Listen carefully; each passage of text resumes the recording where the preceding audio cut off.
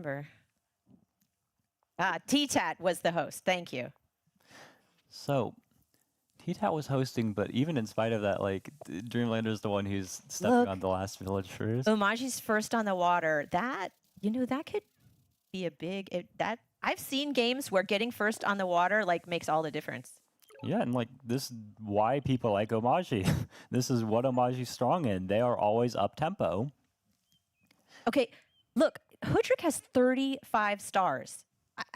When I see these players hoarding stars, I'm like, we're going to see some big purchases. What is he saving for? I don't know. He's looking at roads. Some hints. You think? I'm sensing the sign. Yeah. Every time we see... Look into your crystal ball. Oh, roads. Got it. Well, we are casters after all. Oh, a catapult. Okay, right. Because he sees the giant. And he can either take it down with archers, but catapults are slow, but strong. Yeah, you cannot walk your giant into this. So he decided not to go for roads. He decided to get catapult. It's more important for him to defend against that giant. Yeah, something I might point out. He's got that fruit there, one population away from getting a giant Ungoli. Some people are probably freaking out at home. What's all this population doing there? Well, you can go I can't stand hanging population. That's like my biggest pet peeve. Don't put populations into your city if you're not going to use it. Construction. Yes, this is another reason why it's nice. Not only have we seen like the Eye of God help out in picking up the stars for the giant on the west city and give the population there, but delaying this capture just made that. Where's he going to send the raft? Cheaper. Oh, can he get the ruin? He doesn't have sailing for deep water movement. Yeah. I mean, even if he had sailing too far away right now, but he can buy sailing on the next turn. And there's still the middle. I assume it's deep water there, but who knows? There could be an island city in there. It's not unlikely, impossible, but it's possible. So he did send the raft south. Maybe he'll get sailing and move it onto the ruin next turn. Yeah, I mean, I'm kind of wondering what his objectives are, because obviously Umaji wants to attack. He wants to finish this game before the markets start coming out. Yeah. The markets are scary. Yeah. But like the catapults he moved and everything, his units back. Yeah, the catapults and everything are like shutting that down. So I think his long-term plan is in the water now. Yeah, and that's the advantage. So Umaji has the vision. He can see that catapult. He knows, so he moves back to stay safe. Hudrick doesn't have the vision that Umaji does. Yeah. And I think we were talking about like the possibility of like T-Tat overtrading warriors, like costing in terms of like you've got your giant like a turn later or something. Look at all these riders around where Umaji has them. What are they doing? Yeah. What are they overtraining? So Umaji's thinking where to put his monument as well. Oh, he's running out of time. Yeah, You got to play fast. You got to play fast. Ooh.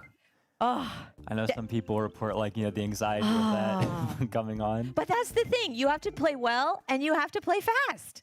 Yeah, and there we go. 2 markets. Oh. Or maybe not 2 markets. Look at that tall market. Oh my gosh. Now this is... Okay, Umaji's got to be worried. He can see those markets. Oh dear. Yeah, and this market up north, it is not going to be as big as the one down there. Right. But when we see the lumber hut, or sawmill rather, from that northern city, probably come in the south on the next couple turns. Look at his income just jump. Yeah. Oh my gosh. This is what we're talking about. This is the playbook for Hudrick. He just gained 11 stars per turn, which is, half of Umaji's income right now. Exactly. And it's not going to stop because he's just going to get more sawmills and 2 more markets at least, probably a third. So he's upgrading in the east, getting 5 stars back. Is he going to go for sailing?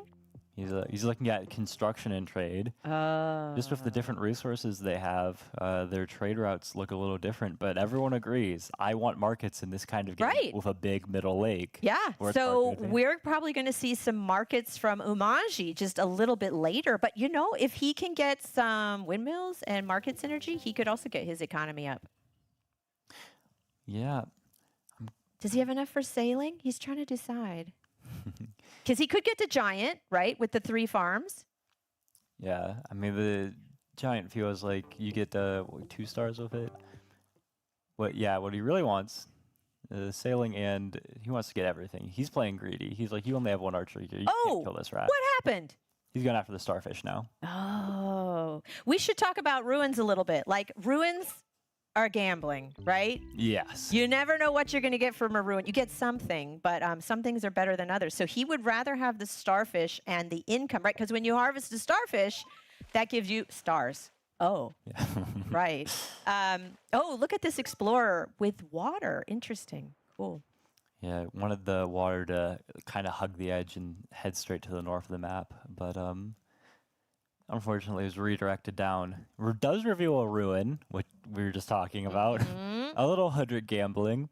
You have to, I mean, so Dreamlander, basically, he's looking at the ruin. There's an expected value of that ruin, and that's what he has to judge against, versus a guaranteed value if he gets the starfish.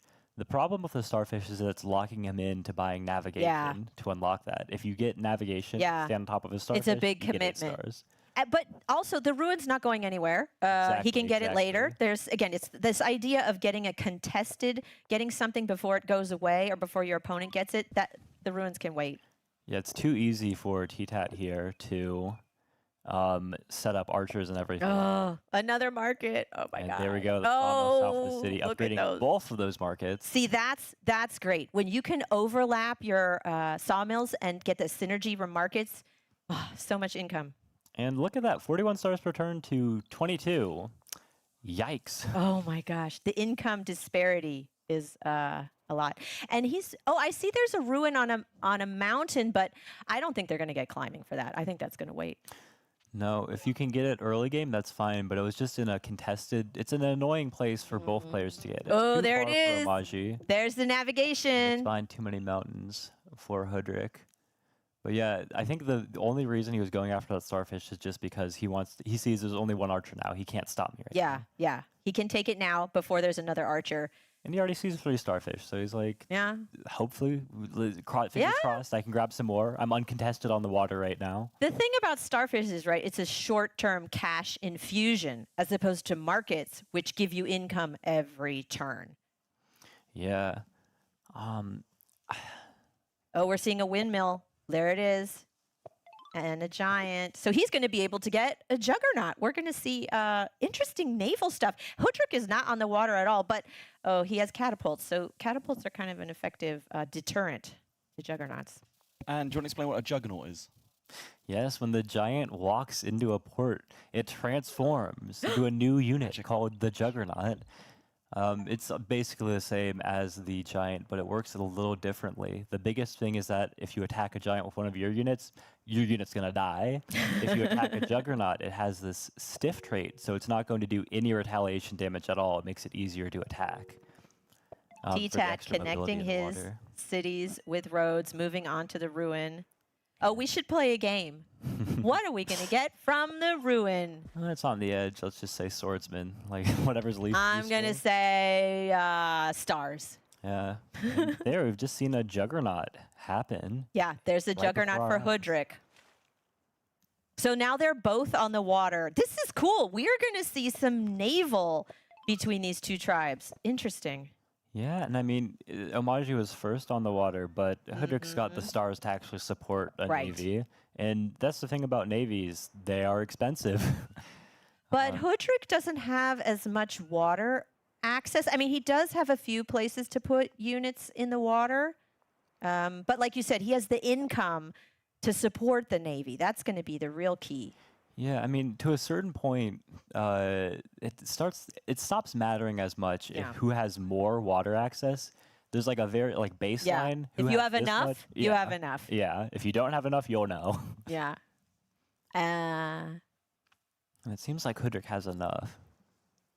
And I really like how T-Tat is managing his time. You know, we saw Omaji kind of go into the red, but T-Tat's very good at watching the clock. Yeah, we're trying to scout out if there's anything. And yeah, I mean, with that, there's no more villages on this map, which was to be expected, but a little disappointing for Omaji, who is, I'm sure, hoping to find that 6th city. If they connect all of those up at 6 cities, they get the Grand Bazaar Monument, which would have been helpful. And he still doesn't have a giant. We see those 3 farms.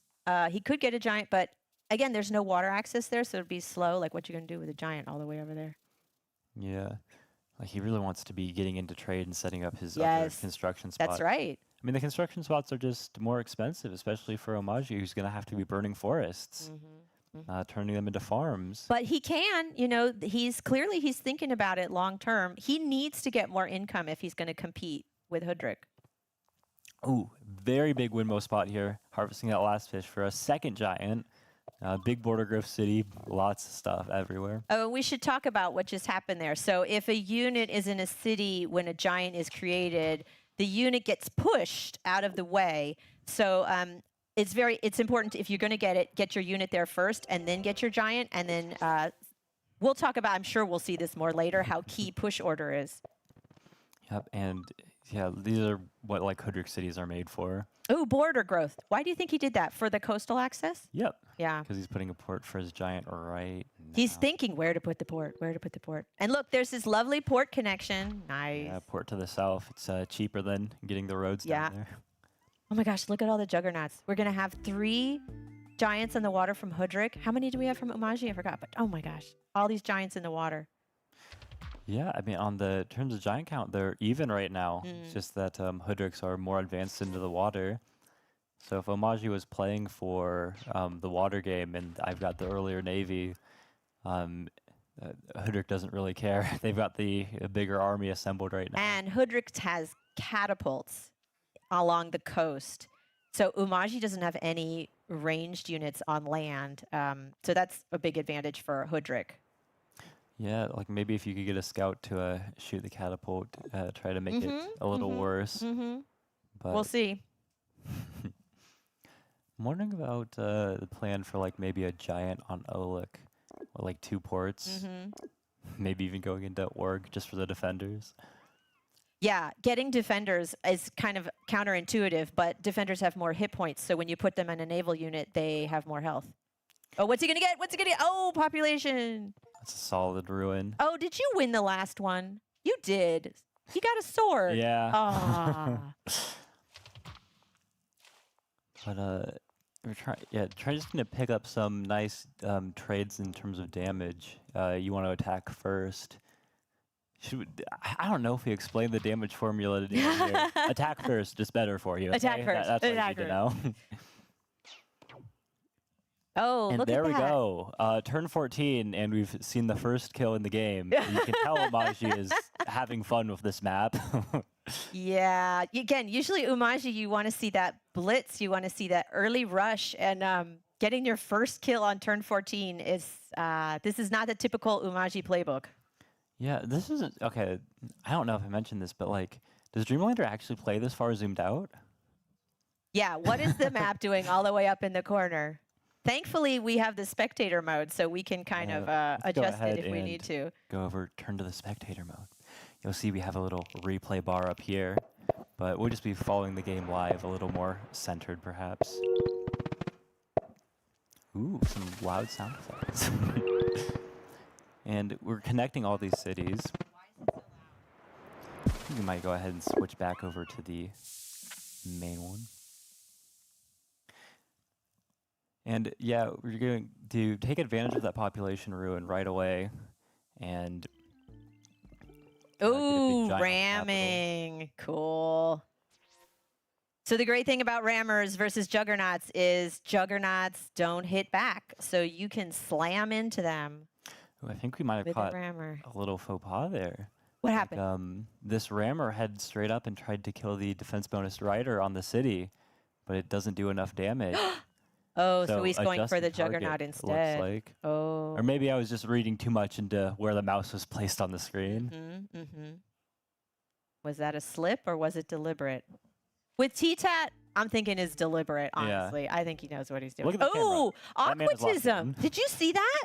This is what you can do when you have unlimited Yes. income. Yes. He's got the income to afford these really high-level tier 3 techs. So aquatism gives a defense bonus to all your units on the water. So that's, again, another advantage for Hoodrick here. I mean, just operating a navy and just training the units is expensive enough. Getting aquatism on top of that, it's usually like, I mean, it's something Omaji's can only dream of. A Dreamlander dream of. Okay, I'm sorry. I get it. But yeah, we're seeing More these- rammers with the defense bonus. and yeah, I mean, we're wondering about like that play earlier, maybe a little to go after the starfish instead of the ruin, with that assumption like, well, the ruin will be there later. I'm on the water first, because Dreamlander might have given up that ruin in the south over to T-Tat. Hard to say, but what's for certain here is that we're seeing some big advantage that these defense bonuses are making in terms of the trades on the water. Defense bonuses are really key. And yeah, getting all that income, leveraging it into aquatism is so much harder to kill Hoodrick's units now. It's not an even trade. Yeah, and one thing that had been in Omaji's favor for a little while at least, oh my goodness, he might buy climbing and get a capital siege here.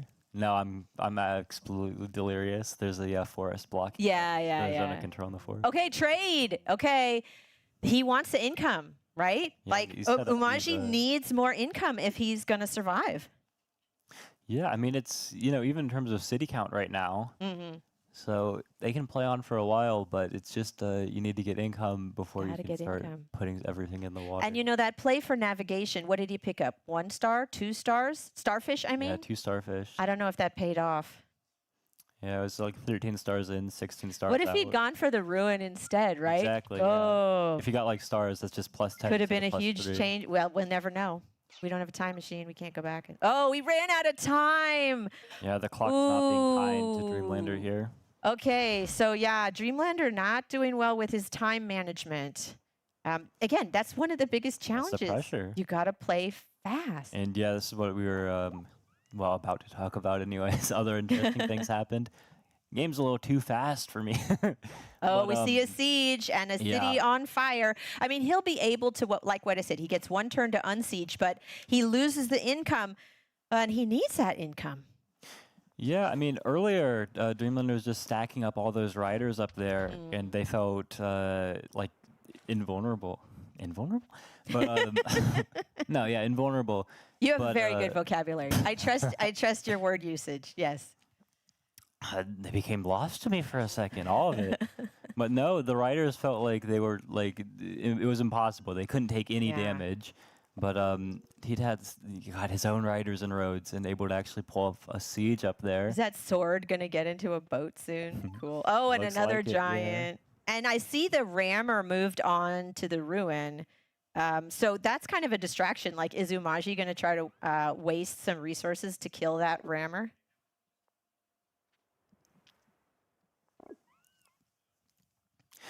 But yeah, just picking up a bunch of units everywhere. Yeah, it's kind of a distraction because the units that are doing the most damage, like the most important to take care of, are those juggernauts. And it's really hard to take care of them. So it feels really like, hey, maybe I just go after the ruin rammer. So we see Umaji unsiege. He had to do that, but again, he lost precious income. I'm curious, is he gonna stop that rammer from being on the ruin in the water? I don't think so, because it would require like upgrading that like 3 health raft, which he Not worth doesn't it. want to do. So he's giving up a ruin to Umaji. Okay, I'm gonna play the game. I'm gonna say it's meditation. Wait, he doesn't have climbing yet. So I'm gonna say climbing. Climbing would be interesting for sure. Maybe he gets he gets climbing. He gets the climbing like mountain ruin. Yeah. Then meditation. Oh, that could happen. Anyways, Yeah. that's my prediction Ooh, right there. it looks like he is thinking about shooting that rammer. No, he moves walks back. He moves walks back. Yeah. But yeah, he's all out of He stars. says, yeah, 0 stars. Okay, what's he gonna get from the ruin? Let's go. Rammer maybe? Audience, you can play along if you want to try to guess what you think the ruin's gonna give. Yeah, and the Shout it out. So the Juggernaut and Rammer combination here is very nice for keeping that catapult protected. And now the catapult's in range. Just, like destroy a warrior on the city. Yeah, the Allows easy catapult siege. on the coast, those are really strong, and it's protect. Oh, he moves the Juggernaut back.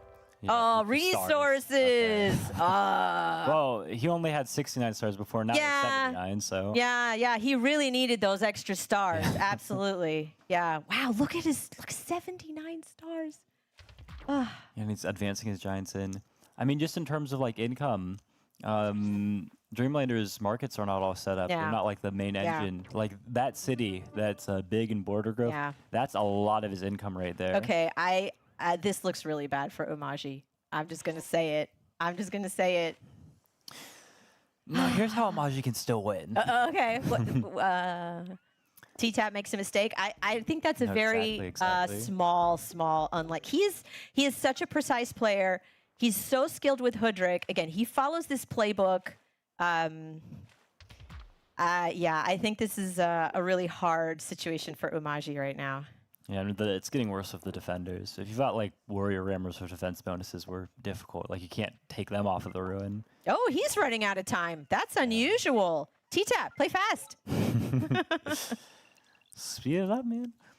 But I think T-Tat's doing just fine here. But like when you're playing at this level of competition, and you're trying to say that I am playing for the world championship. Yeah. I want to be the world champion. Yeah. You have to like be able to believe in your ability to outplay your opponent. And if you don't, like, why are you here? So of course Dreamlander is going to play on and hope that T-Tat makes some mistakes that he can capitalize on. And stranger things have happened. Then a Polytopia player making a suboptimal play. Yeah, most games, a lot of players might quit if they think they don't have a chance. But these guys, I think if there's a chance, right? If there They'll is find any it. kind of slim, if there is a win condition that they can get to, they're not going to give up. Oh, absolutely. So, a big border growth. Border right there. growth. So let's think about markets, right? He can get some really good, because he has two windmills right next to each other. Yeah, I mean, the problem is where the borders are of that city near the water. Oh, farms. look at that. Diplomacy. Woo! We're going to see Yeah, T-Pack Cloak. classic. We're going to see Cloak. But again, he has stars to burn. He has so much income. He's like, well, I'm going on a spending spree. I'm going to pick up some Well, diplomacy yeah, that's and the cloaks. thing. This city, like Yeah. Nishailan, It's going to keep getting sieged. And Yeah. it's a target for cloaks. got the big border growth city. That's is, right. spawning like way too many. And now daggers. he gets the Make- starfish from navigation. Big swordsman bomber Oh. advanced in the middle, complete naval domination, locked out. That's how often do we see a swordfish, starfish, I can't talk, a sword bomber with a defense bonus. That's like a really strong unit. Yeah, it's gonna get another bomber. I wonder. He can. He could. I assume he's probably gonna buy a cloak. I mean, why buy diplomacy? Yeah, we have to see a cloak. What? There we go. There's the bomber. Gonna see Wow. the cloak along with that cloak and defender maybe. He's got some stars. Oh, he already has the cloak on his capital. A little blind. Sorry. I didn't see it either. Yeah, it was in the corner. So he's got the There you go. cloak, Another cloak though. another Yeah, yeah. cloak. Cloak defender in the turn. Yep. Oh. This is a really strong position for Hoodrick. This is really strong. But Dreamlander is not giving up. Again, if there's any kind of win condition. Yeah, and like Maji's slower on getting the market set up because just the early economy. They don't have all the animals, whatever else. But let's imagine that they have the income from that. He's not giving western up. City. He's upgrading his cities. I just want to take a look at the income after the west city is cleared, and we see the markets actually set up around the capital and that second suburb Yep. over in the southeast. There's the markets. Not such high level markets, but they do have the synergy. Oh, and he burned a forest to get a farm. That's going to increase the another level. windmill right here. Real quick, we're gonna see the unsiege happen here, so we can see the maybe it's The not stars, the yeah. true income, but looking at 49 stars per turn for Yeah, Umaji. for Umaji. And if we look at everyone, right? Wait, T-Tat only has 51 stars per turn. Wait a second, the economies are converging? They're getting closer? Interesting. But Hoodrick has cloaks, which means he can steal economy from Umaji. That's Yeah. gonna. I mean, a few turns. The big thing is that that city's getting sieged every turn and like completely Did locked he out just with the plant a water. forest? Yeah, we saw some Oh spirit my trails gosh. them. We're getting the market upgraded further. 2 markets upgraded. He's like, you burn forests upgrade markets? I plant forests upgrade That's markets. Right. We are not the same. We are not the same. Deforestation versus planting forests. No, I don't think we're going to see it, but we might see maybe some reworking of the market spots. Now they can put them wherever. Not that it's worth it, but he could. He could. Once you have that much stars, yeah, you see, you know, players destroying buildings, remodeling, and then getting more income when it's all done. Yeah, I like this archer who's just kind of been chilling out in the south corner. He doesn't have a job, but he doesn't really need one either. Planting forests for another giant. And he'd had saying, hey, you want to set up your economy, but mine's still better, so... Mine's still better, and I'm sending cloaks to come steal them. Now, Umashi can see, right? Umashi had vision of the capital. Did he know? Does he know there's cloaks coming at him? Oh, absolutely. Yeah. Yeah. No, Umaji has vision on like... So Umashi's got to prepare. Look, he just tapped on it. That's so funny. Yeah, he's looking at knights. He tapped on knights. Knights are a great counter to daggers, but I don't know if he can afford it. In the capital, upgrading those markets too. But all these giants are on the coast.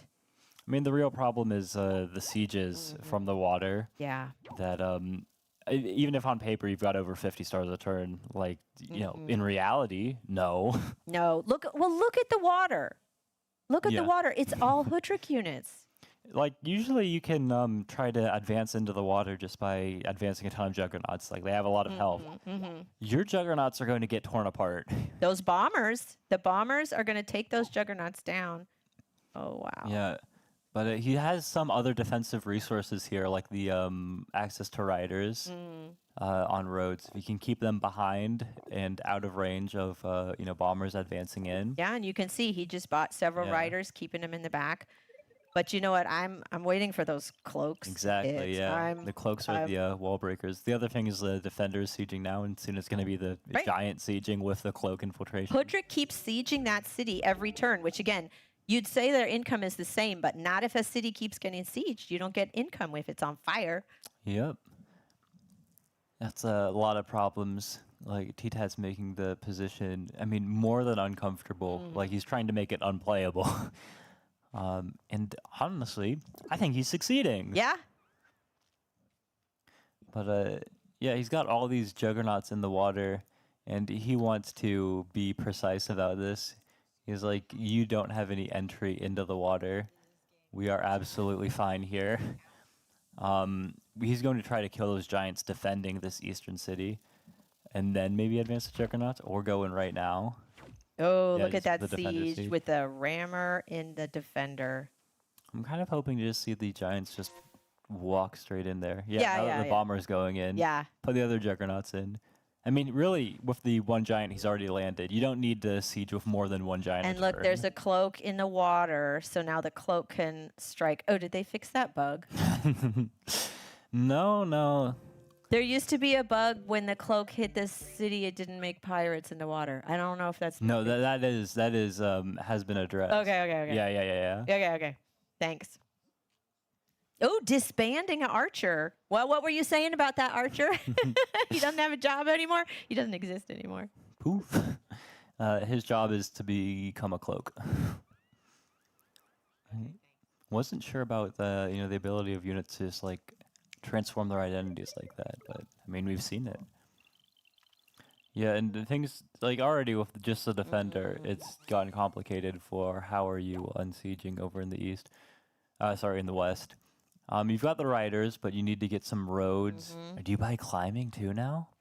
I don't know. It feels all kinds of disgusting, but worse than that is definitely the bomber.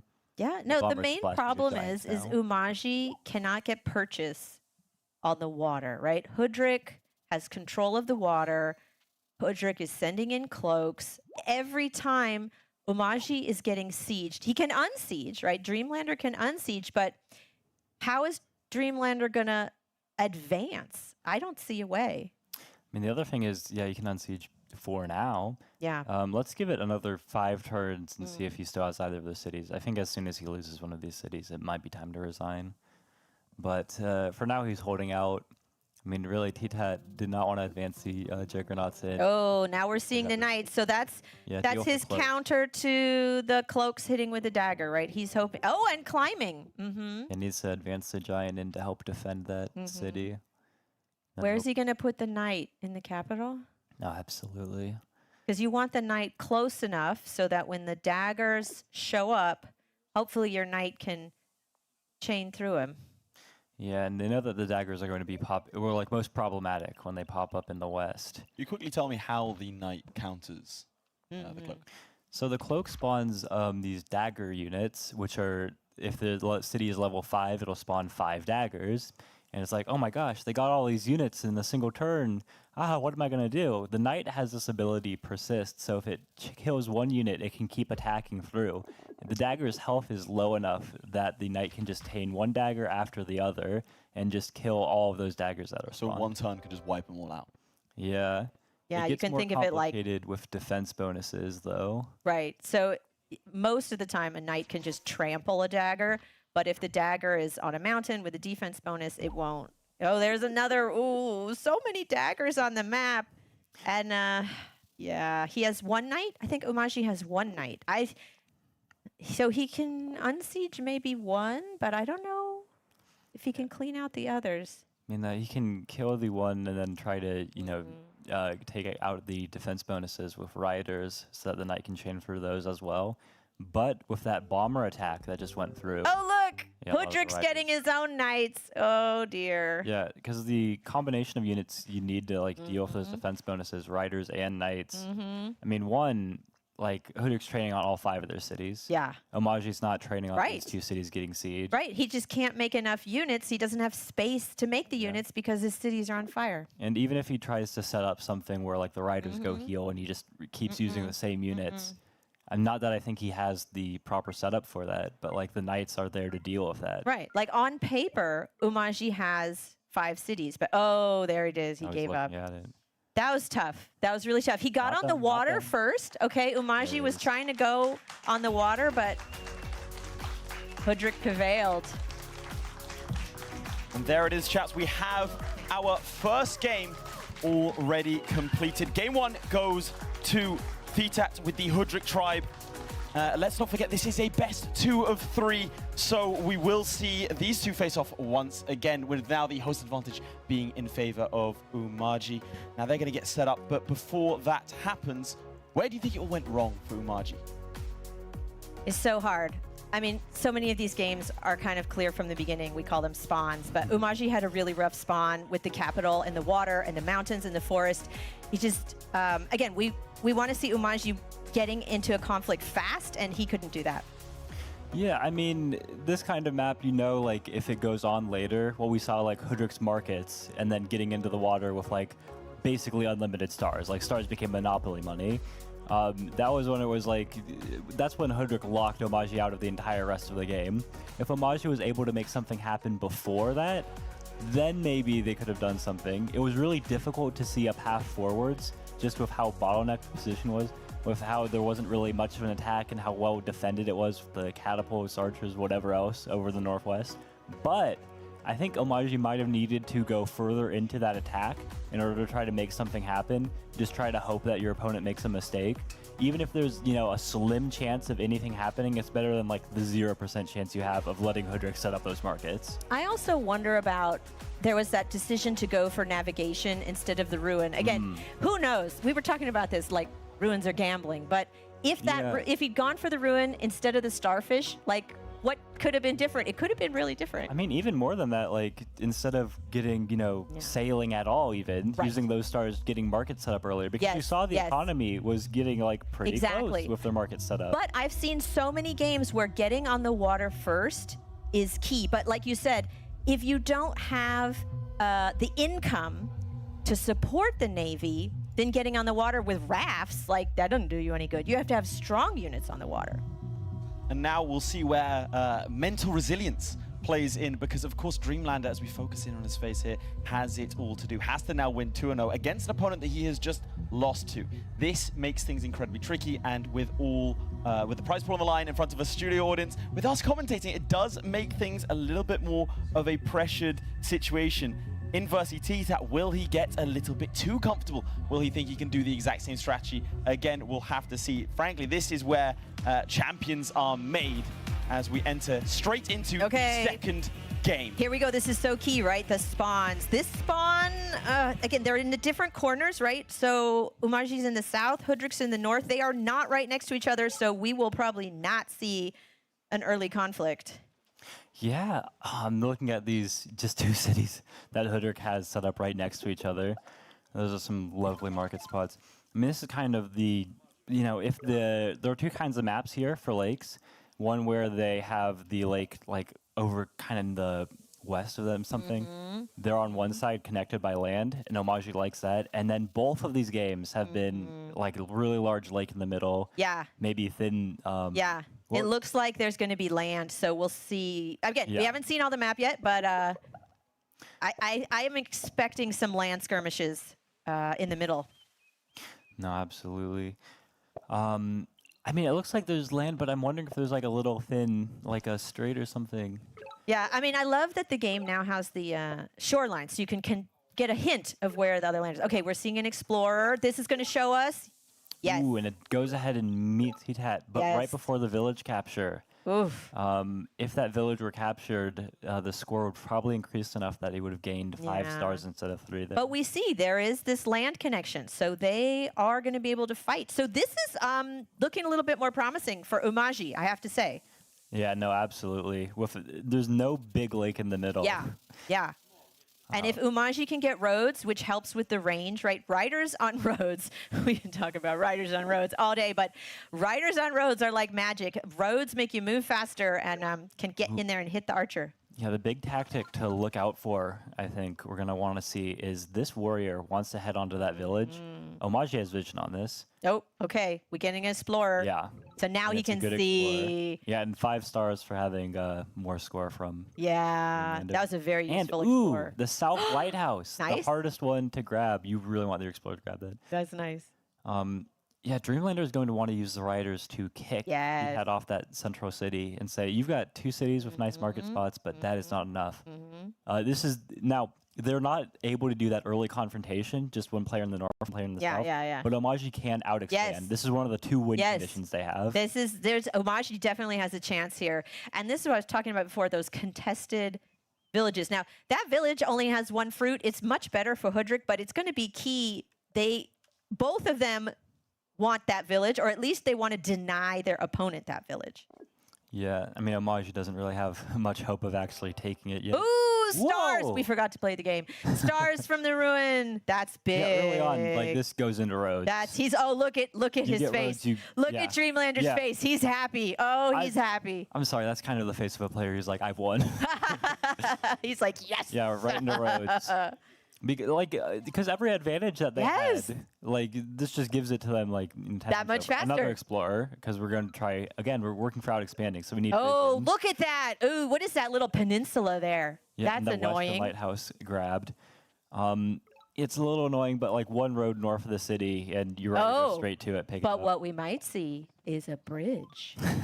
We'll see. We'll see if it lasts that long. A bridge into. Oh man.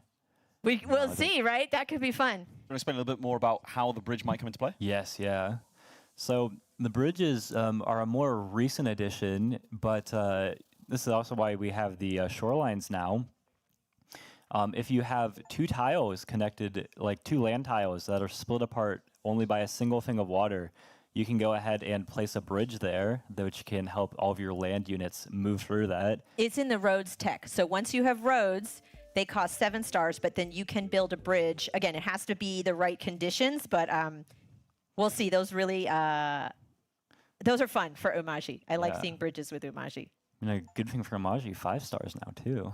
But yeah, using the roads to go ahead and okay, we're going to see. He's got to kick him off that village. Umaji's like, you cannot have that village. This one. You cannot have that village. Nope. Oh, look at all the farms around it. Yeah, would love to have this village. Problem is the archers. Yeah. So you're going to have to run that rider back. But just denying the village T-Tat saying, hey, I'm looking, even if I don't get these ones over in the west, I don't know if you can kick me off there, whatever. I've got 6 villages in Grand Bazaar. You have 2? Okay.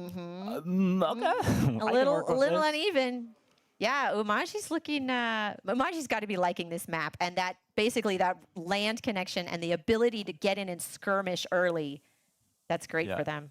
So it is turn 5. Keep that in mind. Yeah, it's still early. It's very early. I think Dreamlander might be planning, like, crossing fingers for like spawns in game 3, but I mean, it's a must-win game, so I guess you can't really plan Yeah, on. you're right. Yeah, this losing is either. the best 2 out of 3. So Dreamlander has to win this. Yeah, and I'm wondering going. what T-Tat's thinking here. I mean, this is why we were talking about, like, Omaji's a beast of its own. Like, no other tribe is going to do this to you. No other tribe is going to, like, tear you apart like roads this quickly. I mean, he has that village in the northwest, but I don't see any resources around it. It doesn't look great unless some there's something fish. in the fog. Yeah, and, like, all those water tiles around, like, they don't connect to, a big lake. So, like, the water tiles in the capital are just not fun to have. He's got to keep riders in range of that contested village. They both have to keep either archers or riders just out of reach. So saying, nah, don't step on that village. But yeah, look, Umaji's just picking up new villages. He's going to get that peninsula village. I wonder, he's looking at the tech tree. Is he thinking about getting a tech before capture? Will he get fishing? Nah. Yeah, he's thinking about a tech. Farm. My guess, yeah, farming. Yeah, farming. But do you really need farming here? But he's considering it. He's looking at the tech tree. Yeah, he's got time to think about it, so why not? What I'm kind of thinking about is the tactics and how they work out here. I think he kind of wants to put this rider that he's got his mouse over right under, like south of that central village. Just put a road down north of it. If that rider were already there, right, he can go ahead and get a cap siege. Farming. Yeah, going for farming. Okay. Gonna get a workshop I mean, there was a... east. Yeah, if that rider were one tile shorter, there could have been a capital siege here, too. Look, he's looking at that spot. You called it. Yeah. There it was. You put the rider in the south of the village. This is great. He'll be able to use farming to upgrade his cities. The 2 of them, he can use a fruit and a farm, get 5 stars back. Are there anything good? Oh, look, there's some nice resources around that village. I thought it might have been garbage, but there's some decent things I mean, there. it was garbage until all the fog Until resources the popped fog. up. Yeah. But Oh, yeah. he's chopping. So we should talk about forestry, right? Forestry lets you build lumber huts, but it also gives the ability to chop a forest and get star back. But it's, you have to be careful where you chop. Yeah, and I mean, thinking about it, maybe some economics. The lumber hut is a little more expensive than other kinds of population, like 3 stars for a lumber hut, 2 stars for an animal, but you're also giving up the opportunity cost of the chop and The the extra chop. star there. If mathematics markets weren't so good, we might see a lot more chop-heavy It's strategies. a trade-off. Yeah. Okay, Dreamlander. Yeah, Dreamlander's like, okay, I'm going to go pick up my 5th and 6th cities here and then Yes. connect everything for my Grand And he's Bazaar. got more villages, in the west that he Oh, can let me go get. pick up my Explorer, right? Yeah, Explorer and reload the game. Right. So we saw T-Tat do this before, where it can just save you time. And boom, I have got acquired. Wow. Wow. So Can you I have. explain really quickly what he did there, just for people who might be confused as to why he left the game. There's an animation that plays with the Explorer, and it takes time. If you're looking up in the top right at his clock, he's got like 30 seconds. He needs all that time that he can use. So instead, he cancels that animation by reloading the game to, when he reloads it, the animation's already finished. Those are precious seconds that you'll see again and again. These at this level of play, you'll see them when they get an Explorer. They'll go out and then get those precious seconds back. Take that middle city right now. Yeah, I think if he put a road like north of the city, killed an archer, and bounced on the city, he would take it. Not that I think he's too worried. This is about tough the for position. T-Tat. He's only got 2 villages. Okay, but he's following his script, okay? We got to give it to him. He follows his playbook, He's going for sawmills. Yeah, I mean, like, what else does he do? else does I he mean, do? his plan really is to get his own giant with the sawmills, and then try to use that unit. Say, you don't have enough riders to kill my giant, right? Okay, there's the math. Yep. But now he has no stars left. He could chop something, but I don't. Yeah, there's nothing he wants to chop. Yeah. He needs to keep that level 4 Samo spot on that second city available. Oh, yeah, big capital siege here. Yeah, the one road. Oh, And we're gonna bounce okay, back hitting onto the back village. and then moving in with the rider. Yeah. So yeah, I mean, we've talked about this. Hoodrick's going to be able to unsiege. He'll be able to kill the unit in there because he's got a rider and archer. But that steals stars, and it also just, you know, there's something psychological about having your city on fire. It just puts Especially pressure your on. capital. I mean, Yeah. that's the one city that they should never be sieging. Yeah. Hands off my capital. Though we're seeing a giant for Umaji. Yes. Yeah, a big capital giant. And now he has the monument, right? So every time, when you get your first giant, when you get your first big city upgrade like that, you get the monument, Park of Fortune. Where is he going to put it? He could save it. Yeah, you could just get some 5 stars back on a city upgrade with that population. Yeah, no, I understand. I understand. Wow. Yeah, I get it. I get it. He was, yeah, Hoodrick was kind of trapped in the top there. Well played, Umaji. But that's how quick it can all go into game 3 now. So 1-1. Dreamland in that first game, a slog all the way to the finish. Wow. But now we have a game 3, and maybe Dreamlander can get that reverse sweep. I mean, pretty much an ideal game for the Umaji tribe for Dreamlander, right? Yeah, that's exactly what we're talking about. If Umaji can get their riders in there, pressure Hoodrick before Hoodrick has the opportunity to get the economy set up, and he did it. He did it. Is there a big lake in the middle? Yes. Oh, Hoodrick's got a good advantage. No. Ooh, Umaji's got a big advantage. Yeah, that's how it goes. I mean, Theta also does look completely unfazed. A slight smirk on the face of Dreamlander there. And there is a big sigh of relief. He's like, I'm alive. I'm alive. I'm not out of it yet. Especially after that first game, it's important just like not tilt or be like... Right. Okay, a lot of players will be like, oh, spawn, spawn, spawn, whatever else.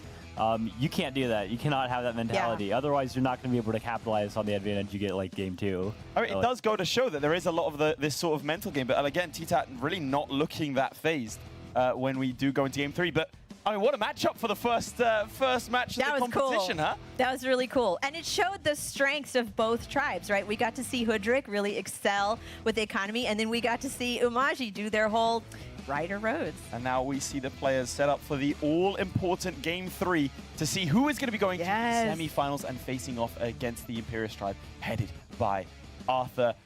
Both of you said that you think that the Hoodrick tribe would do better. Maybe Umaji can go all the way. What do you think about that? Of course. I mean, anything can happen. We've been talking about we favor Hoodrick here, and I favor Imperious, but you know, Umaji can do it. Dreamblander's very good, and give him the right spawn, he can do it. Okay. And here we go. Game 3 is off. Let's look at the spawns. Okay. He finds a village right away. Hoodrick. Okay, so one's in the east, one's in the west. Okay, the big question here, where's the water? Where's the water? Are they going to be able to meet early? Uh-oh, I see some deep water. Yeah, and we're talking about, is there a lake in the middle? Oh, look at that. Look at that. Look at Dreamlander. No. Oh, okay, we should talk about, there's a term in Polytopia. We call it getting laked. Do you think someone's getting laked here? Is it too early to say? I definitely think it's too early to say because there is some deep water, but also I don't think the lake is all that crazy. That's true. Yeah, Umaji's picking up second city. Look over here at Hoodrick's access to this water. Yeah. Where is it? If this water is like, that huge and that important, Umaji is the one who's controlling. Oh, look at that village. There's all that fruit. There's no animals. He won't be able to upgrade that for a while. And like for Hoodrick, this is unheard of. A village without animals? Yeah, that's rough. That's rough. Is he going to get an explorer? Yeah. I expect the explorer. So we're going to get a lighthouse. Look at all that water. Well, something specific about like the new explorers. Not only is Explorer good, and you can get 5 stars meeting your opponent like that, but when you get the lighthouses, his choice was between upgrading his capital and his second city. I'm going to upgrade my capital for really cheap now, just because I was able to get the lighthouse. There's this land. I mean, there's the 2 mountains in the way, but there is a really decent way for those riders to reach the Hoodrick. Like, I don't know. I'm favoring Umaji a little bit here. This looks like a nice opportunity. We'll see what's behind the fog. If there's another mountain there or something, that'll be annoying. Well, if the first 2 games were like one showing like Hoodrick's, ideal spawn, like Umaji's ideal spawn, this one is a little bit of like a mix of both. Yeah. Yeah. Like, there's water that Omaji's not super fond of, Yeah. but like it's not water enough that Hoodrick can do crazy things with it. This is great. He's really taking his time. Yeah. This is, you know, sometimes you got to play fast, but it's also important to know when you got to pause and really think and plan. But yeah, like you're saying, this kind of gives both of them, each tribe, an opportunity to shine. You know, Hoodrick has space, but again, no animals in that sea too. Like that's difficult. Yeah, the slow early economy, which I mean, it was that their early economy was good enough that really made the first game like what it was for them. Yeah, Oh, see we're a going to little see a bounce hit and around. retreat. Okay. All right. See, Yeah. there's no mountain there. So he has some nice Oh, access. interesting. Going to the south. No. Okay. Yeah, and we're headed to the south because we need to get to some village. Like we need Yes. one village there to anchor us before Yes. Hoodrick takes all of them. Because Hoodrick, they're not cut off by the water down Yeah. there. No, Umaji's got to expand Yeah. fast. It's dangerous. Find the villages. Yeah, I'm liking Umaji here, I have to say. Amaji is nice, but the water, like cutting them off, blocking their access to the south, and like you know, just like the terrain, making it difficult to reach like this village over in the east. They've definitely got a lot of challenges. Hoodrick got that. Explorer gets some nice vision. Ooh, and straight into the water. Yeah. Yeah, if it looked like Ooh. Hoodrick had easier time accessing all Ooh. the stuff in the south, no, not so much. Yeah, no. So Hoodrick's just got these 3 cities and no other villages, at I least think this- nearby. Yeah, I think this warrior needs to head into the south. Gotta or at find least some the villages. archer can. Yeah, the warrior might head north. But there's a shoreline. Oh yeah, we see that village. There's a little but yeah, Umaji's gonna get that. Amaji might get it, but it's going to take a while with the forest in the way. blocking them. Yeah, But- if no forest there, they would have no problems. But yeah, both players have big obstacles in getting to the south, but Omaji has the riders. Has a head start and can expand faster. Where's that rider gonna go? Is it gonna go for that village? That little Yeah, peninsula well, that's what I was village? wondering. I was wondering why it didn't just head the 2 towers north to try to pick up that village up there. So I'm assuming it has to be like trying to prep some kind of siege or like prevent an archer. Oh, from so being we should trained. talk about the siege, right? Hoodrick left that city open, right? We should talk Yeah. about why leave the city open. That feels vulnerable to me, but it's actually better that way. Save your stars, don't get sieged. Yeah. I mean, the risk of siege wasn't too major, but if you know he got a crazy star ruin early on, yeah. like last game. Oh, we got to play the game. Umaji's on a ruin. We have one turn to think about. So Stars. I'm gonna go Pop. for. I was Stars gonna say. pop. I was gonna say population. Okay, I'll say stars. You say Okay. population. Okay. Thank you. And whoever wins. Yeah, audience, you can play too. What do you think the ruin's gonna give? You can shout it out. If you win, you Fishing. get a false big- sense of Big security. yell there. Huge yell for fishing. I'm going for population. We'll see. Yeah, I'm kind of wondering where this warrior headed. Because it went west from Burley instead of into the south, trying to walk around the edge of the map, try to hope for the south stuff. Because this water, like there's some deep Yeah. water, but it's really not a lot. No. It's just kind of an inconvenience in reaching the south corner for both players. Yeah, but like you said, Umaji kind of has the head start getting to whatever's in the south. Yeah, I mean, still, Hoodrick, even with the little rough start with how the animal is, we're going to see this early game advantage. Okay, here we go. Here we go. What's the ruin? Oh, it was stars. You get it. I was going to say what I won if I got it, but I didn't manage to say it in time, so. Do you think he's going to get the lighthouse in the west? With the I ruin? mean, there's no real rush on getting the Yeah. Western Lighthouse. Like, What you else can he get going it to do with it? I now, guess he could get it send the later. riders to go attack. He's Uh, looking at his tech. Thumbing over hunting. on Yeah. the screen. That's odd. Where are the animals? Well, there's, Umaji No, not is even Hoodrick has animals on this Yeah. map. fishing. fishing. Cool. Okay, Ooh, why probably fishing? an explorer here. Oh, okay.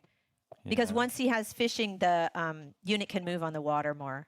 And he can upgrade the Yeah, city it with looks the like it's fish and gonna the head fruit. down to the south. Oh, too. another And lighthouse. Wow. We were, talking Oh. about both places, the south. It is one city. Yeah, there's nothing in the One south. island city. But now Umaji knows it. Umaji knows it, and Umaji has Yeah. fishing. He can get a raft and send it to that Yeah, little he can island. Get a port. He could also get a Oh. bridge from the southwest if he wants. We didn't see any bridges in the last game. It's too fast, yeah.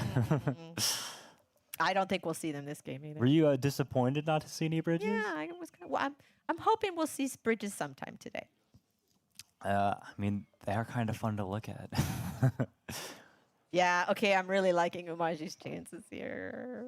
I mean, for both players, like the 3 cities, 30 cities, Amaji has the weaker income, and like Hoodrick's having no challenges. Like, just look at the roughness of the terrain. Quick. You're running out of Yeah, time. your rider is vulnerable. Quick. Just run it back. Okay, there we go.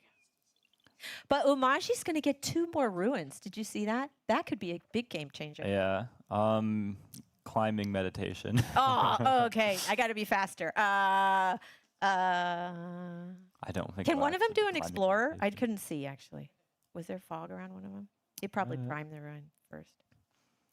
Yeah, but it depends on what he does in the future too. So, I think we're gonna see border growth on the city in the future. But yeah, if we go ahead and we pull up the recent tags, he did just buy forestry, but no mathematics yet. He's setting up everything that he can do. Yeah, so let's see. Okay, population. Oh, Swordsman, shoot. yeah. The other one's close to the edge as well, so maybe he's gonna get a second swordsman. Yeah, I mean, vet swords are great, but he's pretty far away from the action. I mean, if Umaji gets roads, then that can help move the sword in clear. So he doesn't have roads yet, right? I Yeah. didn't see that. Now, I don't think I'd be as confident saying Omaji's picking up that one island city, just because like they don't have roads yet, Yeah. and it's so far away. And Yeah. look at these. Well, it's not line of wood. contested. It's not going anywhere. But Hoodrick is the one who's going to be pinning it down with archers. Yes. And just needs to get one warrior to Yes. attack it. I don't It's know that easy he for has Hoodrick to vision, attack though. with- Did yeah, he have but as soon as he walks his warrior up, he picks up the vision, and now the archers are all in range. Running out of And- time again. Exactly, yeah. Oh, gotta play fast. But I mean, I'm not gonna say that Dreamlander has no chances of like keeping this city either. Yeah. I think they've got pretty solid chances. It's just that they have to capture on the next Oh, turn. Hoodrick finds a Leave the ruin vulnerable now. rider there. Picking up math. Here we go. The playbook. He's following the script. Yep, it works. Yeah, and I mean, just look at the beautiful market spots they have down there. But yeah, we're If it gonna see ain't broke, don't fix it. some border growth on this city. I'm positive. If we don't see border growth, I'll eat my shoe. Please, I don't want to eat my shoe. Get border growth. I'm kind of dying in the anticipation too. He's got the stars. I don't see anything else he wants to do with them. He's really making me worry. I'm kind of You're like, sweating come now. on, border growth. Come on. Please get the border Through the growth. borders. He's thinking. He's thinking. Yeah, because, okay, so attacking that warrior last turn, it wasn't the best damage trade. Like, the rider took more damage than the warrior, and the warrior does have the opportunity just to heal up to full. But it's in a really inconvenient position. He was thinking about this, can I do this? And the answer is, yeah, I can do it, and I want to. He didn't do the borders, but he still could. Swordsman, yes. Second swordsman. You're doing so well on calling these ruins today. Good I job. did have a chat with the Mijuan team yesterday Oh, where yeah. we talked about some of the ruin stuff, Oh, which okay. might have helped me. You got some insider information. Okay. Yeah. Well, this was things that like the other players just already knew about too. The game keeps changing, and the ways ruin work keeps changing. But I finally got up to date on it. Yeah, you got some clairvoyance.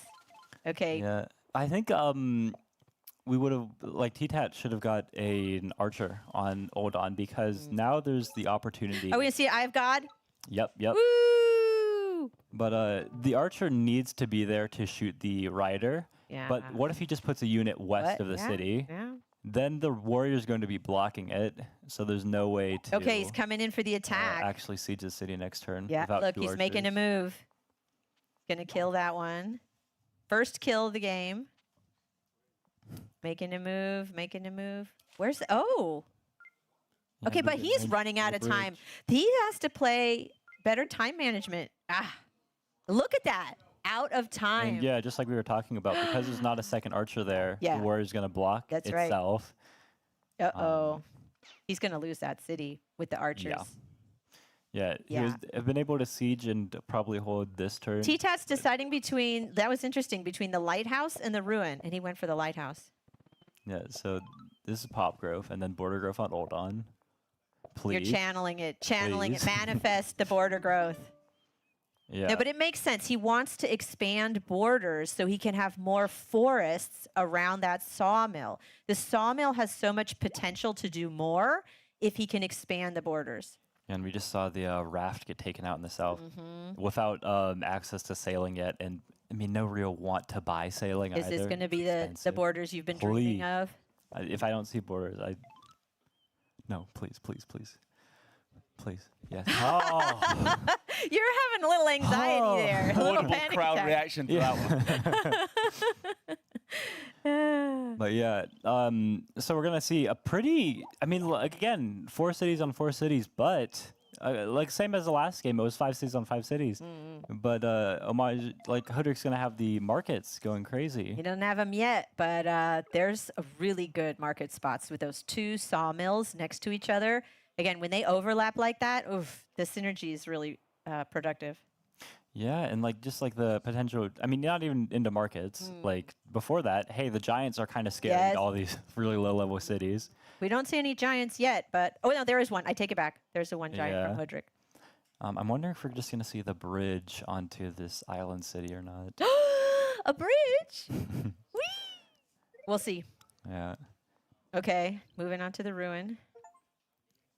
And again, without the second archer, now that there's a warrior here, I think it was actually even a mistake to have attacked the rider of the archer the turn prior, because then the rider was able to attack the warrior and remove itself, like vacate from the tile. Yeah. So that allowed and him the to get a warrior there. Yeah, and he which doesn't is have stronger. enough units to actually get the siege. He'll So. be able to do it next turn. He'll be able Yeah, to exactly. attack, Do the same thing. sacrifice his warrior, put a new warrior there, and stay alive a little bit longer. Yeah, so he needs to get like another archer in Yeah. order to finish get it the off. siege, but just more warriors. Yeah, I mean crazy with it. So Hoodrick now has 2 giants. Look at that. What level sawmill is that? Well, down there, 2 level 7 sawmills once the last upgrade on. Wow. Level 7 Markets, sawmill. yeah. No, Level the 7 sawmill. markets. The sawmill is impressive. You Yeah, don't usually the see sawmill that. on Oddlon. That's really I don't Hold see on. that graphic that much. It's a big sawmill. Yeah, I think we're not going to see the level 7 though. Unfortunately, I think it's going to get chopped. Ooh, sailing. Is he going for starfish again? I think the sailing is useful for a couple of things, like picking up the Yeah. village down in the south. Maybe it's not a fan of the bridge, but can go ahead and pick up that last village and maybe like do some shenanigans with Grand Bazaar.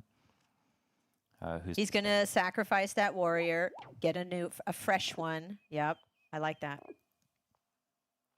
Yeah, I wonder where this rider, the swordsman, are headed without the. Can you build a stuff. bridge there to get to the city? Yeah, I can build a bridge. I'll be so happy. I mean, just like tack on. No roads yet. Resources, stars. Wow. And that's helpful. He's That's like, wait a second, my markets? that's a big help. Yeah, immediately. Hello, trade. Oh, Just wait the for audience, we market. could hear the audience reaction. They were just like, oh. It's going to be level 6 now, and we're going to see another level 6 sawmill next turn, which probably gets upgraded directly to. Hoodrick's got to be 7. so happy about this. You know, the markets are going crazy. Like, Omaji's got more villages right now. But, right now. These warriors making Who would their you way. say is in a better position right of this? Oh, I think the So- tides just turned. Honestly, that Star Ruin and that big market, Hoodrick is gaining ground. I thought Hoodrick was in a stronger position earlier on because they're already set up for the end game, everything like that. Omaji has to do more work to make their position work for them. It's more difficult for them to play, but like they both had stuff that was going to help them out. But after that Star Ruin, like if Hoodrick had a small advantage before, big advantage now. Yeah, it's looking better for Hoodrick each turn. And then climbing onto the ruin. That's a gamble, but I like it. I like getting climbing for ruins. It usually pays off, but we'll Yeah. see. I mean, that's like more. I mean, like early game rate, like you're buying it for like 5-6 stars. A good star result It's is a a good star return. ruin for 10. Now you're buying climbing for 9 stars. It's like a profit of 1, even if you get a good result. But you got to play for the expected result, which is like meditation here. Right? Okay, you just called it. I'm calling Okay. stars. But yeah, we're Chop. chopping that, Yeah. so not level 7. but, Chopping. No Big more level 6 market. No more there. level 7, but it's better to have that market. It's Yeah, no, this is kind of crazy though. We've seen a lot of stuff happening around that village. I think if before it wasn't, taken just by the archers warrior combo, I think now, yeah, this giant's going to road in and ensure that T-Tat can go ahead and steal that city. Oh, interesting. Yeah, so this giant's getting geared up to go really aggressive. Yeah. Instead of heading to the north, it wants to head west. It's not being placed on the road north of the city. Yeah. The warrior got moved out of the way, out of that Park Fortune. So tile. Umaji has to figure out how's he gonna counter that giant coming at him on roads, by the way, right? That giant can move faster. How is he going to? Oh, what do we get? Population. Oh, you're doing so well. You with your I said clairvoyance. meditation. You have a direct channel to Mijuan today. Why is it borders or population? I mean, he might be looking at borders just for the late game, because I mean he's lost that window of opportunity, like we saw in the second game, Right. to finish before the math market stuff. He's got to get his economy, otherwise he won't be able to compete. He did. He went for the borders. He wants to get into the late game. We're going to see a giant here. Yeah, and we've seen sailing picked up, so now this raft won't be able to get killed like it was skirting around the water tiles instead of ocean. Yeah, and it's a big question, what do you do to save the city in the east? What do you do? He was able to, pull out some creative resources the last couple turns, but with the giant now, it's kind of like, bye-bye, sorry. Nothing doing. He's taking the explorer there. Maybe he'll just take some damage on the giant. The warrior's going to die to the giant or take 2 health before it goes, so. I'm watching this sword creep around to the south. It's kind of painful to me. I'm like, oh, what are you going to do with that? It's going to take a long time to do much of anything. All right, that's giants moving in, and I do not see a way for Umaji to unsiege. I think Hudrik's going to get that little peninsula. Yeah, no need to even block the forest. You might be worried about your opponent sabotaging, chopping Is he your going to forest. place a road? No, never mind. Yeah. I guess the road wouldn't have... No, because the fog was in the way, right? Yeah. Yeah, I mean, the rider would have done some zone of control, but he could have cleared that. Oh, T-Tap picking up fishing, Yeah, and getting on the water. This is another reason for the border growth. Yeah, port access. He can place yeah. the port now. You went from 2 ports to 4. Yeah. Big swings. And yeah, it's like the lumber huts there are nice for helping level up that Jillim city he's capturing right now in the future. I wonder if he wants to... Yeah, he's just going to get a road connection for that last population for another giant. Yep. And saying, it's scarier than one giant headed to your city. Oh, also from the water. Yeah, it's he could more put a mobile juggernaut. there. You could get a juggernaut. Yeah. So right now it is looking like 4 cities, but Umaji's going to go ahead and pick up this city in the south. So And he even sent a after raft to the exchanges- starfish. Did you see that? So we're going to probably get Scout on the navigation. starfish, raft on the starfish. I don't know about navigation, though. That doesn't seem to be worth it. We'll see. Picking up a warrior. Yeah. And Another warrior. But yeah, my question from before, how is Umaji going to counter those giants coming at him? I mean, he's got scouts, but that's not enough. he's got his own giant. He's got his own swordsman, I guess. He's got some riders. But yeah, I mean, I guess the big thing, look at the trades. 4 units killed from Dreamlander to T-Tat 7. That's right. Of course, the killer monument, but I think it's speaking to a bigger thing about this in general. Yeah. There you go. Eastpark, you seen it? Oh, I'm so happy. Let's go, Bridge. Yeah. Big applause for Big the audience applause. there. There Big we applause go. for the audience. Everyone happy with the bridge. We love that bridge. But it's from Hudrik, right? I thought we'd see a bridge from Umaji. Instead, we got a Hudrik bridge. That's cool. But what you were saying about the kills, right? So Hudrik is using his archers to gain kills. That's what we call favorable trade, right? You can kill their units without your units dying, and you build up kills, and he's that much closer to the Gate of Power monument. Yeah. I mean, okay, if we were talking about this in terms of advantages, Kamaji has some more cities to play with. suddenly that advantage is gone too. It feels like the position's kind of collapsing, getting closer and closer to its final state here. But, I mean, it's turn 14. This point in the first game was when they were getting the first kill of the game. So, still a lot of game left. Still a lot of fight left in both players. Especially, you know, some of the flights just getting in here were a lot longer than this. So, you go for that, and then you're not going to, you know, end up in this position and then give up. That's right. No, you come all this way. You come all this way. He's not going to give up until, again, there is no win condition. If he can see even a slim chance, he's going to keep playing. Yeah, and there we go. The you know, giant swordsman combo is going to help out with the riders who've headed north to heal up off those damages. Kills. Bye-bye, giant. So that worked, but it's very costly. Using riders to take down a giant, that's that takes a lot. Absolutely, it's just I mean, good thing for him. He was able to, you know, soften it up with the giant and the swordsman. You know, feeling kind of useless on the edge of the map, but that happy to sword have is it now. sneaking around. There's that sword in the south sneaking around. And there we go, big rammer to take him off the city for Yes. another turn, because I do not want you to have that. Right? He's got to stop that rider from claiming that little island.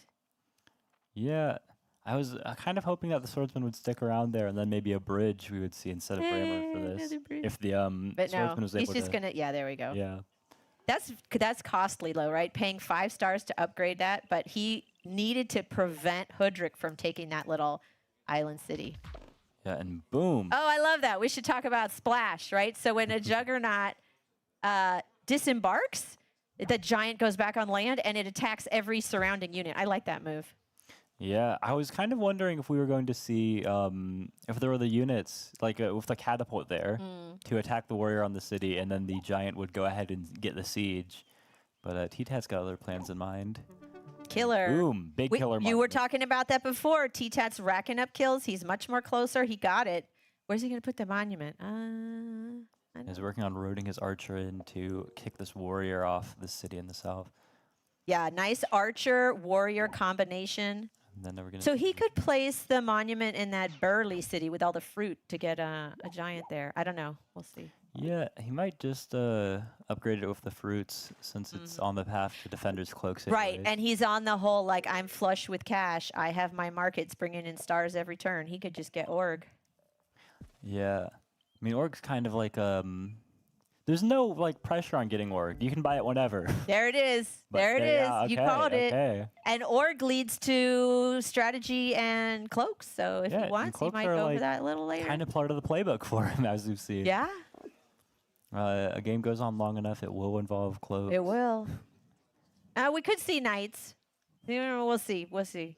Yeah, but I mean, big picture things. This fifth city with the fruit and fish on the capital, we're going to allow another giant for T-Tat there. Not that that's crazy or anything, but like it's something that T-Tat's thinking about. We're gonna see that pop up. Upgrading to a raft, killing the scout. Very nice. Yeah, it feels like there was I think there was like and returning with his own killer monument right after. I wonder where T-Tat's going to send his giant. Is he going to try to claim that small city on the coast, or is he going to keep going west? Is he going to be greedy? Is he going to go little by little? I don't know. What I do know is that T-Tat has to play carefully here. Yeah, sacrificing the swordsman, try to instill some false sense of confidence, maybe. Yeah, and I think the giant's going to go ahead kill this giant, and then the raft. He could go ahead siege. siege. Should I siege to kill? Yeah, Yeah. kill the giant. He knows to kill because otherwise he would have been Houdini'd. Oh. Yeah. Do you think we'll see a Houdini today? I would love that. That's one of my favorite moves in this game. That and mind bending, but I don't think we're going to see it. Might explain what Houdini is. Yes. The magician, Houdini, made things disappear. Yeah. The players are actually able to make things disappear themselves. If you are pushing a giant out, you'll notice the units on top of that tile gets pushed somewhere. What if you cover up all of those tiles and it has nowhere to push? Poof, it disappears. Oh, look at that. There we go. There Look it at is. that. There Oh! it is. A resignation But a victor from match 1 has been crowned. We're going to be going to them very, very shortly. But man, what a game. Is that exactly what you expected out of it?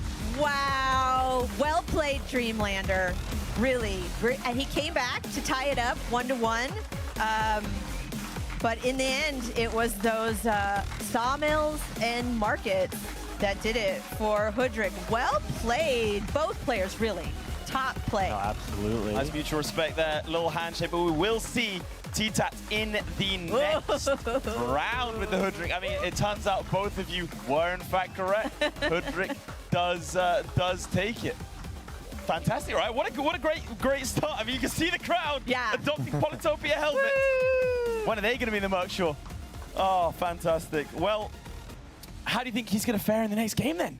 Oh, he's great. He's got to be feeling confident. Like, he followed his playbook. He has his script. He followed it, except for the second game where Umaji was able to get out there with the riders. But he sticks to his strategy, and it works. Well done. The man was cool as a cucumber. He's going to maybe go take a nap, rest up, catch some sleep, and then maybe study the games that's going on. You know, exciting, just watch them. But he's going to come back, playing Arthur. Cool as a cucumber still. Well, we have our next match very, very soon. We're going to have a quick interview with T-Tat. But as you can see, T-Tat is going to be facing against the Imperial Stripe, led by Arthur. And like I said, next up is going to be Luxador, headed by Mr. Lamper, and then the Jinji tribe, headed by Le Liberator. We'll cut back here as we have in front of us T-Tat. Hello, congratulations. Hello. Very, very well done. How do you feel after a victory like that? Really excited. Really excited, fantastic. And how do you think the next game is going to go? How do you feel about the next game against Arthur? I think he got advantage and yeah, it had But you feel good? You feel confident about it? For the next game.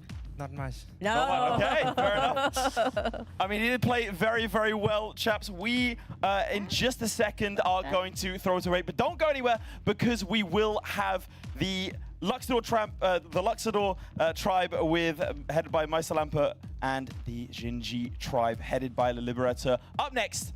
We'll see you soon.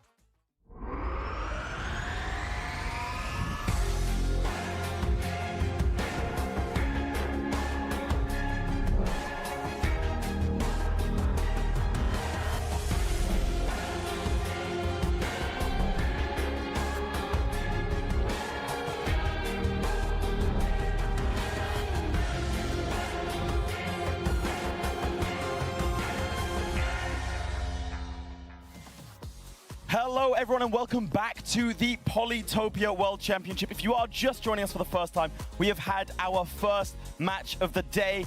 Thetat heading the Hudrik tribe has gone through and gone past Dreamlander. We still have another quarterfinal to go. We still have both semi-finals to go and of course the grand final. After that first match, how are you guys feeling? Oh, this is great. This is really great play. I'm just glad that it was like a 2-1 series, you know? Yeah. I don't want to see any like one-sided things. But like, I mean, just to emphasize is like both of these players are here for a reason. Their tribes are here for a reason. Absolutely excellent stuff. Well, we can take a look at the bracket now and see exactly what that has done to our progress. That does mean that he's going to be going up against the Imperious tribe, against Arthur. I mean, a favored one of both of yours, correct? Yeah. I mean, in this matchup, it's just like Hudrik is strong, though. Yeah, so We'll have Hudrik to see it. advances to play Imperious, but we're not going to see that next, right? Next, We we're are gonna not. see- Next up, we have the Luxor tribe versus the Jinji tribe. We have Meister Lampe versus La Liberator. I think that's going to be a great matchup. A little bit more grindy, if I might say so myself. Yeah, exactly. So Chinchi, we're going to see Giants, also Luxador Giants. These guys are more like the playstyle of Hudrik. They take their time, build up their economy. So yeah, we're going to see some high-level late game play. And do you see one of these two going all the way to the grand finals?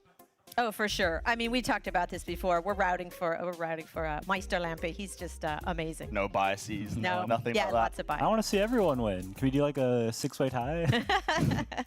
Well, why don't we tell the audience a little bit more about Meister Lampe, someone that you know very well, someone that they're going to know a little bit better now. I'm Marco, known as Meister Lampe online, and I'm from Germany. I currently study computer science at the university, and in my free time I also play the drums, and I play that in the local wind orchestra as well. Well, I also play some other games and also like playing board games. Yeah, I really like more complex board games. Like currently one of my favorites would probably be Terraforming Mars. And of course, Catan also is a classic I really enjoy. Yeah, so I originally started playing Polytopia in 2018. That was during high school, where I saw a classmate play Polytopia on the tram, and I thought the game looked pretty cool. And when I asked him what it's called, and yeah, that's how I originally started. Then I took a break for 4.5 years, and then 2 years ago, I started playing the game again as a friend asked me to play it, and I got hooked by it again. To get here was really hard. Like, I had a lot of games where if I lost one more match, I would be out. But I'm glad I made it here, and yeah, I think it's a fun time here. So there we have it, a brief introduction into our first player here today, but it's someone that you know quite well. I mean, give us a bit of a background in terms of like his history, his skills. Yeah. So Meister Lampe is in my team in Poly Champions. I'm very proud. But he's been playing this game the longest, so he has the most experience. He's also in our league. He's won MVP of the league 2 years in a row. So he's fantastic, but in addition to his skill, he's really kind. He's really polite. When I ask him for help, you know, he's very patient with me. He explains when I make a mistake, he points it out in a very nice way. So he's skilled and considerate.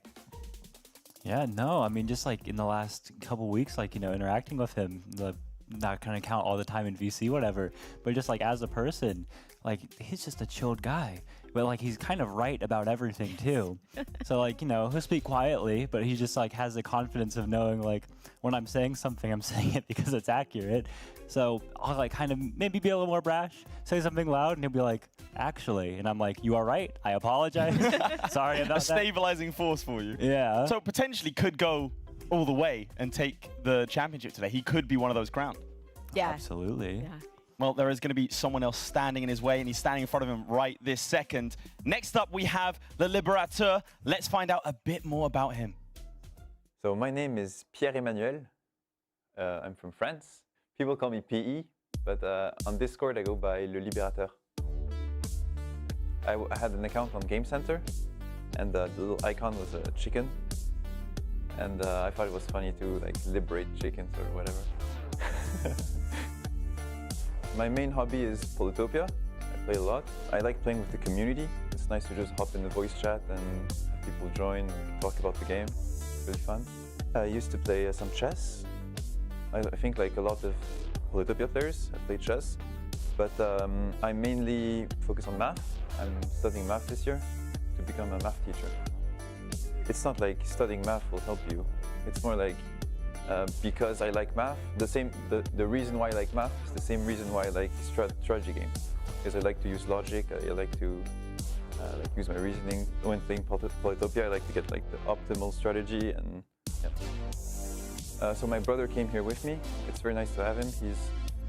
He's the one who showed me the game, and he knows how to play, so he can give me advice. He's like my coach coming here, telling me, be careful, don't get greedy, you know, play. You know what you're doing. Play with your strengths. He's a very good player. If he took the time, I think he would have been able to get a spot.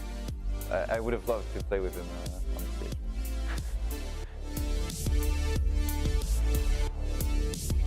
And there we have it. A little bit more about Le Liberateur. His brother is actually sat right behind me, brother and coach, I should say, and it's been fun to watch them interact and him actually coach him through some of the games. Having got to know him a little bit over the last couple of days, what do you think of the guy? Oh, no, And don't hold back. You can be rude. It's fine. No, I've known Le Lib for a long time. He's also on my team in the past, and we've played many games together, and very smart, very calculating, but where he excels at is fast. He can play fast and smart. Yeah, I don't know. We spent like a lot of time together, like competing, playing games against each other too, whatever else. But I think like, you know, really he's just like a helpful guy. Like he's like looking out like, you know, ways to like, you know, offer advice, whatever else he can do. Of course, he's kind of trying to take everyone else out of the tournament today. So not too nice. Maybe not a little contradictory to his nature, but no, he's absolutely just like a great stand-up guy. Well, as we said, it's not just about the players, it's also about the tribe they're playing because they will have their own distinct advantages. So we're going to take a little look at them right now. So first up, we have the Luxador tribe. Take me through a little bit about their strengths, advantages, and also weaknesses. Yeah, so Luxador is interesting in that it starts with a fixed number of resources. It always has the same resources, so it's very predictable, and it's also very flexible. So that means you can take it in many different directions. You can start with riders. If you have water, you can go with fishing. So it's both strong and flexible. And his opponent, Le Liberateur, is going to be playing as the Jinji tribe. Take me through them. Yeah, I mean, really, they got forges. They have lots of metal everywhere. They have forges. So they get some of the highest level cities in the game. I mean, if you saw some of the stuff that Hoodrick was doing, imagine that, but more. It's a little less consistent. You can't plan out your market spots as well for the chopping. But they've got some of the craziest like end game setups that you can see. It's just a little slow getting going with them. So you're expecting, like we said, a little bit more of a grindy sort of gameplay here from both. Yeah, Meisterlamp's play style is slow and steady. He's very methodical. He's very careful. So yeah, I think grindy is the right word. Grindy is the right. Well, I mean, let's do the same exercise as we had before. Let's help out the audience at home. If you're playing as the Luxador tribe and you're facing off, I mean, again, you know both these players quite well. How are you stacking up? How do you think you'd do? You know, I would expect the Giants from Jinji. So if I cannot get in there fast, like with riders or archers, I mean, if that path is open, we can play it like Umaji, rush. But if that path is not open, then you gotta retreat and just build up your economy. And the inverse question, if you're stacking up as the Jinji tribe, how do you face off against Luxador? A versatile. Yeah, I mean, you got to take advantage of the fact, like, Luxador is really known, especially after Explorer changes, grab those lighthouses, get the really early giant on the capital, and you're like, wow, I can't get a giant that early, but I can get 10 times as many giants, so we're going to try to make that work. So you're saying that the Jinji tribe is kind of trying to play for endgame? Absolutely. There's no early path to victory? Not that there's no early path to victory. Like, maybe you get 2 swordsman ruins around their capital, but it's just like, this is the tribe least equipped, least qualified to do some kind of early game shenanigans. They're the anti-Omaji, if you will. And, well, let's look a little bit ahead in terms of their next matchup. How do you think they'll stack up in the semi-final against Slimmy Boy and the Barda tribe? Specifically Jinji first. We'll go on to Luxador in a second. Okay, so Jinji versus Barter. So again, Jinji excels at growing their cities, getting giants. Barter does have that, but not as fast. So with Barter, they have to decide, like, am I going to go riders? Am I going to go archers? They cannot get giants as fast. So if I'm Barter going against Chinchi again, I'm going to try to, you know, emulate Umaji and try to get a quick victory. Because if you let Chinchi go on too long, then you don't really have a recourse. Power skill too much. I mean, you know, the inverse question, but Luxador in the semi-final. Again, let's focus on the players as well, right? Yeah. So Meisterlampe with Luxador in the semi-final against Slimming Boy and Barda. How do you think that plays out? I mean, it's like really tough. Like Meisterlampe is obviously the more experienced player. Like he's been playing it like half as long as Slimming Boy's been alive, maybe. But like just with Luxador, how versatile they are. Like we had a conversation about this yesterday. Like Arthur was talking with Meister, like, so what are you thinking about like tomorrow's matchups? And he's like, I haven't seen the map yet. So it depends a lot. Like Luxador can do anything, but like, I mean, you need a really skilled player like Meister who's able to identify what is the correct thing to do, because they can do everything. You have to choose what is right. So it depends a lot on what the map's going to look like, but we're gonna see Meister choose like what's right. Has a preference though. If I have to say, get that giant into the big central lake if there is one. Try to make something with that. So might see a lot of water stuff and try to overpower his opponent on the water there. So I think it's worth addressing for the people at home. Why is the Barda tribe in the semi-final? Why are they and the Imperious tribe, why did they get buys? Yeah, they just did better. I mean, there's top cut. They're just better. There you go. They did top cut, and then there's top cut. So out of all 12 tribes that there were that made it anywhere, only 6 of the players made it. So that's top cut, right? But these top 2 players did something better. 3 of the players won 2 of their matches and didn't lose any of the matches. 3 of the players lost 1 of the matches, but still made it. But 2 out of those 3 players didn't lose a single game in the face-offs. So Lib, although he did win both of his matches without any losses, he did lose a single game against Ramdingler. And that one game was enough to not allow him the bye. And now he's got to face Meister. And now he's got to face off against Meisterlampe. So I'm going to ask a little bit more of an outside question. Both of your favorite tribes sadly didn't make it through. How do you think they would stack up in this final 6? Well, I'm going to say that You can be biased. Look, there is no proof that is possible today. Because this is all hypothetical. So there you go. This is all hypothetical. Yeah. Well, I'm just going to come right out and say that IMO, played by Yeti Peaks, who was the champion of IMO, would have been awesome, because not only is Yeti Peaks, I have to put in a plug for the Poly main Discord. So there's a Discord server that's officially sponsored by Mijiwan, and we have contests all the time. So we recently had a tribe champion contest, which Lib won the Chinchi. He's the tribe champion. But for, what was I talking about? I already forgot. For Barter?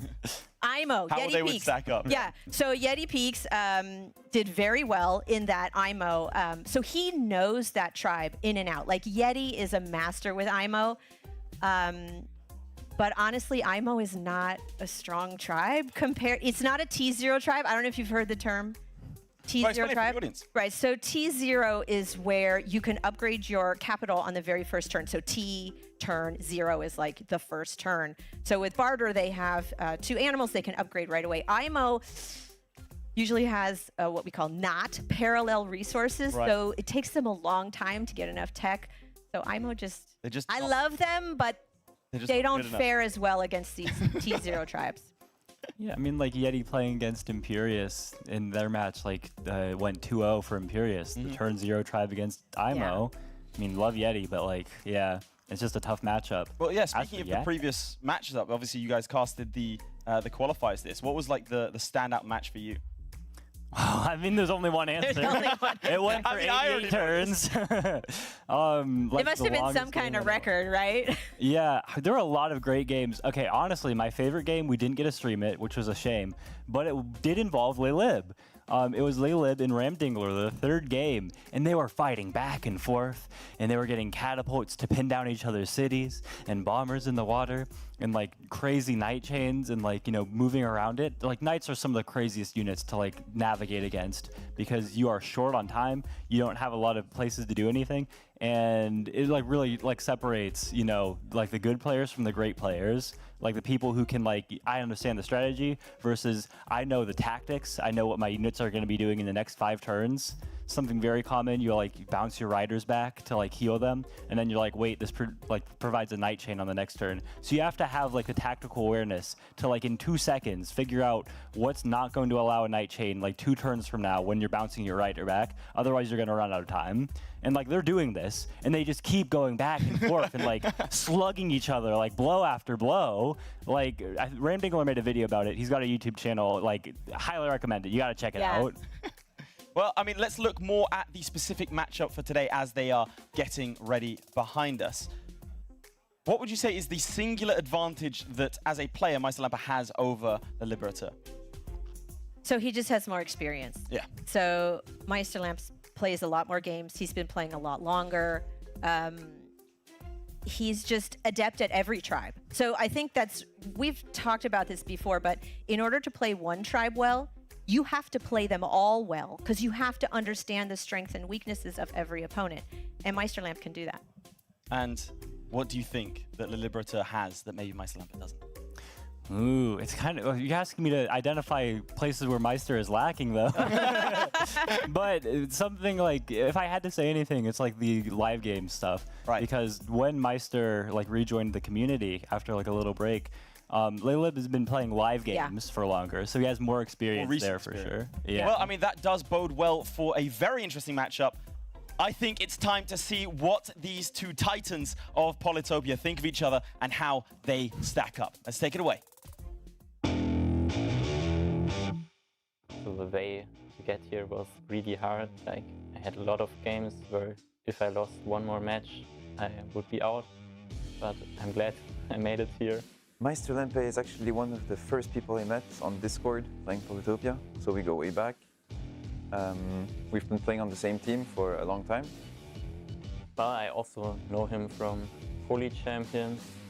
I also played him a decent amount of times in Challenger mode, Polytopia tournaments before. I think he's a pretty good player. I think we have pretty evenly matched tribes. So it'll definitely be an interesting matchup. Well, in my opinion, Meisterlampe is one of the very versatile players. He can change his playstyle quite easily. So it's hard to predict what he's going to do in the games. But on the other hand, I think I'm more predictable.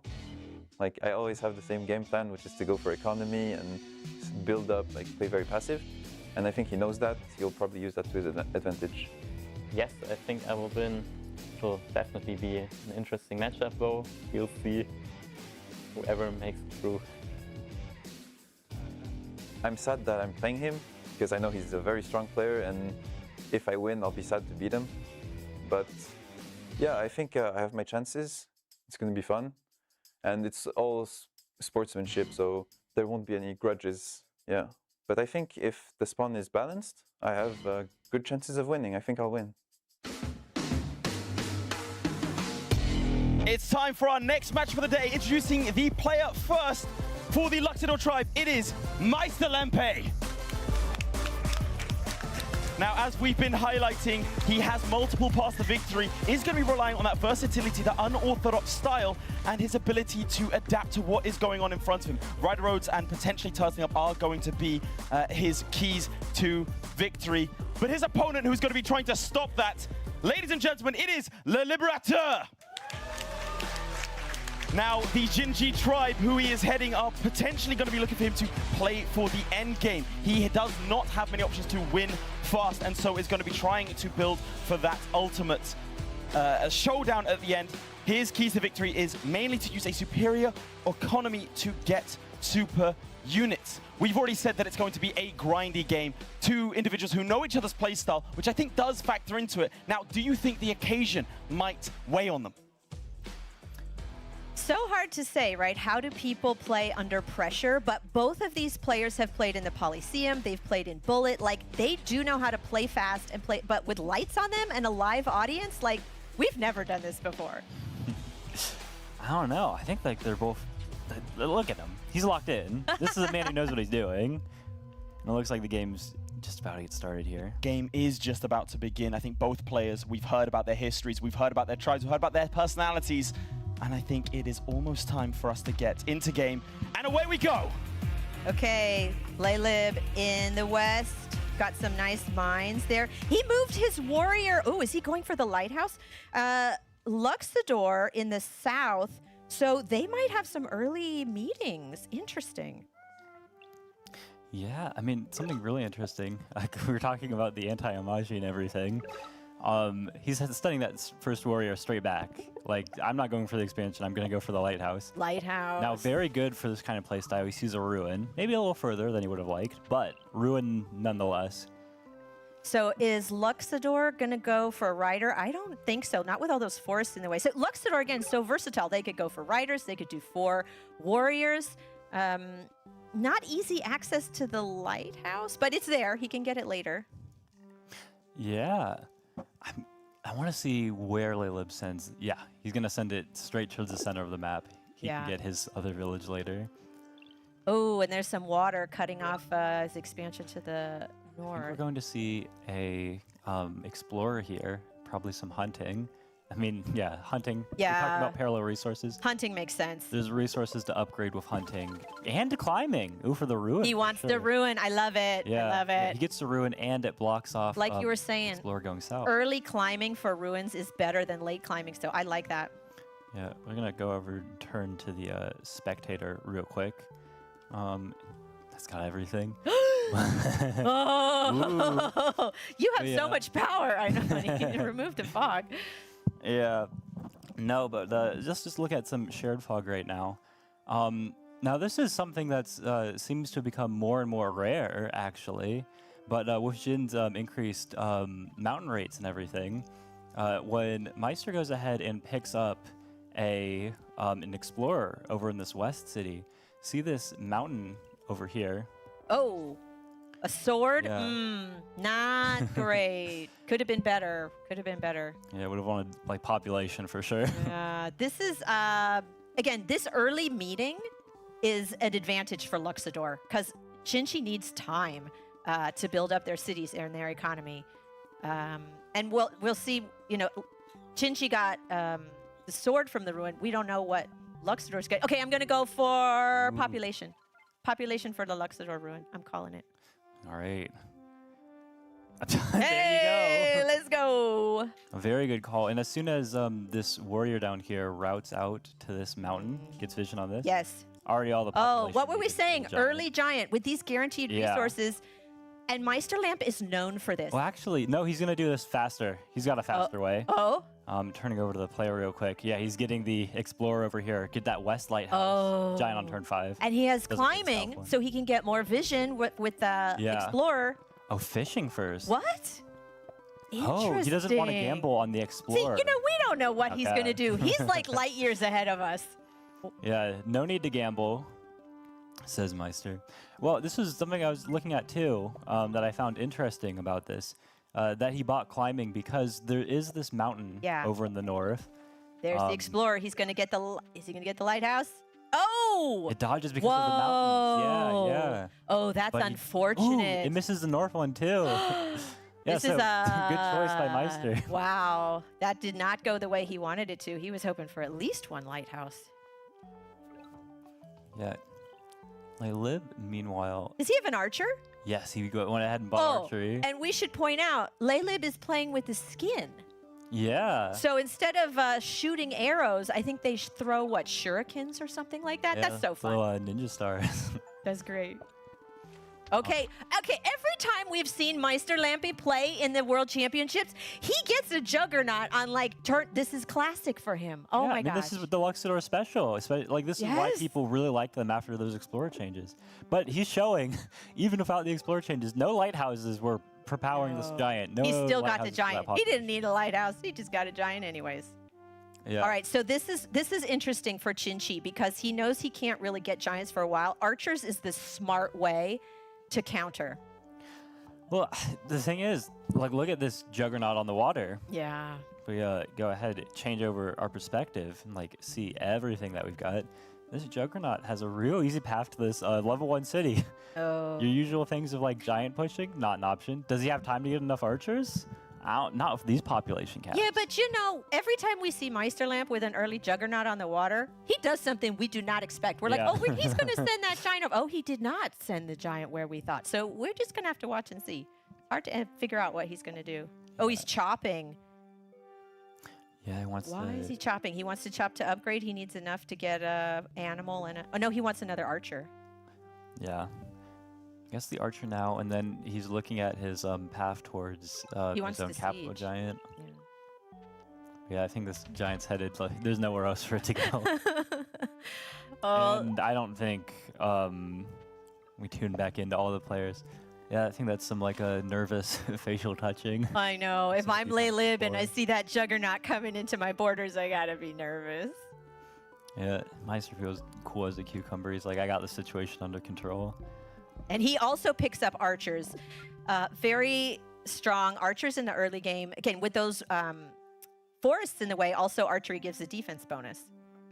Yeah, but I guess so. There's like you want to block the giant, this juggernaut, from being able to siege the city, but like, How?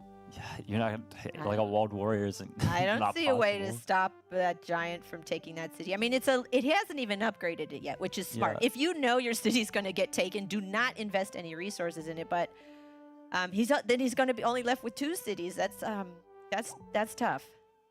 Yeah, I mean, like, so even I don't want to spend too much time in this line talking about like the impossibility of a walled warrior, but like the archer there too. Like Meister's covered everything. Yeah. He anticipates. You know, that's one of the important skills with Polytopia, like with chess.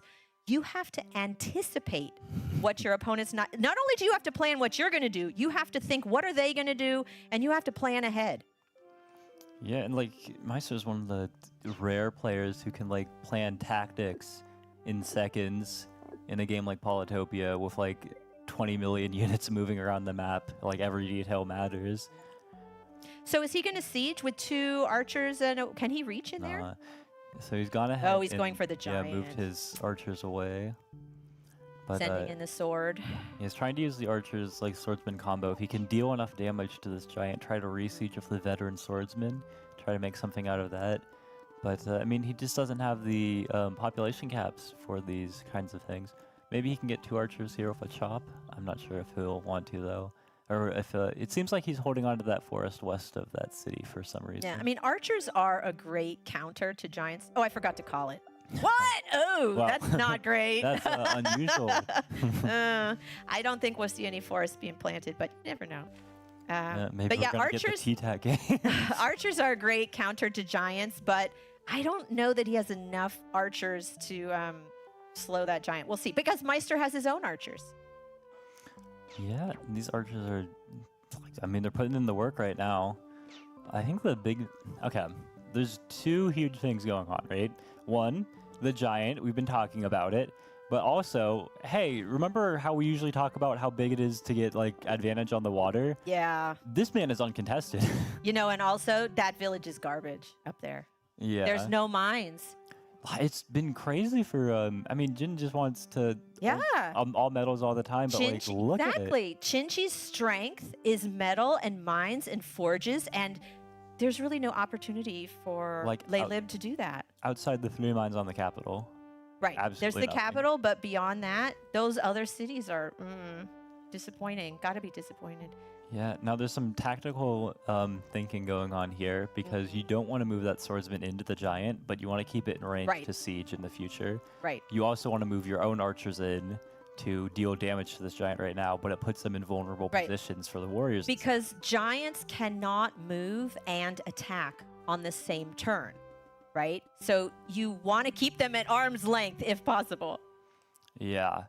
So I wonder, does he want to move his archer back, attack with the 2? Does he? He's gonna advance with the swordsman, so he can get all of his archers in these Okay. nice positions. So the swordsman is nicely blocking his done. archer, but That's- the swordsman's a little more vulnerable. It's harder to see how to hold down the siege in the future. Yeah, and did you see that trick he did where he held down on the 2 units to see what the damage is? So that in the game, there's the damage calculator. I like him using that to just check it before he does the attack. Yeah, and Meister just checking out, using his pilot, like travel as a pair. Yeah, leapfrogging, we sometimes call that, clearing out the fog. Oh, look at Yeah. that explorer. Is it finally going to get him the lighthouse? Yeah, Yes. gets him that eastern lighthouse, but the 2 hard ones, Yeah. the northern lighthouse and the western one. Connecting with the port, yeah, and upgrading 5 stars back. I'm kind of interested in... Yeah, that makes more sense. Just kill the swordsman, the only problem unit. I was kind of interested in seeing a port north of the city for some splash on the archer and warrior as well, but yeah, this is a stronger play. He's going to get another giant and push into this. I love that. I love that. He knew that the warrior would go north into the raft, which is exactly where he wanted it. It's great. Yeah, there is no set push order where giants will push the units off, but it heads towards the center of the map. Actually, I have a photo right before, like a few hours ago. He and Arthur were just sitting on the couch looking at the Push order? Yeah, the push Yeah. order charts. So moving those archers into range. Again, archers are great counters. Yeah, The giant's slow, but yeah, they weren't able to save the city, but the giant's not going to steal 2 cities. So keeping the damage to a minimum for right now. soaking up hits. Chopping. Is he going to Oh. get an explorer? It feels like necessary. Yeah. Picks up a lighthouse. So he wants a giant of his own, right? He's got to be like, I need my Yeah. own giant. Is he going to get another lighthouse? There it And is. there it is. Yeah, he's got enough stars now, Now to he get his can own get- yep. giant. Now he can get a giant. That'll buy him time, keep him alive. Yeah, he's going to use his archers to fight back Meisters, and now Park of Fortune Yeah, here. get 5 stars in the back. Second city. Yeah, he's trying not to block his market Right. spots. You got to be careful where you put. We've seen one too many games where new players put their monuments in perfect spots where you want to put a market. Like, don't do that. So he got it right. He's like, no, I don't want to put it there. Yeah. And Bye-bye, I mean, giant. markets are kind of newer, so you have to learn like a new muscle memory. Like, I want to put my monument here. It's like a use. Wait, market. Wait. So yeah, quick readjustment. Yeah, these rafts should be able to pick up these other cities, and we might even He picks see up Bazaar for Meister forestry. not too long from now. Is this an Fishing. explorer here to take them all? the No. explorer will not get in Eye of God, so Yeah. workshop instead. Oh, Yeah, the rafts are split to go pick up these 2 cities and probably pick up that Grand Bazaar pretty soon. that's interesting because there's a warrior over in the east, but it's going to take another turn where that raft can get to the village 1 turn faster, and he knows it. 1 turn can make a huge difference in this game. Yeah, and Meister was like, "Oh, you liked my first giant? How about number 2?" And another juggernaut, of course. It's just faster. Send it in the water, then get it moving. Yeah, and interestingly, it seemed like there was some thought about where those warriors should move around that AXE city. And instead of advancing them forwards where they had defense bonuses and likely wouldn't have had too much resistance from the archers, he keeps them back so that he can probably heal that 5 health to 9 Yeah. health archer there. Keeping it safe to heal. Okay, archers coming in, hitting from a safe distance. They're going to be able to get a kill. How do the kills stack up? Oh yeah, this one is promoted. Well, we haven't seen a veteran today, have we? But Explain what a veteran is. yeah, so this archer, you saw that it had a kill count. This is actually a great time to go into the spectator reel here. So this one, you see that it's at 2 out of 3 kills. Normally you would, if you're Meister, you want to go after these 2 units, which have a little bit more health. But now this one's a problem because if it gets that 3rd kill, it will be able to promote, which heals all of its health and gives it an extra 5. So instead of 10, it will have 15 health and becomes a bigger problem to deal with. Yeah, and Meister's smart enough to keep track of the kills and know that that's the target he wants to take out. And there you said it. So he moved the 2 rafts onto the villages. So Meister Lamp's Yeah, gonna he's looking at all the kills right have- now. He tapped on all the units exactly for that. See, he did it. He knows he has to see, and there you go. And he's going after the you one know, with that less could be a- important but yeah. potential veteran instead. And he's got his He's own. got his own. See that little arrow? And Yeah, there he did. and He there he's promoted it. promoted it. So that unit went from 10 to 15 for getting 3 kills. Nicely done. So he's walking everything. He's thinking about the rafts because the rafts don't have a lot of spots that they want to go to. He might even land them to keep his archers a little more safe. He might want to keep them in the water too. They're kind of blocking his juggernaut as is, and he's not able to get sailing just yet. Well, we've seen this with other games. Once there's this central lake, right? If you have control over that middle lake and you have control of the water, that's a big advantage. Yeah, and you can see he actually checked what city his unit was from. Yes. We should talk about this. If Yes. you see those little dots under all of the cities, that is how many units are trained from there. And when it goes all the way to the top, you can't train anymore. So his capital is pretty close to what we call population capped, pop capped. Yeah, that archer is the very last unit he can train until he's thinking that this warrior will die, which is why he sent it out to help defend his archer, which is more valuable. He would rather sacrifice that one so he can free up a space and get a new one. Yeah, train something on his cap.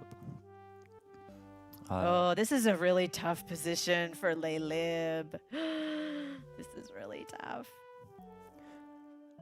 Yeah, and he is gonna go. He has to kill this warrior. He has no choice but to kill it, and that's exactly what Meister wants. And again, the Meisterlamp has archers, so his warriors on forests have the defense bonus. They're harder to kill. Yeah, and he's gonna go ahead Oh, and pick look up at the that! feed. His rider had awkward positions for bouncing back, just with where that lumber hut is. Mm-hmm. It would like to go too north, but it can't move for the So forest he's tile. sieged into that little Luxador city that used to be the Chinchi city. But oh, he's looking at Shiv. Interesting. I didn't expect that. I mean, if you're looking at what he's dealing with, just a bunch of warriors, archers, like a raft. Look at how nice the chain would be. And even if you can't get a chain, just spacing out those units. It's going to take him a long time to get enough income for that. That's expensive to get knights and Shiv. Yeah, I mean, especially on but he has to do something fast too, because he's looking at his prospects like, wait, I have 3 cities, and Meister has how many? Oh, he's got 7 cities? Is Meister going to get a tech before capture here? He's got 2 cities he's going to pick up. I wonder. I think, Yeah, I was wondering where he's going to move that Juggernaut in. Cute. It's kind of awkward. He doesn't want to move into where all of the archers are and everything. No tech before capture. Okay. Yeah, he doesn't need it. He doesn't need it. Yeah, I was thinking about if he wanted roads, but he's got enough cities that he doesn't need roads to get his Is he going to try to go for more Workshop. lighthouses? Nah, probably just a workshop. Yeah. Yeah. Nice he doesn't connection. need it. He doesn't need it. No, he doesn't need those lighthouses. He's going to connect here with the port. Yeah, and then one more port on that Luxie city. Yeah, it's not quite connected yet. All the port connections running right around it. So we can touch on that. So a port acts like, you can put your units in the port to get a naval unit, but it connects to the capital like a road, and it gives your capital a population and the city that it's connected to a population. I was wondering how in depth we were going to go on port connection. Oh, no. I was talking with Wanny Boy about this yesterday, like the PhDs we have in port connection sciences. Yeah, I think I get an honorary PhD in port science. But yeah, the connect like roads. As soon as he gets one more port right next to that Luxie city, he'll get his Grand Bazaar. I wonder where he wants to use. I mean, Monument's always good, but it's kind of a question of how good is it? Where do you want to use this? And you can see he didn't kill with the warrior. He killed with the rider instead, so that he can farm towards veteran. Yep. Because the warrior on the city is definitely dying. Definitely not surviving. Yeah. And the libs. He's looking at his option for knights. 25. He's counting up the stars. How many stars do I need to get Shiv? He's saving the stars. Yeah, and I mean, the real big problem is look at this line of forest between them. If he even gets to the knight, he needs like roads to like navigate this. Does Meister Lampy have vision on? Oh, Meister has vision on everything. So if Laylib gets a knight, he's gonna see it and he'll be able to anticipate and. Yeah, but it ends up. I mean, he wouldn't leave his units like this, but he wants to leave his units like this. So That's there why he he's done it. unsieges with 2 archers. Yeah, we knew that warrior wasn't long for this world. Yeah.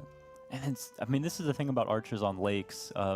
They bypass these water gaps like nothing else. Like riders would be kind of useless for him here, but the archers just kind of police that city and make sure that like Laylib's never gonna siege, like get anything that lands anyways. He wants to stop Laylib's warrior from moving on to that ruin.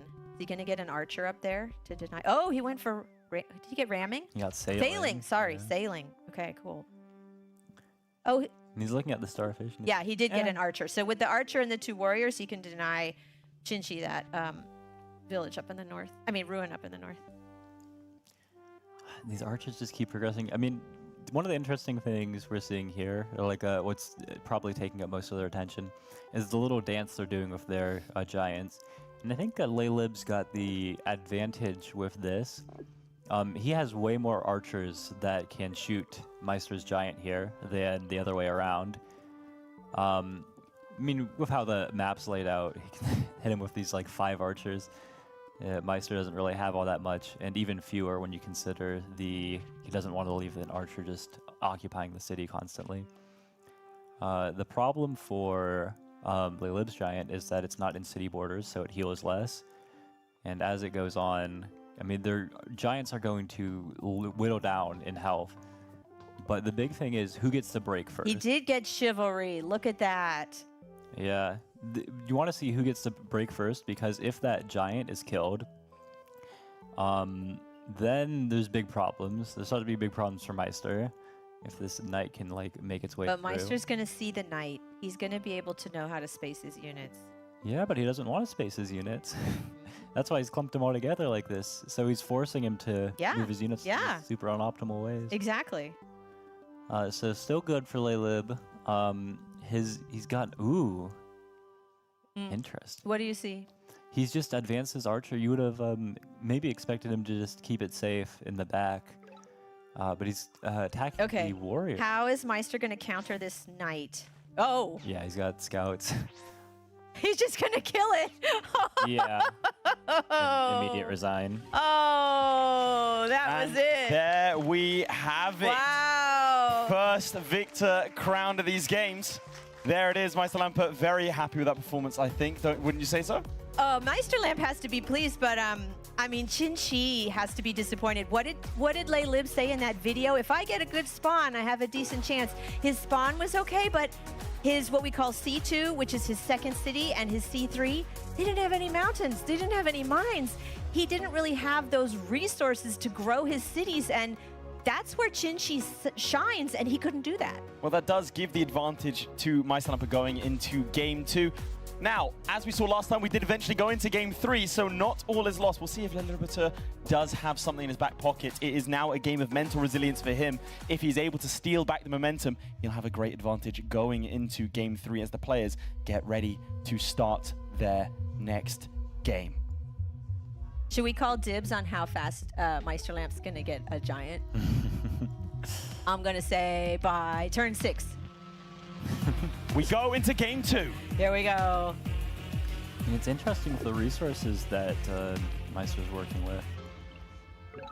Like, I mean, so really, not to make this the Meister show or anything, but if you head back, it's difficult with the water cutting off to the west lighthouse.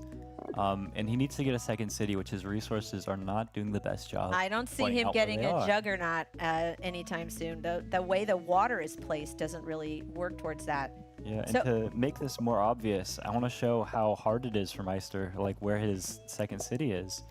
So if we turn over here, with shared fog on, that city Shin just stepped on is blocking everything. Yeah. Oh, Meister no. wants to head in here. He's seeing these fruits right now. And Oh, he's like, no. Oh, wow. He's about to see the Jin borders pop up right there as well. So Meister Lamp has no villages in sight, and Leylib's going to pick up 2. And those are nice villages. We were talking about the last game, how his C2 and C3 didn't have much.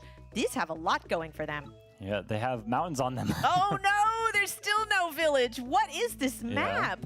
There were villages. They were just, Not difficult. where he was looking. Yeah, difficult to like indicate for. And also, when you have no indicators, you kind of play greedy. Yeah. Like, I'm going to head towards the center where I hope a village would be. And it just ended up not working out for him. He's going to be fine. He did find those villages eventually. You want to talk a little bit more about those indicators that you were saying? How would they determine where a city is going to be? Well, I'm not sure, what's like intentional, what's not, but it is in the game, and it's how players are like operating with this stuff. So if we turn over to the little spectator, all of these resources, like the animals or the fruits, and also the metals on the mountains, they are all actually, when the map is generated, they spawn in the villages first, and then the villages spawn in these resources around them, and there are certain rules for like how many there are, like where everything is, whatever else. So you can mathematically kind of determine, hey, if I see these resources here, this is where the villages are. Or, the shorthand of that is, if I'm seeing like, resources like animals, there's probably going to be a village there. Yeah, it's a clue to where your villages are. Yeah, so if we turn over to just Meister's vision real quick and turn back the time, fast too, you'll notice, hey, he went straight for the animal, right? That's but the clue. There should have been a village near there, but yeah, and this thing, right? He can head towards the center or up here, and there's no resources in either place. Turns out the village was up here, though.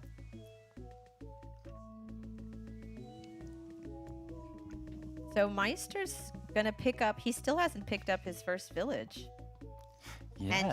and Shinchi has 2. So yeah, right now looking just at economy, Shinchi's doing very well. Which this feels like a fever dream. Shinchi's winning the economy early game.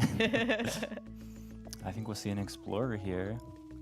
Yeah, he's trying to meet Meister because he still hasn't yet, and oh, Now- never mind, he has. Now he knows Just where he is. lying. Laylib's got to be happy about Yeah. this. Laylib's got to be happy. He can see that Meister still just has his 1 city. He has time to grow his cities. He's like, it's turn 5 and Luxador has no giant? Cha-ching.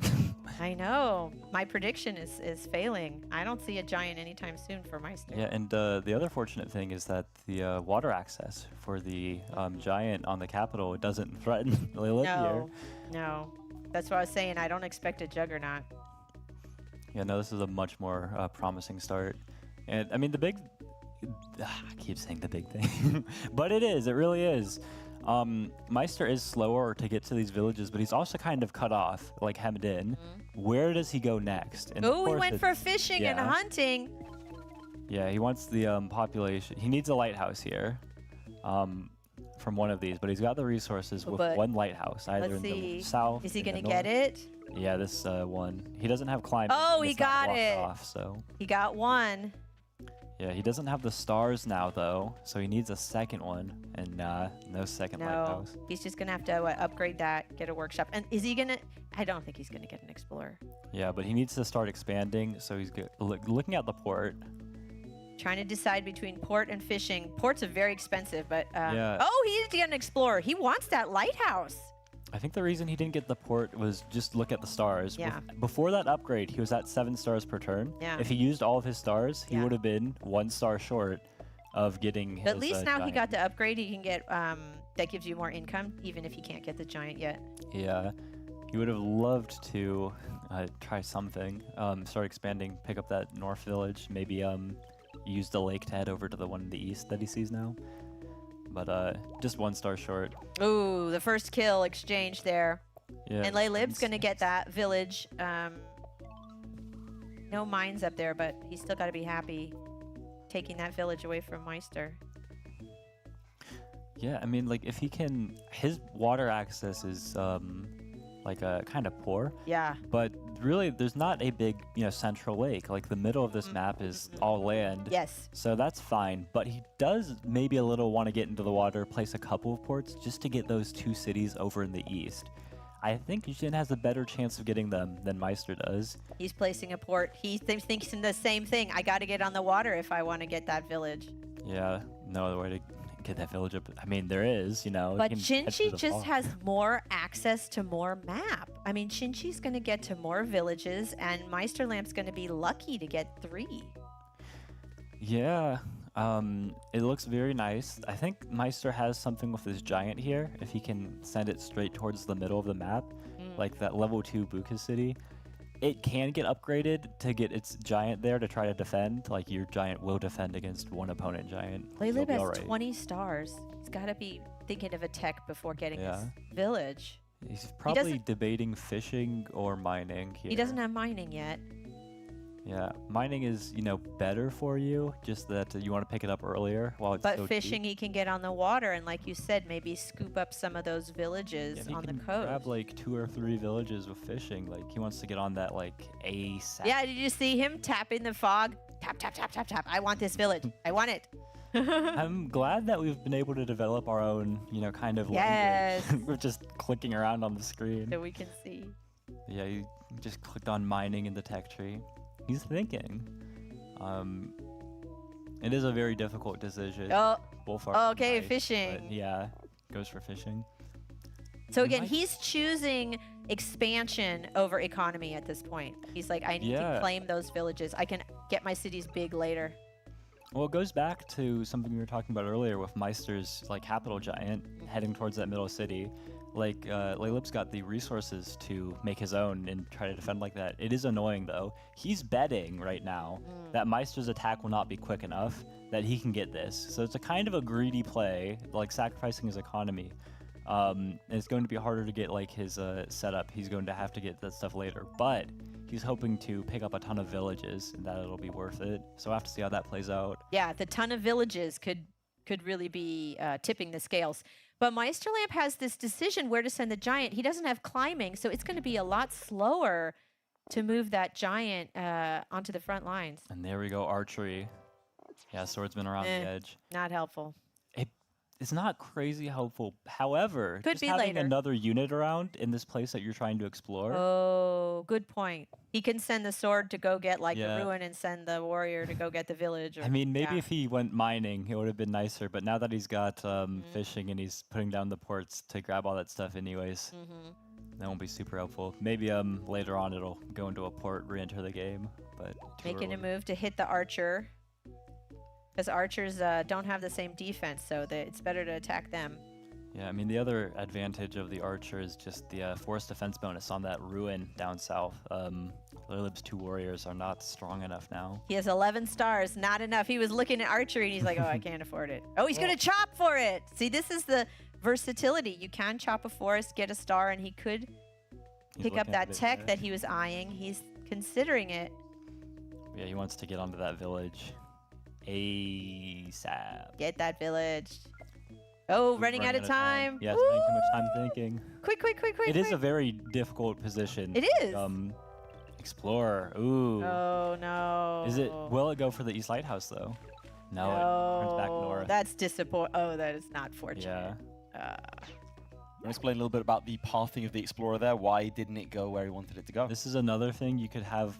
Not really a PhD in. Port connections are more complicated, but recently they've changed, so they become a lot more simple, streamlined. The players are enjoying them.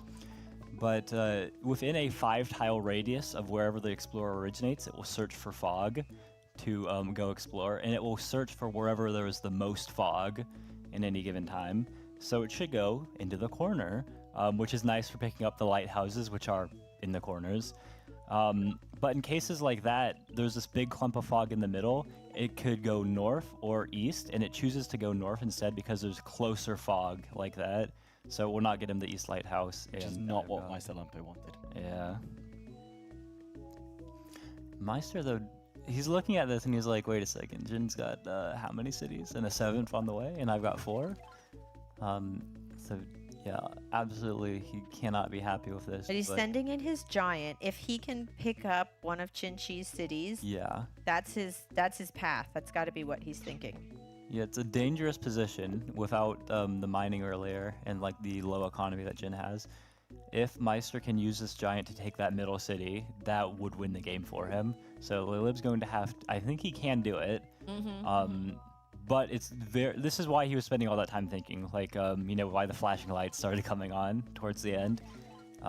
Because he has to calculate a lot here. But Meister's strategy is giant in the front, archers in the back. That is a great combination and something that Meister does very well. But he's just down in cities. I mean, do the simple math. It's like Meister just doesn't have enough places to train units, and she's going to have more cities. Yeah. So another thing about that searching a 5-tile radius, this Susley city, the Explorer will head south, but then, if you count it, the tile north of that fog. Is it within 5? Yeah, it's within that 5 tiles of the western fog. So I think he might be taking an Explorer in If he wants Susley. that lighthouse in the west. Yeah, and if I'm counting correctly, which I might not be, then Explorer should, if it's within the 15 tiles, I think because it has to go south first and then to the west, it's not within the 15 The tiles south the one is Explorer closer. have. Yeah, the route is too long, it won't go to the lighthouse. But if there's no fog within 5, it just bounces around randomly. Yeah. That's a risk. So nothing upgrading for now. He Ooh, chopped. chop, Oh, yeah. no. He sacrificed the animal. Ouch. I usually like to harvest those animals before any of that stuff. Any of the chopping. Okay, Meister's setting up to siege with his giant. I like how he puts the giant on the mountain for the defense bonus. Yeah. I'm thinking about if Meister had changed his attack order. He went through with his archer and warrior there. I'm wondering about if he attacked the warrior first, then the archer. It gives his archer a kill towards veteran, and the warrior is closer to these archers that he's trying to train. But yeah, the archers are probably going to back up, so the warrior's not much health. So just conserve the health. Ooh, okay, whoa.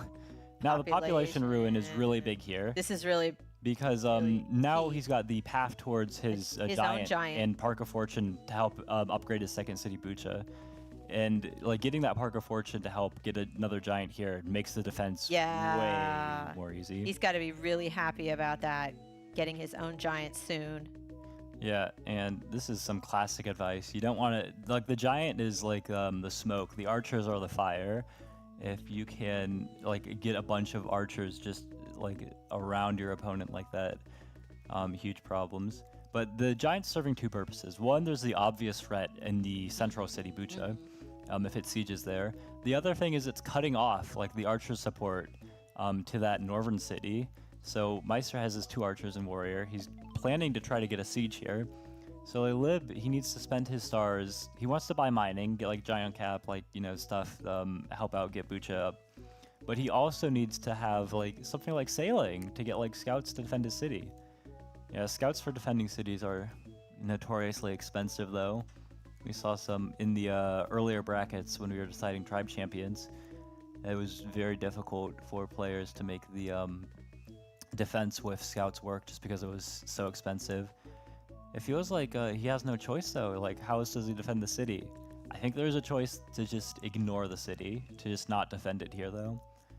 What do you say is Meister's route to victory from this position? So he wants to take that middle city, and even if he can't take the middle city, he wants to take the one city further north of that little, mini Pangea in the center of the map.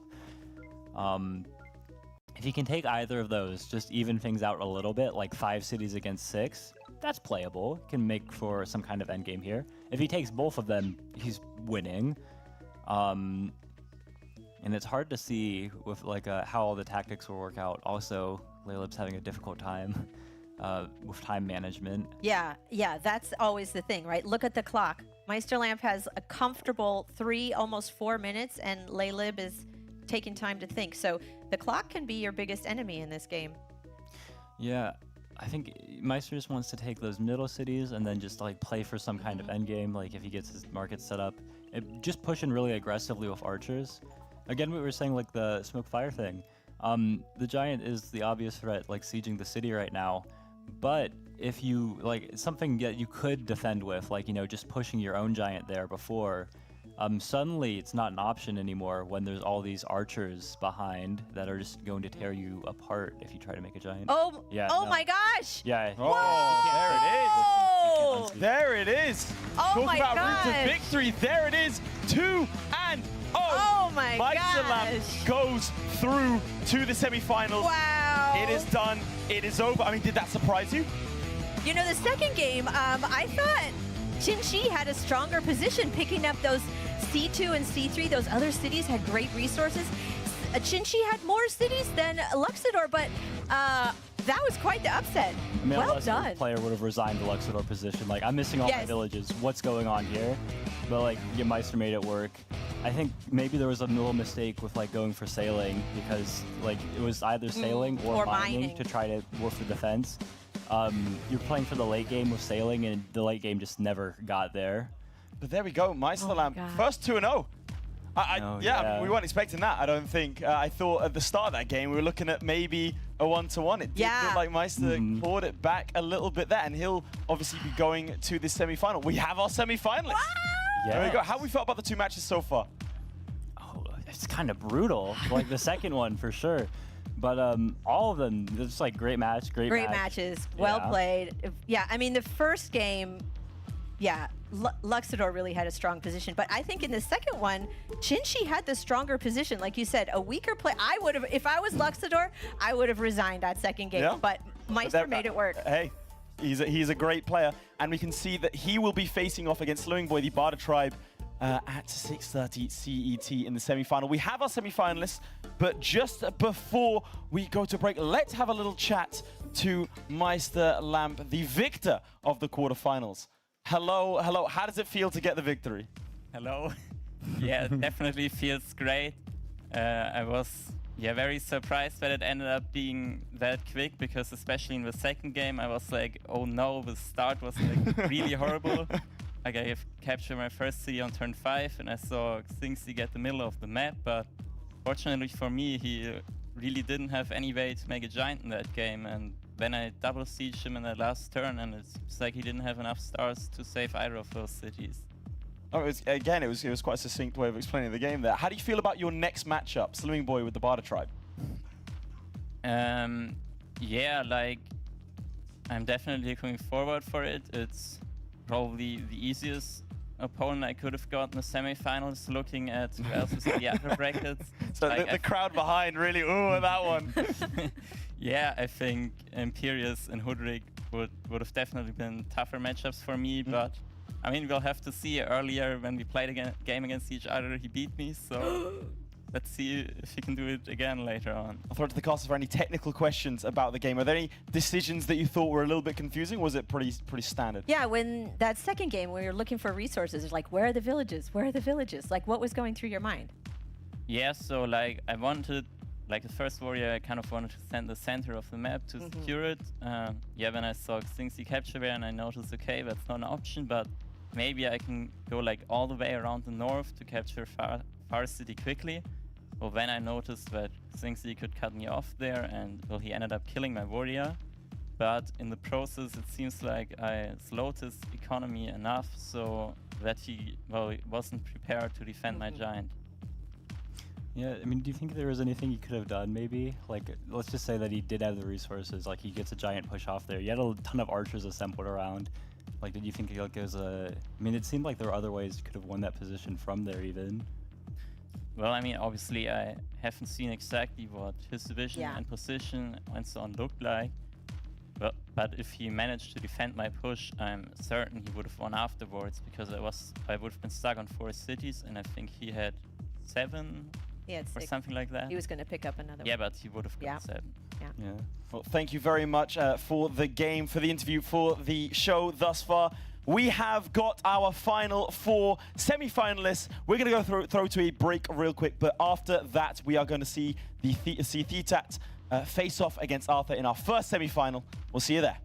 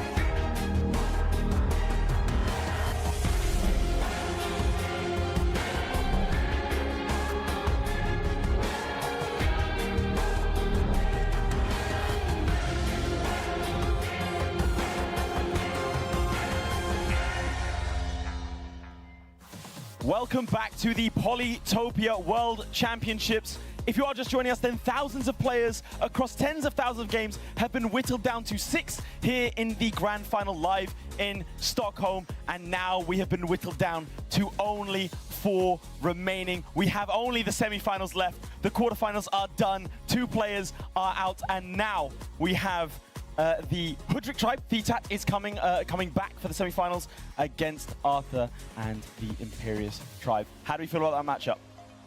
Yeah, we kind of expected this to happen. Hudrick is a very strong tribe. Thetat is a very strong player. But Imperious is coming into this. Arthur is undefeated, so he also very skilled. Absolutely. I mean, like, I think the central thing about this is going to be the nerves. Like, both the players are kind of feeling it. But I don't think they're going to let it show. I don't think so either. If we look at the bracket over here, we have, like I said, Imperious versus Hudrick. And then a little bit later on, we have Barda under Slimming Boy and Luxador under Meister Lampe, who obviously won his quarterfinal, and they will meet in the grand final. So only 4 players. I mean, it's been, what, weeks, months of qualifiers to build up to this point. These last 4 players, did you expect them to be here? So 3 out of the 4, yes. But I have to say, Slimming Boy is a little bit of a mystery. He's not in our league, right? So we have the Poly Champions League, which really has the best players. But Slimming Boy has done really well, but we don't know what he's capable of. I mean, for a lot of people in the league, they're kind of suspicious of, like, outsiders. Like, who are you? How did you get good? You weren't part of the league. It doesn't make any sense. But, like, I mean, 11 out of the 12 players who made it for face-offs were all Poly Champions people. And, like, the predominant thing that people were saying was, well, I mean, like, we're going to see 6 out of 6 in the finals.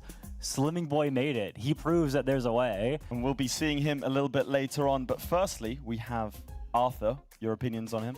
Okay. Arthur's great. Like Meisterlamp, he's been playing a long time. He's very experienced. He plays a lot of matches. I think he was staying up till 3 a.m. playing Polytopia with you the other day. Yeah. I mean, no, it's been great with Arthur. I think I should maybe share this story now. Okay. We had the same layover coming from North America in Frankfurt, coming to Stockholm. We get on the plane, we go to sleep. I wake up, the plane's landed, and he's just like, you know? We were not only on the same plane, in the same row, one person between us the entire time, didn't say a word. But just too locked in. Yeah, but then, like, you know, obviously, like, go for, like, Stockholm together, everything like that, and he's just been wonderful to talk to, like, you great human being. Well, both of you have your experiences with Arthur. Why don't we let the audience at home get to know what Arthur is all about? Let's take it away. So my name is Arthur. My in-game name is just Arthur L248, and I'm from Toronto, Canada. So outside of Polytopia, right now I'm a university student in Canada at McGill University. I study finance and computer science, and then some of the things that I like to do outside of that is go play badminton and also going out to watch movies with my friends. My favorite movie is probably the Now You See Me franchise of movies. I haven't watched the third one yet. Really excited for that coming out soon. Or has that come out already? I should verify that. Okay, wait. Let me re-say that because apparently it has come out. I started playing back in 2019, and then I took about a 3-year break between 2021 and 2024. Polytopia had started hosting the Polyseums that they do every month outside the World Championship, and so that's what really brought me back. In terms of how much I play every week, honestly, I'm not sure. I would say it ranges between 5 to 20 hours a week. In my total lifetime, I probably spent a couple thousand hours playing Polytopia. I would never have imagined that I'd be able to fly across continents to come play a video game like Polytopia. And I've been playing this game for a very long time, so it's really interesting to know that all that time has not really been wasted, and I got to have this really cool experience as a result of all the time that I've put into this game. I can promise you that his Polytopia ability far outstrips his cinema knowledge. It was very fun to look at him. He's off over there cringing at his own player intro, but I thought it was fantastic. So now you know a little bit more about Arthur. I mean, both of you were telling me off camera that you think you might be a favorite to win the entire thing. Yeah, well, I said I have to root for my teammates. So Meisterlamp and Arthur are on my Poly Champions team. I'm so proud of them. But they're really skilled, and Arthur is really skilled. He is one of the best players, and he's come a long way. And like we were talking about with the top cut versus top of the top cut, like Slimming Boy and Arthur didn't lose any games in the face-offs, but in qualifying for their tribes, Arthur didn't lose any games there either. He's completely undefeated the entire tournament, not a single game. No one's been able to take him down. So he's already, you know, first seed. He's a favorite for a lot of people, playing a great tribe. So first seed, the favorite, undefeated. Let's see if Titat, who we did see earlier claim a victory, is the man to do it. But in case you weren't around, let's take a look at what he's all about. My name is Titat, and I'm from Thailand. And my name is Lalida. I'm his aunt. He want me to go with him, so I'm available. So. I have never been in Europe before, and it really makes me nervous. No, I know nothing about Polytopia, but I know one thing, that it makes him happy when playing it. Do you have fun? Yeah. I think he's a very good nephew for me. He is a bit shy, not talk much, but he has good heart, and he's a person that care other people very much. Their parents and his grandpa will watching together at home in Bangkok. Thank you, and thank you the Meteor One for hosting this event. This gives us a very good experience. And let's not forget, Titat did win his quarterfinal to make it here. So whilst Arthur was seeded T-Tat has more experience in this studio. How do you think that's going to factor in? Well, I know one of the hardest things about these tournaments is waiting. And Arthur's been waiting and waiting. And sometimes that's more stressful than actually playing the game. Yeah, I mean, especially like whoever played that first round, they're guaranteed to have been coming from a win, like some confidence, inspired, whatever else. Arthur, he's just been waiting and being anxious and like, oh my God, oh my God, oh my God, and it's not letting up. Well, it's not all just about the players. Obviously, we have another interesting little tribe matchup. So the tribe we haven't seen today is up first. Arthur with the Imperious tribe. How does that play? Right, so Imperious is really versatile. Again, it's a T0 tribe, so they can upgrade right away, but they could go riding, they could go archers, they could go many different directions, and they also have the potential for a strong late game. So there's a lot of positives there. Let's look at, again, the Hudrick tribe that T-Tat did previously win with. Yeah, Hudrick's really consistent. Like, you're going to see them doing a lot of the same things, but they're so good at it. They're going to get mathematics, they're going to get the sawmills down, they're going to get the markets, and you're going to be like, wait a second, I'm Imperious, I got markets too. I thought that was like, I'm versatile, I can do everything. But the markets aren't as good, Arthur. We got the level 8 markets versus like the level 2, 3, 4 markets. Just not the same.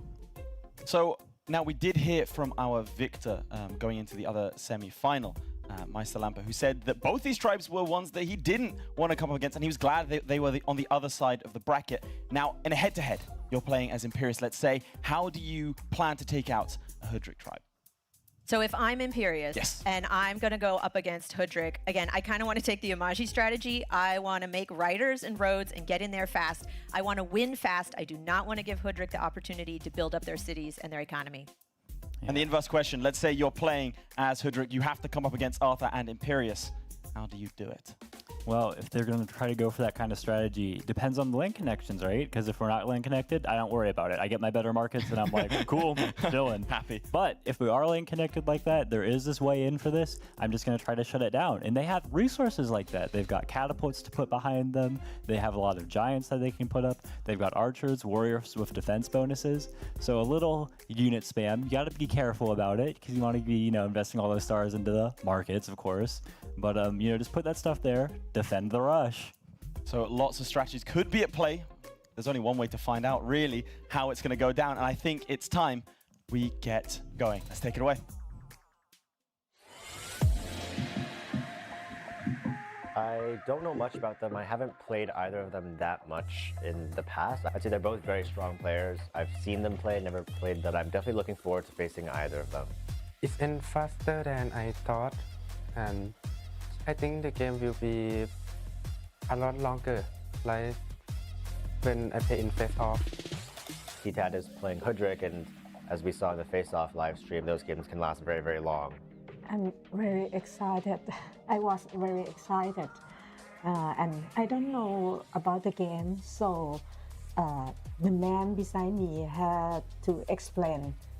I think overall, it's a bad thing. I mean, of course, your nerves are going to affect the way you play, but also it's a normal thing. I'm sure that everyone here who's competing is nervous to a certain extent.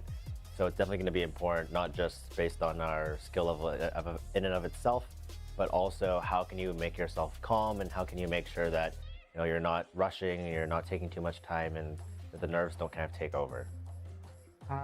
I hope there are big legs in the middle. Yeah, I think that's the best for Hudrick. I'm feeling pretty confident for the games today. Not too overconfident, but I think everyone should be going into it with a good level of confidence, or else why would we even be here playing today? And so hopefully both my matchups will go well, and I can take back home the cup. Making his way to the stage for the first time today, it is the undefeated Arthur. As we've seen his keys to victory are to potentially look at the rush, maybe emulate the Umaji victory that we did see earlier on today that did take a point away from T-Tat.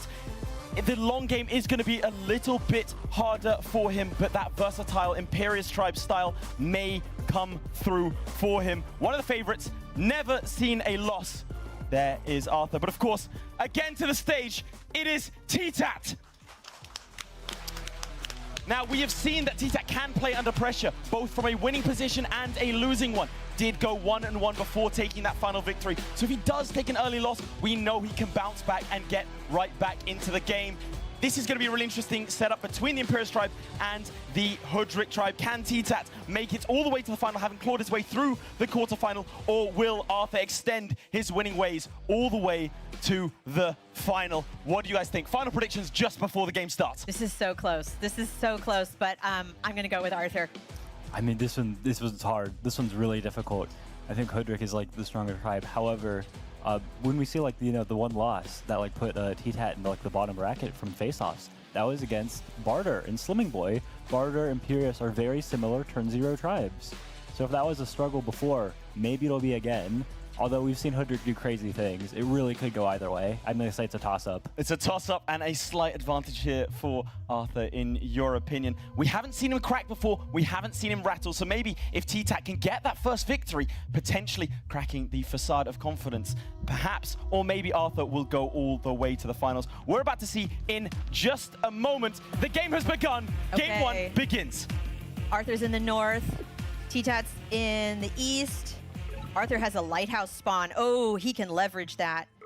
But they are not close. They are far. So what was T-Tat saying? He was hoping for a large middle lake. Looks like he may have gotten his wish. Yeah, I mean, they do have these adjacent spawns, like right next to east.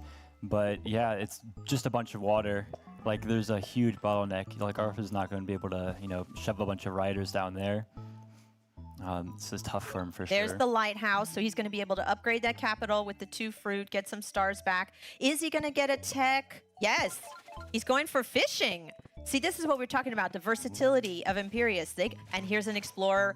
Oh, is he going to like this explorer? They do meet, so he does get an idea of where his opponent is, but no lighthouse. Yeah, and we were talking about like the idea of a big middle lake. This is not a big middle lake. I mean, if we switch over to like the shared perspective down here, like there is this lake that T-Tat has control of, but like it's like, policing like 2 cities. T-Tat also getting explored. Did he get the lighthouse? Yes, he's got to be happy about that. But he has not met Arthur. So that means he gets more meeting stars later, but he has to have an idea. Oh, and Arthur goes on the water. Yeah, I guess this is a faster way to get his warrior down to that village. That's a little unorthodox. I didn't... Yeah. We're saying that he's prone to rushes, Arthur. Yeah. But look, T-Tat was also looking at fishing. I mean, T-Tat sees fishing and like looks at all this water. Is like, is this just a huge middle lake? No, it's 2 separate ones. But he doesn't know. Doesn't know. He's thinking about different tech. Okay, because he cannot upgrade that city. With the tech he has now, he can't. So if he wants to upgrade it, he has to get something. Org is not great. He doesn't have a lot of good choices. He usually goes for forestry, right? That's the playbook. That's the Hudrick playbook, forestry, math. But I don't know if he's going to be able to do that. Whoa, he's skipping his capture of that city.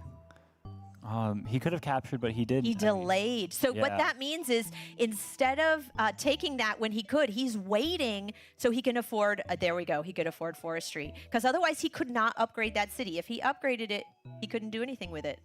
Yeah, so he is going to burn a single Tempe on that city.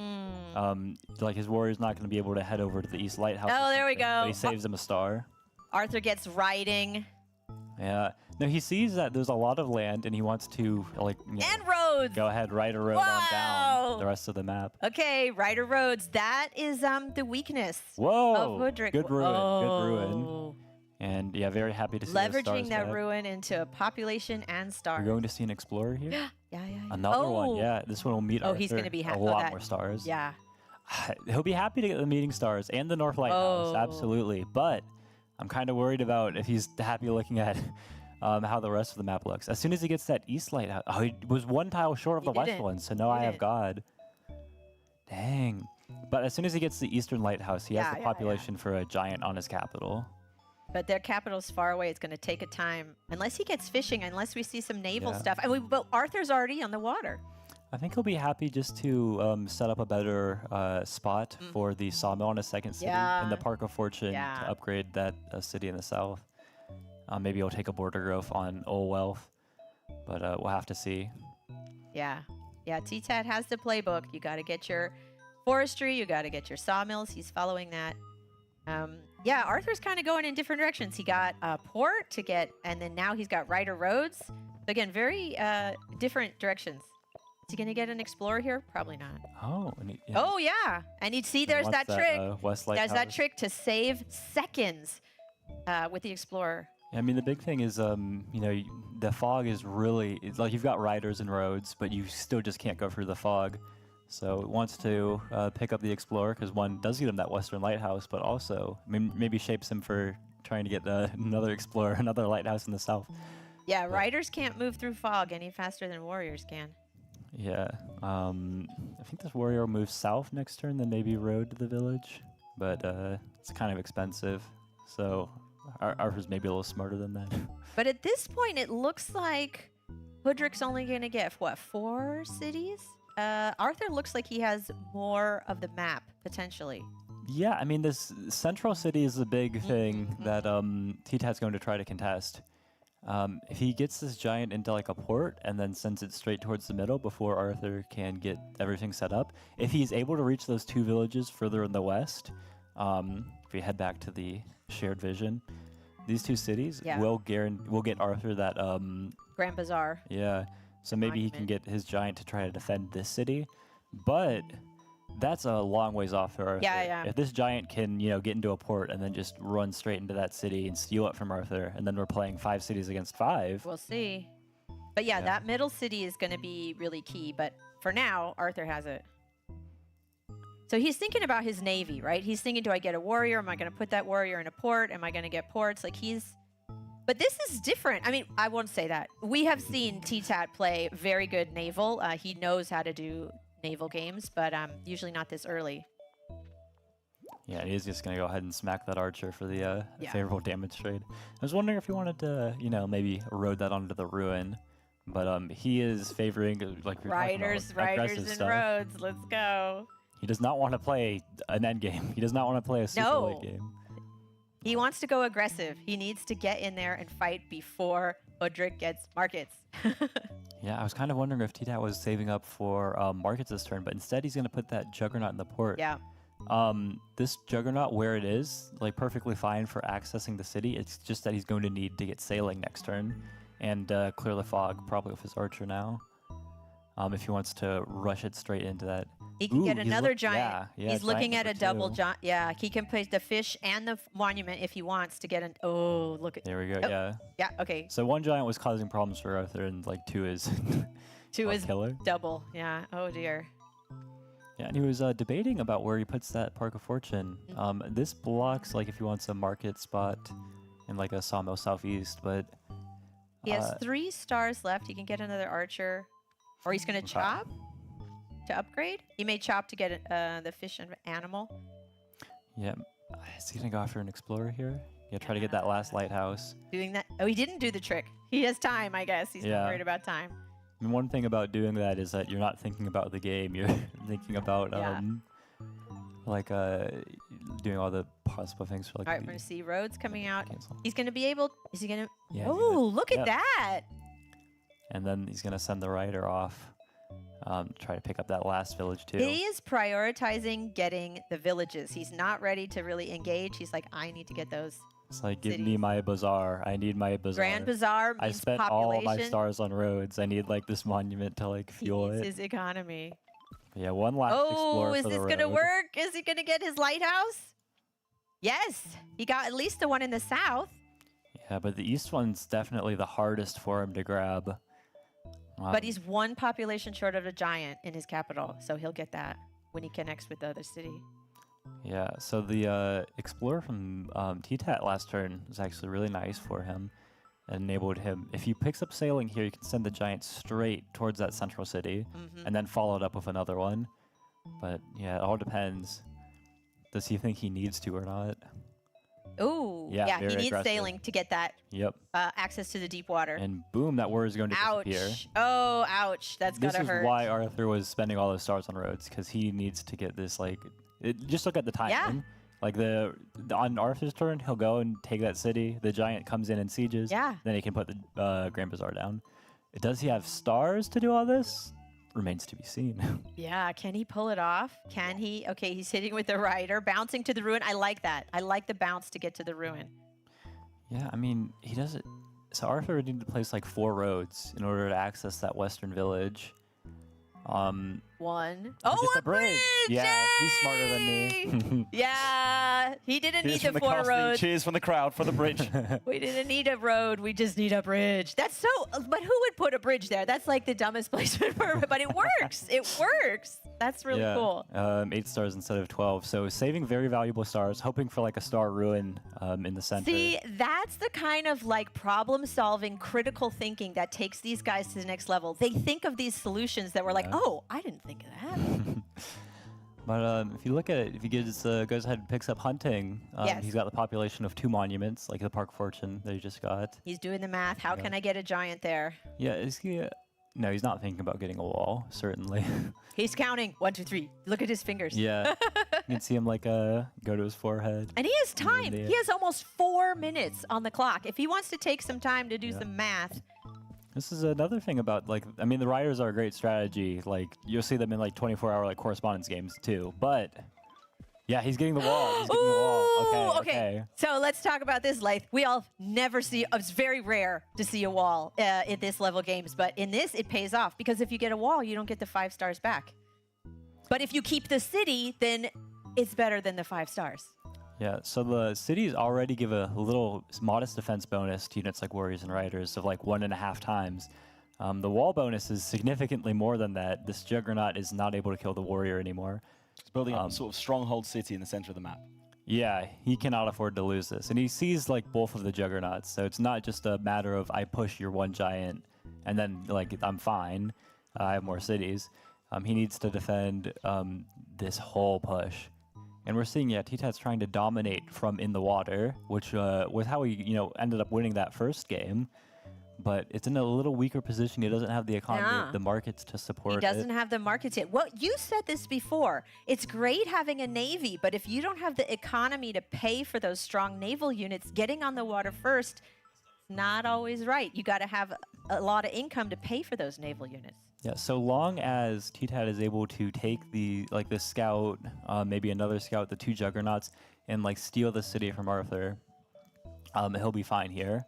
If he's able to prove it. Otherwise, it's like you should have put your money in markets. He moved the giant to the middle, so maybe he's going for the other city.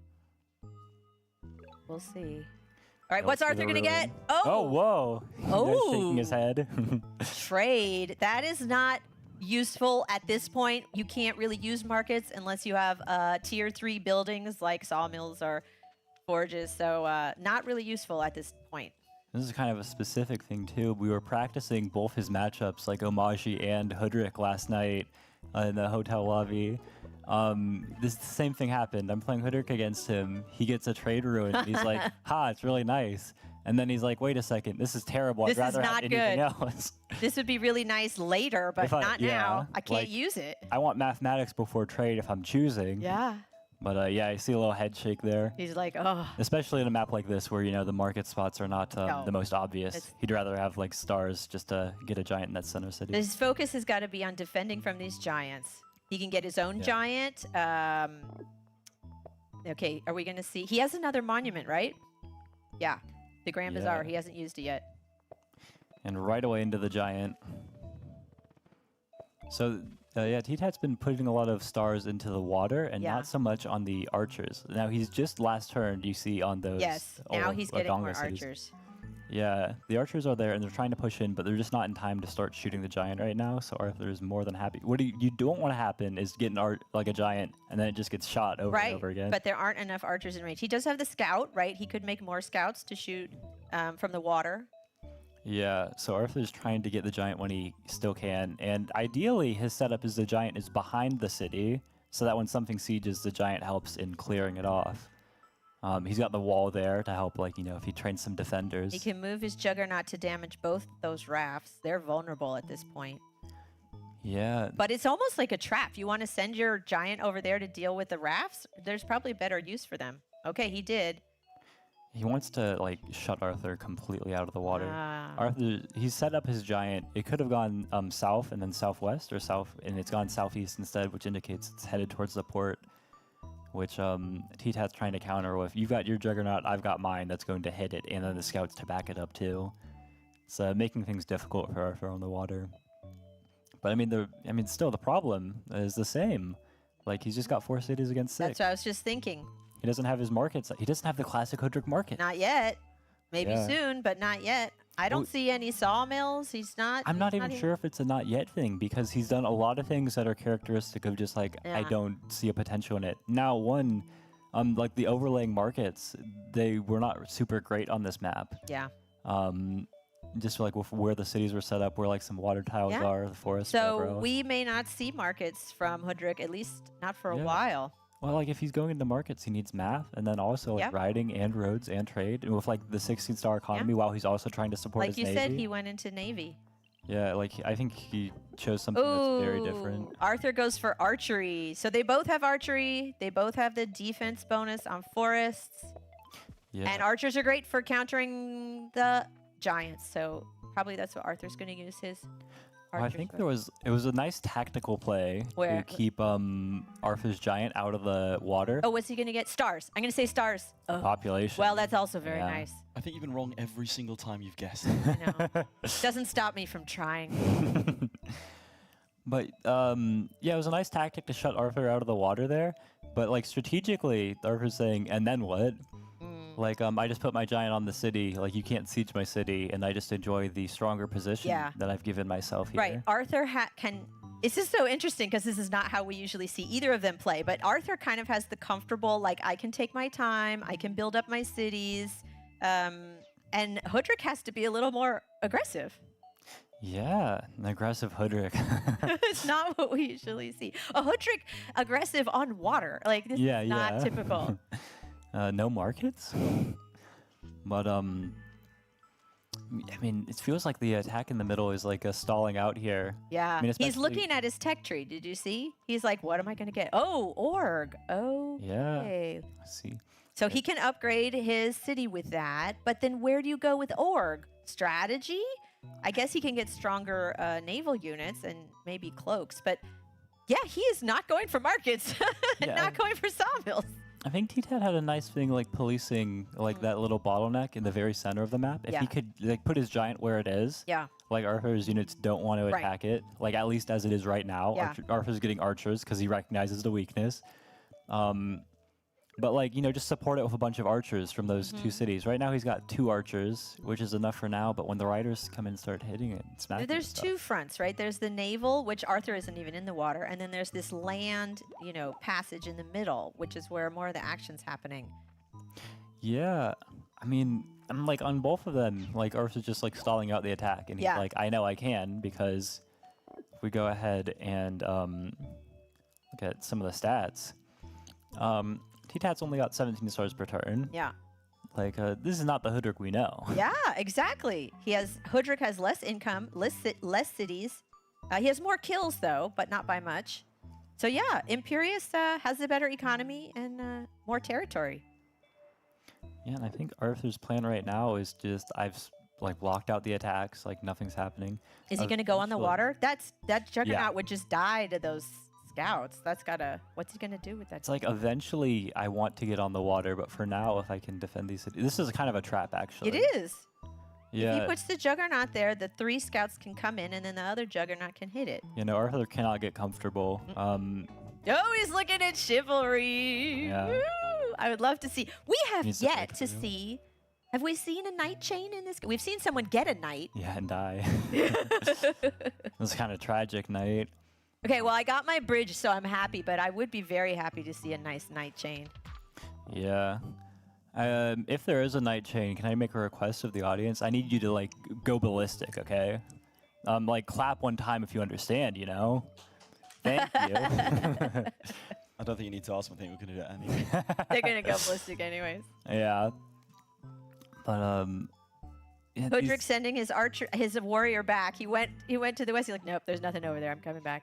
yeah, and this giant is in a stronger spot for like policing Arthur's units. Now the riders don't have anywhere to break in, but it has lost its defense bonus, and these archers can start picking up more That's so damage. interesting. He didn't hit with the scouts first. He Yeah, hit with he's the going for the. Oh yeah, I think, Usually I hit with my ranged units first, but I don't know. He's a better player than I am. I mean, in this case, it's like you want to go with the ranged units because there's no retaliation, but the Juggernaut's not going to do retaliation anyways. Yeah. So you just go for the highest attack first. Yeah, that makes sense. And it's interesting. There's a ruin on a mountain, but you got to get climbing for that. I know Arthur is a fan of climbing Yeah. for ruins, but I don't know that T-Tat is. Like you said, the later the game goes, the less it's worth it. I mean, Arthur gave one of the most legendary interviews of all time. Like, I am a gambler. I love gambling. I'll take the mountain ruin. Yes, exactly. So I hope, like, he has a chance, but it's just so far away from him, and it's just with, like, T-Tat struggling on economy. It's hard to see him going for it. Yeah, how do you want to move your archers, Arthur? I think Yeah. Arthur's just, I mean, he's saving up stars. Oh, he's going for strategy. Okay, Yeah, he there wants you some go. stronger units Now on he's got the the wall water. defender. He's not going for knights just yet. He was eyeing it, but he's not ready. Do you want to explain what exactly strategy does as a technology? Yes. So strategy is a technology. It comes after org. It gets you defenders, and it also leads to diplomacy. It can also grant you the ability to make peace, but I highly doubt we will see any of that in today's games. Sometimes you'll see like the peace offers when like they're sieging your capital and hope they misclick. But I think they've got more respect for each other as players. than that. And the defender unit. Right, so the defender unit carries a nice shield, has more hit points, 15 hit points. The main thing with this is if you put it in a naval unit, the warrior in a naval unit only has 10 hit points. You put a defender in a naval unit has 15. So I think he's really going for stronger naval units with the defenders in the 'cause, rafts. Yeah, T-Tat's been able to, block off anything he does in the water so far, but with the defenders, it just gets harder and harder. Like, you need more units going after those, and it's every single turn. Like, they're fairly cheap. I mean, Ooh, he got the killer monument. So can he get another giant in that yeah, like a city? port and something else on his capital. Oh, yeah, he could put another port, and that'll give 1 population, and then the monument gives 3. Yep. Yeah. We'll see if he decides to do that. It's kind of funny that you get strategy, and then Arthur just puts a warrior in the walled city. He's like, Oh, I he's don't gonna- even need it.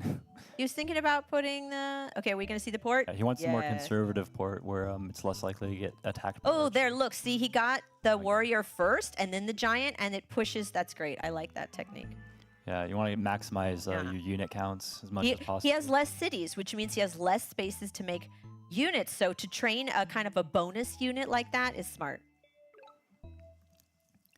So Arthur's like, I mean, just look at this. The giants have been repelled. Yeah. Archers will do that. Yeah, it's like this team up of archers and riders and everything. So Arthur's like, eventually I can just use like the riders I have to kill this giant. Yeah. But right now I don't need to Oh, and sacrifice look at that. A defender in a walled city talking about like impossible to take that city now. Yeah, and I mean, like, the wall gives a 4 times defense bonus. Like, so if a walled warrior has 3 defense, like a defender, walled defender has 12 defense. It's so much stronger. Like, it takes 2 giant hits to die. It's More there? Something with catapults. But, I mean, like, the giant's nowhere even near the city anymore. This game is great. I'm really enjoying. This is different. This is not the playbook that we usually see with Hoodrick, and this is not the playbook we usually see with Arthur and Imperius, but it's nice. Like, they're flexing their, different options, which is really, honestly, the funnest thing about Polytopia is you can do different things, try different things, and every player will tell you, like, yeah, I'd rather have a game where I'm, like, considering all my different options than just doing the same thing over and over again. Yeah, I mean, really, like, Arthur's showing why he's, like, best of the best. Like, why he made top cut, why he's first seed here. Because, I mean, this is like a tribe that requires like a lot of skill to pilot. Like we were talking about with Luxador too, it was like how versatile it is. You need to know what you're doing in order to use it.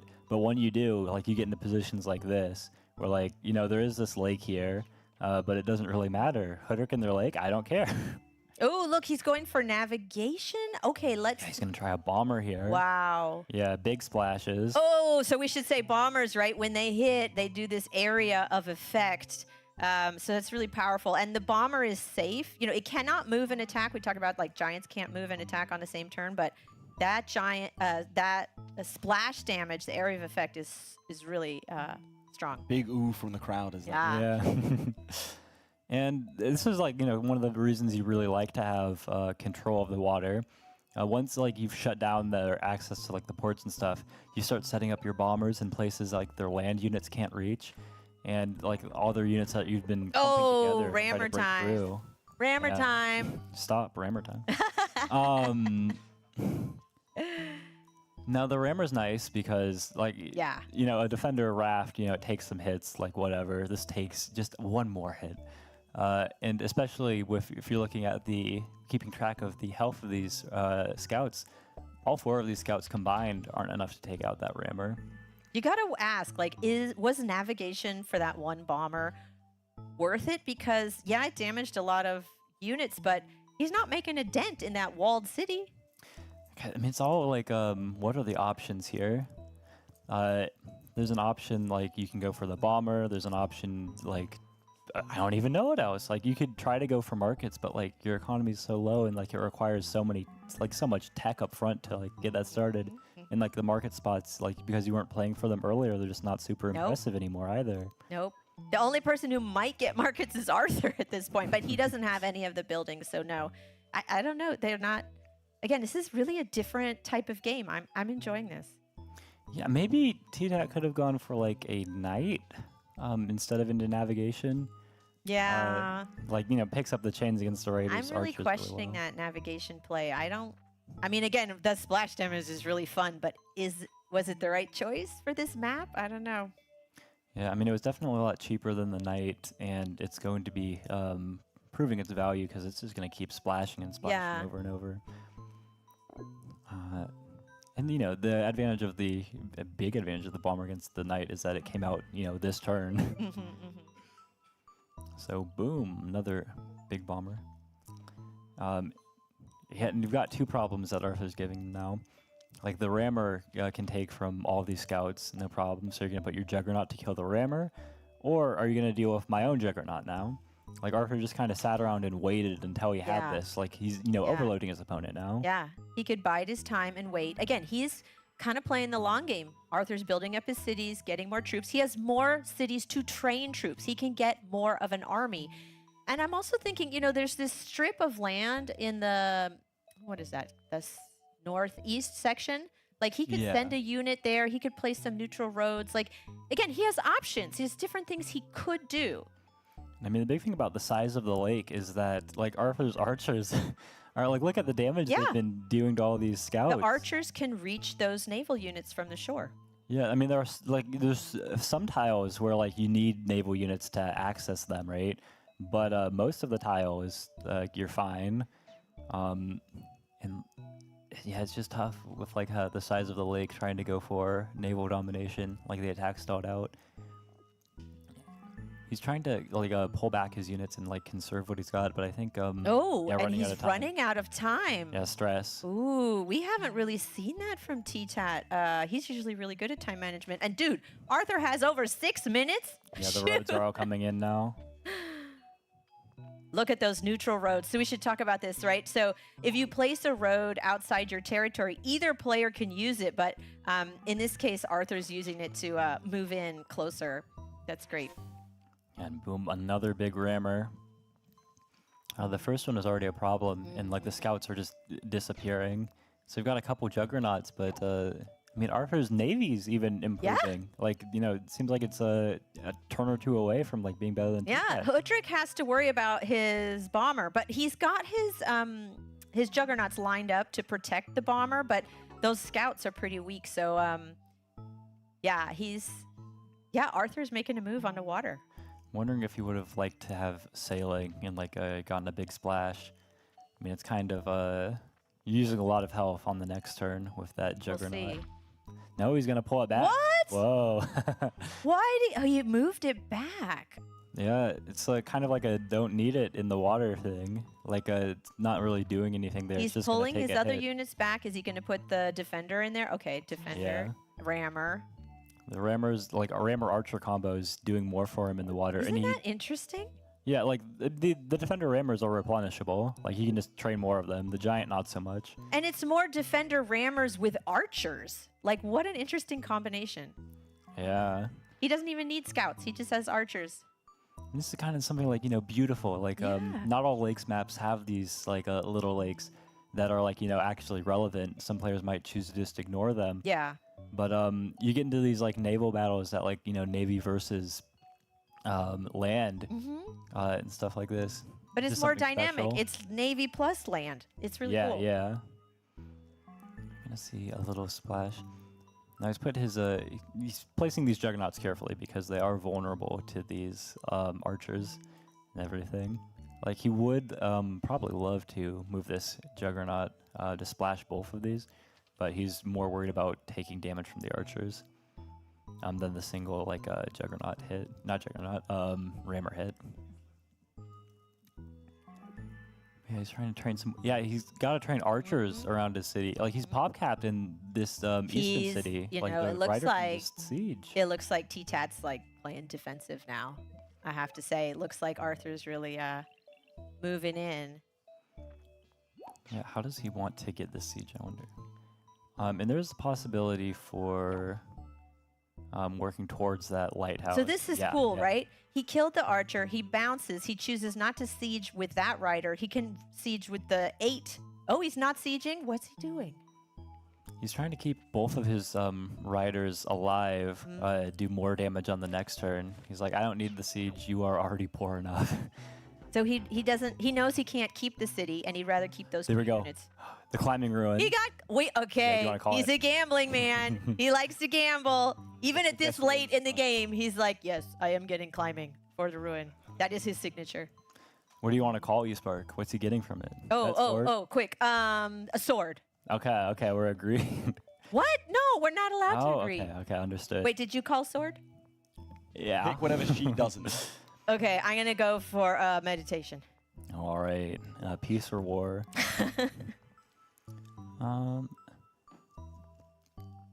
Yeah, so this giant, you might notice, like, wasn't at 30 health last turn. Yeah, but it's going to heal up to 31. Nice. So it's going to get splashed by the bomber. But it's going to heal 1 health at a time, all the way back to So 40. Arthur's going to get the lighthouse. Does he have 3? Does he have the other ones? Yes. Arthur does have all the other lighthouses. So he can get the Eye of God as soon as he reveals that last lighthouse in the east. Yeah. Cool. It's kind of a question, like, what does he do with it? Because he has a lot of cities that would benefit from it. Oh my gosh, it's turn 18, and Hudrick finally gets math. Yeah. we're gonna This see must be a border new growth here. record or something. Borders, interesting. He can get a bigger sawmill with the borders, Yeah. but is it going to be enough? I don't I know. think it's just about like the immediacy of this giant as opposed to like getting one on the next turn. And there again, he trained the warrior before getting the giant to maximize the number of units he can train. Yeah, I mean, unfortunately, it's like no roads, so he has no way to deal with those riders over the east. So Arthur will pick up that monument. And yeah, this bomber was actually had to go after the stuff over in the east. Yeah. So Arthur's giant's gonna just heal a little bit more, get ready for its return trip to the water when Arthur decides it's time that he can actually the get giant's in there. just chilling, healing in the back until it's stronger to get back in the water. I mean, T-Tat's own giant's kind of doing the same Yeah. thing. It used to be right by the city, now it's T-Tat like almost borders. running out of time again. This is unusual for him. This is the second time. Okay, what's he gonna get? Let's see. Yeah, the position gets like more complicated like this. Now also, Gonna like, get your sword. what even is there to go for? Start getting desperate. Oh, with it different- could veteran promote it. Oh, stars. Oh, we were okay. both wrong. But he's got to be happy about that. Arthur's got to Yeah. be very happy about that. Because even though it's approaching turn 20, he's not really set himself up like late game economy. So Star Ruin is still, they're not playing for Monopoly money. And killer. Cool. Yeah. So, yeah, he's got a monument. He placed Eye of God. We see it there. But he's got another monument he can place if he wants. Yeah, just with like how these trades have been working out, Arthur just picked up his killer monument this turn compared to T-Tat's 19 slain units. But it doesn't matter. This is, why it's nice to just have more cities, more units. Yep. He's finally upgrading that city in the west, getting stars back. Yeah. So yeah, just a big border growth on that one city. He's got a path to giant, but it's one that's a little inconvenient for his game plan. So I'm not entirely sure if he'll go for it or not. Oh, he's got his killer monument. I don't know what I'm talking about. Yeah, he's Whoa. got the monument. He's got the monument. Yeah, it's probably just like does he just do 2 lumber huts or lumber hut port? He may want another port to give another spot to put more units in the water, in addition to giving in the population. Not sure. Yeah, Let's 2 see. lumber huts and then that gated power. Okay, so no second port. He's just. Yeah, putting and I'm him on the guessing he spent the stars to get that now because he might be looking at putting both those giants in the water next turn. Yeah.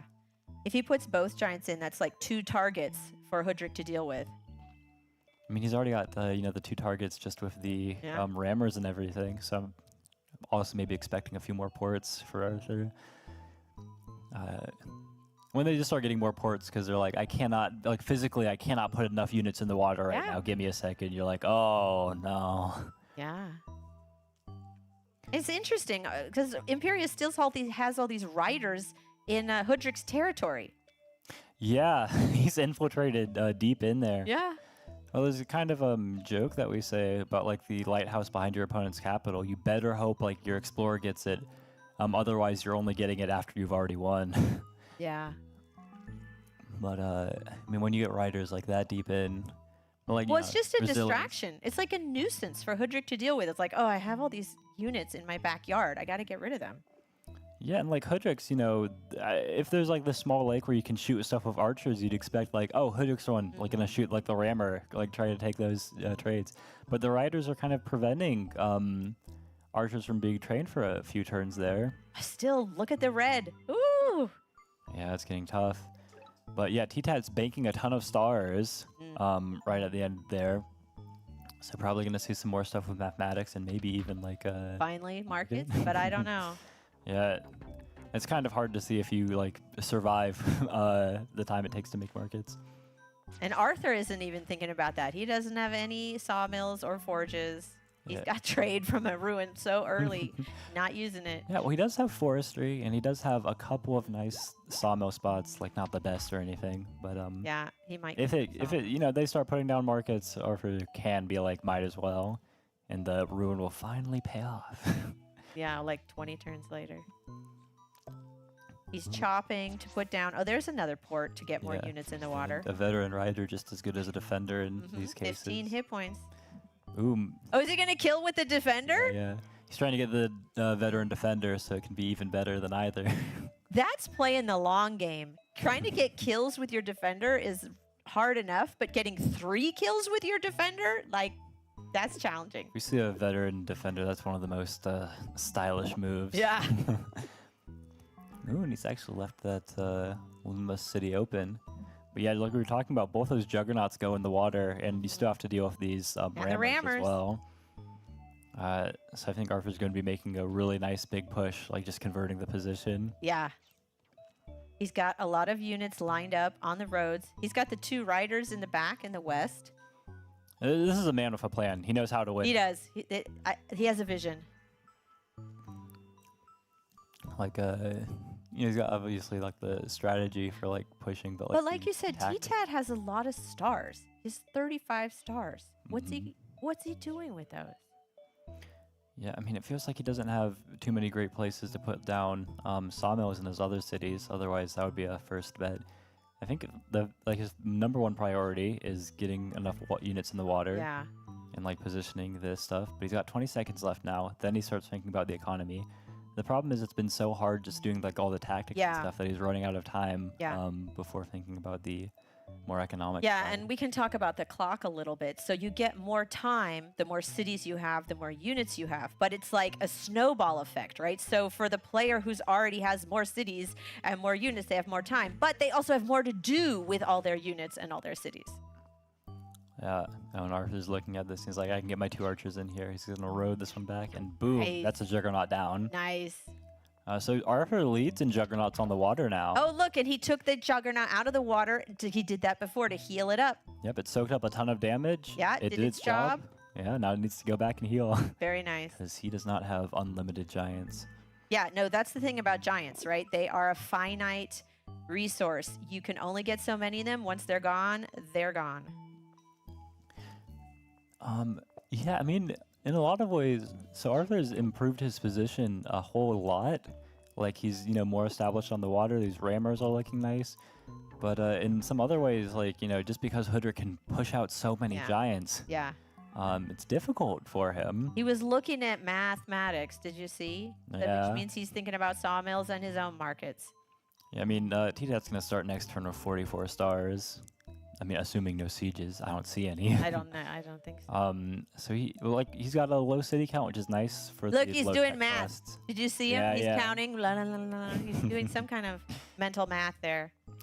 Well, I mean, usually we don't have cameras on the players for this kind of thing. It's I kind cool. of assumed that everyone else did that. I know I do, but I guess I can ask. Do you ever start throwing around the signs for like? I get out a pen and a paper. I do. Whoa. I'm like, okay, I'm going to do a little addition and subtraction and stars. Or if I'm in Discord, then I put it in the Discord. But I got to see it. I can't do all the mental math. I got to write it out.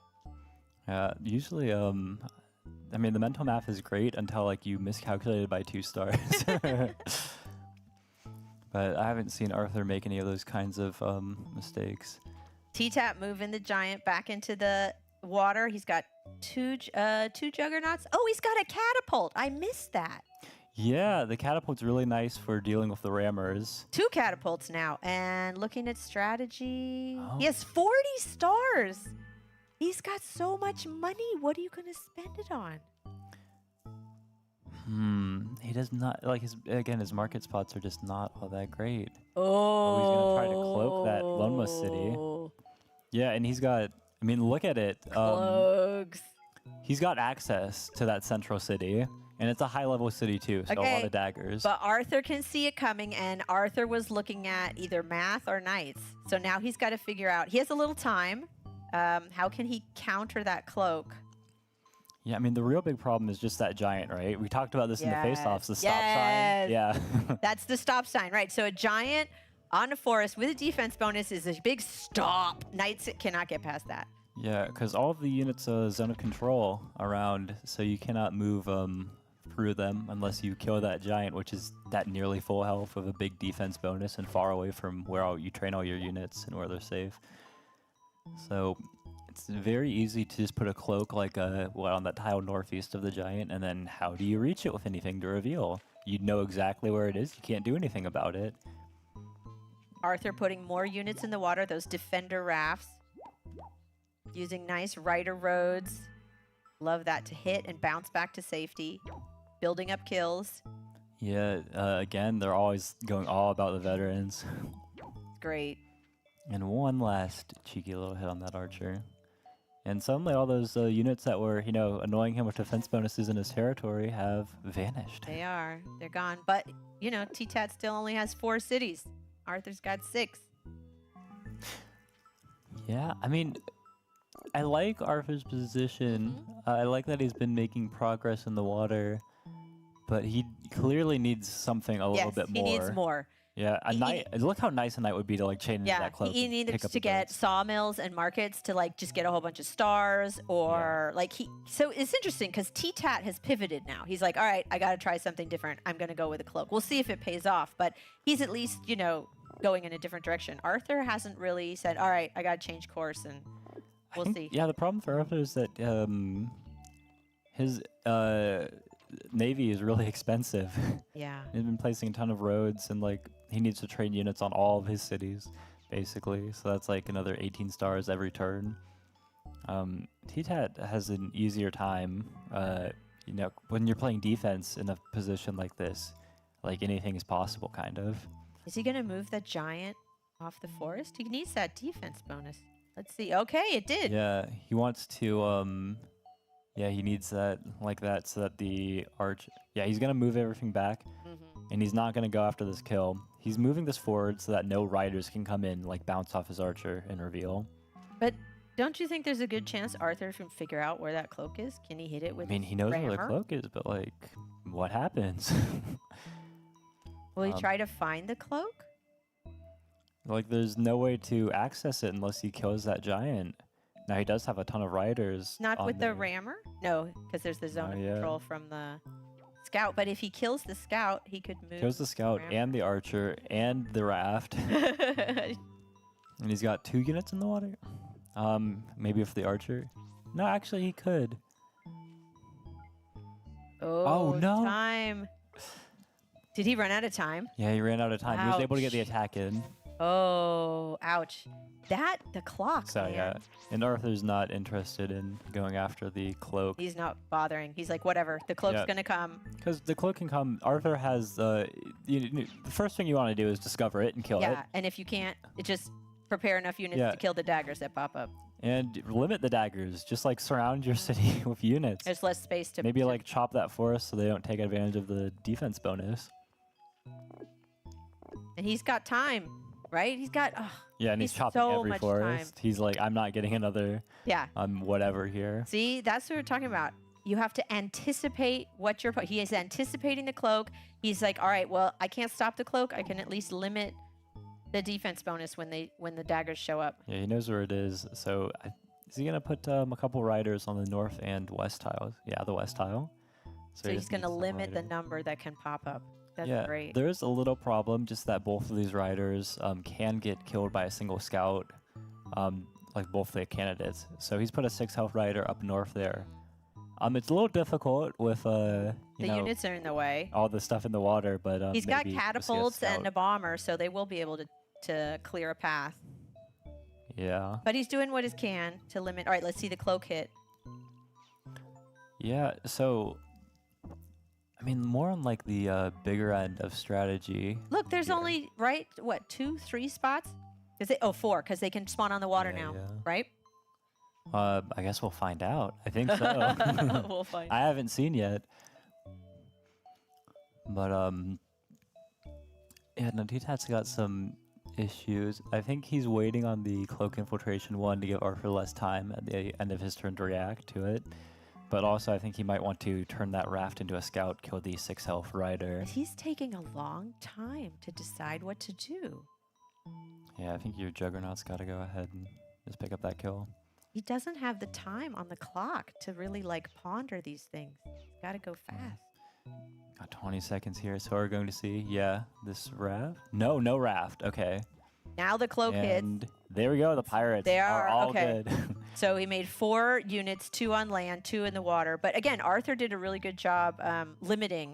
Is he going to train another cloak, right? Yeah. 2 cloaks? He's only got the one city, Yeah. so no need for the second cloak he sees. Right. Now, Arthur's income is only 23. It wasn't all that great before the cloak. Yeah. And really, he wanted to, you know, like maybe go into mathematics and get some markets set up. Then he can start affording things. Big bomber kill, by the way. Then he can start affording some things like knights and try to like win that kind of end game. He's not. He's not going for sawmills. He already has the trade tank. Yeah, but like, no, he's had a challenge this whole time Yeah. with like actually getting that set up. Just in like he doesn't have the stars to do it. He would love to, but he doesn't have the stars for it. Yep. And it's not getting any easier with this cloak attack. Wow. T-Tat's really, I like the innovation. And he's going to get a cloak chain set up, right? He has another... Yeah, there's Cloak in another one position and like just coming southeast of in. that giant. I mean, you can see like where's the gap in the archers. So it's very visible. It's just something that like the stop sign. The stop sign. Stop sign is working. Yeah, putting that giant in front limits where he can hit. He can deduce where the cloak is, but he can't reach the cloak. Giant's in the way. Ooh, getting a lot of defenders. I guess those will go in boats later. Yeah, T-Tat's got really good income here. Like with what Yeah. he's stealing, like the lowest. Even without increase. markets, he's doing well. Yeah, like he's got 42 stars right now. He's just been banking these stars. Yeah. It's kind of a question of what he wants to do. He can go for a lot of stuff here. Like, does he just want to go? Oh, mean, another bomber. He's got it easy, Ouch. or not easy, but like it is easier to defend this lake than it is to like push for some advantage or like Yeah. try to steal a city in this lake. And I'm kind of wondering, like what does he do? Like he can get like the bombers and everything, like use his income like that. But I feel like he needs some other tech, like some other strategy for trying to like actually steal cities from Arthur. But the longer this game goes on, I feel like the more T-Tat you know, presses his advantage with those cloaks. Those are great. Not only, again, creating units, stealing stars.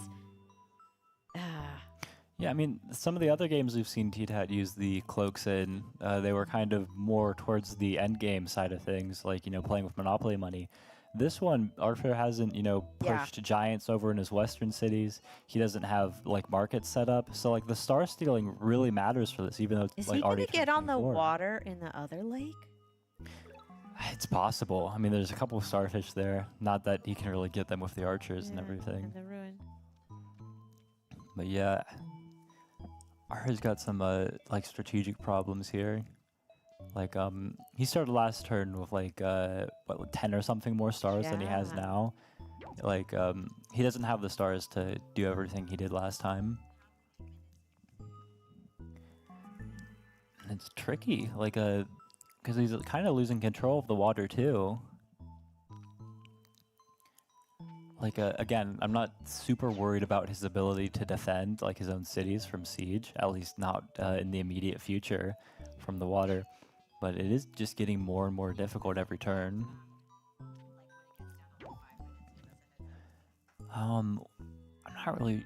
Yeah, and, like, his riders are running out of steam. It looks like, you know, last turn there was one dagger that managed to escape. This turn there are 2 daggers he's got to deal with, and they keep compounding like this. Just creates larger and larger problems because they don't take retaliation damage. Still looking at Shiv. He would love to get knights, but he can't afford it. He needs markets. He needs sawmills and markets, but he doesn't have the money for that either. Yeah. I think if there was some way that he could have found to pick up mathematics earlier and get his market set up. Yeah. And like when he was maybe a little better established in the water, like stop pushing as many stars there, then just like take a turn setting up markets. Then like he would have just been taking money from markets over and over every turn. I mean, I feel like TTAT has the momentum, but Arthur still has more cities and more units. And but TTAT is bleeding him with those cloaks coming in each time. Oh, absolutely. I mean, like, you know, in these kinds of things where it's uneven, like 6 cities against 4, that cloak attack is basically like evening it out. It like is. I have, you know, this one income, so I'm up a city. Yeah. You don't lose it, you're down a city. Cloaks are the equalizer, taking away the income, creating units. It's really smart of TTAT. Yeah, and that's why the central city is a double-edged sword, kind of. It's you know, really nice to have. Like, you want all the cities you can get, and then you can press for advantage from there. But it's also a giant target that you need to defend. And if it's hard to defend, like it is in this case, lots of problems. But yeah, Arthur only going to have spent what, 18 stars that turn? I can't do math. Well, like 22 to 3 is clearly not 18, but. Like definitely not using all of the income that he had by any means. So he is able to bank a little bit, which is promising for his future, but it's kind of a question of what does he want to use those for? Because like if you go for if you're going immediately into knights, you're kind of saying I can win with this. Yeah. Is he going to go that way? Hey, I don't think he's ready to say that. Like markets take a little longer to set up, but you can always go markets and then knights. Right. Get your markets going. Get your economy going. But, you know, I have to say it. This feels like a stalemate to me. It might be progressing towards something like that, but... Speaking of a stalemate, do you want to bring up the rules that come into play if we do hit the hour mark on the game? Yeah, so in the face-offs, we had an epic game that went over 80 turns, hours, and after that, the judges, the directors said, we need some kind of way so that these games don't go forever. So if it goes an hour, then it will go to a panel of judges. Seemed a little expert panel, but we do not want any of the games to go over an hour. But if they do, we will have a panel of judges decide on the victor, and they will take that point. Yeah, so this is, you know, kind of position where it is easier to defend in this lake, and they're both trying to push for advantage in the lake. Like the stop signs, like preventing like progress on the land. Like Arthur has no inroads to like the lake in the west, and like the land over there is not really doing much of anything for him. However, if he's able to turn his income into like markets, Yes. suddenly income's not a problem. That's right. If he's got mathematics to like get some upgrades over in the west, some more giants to work with, and then maybe into knights. He keeps looking at Shiv. Yeah, Look at math. Look at math. Then you can afford Shiv. He can't hear me, right? Right. No. At least that's what we want them to think. No, but I mean, it's just so expensive. It's just he needs to be able to bank enough stars in order to make He needs something to save happen. stars. And yeah, you can see he's not training in the west. He's not training on his capital. So I he think is. he's banking for something, and it looks like he's banking straight into Shiv, which seems I rather know, expensive. Man, I know. That's just not his style, I guess. Yeah, like what, 42 stars for all the techs in a single T-Tat night? also has so many stars, but he's getting bombers, getting more cloaks, and yeah, leeching that income with every cloak hit. That's Yeah. really smart. Really smart. And I mean, previously, like a cloak attack on this Manual city would have been great, anyways. Yeah. Like without the pirates, but they've got pirates too. Yeah. He's got the income too that we might see aquatism in the future, even. Mm-hmm. It's like just becoming harder and harder for like Arthur to do anything. And like, look at these archers. Like, what? This is hard. So if you were on the panel, no, you're not.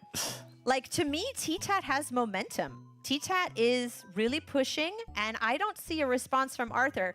Arthur keeps looking at Shiv. Oh, There you go, the riders. T-Tat's going for riding. The riders are good for getting into roads markets.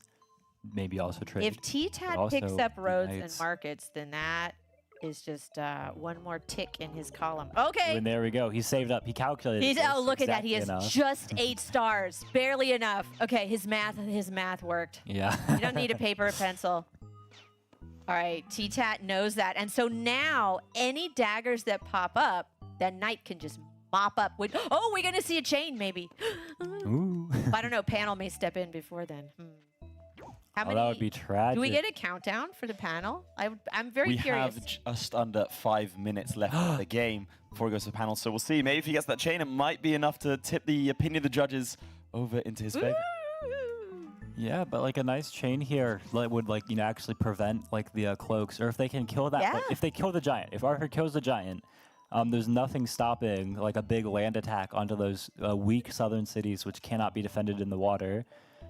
So it's a question if that happens first, or maybe T-Tat's able to go pick up knights of his own, do something with that. I mean, again, vision. T-Tat can see that knight.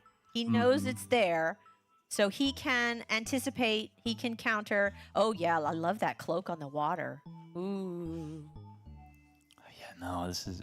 Cloak's going to hit both cities. Oh, he's going to have 2 cloak hits. He's also looking at Shiv. Yeah, because that's Arthur's entire defense there. Yeah. And like T-Tat's got the stars for it. He'll be all right. Right. T-Tat has the income, and he's been stealing stars from Arthur. Oh, they both have knights. Look at that. Yeah, this is like very scary for Ooh. because he wanted maybe like a couple more turns to get his knights like in and dealing damage This to that is giant. going to be really, if it goes to panel, this is going to be really hard to judge. Yeah, but Arthur has a crazy chain here, so guys. Let's go, let's go. Here it is. Finally, the Yeah. chain you've been waiting for. Woo! How many units was that? I missed it. Who's 1, counting? 2, 3, 4, 5, 6, 7, and the giant. Very nice. But it's But Arthur's got his own knight. But again, it's blocked by that walled defender, right? He can't get... Oh, no, he could go around the... Can he go around the side?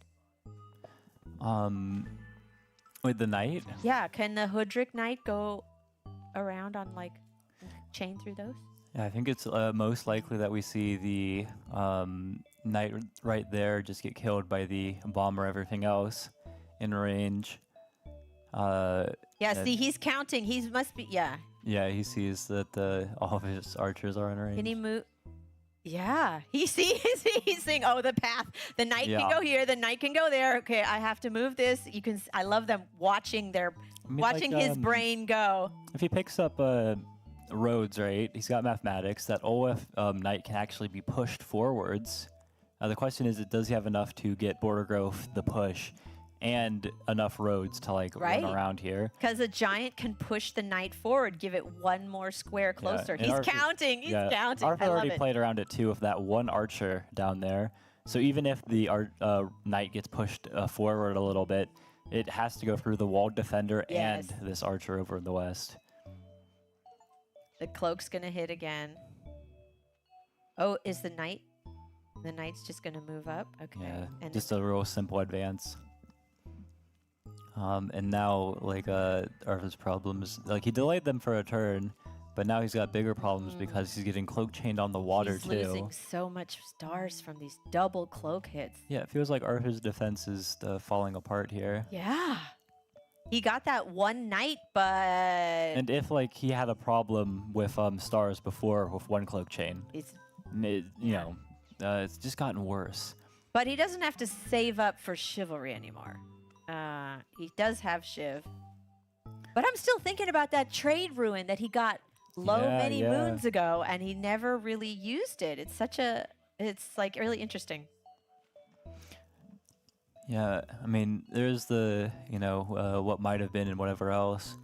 But, the game, like, Arthur was just feeling too much pressure from T-Tat in the water to ever feel comfortable getting something like that. Maybe he wasn't confident in the market spots. But for whatever reason, just not the game we're seeing. And Arthur's looking at, his knights being pulled in multiple directions. His archers, which he's like just holding on for defense. They've got nowhere to go. He's trying to keep his knight alive better, so he takes some damage on that archer. I mean, the big thing is, like, the knight is now essential for, like, clearing these kinds of chains. That's right. And, like, it only can clear, like, one set of these daggers. That's right. He's got to get 2 knights, but can he afford it? And all the other units He he can needs? afford, like, 2 knights and then, like, That's have 1 it. star left. Yeah. Or 2 stars. Whoa, math. But, it's absolutely brutal here. Yeah. I think, like, T-Tat, despite, like, what was happening, like, it was able to completely shift the momentum here. It feels like one of these He's going to cities get is his going 2 to break. knights. So now, or is he going to get 2 knights? Yeah. He's got his 2 knights, so he can use those to clear out daggers that pop up. Yeah, even without the markets, just how high level these Hoodrick cities can get. Oh my gosh. I mean, not even, like, only 2 of them, really. Just the capital and this one in the northeast. But just putting out so many giants. He's thinking where to put the knight so it can reach. Yeah, you got the 2 knights and 2 stars left. But we're so close to, the panel decision time. I know. I feel like how much time do we have left? It's Very got to be. little. It's got to be like a minute or less. It's got to be coming down to the wire. Yeah. I mean, T-Tat did give up the cloak chains for a couple of turns there in order to pick up the knight. They got to call it soon. So Arthur has got to be feeling that a little bit. You got to be feeling some relief for that. If there was, cloak chain continuing, like, what hope is there? But Look at that bomber. as it is, I feel like this giant down the south is going to elevate and roll from, merely being a stop sign to advancing with the attack. And Arthur, like, look how, remember just a couple turns ago, what Arthur's, like, wall of archers was looking Not like. anymore. And that giant is inching towards the walled city, which keeps getting hit by cloaks and dagger. Like, there it is. Giant one step away. He's going to advance in there and try to just siege the city. He's like, you have no more archers anymore. And Arthur's looking at this. He's like, wait a second, I'm being pushed out of the water. Yeah. My central city looks like it's about to be taken too. Panel's just about to decide.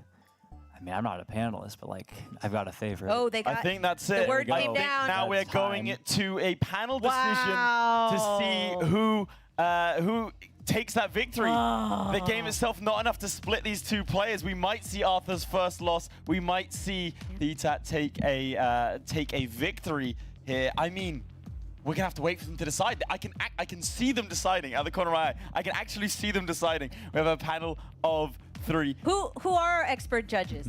Well, I mean, you know them better than I do. I'll let you Yeah, introduce so, well, there's Reddish. He's the tournament director. He's been running this, for months now, and he also does the Polyseum. He's an experienced player. He's knows how to play well. The other panelist, This is a special one, right? Isn't Mijuan himself on the panel? that's right, He is indeed. Mijiwan. And then the third member is Wanny Boy, who's also a very experienced Poly Champions player. He's been playing a long time. So Two it's skilled players and the developer. quite Two an esteemed panel. two skilled players and Mijuan himself, who I will say, can we say Hudrik is his favorite tribe? Yeah. Oh, you think bias? Bias? You're already calling out controversy in the first one? That's, oh boy. It's a well-established fact that Mijuan likes Hudrik the best. All right, it was a lot of a tug-of-war sort of game there. It looked quite early that Arthur was sort of starting to take it, especially when he established his stronghold city, started to gather his units, was peppering all of the units that ended up on that little lake there. But then I feel like the cloak is really when it started to swing into potential. I like the walled city. Yeah. Again, we don't usually see walls. I think that was really smart. And for a while in the middle, it looks like T-Tat was really struggling. But yeah, Arthur never converted into the late game, what we usually see, like really building up your markets. Like you need to get that going to continue into the late game. I mean, it's a question of getting too comfortable in your position. Like, hey, it looks like I'm making advantage on the water. Yeah, you're, getting a better position for yourself on the water right now, but like, it doesn't really matter if you don't take a city or like actually convert it into anything. We joke about obviously favored tribes and such, but I'm sure the panel's going to come to I would say we have the most esteemed panel we can possibly get. I think they're going to come up with a really good decision here. Well, if I was on the panel or if I was running this tournament, I've run so many tournaments. What I would do as a director is I would have some kind of criteria in advance. Okay. That's what we do in our tournaments. We actually say the directors decide, but we already have a rule set. So it's like stars per turn. They might have that. So, but then it wouldn't take them this long. They would know already. No, they're just doing it for anticipation. They just want us to be like, oh my gosh, panel's made a decision. Drum roll, please. But really, I mean, you have to look at the momentum of how this game was going. T-Tat was really making progress. And Arthur wasn't. Substantial progress too, not just like the kinds of progress like Arthur was making, getting a better position in the abstract in the water, but like progress enough that like, hey, he's gonna steal one of those cities. He had a clear plan with his giant in that middle city. Like it was, the tactics were working out. It was possible for him to siege. And I was like looking, I'm like, where are the units to kill this giant? I mean, with the knights and stuff, it's hard to calculate exactly. But I mean, like, I'm sure someone's at home paused it like, I already calculated it. Are you stupid? Well, let's look at potentially their next game, because obviously either way that this goes, They have to play another one. They have to play another one. Yes. And it wasn't the strategies that we were expecting from either of these players, can you say? So do you think maybe they're going to maybe return to something a little bit more comfortable, or do you think we're going to see another slightly strange game here? It all depends on the map, right? It all depends on if they start close to each other. It depends on if, they have mountains in the way. I mean, T-Tat said it. He just wants a large middle lake. But this was interesting because this was like a medium lake. It wasn't a large middle lake, but it was enough. But he couldn't get the markets, right? We didn't see any markets from him. Yeah, I mean, that's what pushed T-Tat out of the comfort zone was the map. Like, you didn't see the strategies just because, they're reacting to it. And, like, that's why they're a top player, because they can react. Let's see. We were joking about, T-Tat does, like, the yada, yada, yada the whole time. Oh, I love that. You guys were saying, the Hudrik strategy, same every time. Same every time. Immediately changes. Well, yeah. Immediately switches up. Like, the only reason he did that, like, every game in the face-offs is because it works. It works. Yeah. So when it doesn't, it doesn't. I mean, so where do you think Arthur should have deviated to try and collect the victory here? At what point do you think? We were touching on it a little bit, but I think take advantage of that trade ruin. Spend a few less stars, trying to get into the water, try to get your own market set up, and then income enough.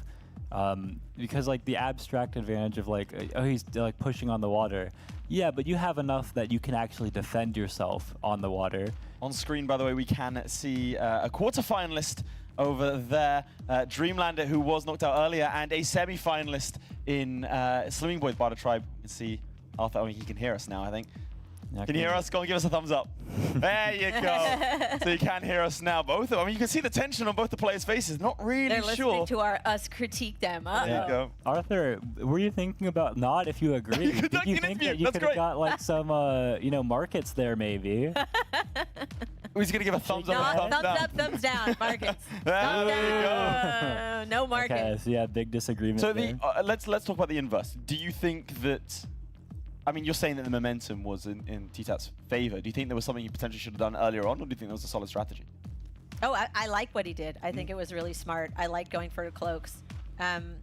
He had a tough position. He didn't have any really good places to build his markets. So I think he realized that early on, and he's like, okay, I have to pivot. And he went on the water, which I thought was kind of questionable, trying to take advantage of that large lake. But I really like that he went for cloaks. Because he took the org and then he went to cloaks, and that, I think if we didn't have an hour, right, if there wasn't that hour limit, I think the cloaks would have been the deciding factor. Well, now I have just heard the decision of the panel. This match has gone to T-Tat, the Hoodrick Tribe, after bleed for the first time. We're going to the second game. T-Tat does have an advantage, as he did in the quarterfinals. I think we'll agree the momentum was swung in his favor, and now we get to see if Arthur can bring it back. We are going to be going to game 2. Our players are going to take a couple of seconds here to get set up. Arthur steadying himself for what is to come. I mean, I'm just going to go out and say it. Do you think that was the right decision? Yeah. Yeah. I agree with the panel. I agree with the panel. The momentum was in T-Tat's favor, and Arthur was doing everything he could, but what a game, though. Back and forth, tug what of a war. game. I mean, it makes me eager to see if, I mean, again, we haven't seen Arthur in this position before. We haven't seen him have to sort of come back and dig deep. So maybe this is going to be a chink in his armor, but I don't know about that. I mean, T-Tat, again, we saw him in the quarterfinal.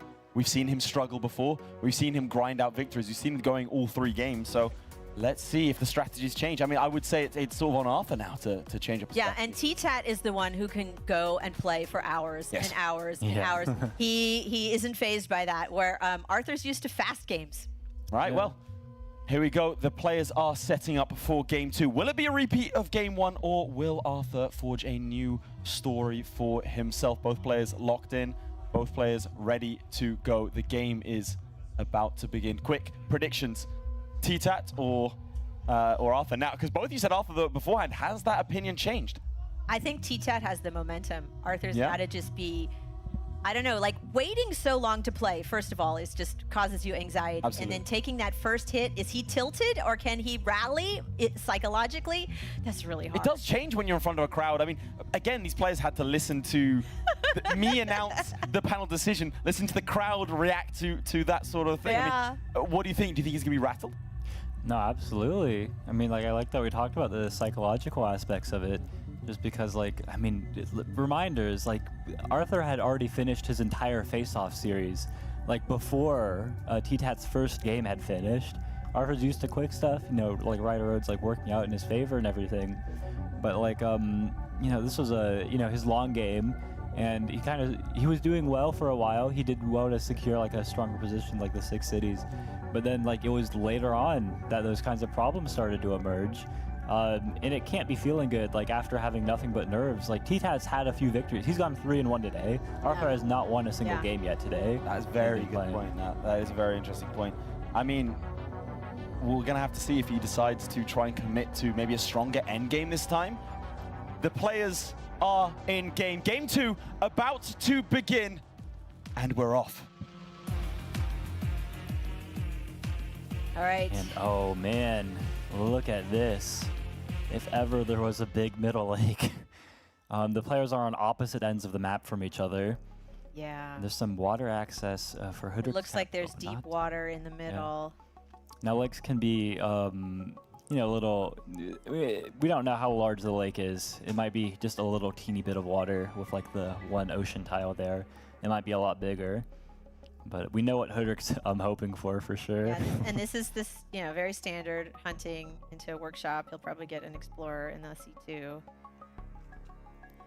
Although he's thinking, he's thinking, why? He has 0 stars. What else can he? Oh, where's he going to send his warrior? Oh, yeah, okay. I think it was a debate between going north. He did or not northwest. find another village. All right, Arthur can get another warrior. I don't know if that would be useful. Yeah, if he wants to go into riders instead.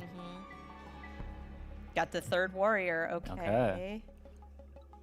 Ooh. And there we go. The northwest paying off. Another village closer to. All right, he's gonna get an explorer here. We'll see if he does the. Looks like it. I mean, it's well shaped for it, but He's thinking about it. Oh, he's trying to decide explorer or workshop. Okay, there's the There we explorer. go. He's not doing the trick to save time. He did pick up a lighthouse, and he meets. Okay, he knows where his opponent is. Okay, T-Tet's got to be happy. He sees the big middle lake. Yeah. He's got to be looking like, yes. I have seen, if it's fair to say, bigger Middle Lakes. Yeah, there may be a connection. There may. But So- yeah, there's going to be some land stuff going on. Arthur goes up for in the north. riding. He's going to be. Is he going to get an explorer here, or wait and Looks get like it in the next Ooh, one? Workshop. Yeah, yeah, All yeah. right. Get it in the next one. Oh, there's a connection, right? There's not water Yeah. there. They're going to be able to meet there, but there's another like small lake, Yeah, you not can, a big lake. read the shoreline from the city southwest of that city. I don't think we will explain shorelines. It's a little too subtle, like visually. We were talking about it with bridges a little bit. Yeah, yeah. But yeah, the third warrior heading back for that lighthouse. I wonder what else. I mean, with the lighthouse, of course, it's nice to grab, nice to have. But surely you've got plans for the upgrade. Maybe he'll go straight into roads, the two city connections. All right, he's going to get what, forestry before capture? He can't upgrade that new city with just forestry, so he needs fruit or fish. So he's trying to decide what tech to get. Can we see what he's looking at? Let's go ahead and shift over to the player perspective. He's looking at org. Ooh. The crowd says org. The crowd Yeah. is happy with org. Okay. Oh, you see how many fruits he has on that city in the immediate level 3 upgrade on his capital. Yeah, org's the stuff. And look, Oh, he he's can get considering. forestry too. He's gonna get both. Yeah, I mean, Oh. like you, Oh forestry wow. costs 2 more stars after capture. Okay. And if he's getting an explorer, this saves him some stars. Okay. So Arthur finds a ruin that could be A beneficial. little head bob there. Yeah, he's Little happy. like, just don't give me trade, not trade. He's gonna give a big thumbs down to the That's a markets nice again. 7 stars for meeting. Now he sees where the opponent is. He gets a lighthouse. Now he can. Oh, can he upgrade? No, not yet. He needs hunting or something else. Yeah, maybe roads. Not this turn. Doesn't have quite enough stars for that. He's looking at his tech tree, trying to figure it out. He's just gonna get a whole bunch of riders. Yeah, he has. If he is going roads, he's saved up enough stars Yeah. to pick them up. It helps get past the cumbersome like East Forest from his capital. Gonna upgrade. Take 5 stars back. Yeah. Now these market spots are again not the best for Yeah. Hudrick. Oh, there we go. There's yeah. a trick to save time. So Arthur doesn't do that, but T-Tat does. No, wait, they did it different. Yeah, yeah, He yeah. cheated me. No, T-Tat didn't do it the first time he did it. Okay, he's inconsistent. He's done it this time. He was looking at it the one time. Roads, let's go. There we go. He can upgrade his city, get 5 stars back. Yeah, well, he's already got roads, so Nice. I mean, if he gets a tier 3 tech from that ruin, right? He can get a couple more riders with his 6 stars. But Is he going to place a road or get another unit? yeah, I mean, it's really cumbersome to Get the his unit. Yeah, Get the unit. but he'll place another road Okay. for that rider. He'll be fine. What's Arthur going to get from the ruin? I think he's going to get fishing. Veteran swordsman, or because I can cheat and do 2, or trade. Oh, then I get to do. I'll say stars. Okay. You're more optimistic. But yeah, this is a difficult city to defend immediately for T-Tat. You might want to get another archer around your capital. And then once you capture that city over on the northeast edge, Yeah. some archers there will 'Cause help you defend. Arthur can send in, 3 riders or 2 riders and take it with siege with the warrior. Yeah, I might have had like an 8-turn game that I didn't defend a city properly. Take an explorer, and I'm like, okay, well played, Arthur. But yeah, T-Tat not gonna make. Oh, whoa! Let's go! I You got one. it. I like half. I get like partial credit for that. Because I said fishing. All right, here we're gonna see the siege. Oh no, Yeah, no, he's opting for ruin and bouncing onto the village. Yeah, you can go ahead, place another road, take that village Makes too. sense that he didn't siege because he can't keep it. There's archers in range. Yeah, and he can't keep the city, so he's just gonna take everything in the north that he can grab right now. So he's got Arthur's the advantage of gonna get mobility. 2 ruins next turn. Or you got the stars this turn. Or yeah, depends. That could What be does he big. get this time? I guess swordsman in the west. Okay, call it out. possibilities. Call it out, audience. I'm hearing swordsman. I heard a big swordsman. Yeah. Oh, I'm shocked. Shocked that T-Tat got mathematics. What? What? In crossover? I've never seen that before. Shocking. He's following the playbook here. Yeah, I wonder if he wants to chop that forest west of this city at some point. I mean, it's useful. Ooh, big Oh, stars. stars! Free Oh, spirit. Okay. he's liking that. Look at his expression. He's like, yes. I thought he shook his head a little bit. No, he had a little happy Okay, nod yeah, at first. yeah. The free spirit was in it, but the stars, he was like, Yeah, yeah. Well, who could be upset with stars? wow, that's great. See, it's a little annoying with these warriors having the defense bonuses. Arthur but, does the trick to get more time. I love it. I think Arthur would go Another after, ruin. Oh, like, but he the one needs kill. climbing for that. Well, we know he's going to get climbing. Maybe not for a while, though. Yeah, it's just a little annoying where it is. Yeah, it's going to take time to get over there. And Arthur wants to see exactly how Oh, this another Explorer lighthouse. develops. Does he have Eye of God? You guys got it, yeah. Whoa. Wow. Arthur's chilling now. He's bobbing his Yeah. head. He's bobbing his head. feeling good. He's got some song going in his brain. Yeah. He's like doing a little head dance. Ooh, maybe he'll get a port in that city with his Park of Fortune on Capital. And Yeah, get he another has giant fishing there. already. Yeah, but surely he goes ahead and upgrades this Renner city for stars, yeah. There's the giant in the capital. And he has another monument he can place. Like you said, port. Or- Is he going to put, yeah, get the other unit first? Hey, why didn't he upgrade that southwestern city? Is he Fish planting a and wall fruit. there? Yeah, Fish yeah. and fruit. I 5 knew you'd be stars upset back. by that. Free money. I hate that. You know me so well. I can't stand that when people leave a city like that, that it's like, come on, upgrade.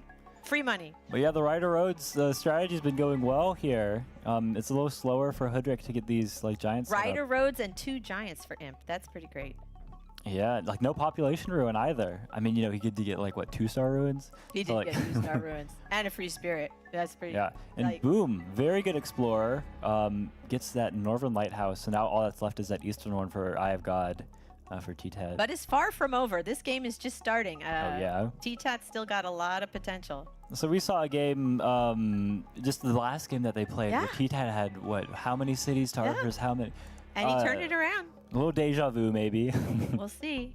I guess the big difference is that T-Tat had the water and Yeah. earlier giants. T-Tat's not on the water. Archer's already got a port. We'll see if he puts the Juggernaut in the port. I mean, gets a Juggernaut with the port.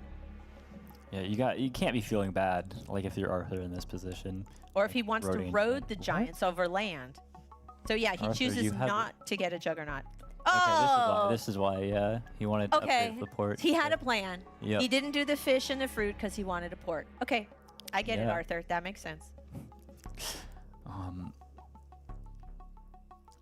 Yeah, you don't want any of your riders to die, but it's like difficult, microing against the units with like the defense bonuses. So and he's everything else. setting up a siege on that Ryek city with his giant, and Hoodrick's got what 3 archers in range. You probably get some more, but looks like Arthur's going to be able to take that city. That's one of the things what we just saw from Arthur is one of the things I admire most about his play, because he does that instantly. Maybe he's like the best in the world at that kind of thing, where like he will see like a situation like that with like difficult interactions with like warriors with defense bonuses, and he'll know how to maximize the number of Yeah. attacks he gets and like where he wants to retreat all his units like immediately. Yeah, he just sees he doesn't it, have to think about and he it. knows the optimal play. Yeah. Like with that thing where he did the bridge, and we were all like, what? Yeah. Oh, a bridge, right. I remember bridges exist. Yeah. Yeah. They were added, sometime like over a year ago. I have no excuse. Yeah. But yeah, no, it's the difficult defense on this Ryek city. The giant's right there, and he's mad. Like, you're not popping your own giant. I mean, he could get some catapults, but he can't afford Yeah. them. Got maybe a chop or something He's- for a catapult on Godon. Borders? He's looking at borders. Yeah, big border. Oh, growth. borders versus population. Yeah, border growth's better for the For the sawmill. Yeah, better for the sawmill, but especially Populations better for the market. for the quick giant. Yeah, Oh, got he's really time. taking his time thinking about Yeah, this. I mean, 2 minutes on the clock. Like, this is a really rough position. Borders. He's Yeah, going for the decided- better. Yeah, late game. Sawmill, markets. He's got nice sawmill He has spot. 2 stars, and he probably wants to chop so he can get the giant now. Yeah, is he just gonna lumber hut Yeah. straight up on the giant? Sorry, Hooksy. Gonna Yeah. sacrifice the Hooksy. Just place the lumber hut. Ooh. Yeah, a lot of crowd reaction for that one. But Rest in peace, Hooksy. ooh, okay. This is actually incredible. that Oh, he's put the he's Arc of Fortune preparing up to there. pop a giant. How does he pop the giant here? He's got. Why else would you put a monument there? He's yeah, not you're gifting not it. upgrading your opponent's city Here, for have a him. monument. Just Yeah. on me. No, he's got to have a way to pop his own. But Arthur goes in anyways. Yeah, I guess what's the plan here? I feel really scared for T-Tat's position. Like these riders are all coming in. Some of the archers are vulnerable. I guess I should I say mean, one does archer. T-Tat have enough stars to get like fishing and farming or something? Like how?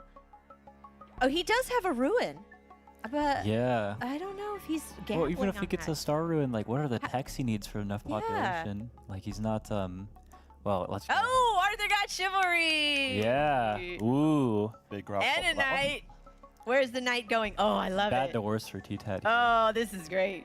I guess if we go ahead and turn stats on, you'll see, yeah, not too close on the killer monument. I'm not seeing the potential. For Right, they the both front- have 6 Oh, kills. of course, yeah. He's not gonna get the ruin.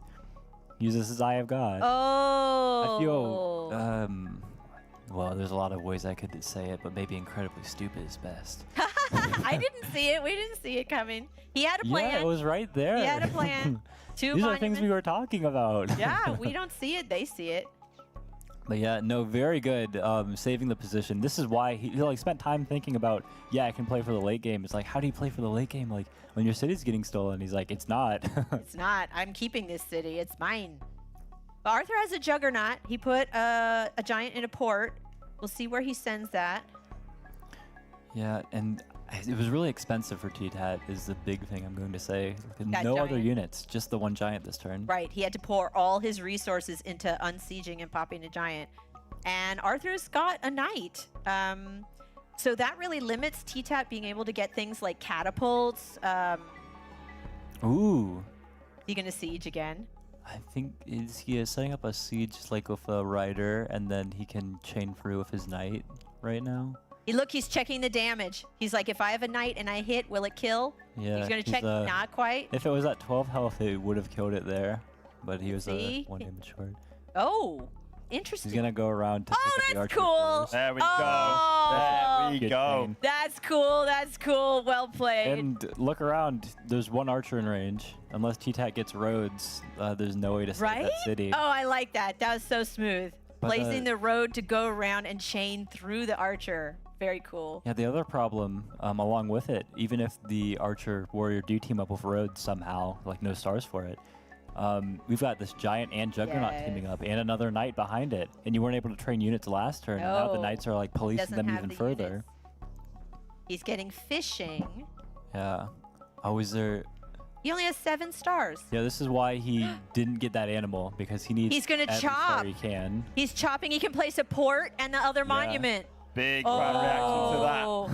Oh. This is so expensive, though. This is Yeah, really yeah. No, costly he's to going- unsiege. He is saying, "I need this city. I cannot win without this city." Yeah, he knows if he loses that city, but at what cost? He's not training other units. He's pouring all his monuments in there, and Arthur's still got another Yeah. knight and 2 giants. I wonder how Arthur wants to go through. It looks like he's looking at that chain. I think he wants to go attack the warrior and then the archer. He's thinking about he can hit with the giant first. Juggernaut. Oh, he doesn't have sailing, but that's okay. Yeah. See, but he's got 5 cities. 10, 12, 14. Yeah, he can buy sailing. Okay. He can buy sailing. and Killer. get a Okay, sail. maybe he can use that later. He can. Okay. Oh, There it T-Tat is. resigns. There it Wow, is. quick. 1-1. Whoa. Yeah. Hudrick likes long and Arthur furious. adapts and overcomes. Well played. We're going to the final game. Woo! Here we go. That was Arthur, fun. I mean, hey, we That were was fun. doubting. We were doubting. We were saying No. maybe his facade's been cracked, but no, the man is as Wow. confident as ever. A definitive statement there from Arthur as we go into game Yeah. 3. I mean, how'd you feel about that? Oh, that was really fun. That was really fun. I mean, he surprised us, what, 2 or 3 times? We're like, what is he doing? Oh, there's a row. Oh, that, Rode into the chain. that was so Something cool. special. So, Biggest crowd pop of the day so I far. love on that. I love that. What did you think of Arthur's performance? Oh, it was You have a favorite? beautiful. Like, he sees the Free Spirit Ruin and stars, and he's like, I know what to do now. I can adapt. Yeah. Okay. Well, I mean, also, I just want to, like, look at the cameras. Like, this is a man who doesn't care. There he is. Okay, yeah. Thank you for the peace sign. So do you think T-Tat comes back from this? How do you think he's feeling in this moment? Oh, he's fine. He's doing Yeah? okay. Ice cold. He's been in worse Ice cold. situations. Yeah? Well, this is kind of what happened in the Amashi one, yeah? This is true. He's This is used to very this kind true. of thing. So we might see a repeat of the quarterfinal, but either way, he has taken a match off of Arthur. Something that we didn't really anticipate going into this. There was rumblings of potentially him going all the way to the final without losing a single game. It just goes to show the level of competition that we have here. Yeah. That even the favorite, even Yeah. someone who hasn't lost up until this point, gets a match taken off him and now has one more match to I decide love if he can it. stay in the tournament. What do you think? Change of strategy this time, or? I mean, I think they just have to keep an open mind, keep their options open, look at the map. And I think in the last game, those ruins were decisive, I have to say, because Arthur got 2-star ruins and Yeah. free spirit, and that really was a huge boost. And a lot I of- was able to use that quite effectively. Yeah, some people might say like, oh, look at the luck in the ruins. Oh, look, great. But it's like, how did he get those ruins? Oh, he was playing an expansionist strategy where you get a ton of ruins? Okay, then. Exactly. It did feel like he was, again, in this game and the previous one, both our players were able to adapt to the map very, very nicely indeed. Arthur just getting a little bit of an advantage. I mean, we're going into the game 3. We were talking about Arthur not having any wins. Now he has his first win of the day. Potentially looks to now continue that. But also his first loss. His So- also first loss, very true, but he's bounced back from it. So I Yeah. think he has shown he can do it on the big stage. There's always a question. The last question will obviously be asked of Slimming Boy later to see if he's going to be affected in a way that the others maybe haven't been. But we're going to game 3, the final game to decide who's going to go to the semifinals. We begin. Yeah. Oh, this is interesting. All right, we're looking at the spawns. We're looking at the spawns.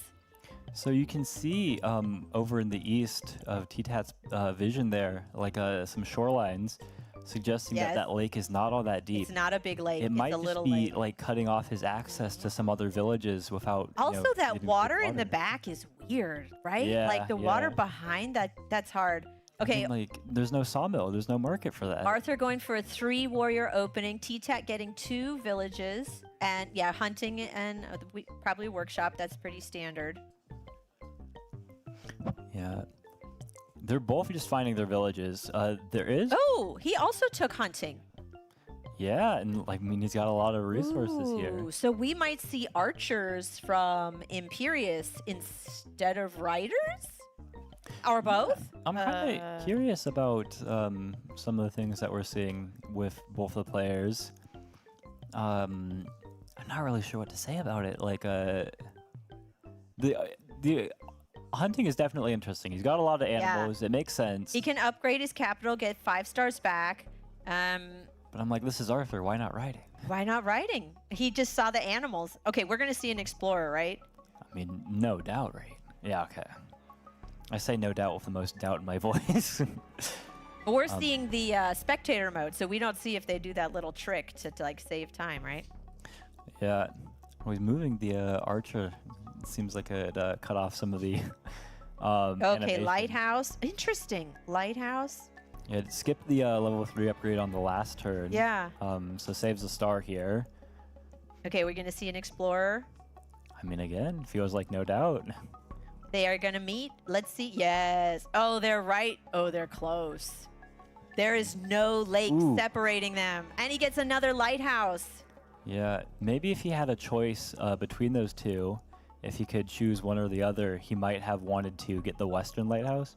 But the south He's lighthouse gotta be seems happy. far away as well. He's got to so- be pleased Yeah, that his yeah. opponent is right there. He's got to transition into riders. Mhm, he's What do like, you think? Wait a second, there's no big middle lake? Oh my gosh, I can win.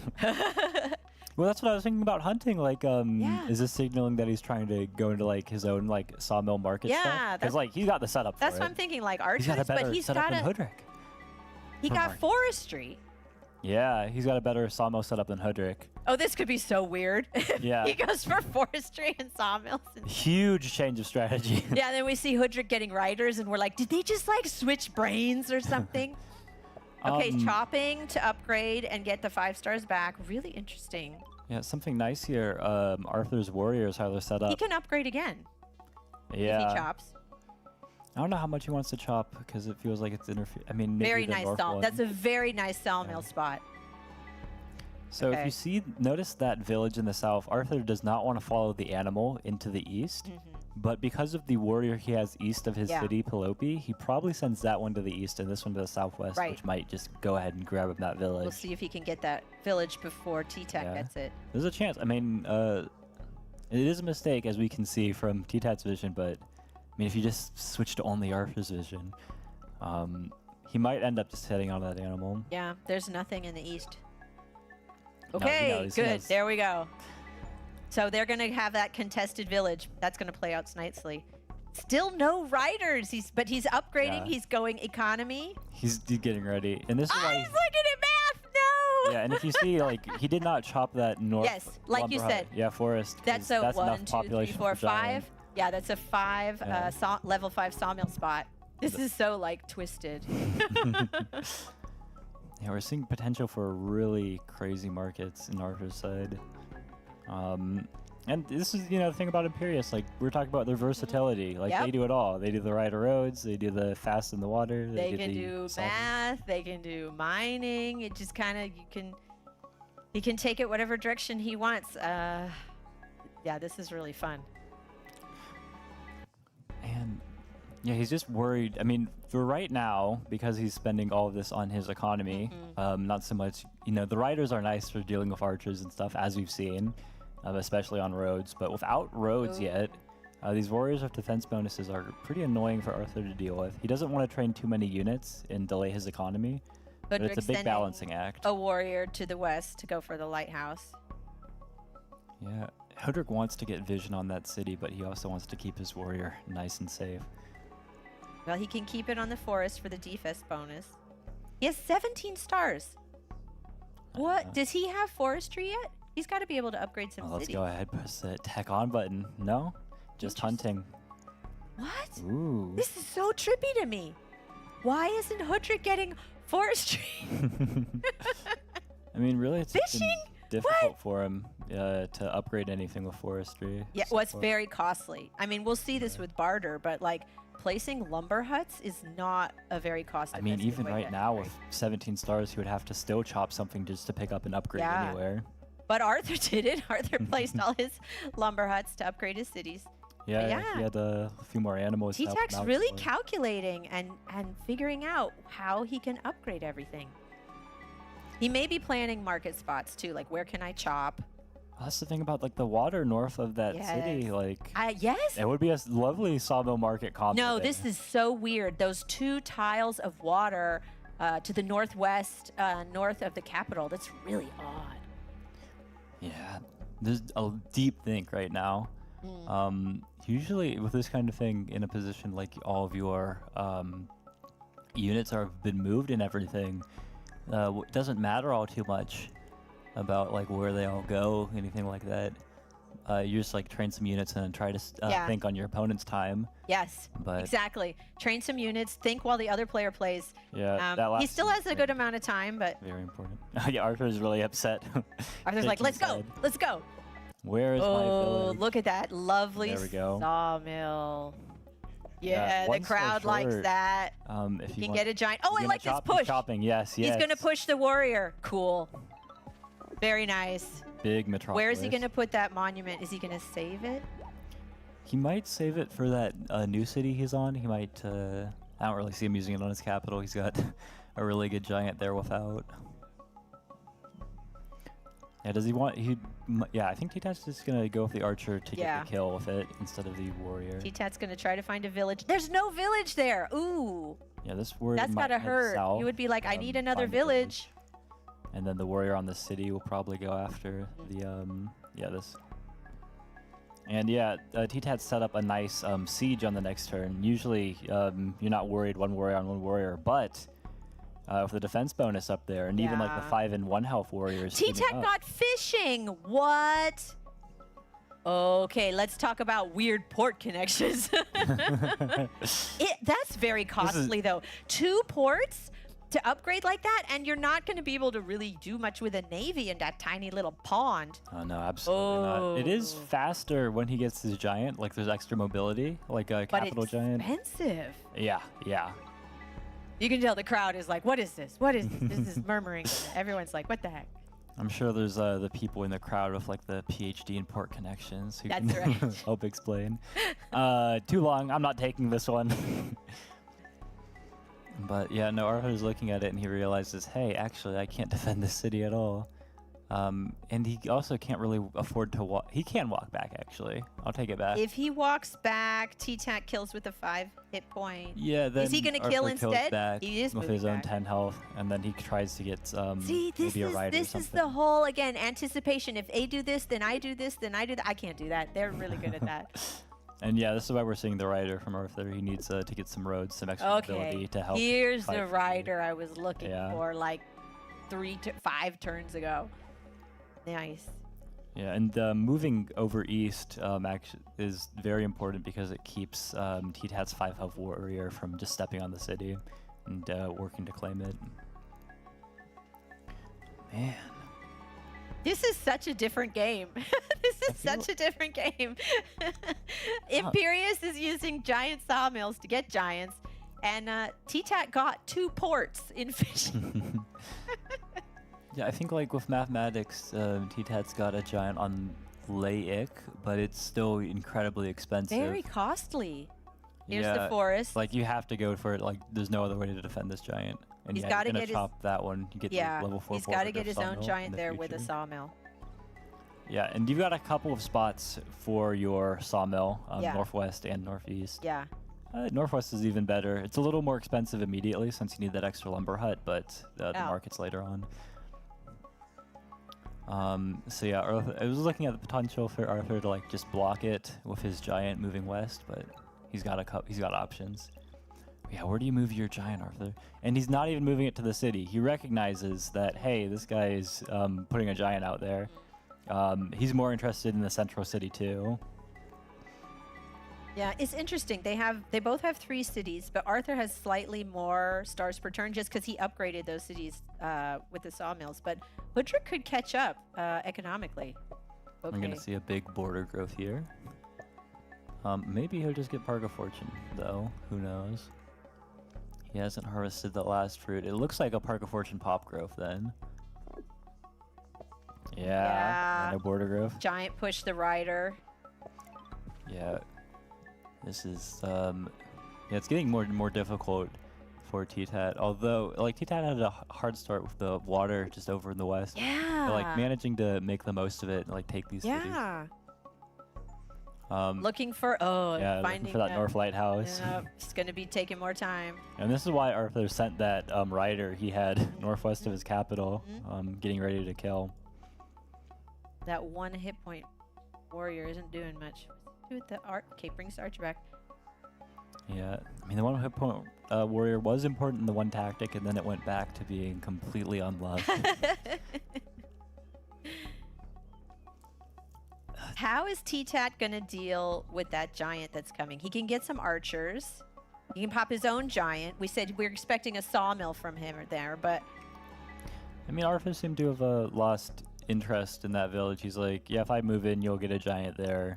Whatever, I'll just use my giant to try to choke you out of the rest of the map, and I try to take this central city. So T-Tat, for the time being, that's good for T-Tat. Like, I don't have to worry He's about buying time. getting mathematics. Like, that was really expensive, actually. Yeah. But, like, T-Tat wants to buy mathematics anyways. yeah. So using that rider to kill the Hoodrick unit that went up. No lighthouse for Hoodrick. That was really smart, Arthur, prohibiting T-Tat from getting that lighthouse. And he's looking at roads, always important for the extra mobility on the riders, but also, you know, into the markets. Because he has this really high-level sawmill. If he can put a market there, that'll bring him a lot of income. Yeah, I wonder, it's 9 stars for a giant on his capital, and then helps it. Ooh.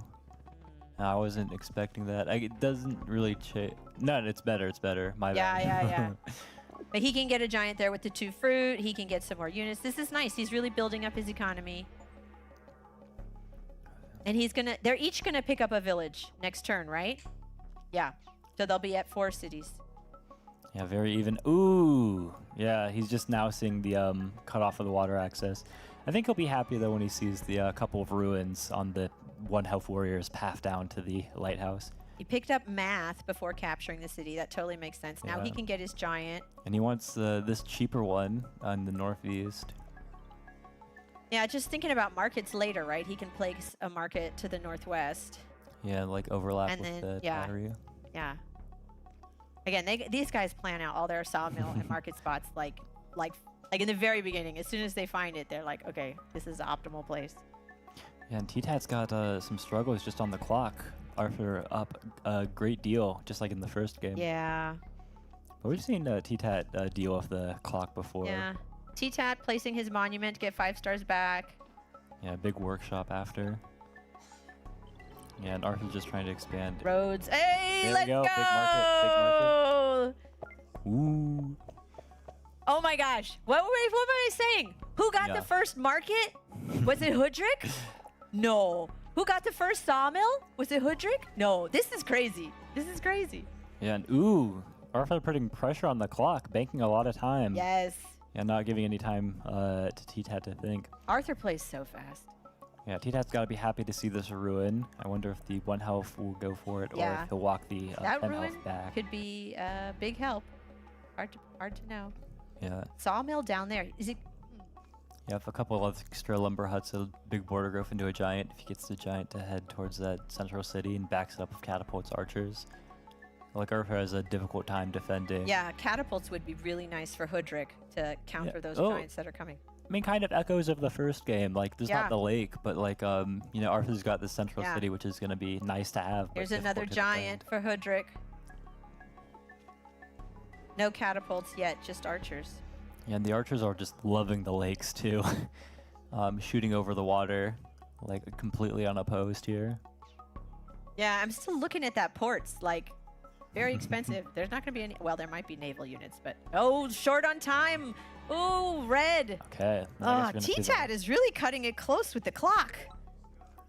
Yeah, I mean, he was put in a difficult position by Arthur. He's like, yeah, you're stealing my playbook, but you're doing it faster. This was not supposed to happen. All right, is he going to pick up a lighthouse? Yes. There we go.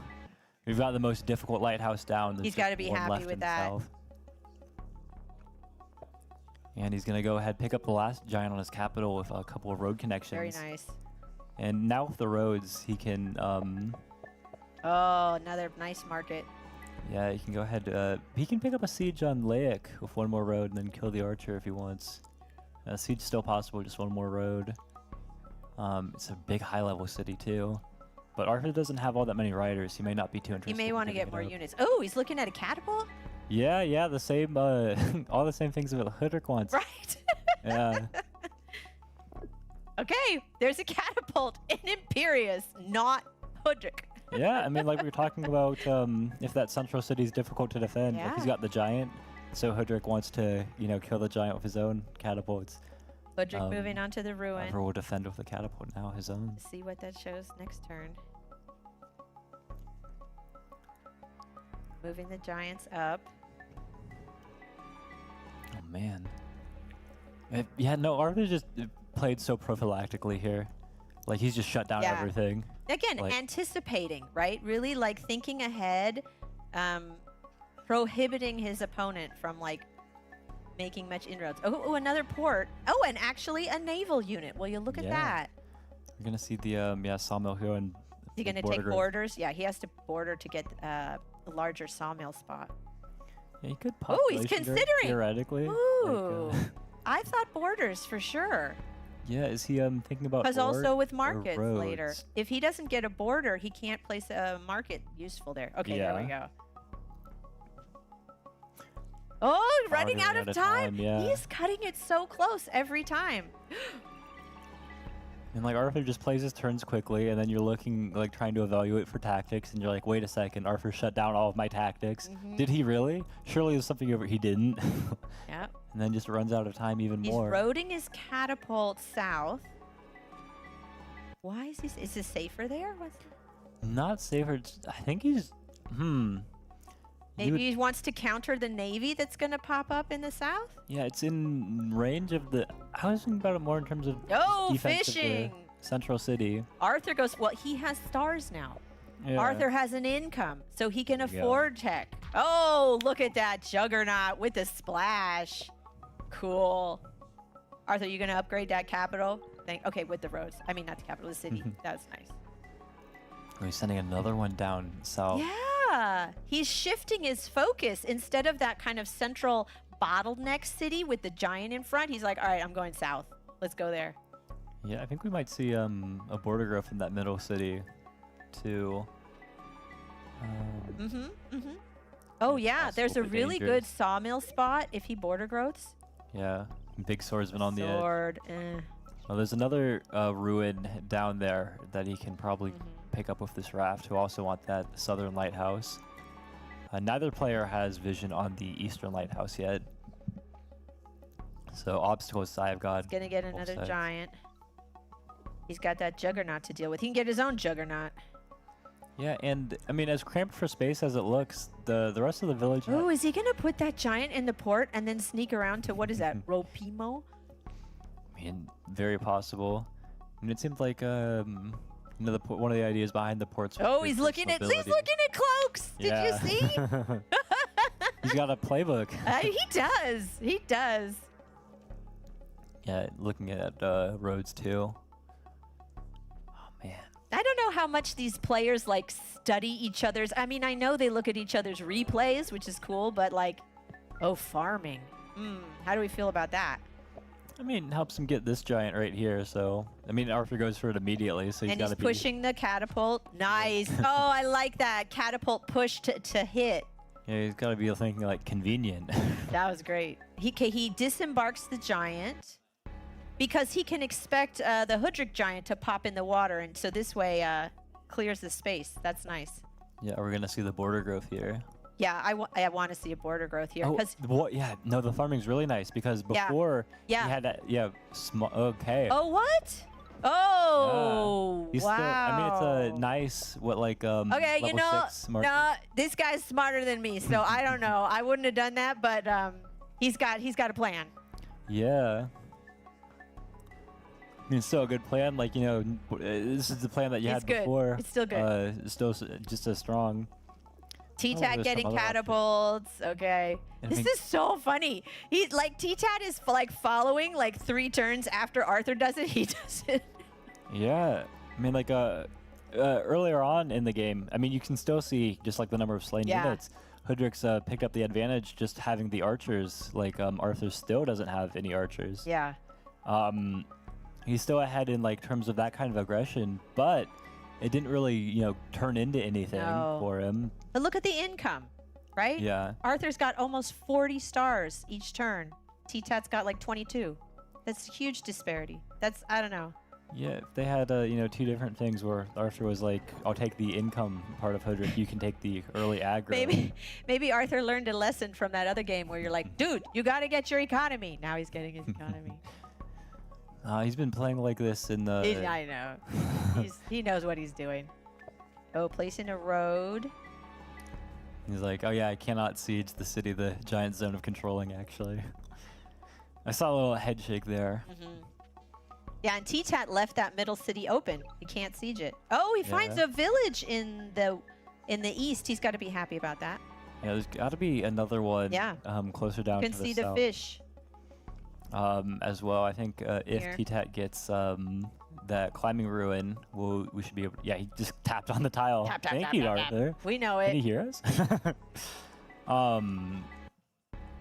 Yeah, Arthur's just he's playing very prophylactically still, just shutting down options. Yeah, again, anticipating what his opponent might do and saying, nope, you can't do that. I'm putting a unit there.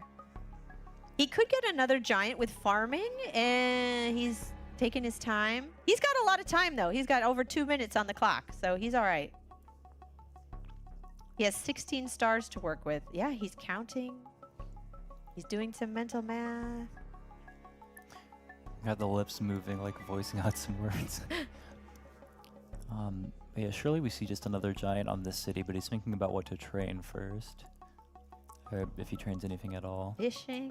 He's got a fruit over there. He could do Right. fish and fruit. Yep. Yeah, okay. And a nice northeast push. Look at all those giants. Yeah, Arthur's created a ton of space for all of his units. And we've got the catapult over in the west, which is, you know, like great at policing like that Rompig, Ropima city. But not doing much more than that. So if Arthur can't train units there, then Arthur's own catapults are making sure that Laic stays empty. And they're also progressing towards Wedin. Yeah. He can't train anything there. It's anything he trains there would die or allow a siege. Yeah. But he's got a lot of stars right now, and he was does. looking into markets himself. He's got to get his economy up. He's almost half the economy of his opponent. He might want to drop a giant in the port and then get another giant on his capital, push the catapult a little forward. Still safe. But yeah, I mean, definitely not. He has pushing that to the one port. good market spot between the two sawmills. That could be really nice. Let's see. He's looking at it. He's looking at it. He's not all too. We've got 30 seconds left, so we're getting trades. Trades. I was looking He's at it. counting up the star. Here it comes. 36 Here it stars comes. for all the text. Here it and comes. then And where's that market going? Right in the middle big between market. those two. There we go. The market's coming out, and soon that income gap's going to lessen. Yeah. But still pretty wide. Yeah. Arthur's still got a lot more stars coming in. And I think we might see the giant push around the capital. So for that interesting, catapult right? He concern. chose not to siege. He killed the sword instead. Yeah, he did not, have faith in the siege to actually hold. But he dropped a warrior in that middle city. Oh, let's go! Ooh. Knights are coming. He could get 2 of them. He has 16 stars left. Yeah. I think he might want a catapult on that southern city, and then like a catapult and a knight on his capital. Yeah. Keep the knight in the back, safe, but close enough that you can reach on roads. Yeah, and the thing is, like, if turn over to like Okay, then- Neath's vision. Oh, getting an archer, not a catapult. Okay. He got Shiv. There has to be a knight. Where are you gonna put the knight? Yeah, I mean, real quick reminder, T-Tat's vision, like, there's nothing. Yeah, okay, never mind, game over. He doesn't even see the There it is. Combat complete. Arthur's ambition achieved. We will see you in the semi-finals. There it is, champ. After 3 hard-fought games, Arthur does end up on top. And we're going to have a chat to him very shortly, but what do you think of that game? Fantastic showing from both players, I think. Oh, absolutely. Like, just flipping the script entirely. Yeah. I want to talk about the versatility. I mean, you said it yourself that so many times, taking the Hudrick playbook and doing it better. Yeah. I mean, that's fantastic. You can see Arthur, calm, cool, collected. But I see a small smile there. You can't hide that. There it is. There it is. There it is. Round of applause, ladies and gentlemen. Let's see what that does to the bracket in a second.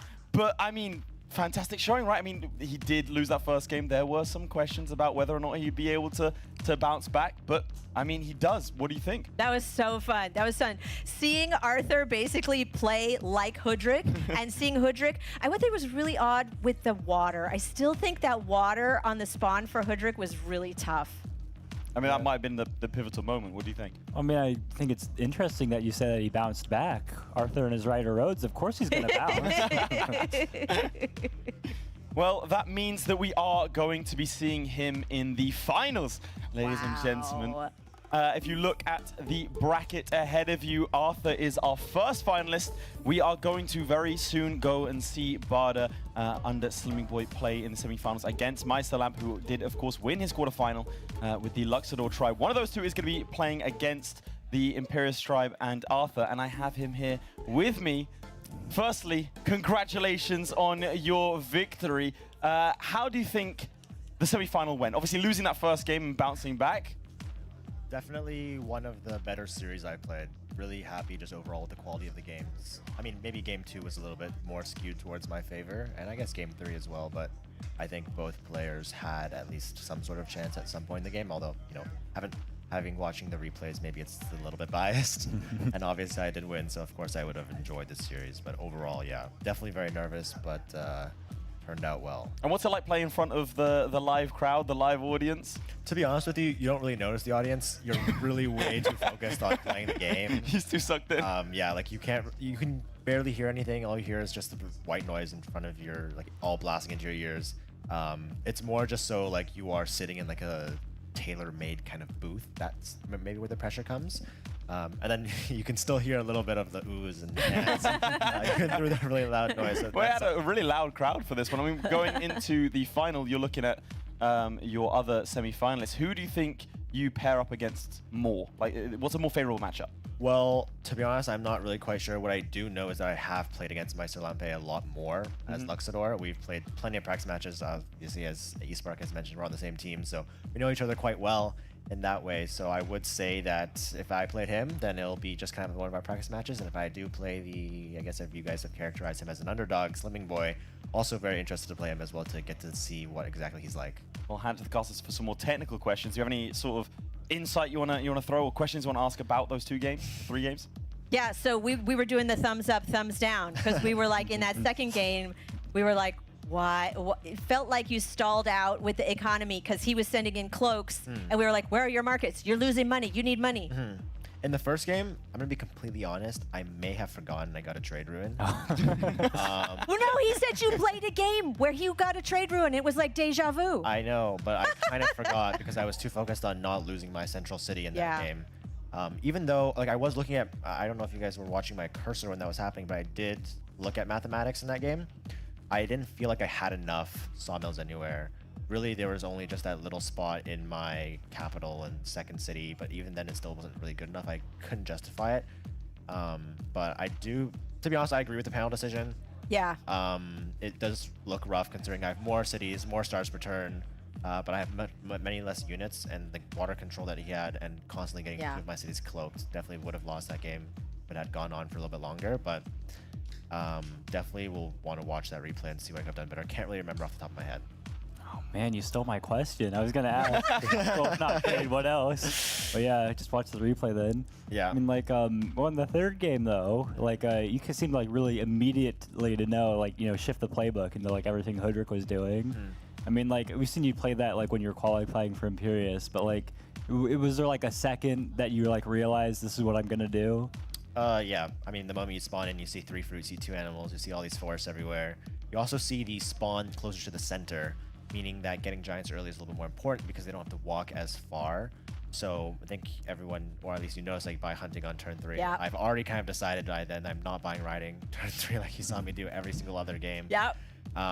So it still does work out. This is what you guys talked about how Imperious is flexible. Yeah. And so that definitely plays to your favor. You have a little bit more options, and it can still turn out well. Well, commiserations, of course, to T-Tap, but congratulations to Arthur. You are our first finalist. We are now going to be seeing our second semi-final very, very shortly. But first, we have a break. We'll see you soon.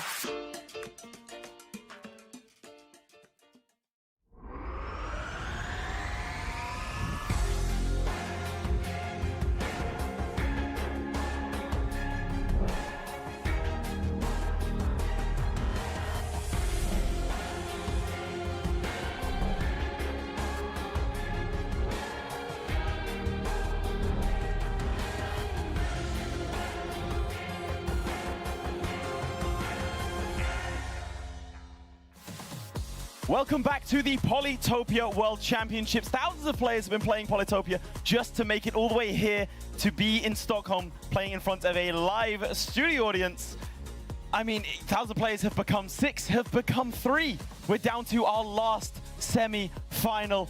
How does it feel? How do you think the day's gone so far? So cool. I am so enjoying this. Like seeing these high-level players, really interesting matches, really smart plays. I'm just getting a kick out of it. Well, I mean, we just saw Arthur come back and reverse sweep against T-Tat to make his way to the final. Now we're going to find out who he's going to be playing against. We'll have a look at the bracket in just a moment. I mean, we were talking sort of off camera.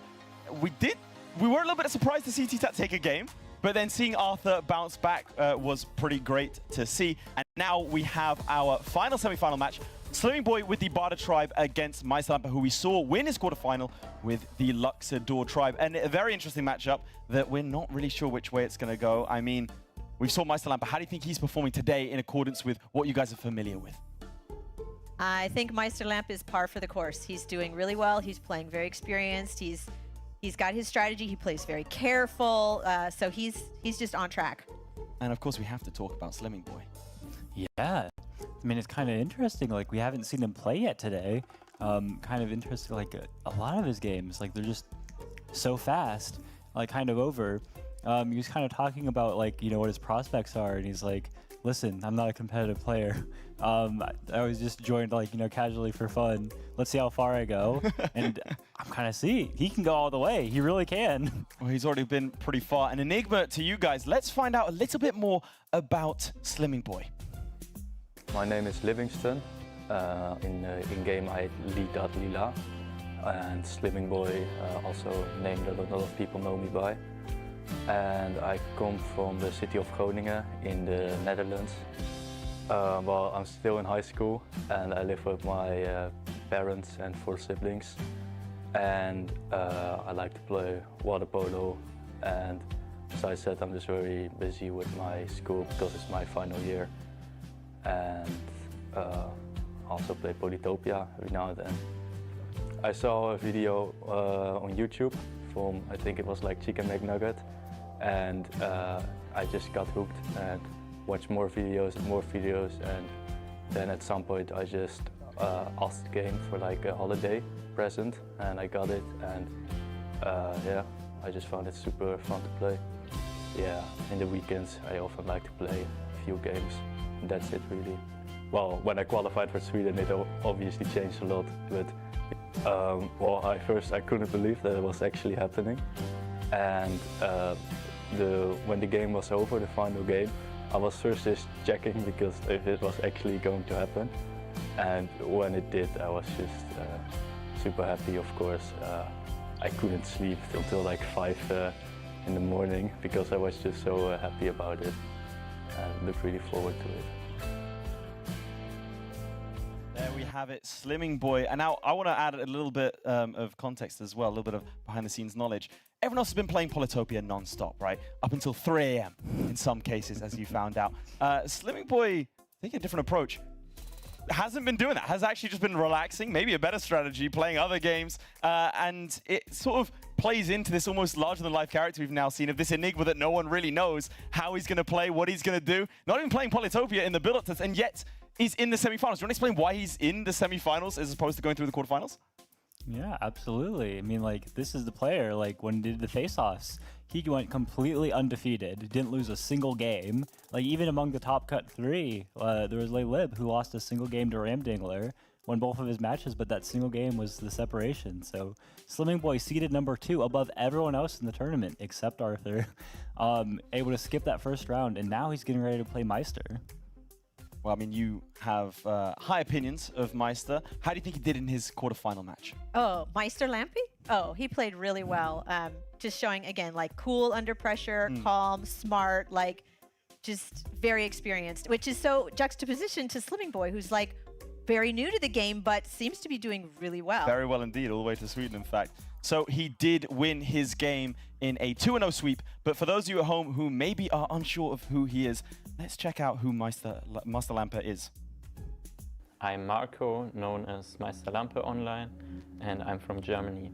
I currently study computer science at the university, and in my free time I also play the drums, and I play that in the local wind orchestra as well. Well, I also play some other games and also like playing board games. Yeah, I really like more complex board games. Like currently one of my favorites would probably be Terraforming Mars. And of course, Catan also is a classic I really enjoy. Yeah, so I originally started playing Polytopia in 2018. That was during high school, where I saw a classmate play Polytopia on the tram, and I thought the game looked pretty cool. And when I asked him what it's called, and yeah, that's how I originally started. Then I took a break for 4.5 years, and then 2 years ago I started playing the game again as a friend asked me to play it, and I got hooked by it again. To get here was really hard. Like, I had a lot of games where if I lost one more match I would be out, but I'm glad I made it here, and yeah, I think it's a fun time here. I mean, it does feel like a matchup of old guard versus new. In this case, you have a veteran in Maisalampa and you an up-and-comer in Slimming Boy. But it's not just the players that we have to think about here today. It's, of course, their tribes. And the Barda tribe we haven't seen in action here today. Take me through their strengths and weaknesses. Yeah, so Barder is a T0 tribe. Starts with hunting, so it can upgrade immediately. That's its strength. But the drawback is usually to upgrade, you also need lumber huts, which are not a very optimal way, whereas Luxador is more versatile. Well, let's have a look at Luxor. We did see them win at the quarterfinals, so what do you think is going to change here? Ooh, I mean, they're super versatile as a thing. Like, they can do anything, and just, you know, requires that, like, the players able to, like, you know, see that kind of stuff. And, you know, Meister's a player who's going to see that kind of stuff. They know exactly what they're going to need to do. Meister's going to react exactly to what the map needs, but also the opponent. The thing about Barter, like, the resources are generally just a little less in general, a little more scattered, a little more empty tiles. You can say poorer. It's fine. You can say that poorer. That's fine. They do not have as many forests as Hudrick does. Love Lumberhuts, hate not having any forests at all. But, like, Luxador is going to be dealing with, like, you know, kind of more aggressive Rider Road, maybe some, like, early Archer stuff. Barter's pretty versatile, but maybe a little less strong than Hudrick. So in a traditional, take away the players for a second, in a traditional Barda versus Luxador matchup, who would you favor? Luxador. Same answer? I'd say Barter, honestly. Okay, like, Discord. Now, I think a lot of people are going to be really mad at me for that one. I don't think that's a popular answer, but I do think Barter, just like being the turn 0 tribe, having some other things going for them, I'm going to give them a teeny little edge. So our commentary booth here is split. Maybe at home you have your own opinions. Let's see if they stack up. Take it away. I was not really active in the Discord, so I didn't know any of the pro players until very recently. I honestly think it's one of the best matchups I have, because Luxador generally feels like they have like similar resources to Bardor, but they get like a much easier capital giant and they have faster early game exploration. So I think it's probably one of the most favorable matchups I could get. When I saw some games from Iceland, it was very scary, and he also has a very strong tribe. So I think he's definitely one of the strongest opponents out there. My mindset is mostly that I'm playing the games for fun, and if I win them, even better. Like, obviously, try my best, but I think I also prepared like a little less this week than most of the other players playing. I think I will be very nervous, especially when I get onto the podium, and there will be a lot of pressure. But usually I play at my best when there's a lot of pressure, so I think that won't be a problem. I think I'll have a good chance of like a top 3 finish at least, and depending on the RNG and how it goes, it might even be much better than that. Of course, we'll see how it ends up playing out, because the spawns always play a big role.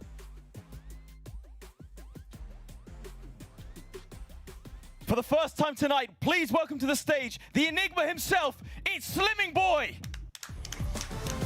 Now, one advantage that Slumboy may have over his competitors is that he is that unknown. He might have a secret strategy the others are unaware of. Strutting his way, sitting down with confidence is Slumboy. Now, he hasn't played today, so potentially might be a little bit cold, but he's going to be using that flexible style of Barda potentially to his advantage. Now, welcoming back to the stage for the second time today after winning a quarterfinal, Master Lamper for the Luxador tribe. Now, let's not forget, he has already won a 2-0, has not tasted defeat on this stage as of yet. He'll be hoping that streak continues all the way through to the finals and beyond. Again, we haven't seen him bleed, so maybe he'll be shocked, maybe he'll be rocked, but he does think this is a favorable matchup for him. I'm getting my co-commentators are shaking their heads at me. They know this man is as cold as ice. They would be very surprised to see him buckle under this pressure today. He is, of course, a veteran of the game. Like I've said, it is a bit of an old guard versus the new. Maybe Slumboy is going to come up with a new strategy that a potentially more rigid veteran may not see coming. I mean, do you agree? Do you disagree? Feel free to disagree. I mean, clearly Slumboy earned his way here. He may Absolutely. have some innovation or creative things that we haven't seen before. I'm very curious to see how he plays. He did not play many practice matches, but he won a lot of practice matches too. I mean, he won a lot of qualifiers. We haven't even seen him practice really. Like over the last couple of days, he's been here in Stockholm. He's been incredibly cold, calm, and collected. Maybe he already has a strategy in mind. However, I will reveal, I did see him studying the matches of his opponents. So I think he has been doing his homework. I think he is ready potentially for what Meister Lamper has in store for me. And of course, he did get to see him and how he played in the quarterfinal. I mean, give me a score. You don't have to say who you think is going to win. What do you think it's going to be? 2-0, 2-1? Are we going to see a sweep, a reverse sweep? I think we're going to probably see 2-0 and maybe 2-1. Okay, interesting, interesting. I'm going with 2-0. 2-0. All right. Well, there we have it. I mean, I feel like I don't need to say who I think you're going to win. I think Slumboy is gonna surprise us all here today. Again, an unknown, an enigma, and they are preparing to get into the game. I think it is worth mentioning once again, Meister Lamp has been sat in this seat before. He knows what's expected, he knows the pressure, and he knows how to play under those conditions. But I think it is time we get into the semi-final number 2. It begins. Okay, here we go. Meister Lamp trying to decide where to send, getting his second warrior going towards the middle of the map. Slumboy also going towards the middle of the map, getting another second warrior. Both of them beelining to the middle of the map, finding a village.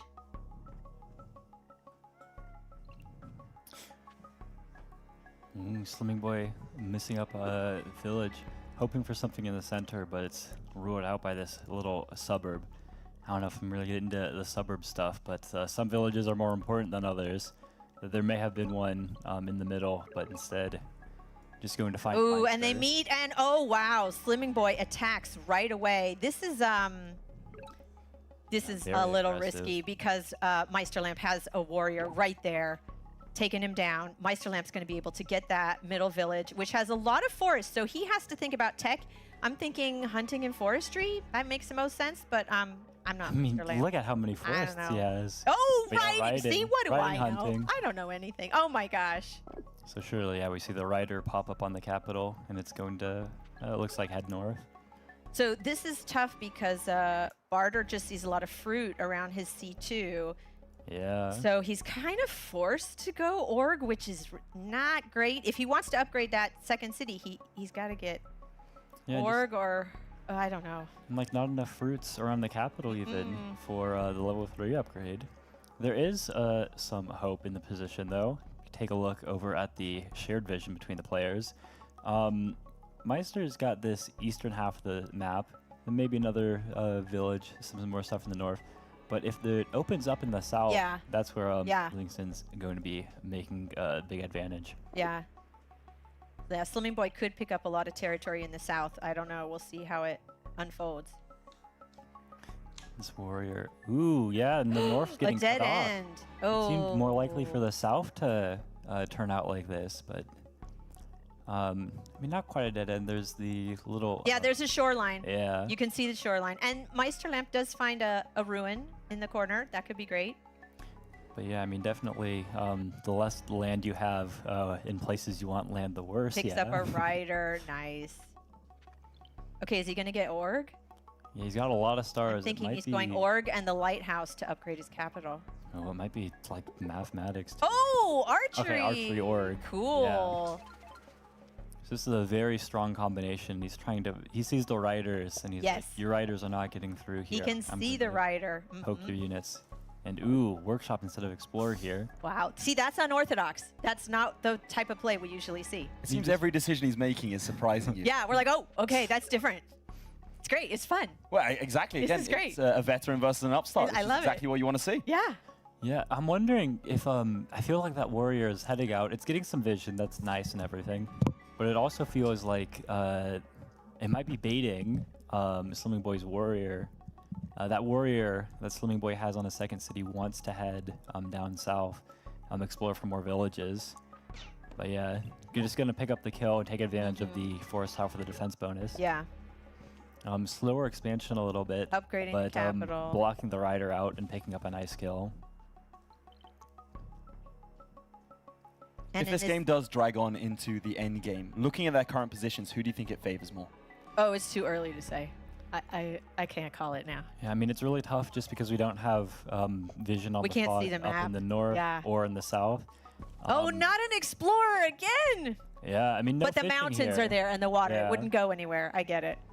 But yeah, very economic approach, and I mean, it's Yeah. the kind of thing you need with barter. Like their cities. maybe not the Oh, best. he got an explorer from the ruin. Is it going to get the lighthouse? Yes. It's a lighthouse and some very valuable vision for us too.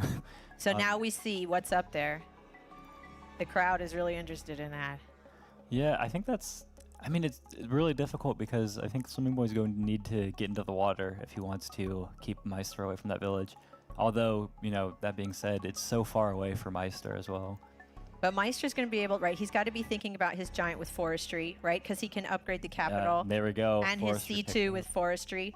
We're going to see some chops. He's going to chop, and he's got to think about potential sawmills, right? Where is a good place in case you want to place a sawmill later? Yeah, he could chop like a couple times, pick up an explorer, or he could just upgrade his capital now.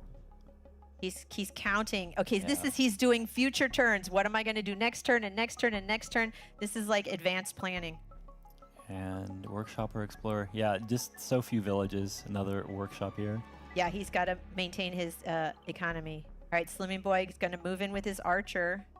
Yeah, head down south. And But what's he going to do with that warrior in the north? It's like a dead end unless he gets It's like climbing. the mini stop sign. Oh, the north one. Yeah, yeah. I think in the water, if he wants to get that village, it's a weird village. But Because it's kind of expensive for fishing. yeah, and like I mean he doesn't know this. Like no vision. Right, he doesn't know. We know. But I mean it's weird just because it's so far away from Meister. Meister does have riders, Yeah. so maybe picks up some roads to go take that over soon. But hard Meister to checking say. the score. Did you see that? Nice. You want to explain a little bit about why he would check the score? Yeah, the scoreboard, usually it's just like, it doesn't tell you much useful information, except in Polytopia it does. If we turn over to the spectator real quick, you click on the game stats button, you can see the opponent's score. We haven't talked much about it, but you'll notice it rises, like when he does things like gets his workshop, that's an extra 50 points for him. So by checking the score and all the increases, like keeping close track of them, you can kind of see what your opponent's doing, even if it's in the fog. All the best players here, although we haven't talked about it, have spent the entire day meticulously score counting. And I will say, Meister Lamp is one of the best score counters I have ever met. We were playing a game, and he just looked at it, and he knew what opponent tech they had, where their units were, that they stepped on a mountain. I was like, how do you know that? He's like, well, the tech. You can see it from the score. Amazing. Yeah, it's kind of a... I mean, both players have these 3 cities. It's just that Luxador with the, guaranteed capital resources, this early giant, bigger income, everything like that, and working towards, these mathematics. I mean, he's already planned, these market spots. Yes. And it feels like he's spent no time doing it. He knew exactly where he wanted the markets and the sawmills, and he knew where he could chop all in advance. Moving the giant in. See, he's still thinking, where can I put, what can I chop, how much do I need? He's doing all this mental math. This is great. I love this. I love this.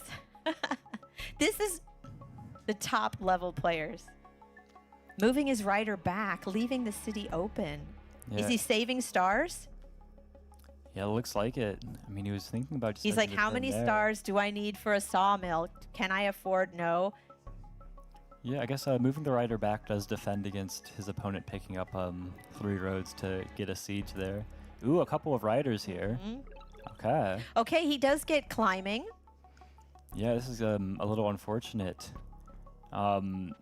We do see a village down there. It's just not connected to anything. Yeah, it's in this little island. Until he, he has to pick up like bridges because there's like no way into To that reach it. lake. Maybe like border growth on his second city down there, but that seems a little far-fetched. He is going to get a couple ruins in a couple turns. That could really turn the tide. So knowing what you know of, obviously, the vision of the entire map, what should Slimming Boy be doing in this moment? He really wants to upgrade his city. But this is Yeah. the thing we were talking about. Like, he's got 5 forests between all of them. Like, these are not Hoodrick raids. He would love to just get like markets and stuff, but like he has to kind of make do with the weaker resources that he has. Yeah. Ooh, stars. Okay. I mean, this is getting into the mid game, right? This is turn 9. So this is the point where you have to start moving into those upper tier techs. You have to start, again, growing your cities. And Meisterlamp's doing that. Oh, borders. Cool. Why did he get borders? He's kind of he couldn't get the giant with org the other way, but this way he has a little higher sawmill spot so that the market a little later is stronger, and border growth means that it will match up with if he gets another like sawmill or maybe a forge southwest of that other city. Because he can get another giant with the...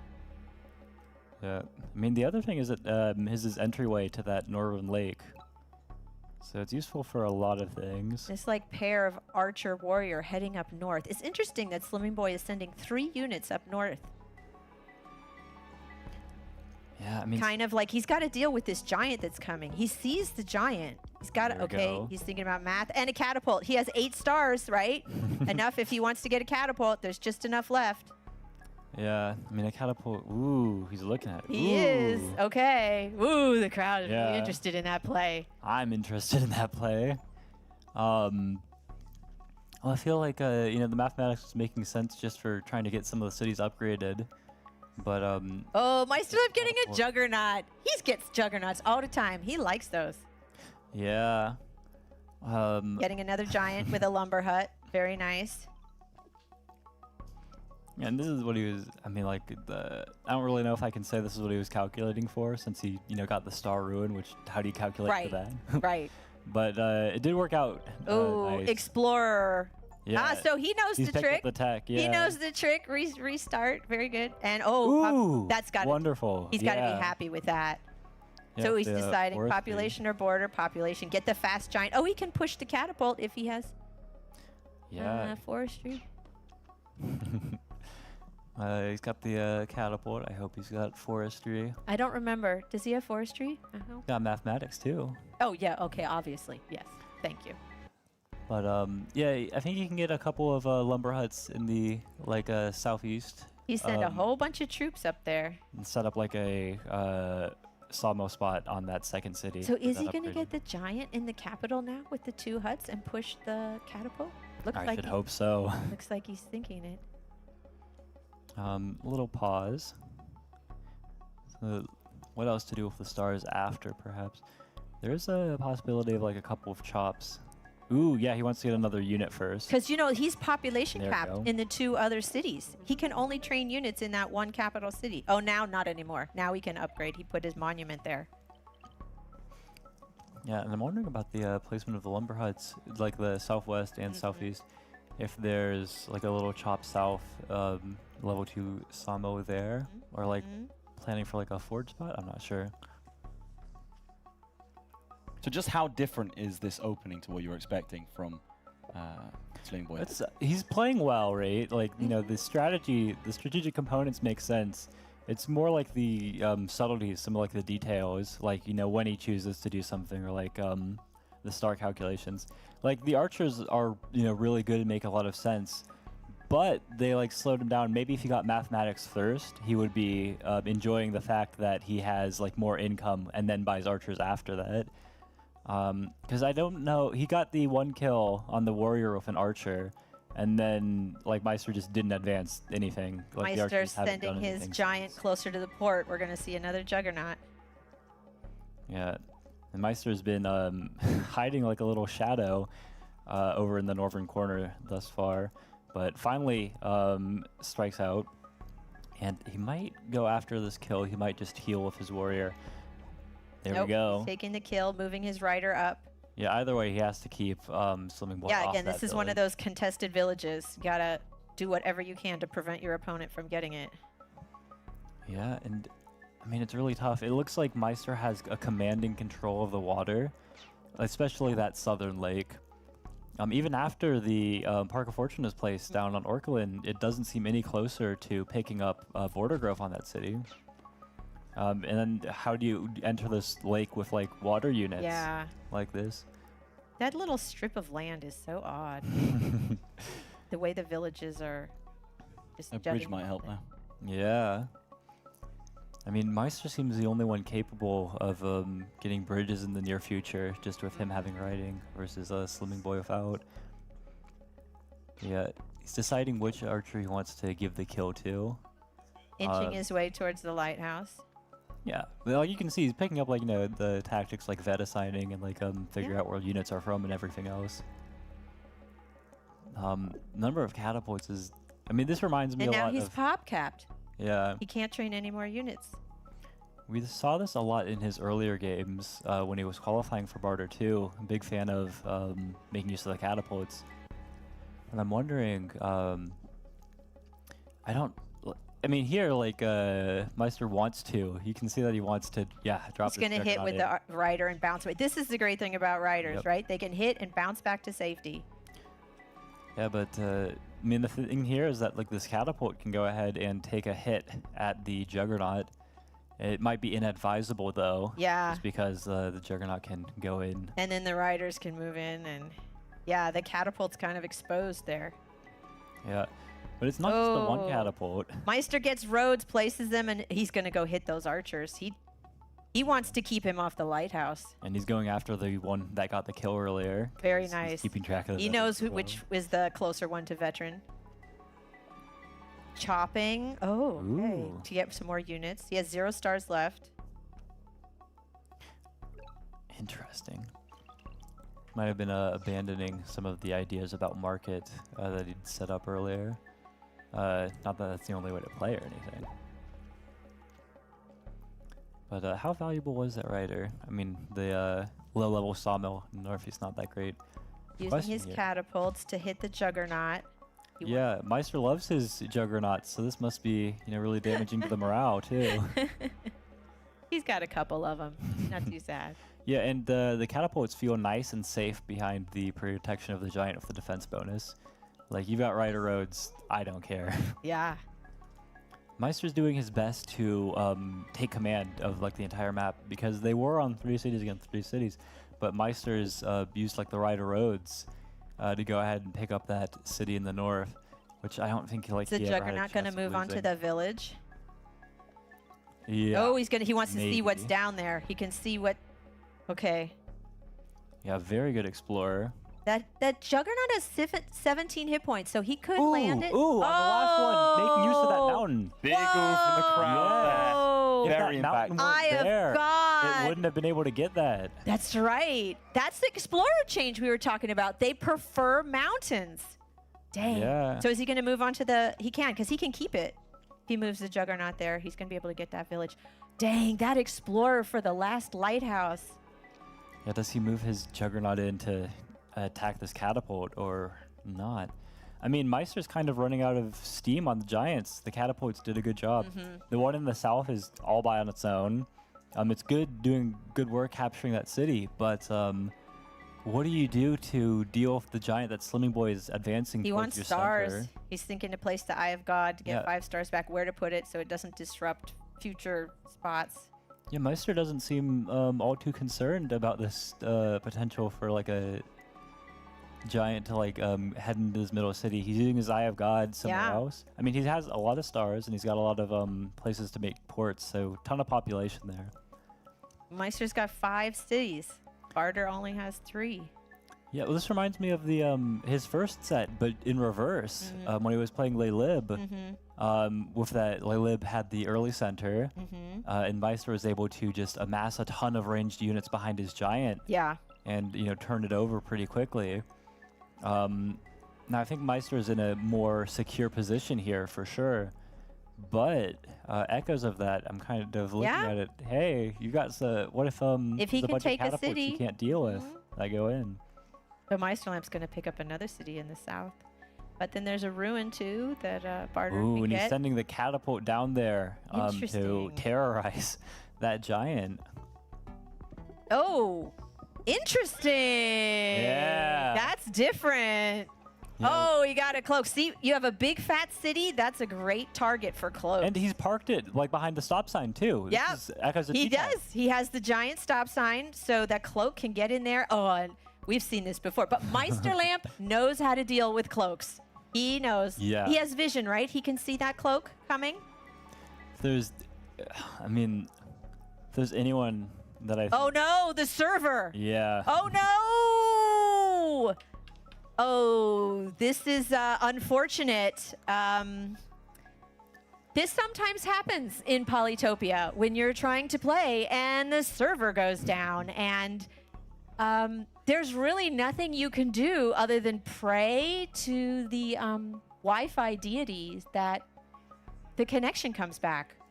Yeah, I mean, as we've seen thus far today, it's been pretty rare for something like this. But yeah, it goes ahead, reloads the game, and No, still, it's not it's not the computer. This is on the server side. Oh dear. I don't know if we have rules for this. yeah, I mean, maybe for an event like this, we're able to, go in back end, add some time or something. But yeah, this must be very frustrating. He's unable to even send the end turn. There we go. Oh, not quite. Incredible. He's finally able to move some archers, though. He Okay, maybe lost a minute server's on the back. clock, though.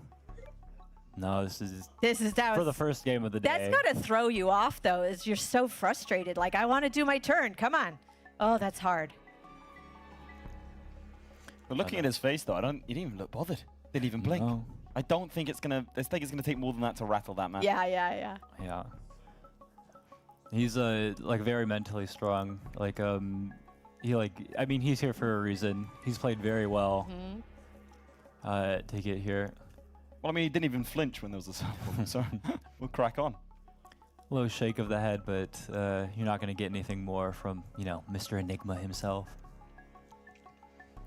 Yeah, Meister's got population, looking to get some road connections, another giant on the capital in the near future, and maybe one on XL. I mean, you've got mathematics, you've got roads. Yeah, he's getting a Plus, catapult when set it's up. working. He has to be planning for that cloak. He has a couple turns for the cloak to hit. I'm going to quickly explain the impact of the cloaks. Of course, we saw it in T-Tat's game to great effect, and that's probably what secured him his first victory against Arthur. And so we know that cloaks, right, when they move in, they hit a city, they spawn daggers, and they steal income. Ooh, stars. Okay, well, that's like That's a you huge make up boost. for what happened there. But Huge boost. yeah, no, these cloaks are going to be, absolutely terrifying to deal with. It's just very difficult for Meister to reach them. Maybe he can get some ports going up in the north, and then boats to work around them. But for right now, with the giant blocking, Yes. he does have. Wow, I'm actually looking at this. Yeah. Between the catapult, Meister's juggernauts, and we'll go over and turn over to everyone's perspective here. But this catapult, juggernauts, all of these riders, I think the plan really is to just kill this. Yeah, so he's walking it backwards. He knows. I just need to block a rider from bouncing to this tile. And give that cloak space to go in and hit. Yeah, he's keeping his giant safe because, the giant is the stop sign like we've been talking And about. it's still very effective there. Protects the cloak. The cloak can stand right there and still hit the Luxador city. Yeah, and we're seeing mining. It looks like, this is a plan to, upgrade this Orkland city. And ooh, there we go. He's Big got to get borders, right? Yeah. Yeah, that's going to be able to grow that. Oh, he's running out of time. Yeah. I mean, I don't blame him with that whole server thing. It's like, oh, he no. should get some extra time. But that's hard when the server does that. Yeah, I mean, making the best of what he's got. And he's got this, crazy cloak attack getting ready. Yeah, it's difficult, though. He might have to advance his giant forwards and, because he has to kill one of these riders if the cloak wants to infiltrate the city. It has to be right up next to it. There's only 2 spaces the cloak can hit, and Meisterlamp is, putting those riders there prevents the cloak from reaching the city. And this is why it was important for the Juggernaut to go in and get that splash damage. You maybe not the biggest fan of making your Juggernaut so vulnerable, but the catapult being at full health and just killing your rider is not acceptable. The catapult doesn't have enough to kill the riders. The riders are still there, so the cloak doesn't have a spot to strike. Yeah, fortunately for Slimming Boy, he didn't really mind much. He does not have the cloak chain set up just because he was pop capped. So he can just go ahead and advance in such a way he can kill off archers. He can just keep his cloak on standby.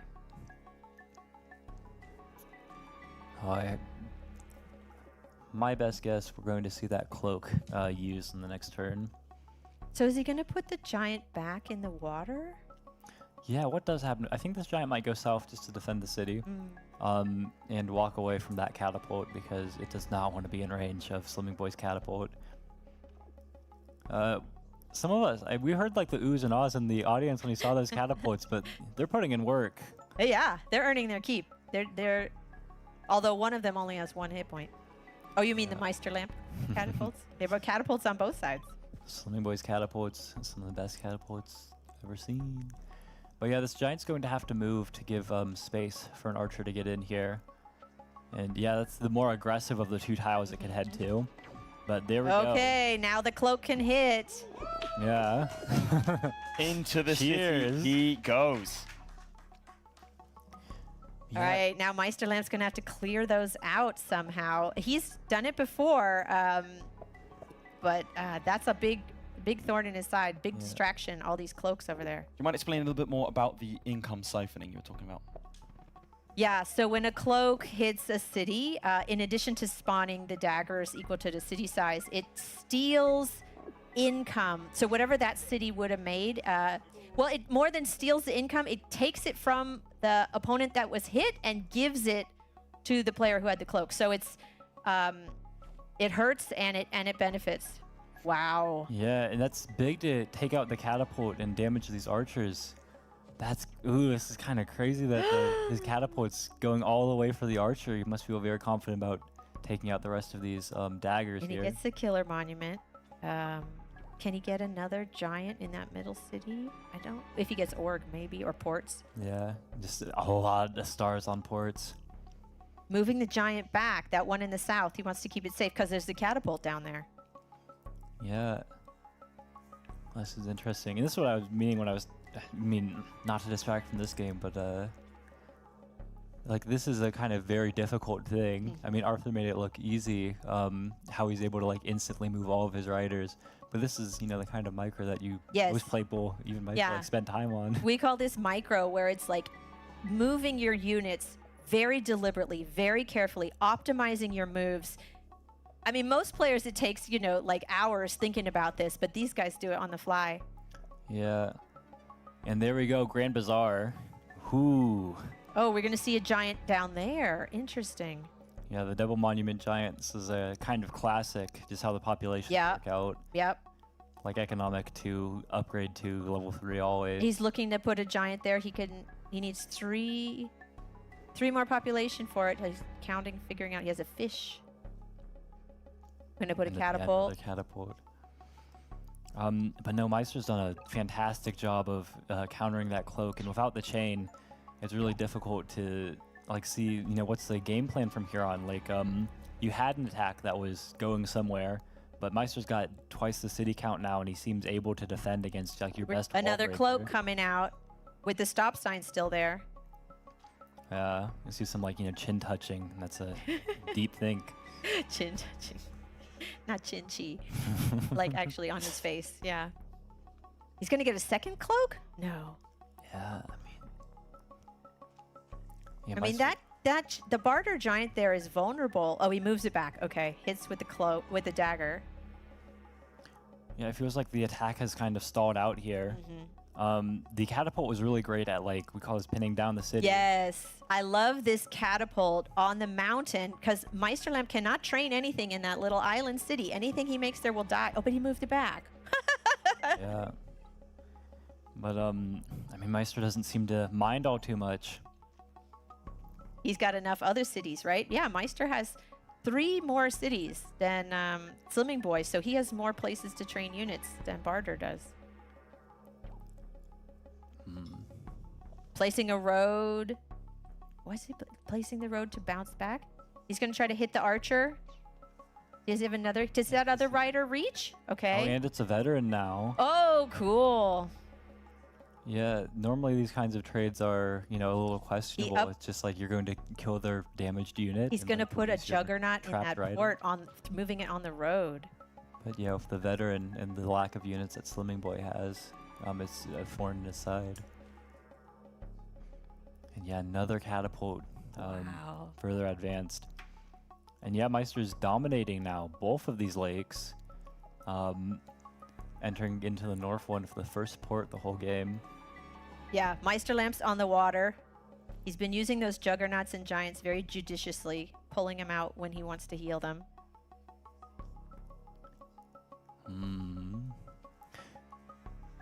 Got some riders.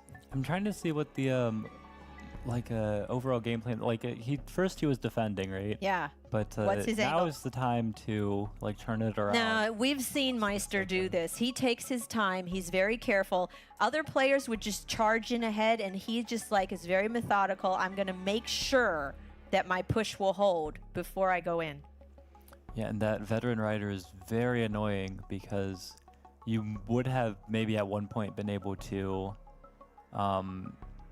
get it in somewhere like behind your own giant, but the rider there, like there's no hope of even targeting the city.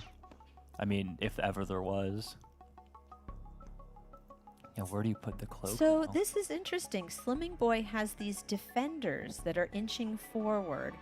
That is also what I would call an unorthodox strategy, because usually you put the defenders in boats, but I'm not sure he's going to do that. What's he doing with the defenders? Are they just going to be more stop signs? Yeah, I mean, like the time's a big thing here. Wants to get a unit up north and then just call it a turn. Oh. Ooh. Did he get the catapult? Did he not? And is Let's the rider see. gonna You go have find control. it? Show us. There. No, no Okay. catapult. But there's I mean, a cloak. maybe it's for the best. He sees the It could he has have, the little eyeball, so we should explain, right? If a unit moves next to an invisible cloak, there's this little eyeball that shows up on the icon, meaning there is a cloak adjacent to that unit. Yeah, I think it's even for the best that the catapult wasn't trained because with oh man, yeah, no, he shut him down. Whoa! There it is. Meisterlamp takes game 1. We go into game 2 with Slimming Boy tasting defeat here today. Again, this is what we saw with Arthur, right? A player with a bye goes in cold and loses the first game. But now let's see if, like Arthur, he's able to rebound. What did you think of that game? That was a lot of fun. That was really a lot of fun seeing, again, some different strategies. And Slimming Boy did some great moves with the giant and the stop sign, moving in the cloak. That was really fun. And I liked how he positioned his catapults to pin down those other cities. So he did a lot of, smart plays. Yeah, I mean, like I'd say, like strategically, it feels like unorthodox, but at the same time, like you can tell that he has a very good understanding of the game. It's just like not one that's like in line with like, the 11 like Polytopia players who went to the face-offs. Like he's doing things like he's making his attacks and pushes, and it's things that like we haven't seen before.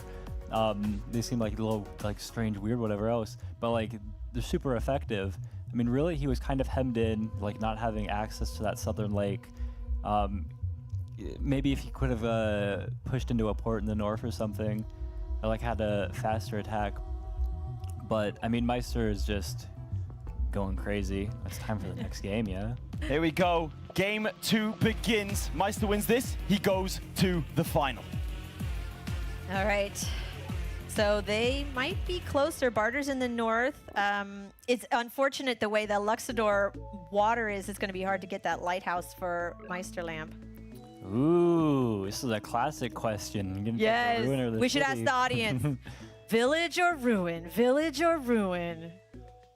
Unanimous village. Everyone here says village. I also like village. Yeah, I mean, with the number of fruits you have on that capital and like seeing the fruits over there, it's probably going to be another barter. But we saw this with market. Slimming Boy before, how he was kind of forced. Oh, what? Yeah.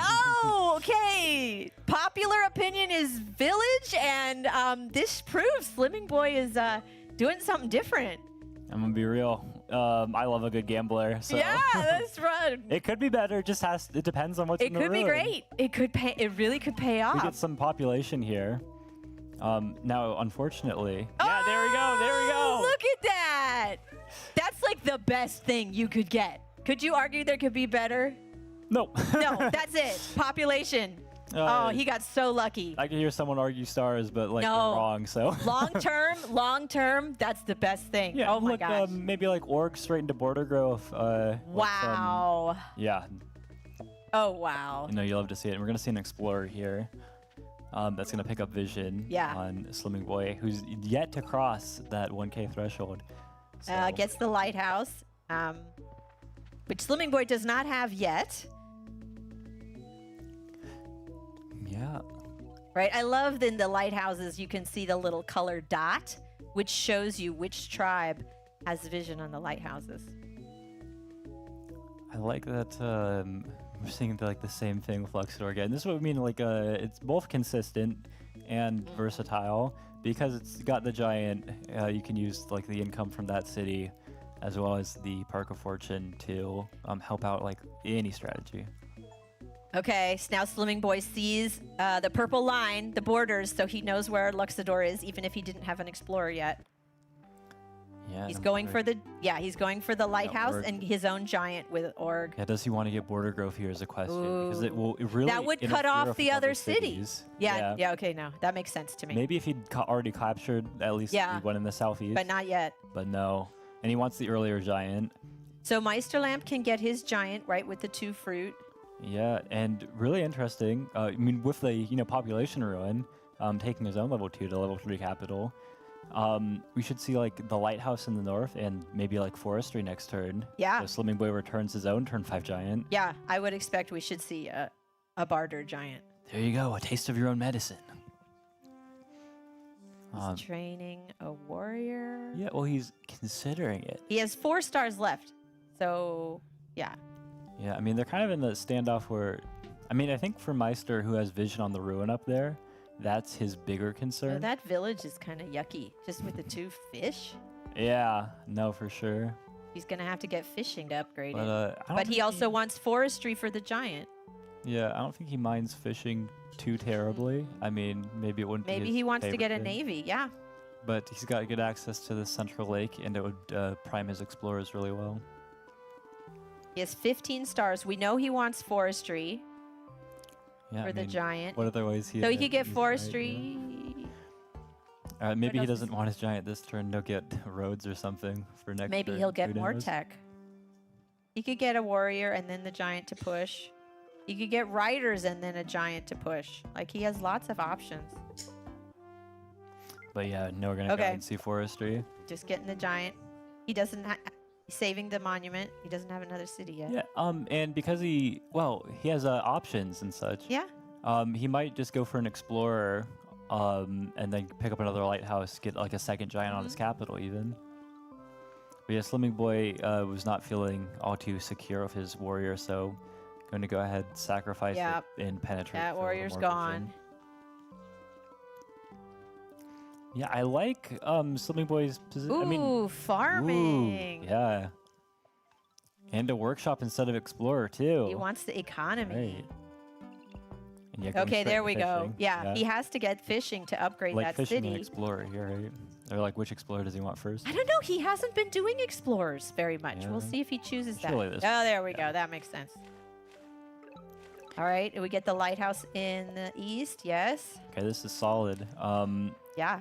Maybe you would have wanted that village down there, a little further down, like space for even more, but workshop for his economy. Yeah, you take this too. So he does have a decision. Does he want the 5 stars back from his Park of Fortune? Right. Or is he just going to go ahead and upgrade Right. the He capital? still has the monument, so he's saving Holding it. on to it.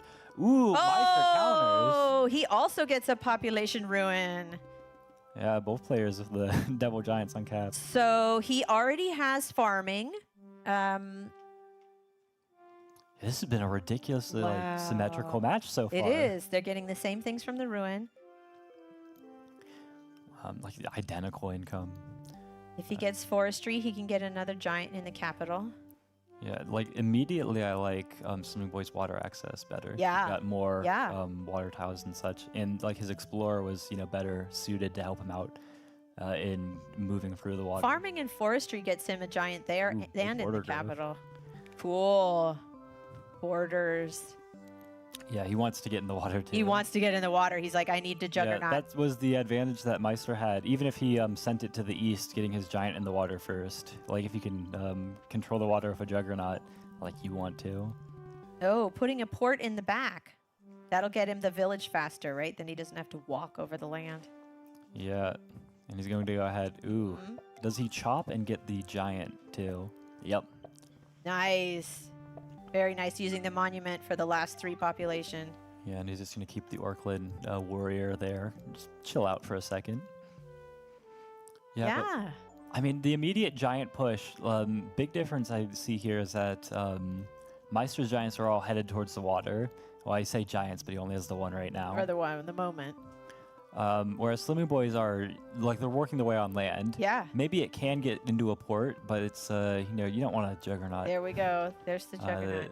Right next to all those This borders. is so symmetrical. They have 3 cities. They have very similar income. Yeah, and I'm sure Meister, he got border growth. He's got the resources to go ahead and pick up a giant on Nilly. I mean, a couple of giants over there. How does he want to do this? Oh, yeah, he's going to go for the village closer to the center, try to police the center. Right, like we were talking about. Those villages in the back are safe. They're not contested. They can wait. He wants the villages that are more contested. Yeah, does he want to put this giant into the water? Like, he gives up a hit from the warrior something, but, I mean, you're going to do some splash first, so. Right. Barter sees the Luxador Juggernaut coming. He's got to figure out what he can do. Is he going to send, like as he said, is he going to send a Barter Giants to the water? Is he going to send a Barter Giants over land?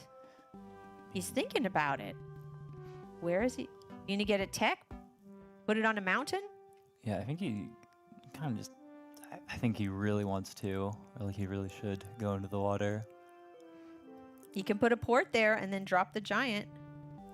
Yeah, I mean, I think he would have wanted a port more to like the southeast. Like Right, closer it's to a the safer center, spot. Yeah. If he'd sent his giant like 2 tiles south instead, but at this point, I still think he like gets his giant into the water. Because it's very difficult to defend that city otherwise, even with the giant pulling into that land tile up there. He's really thinking about this. Yeah, he's running low on the clock. I mean, he's down like 2 minutes. I mean, he's Meister still got already. 30 seconds, but you can tell he's still really pondering. Do I put the giant in the water? If I do, it's going to get hit. Yeah, he's thinking about the port. Or do you make it in a safer position? Looking at this tech. Oh, archery. Archery. Oh, forest. Look at that. Yeah, the So you forest move on defense. to the forest with archery, you get a defense bonus. I like that. Yeah, so Meister's going to send his Juggernaut to try to steal the city, and he does see the Giant and Archer up there, like that, combo. I don't think that Slimming Boy has enough. Maybe he gets Mathematics and a Catapult next turn, but I don't remember him having enough stars to get that done. And Meisterlamp can get a giant there. He has time. Yeah, gets a Giant on his capital, and then the Giant on this Nilly city. And He only he's- has 6 stars. yeah, Not pulling enough ahead for a little. port. I was grabbing the animal right now to stop. Yeah, so you can tell he's usually I do not like hanging population, but I respect you got to get it now in case it gets blocked by your enemy. You can't harvest it if your opponent's unit's standing Yeah, on you it. have no defense if you can't get the Giant there. No resources. Wow. So the mathematics defense of this Orkland city That's very much nice. more possible all of a sudden. He's going to be really happy with that ruin. Ooh. Moving on to the Yeah, village. he still got enough strategy. Is he going to go for cloaks again? Or does he just want stronger units on the water? Defenders and boats are nice. Yeah, the defender's already nice just for keeping that juggernaut off of it. Okay, so Meisterlamp moves on to Ruin. He has to get stars to make it even. We'll see. But it's, yeah, crazy symmetrical. 3 cities. It is. Both players. It's really 8 units to 9 units, 14 stars of income. Yeah, it's pretty even. This is cool. Yeah, I like, you know, I wasn't seeing the, you know, play for defenders. Yeah. The defender He's looking for, effectively stops the Juggernaut from landing in there, and then he's got a giant behind it. Yeah, it felt like a little inactive, like his giant's going to threaten a siege that doesn't matter much. But, I mean, even if he just sieges a turn and takes some stars and then gets pushed off, he just, you know, enters the port later. Forestry, he'll be able to get a giant. Yeah, Meister's not going to allow the siege in the first place. Going after the lumber huts now. Carefully figuring out where he can chop. What does he need to keep? Chopping another. And I guess he's setting up a sawmill, like level 4 Yeah, sawmill up in the north. Yeah, there's a level 4 sawmill in the northwest. Not much for the markets, but definitely the population. But future potential, yeah. So where's he going to move the Juggernaut? He can't use it against that defender. He can't. He's really leaving put it there. Since he does, I mean, if he had sailing, he's gonna wait to buy sailing and then he to move wants it onto deep water. Yeah, but he can't really move it the 1 tile east, right to next to the giant. He's gonna hit giant on giant action. Yeah, I mean this is good. Yeah. You want this to happen. Yeah, it's a good you've got trade. A defense bonus, and you're dealing more damage to their giant. You can here. see 8 versus 13. It's totally worth it. That favors a more aggressive player. I mean the thing is, it's just so far into Meister's territory. Like Meister ends up, even if like basically it seems like both giants are getting closer to dying through this interaction. And then the question there is, does that benefit Slimming Boy? If both of Ooh, he sends his raft. Is that raft going to go pick up the village in the east? Because it's only 5 hit points, but might as well. We'll see. Yeah, I mean, it might head south. He does have a big advantage faster on the water. But yeah, the 5 health is a little deterrent. Both of these rafts in the east are equally able to go ahead and pick up that village over there. He can upgrade Another that explorer? twice, right? As Explorer, Yeah. yeah. And he's doing the There you trick. go. Get And more 25 time. seconds left. Every second Good counts. reminder. He can upgrade that, get 5 stars back. And he did go ahead and pick up that southern lighthouse, but not the west one yet. Okay, moving the giant into the city instead of getting another defender there. Yeah, and Meister's going to go ahead Oh. and explore Ruin. So, yeah, Will it pick up the eastern lighthouse? it might. There it is. There it is. Is that Hey! the last tile? Eye of God. No, it had a couple more in it. We didn't? But yeah, It got it, right? they got it. They got it. Yeah. There it is, Eye of God. Where's he going to place it? He's clicking. Why is he's clicking? He's clicking. He's Tapping seeing on the that there fog. was a unit that got Tapping into on that the fog. port. Yeah. Sailing to move into the deep water. Yeah. And yeah, you Is don't he want gonna to hit? it, but Move out. he's looking. Do I have enough units? If I back up my giant, can I just kill his if he sieges now? And with the second giant, he's assembled there. Yeah, absolutely. Yeah. Okay, we got a little chop, so maybe not preparing a level 4 sawmill up north. Is he going to move his raft to get that village? Yep. Next turn, he can move the warrior there. So it looks like he's going to beat Slimming Boy to that village on the Yeah, south. I mean, if they both pick up the villages closest to them, it's going to be a 5-on-5. Yeah. So again, very symmetrical. They have the potential to have very even, and the income is very similar. Yeah, I guess the big difference is Meister's Eye of God. Yeah. Having those lighthouses. Oh, Slimming Boy thinking about sailing. Okay. Chopping.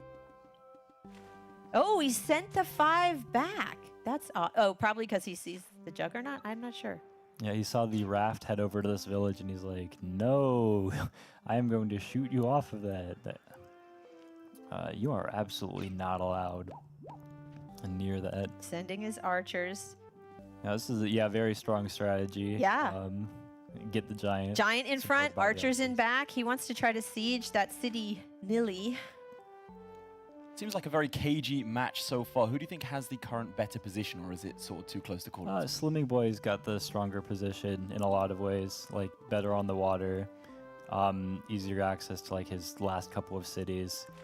And I mean, just like the giants and archers over there, like Meisters doesn't have an immediate problem defending. Like he can push another giant on Nilly, and the other giant he's got back there he'll be fine. But you know, just advancing his archers this far forward into Meister's territory, like making this kind of defensive task such a problem for him. Definitely nice for Slimming Boy. I mean, I think like the game progresses in ways that like Meister wins still, like having said that. But I really enjoy, if I was like, you know, asked, hey, who do you want to play? I'm taking Barter here. I think it's still too early to say. I think it's too close to call. So much could happen. Maybe I'm like absolutely losing my mind because I'm like discounting the potential for more giants from Meister too much. Like just the fact that Meister can like pick up all this Meister extra gets income. archery. Oh, he's chopping. Yeah, he's chopping away a lot. He had of his saved those archers. before for a sawmill, but he's giving up on that to get some more units. Yeah, and like Meister has, I mean, there's no unit that's going to siege that Nilly city now, which this is the thing I was talking about. You trade down so that you don't have neither player Look at has that. their giant anymore. Barter does not want that Luxador warrior to get that village. Very nice. Keeping it off the village. Yeah, it's you know, made a really big thing for splash damage on the next turn. Meister's Juggernaut might just head northeast and take out a couple of these scouts. But I mean, it's difficult for both players for sure. Like Slimming Boy took advantage of the giant, but like, you know, long term, like did he lose? It's kind of hard to say. Did he lose? Like maybe he could have done something where he saved some health on his giant and then he got a siege over there that Meister wasn't able to do anything about. But at the same time, like he picked up like All right, pretty the solid Juggernaut. trades. 2 Juggernauts dancing around. Oh, he's trying to think, should he hit? It's always stronger to hit directly than do splash. Yeah, it's just a fraction of the total damage in splash. So he's not going to splash and pick up the 1 health scout. He's got a bigger fish to He's fry. going to use his scout to hit the Juggernaut or the Giant. Probably the Juggernaut. It might be the giant. There's 3 archers. What do I see up there? 3 archers and a Giant. He's getting some more archers to defend from that onslaught. Oh no, is that a warrior? I think it's a warrior and 2 archers. I can't tell. No, you can see from the little icon. It's a warrior. Oh, Ooh. sword. Could be better. Yeah, I mean, it's close to the port. Could be better. But yeah. No. Interesting. He sieges with the archer. Yeah, he doesn't want his own giant to die. So, gotta give up the archer. But yeah, no, Meister are just having more giants, just popping them out one after the other. Navigation and a starfish. Just the fact that he's got more juggernauts on the water. Slimming Boy had the earlier access, but it's kind of slipping out of his grasp. Yeah, but Slimming Boy, I think, has a very strong position. Very strong position. I mean, it's far from over, but Yeah, I think give it 3 turns, Slimming Boy's Juggernaut disappears. Maybe even only 2, and the rest of their naval units seem pretty even, which gives Meister a big advantage in the water. And where do you want to move this? I mean, it feels like something, you retreat and heal it up. Feels valuable enough. It might not be possible, but you try. ooh, running out of time. And maybe would have wanted to get a workshop over on Orc Arc, but panicking, just finishing out the. Yeah, turns just got to are- do something. Get some more units. All right, Yeah. Meisterlamp dropping a giant on that village. He needs more villages. He's down right now. Barter has 5 and Luxtor has 3. He needs more cities to train units. Yeah, and the archer attack. I mean, really, it was only the 2 archers that were supporting the giant in the first place, but it seems to have, let's say, evaporated. Yeah. He's got to unsiege. He's going to unsiege with the giant and then use the archers to hit the other giant. Yeah, it feels like the 2 archers team up. Yeah. Try to get a kill over here. Oh, going Now for going the after- archer instead of the giant. Okay. Yeah, the more dangerous units. The giant attacks your giant for like some damage. Okay.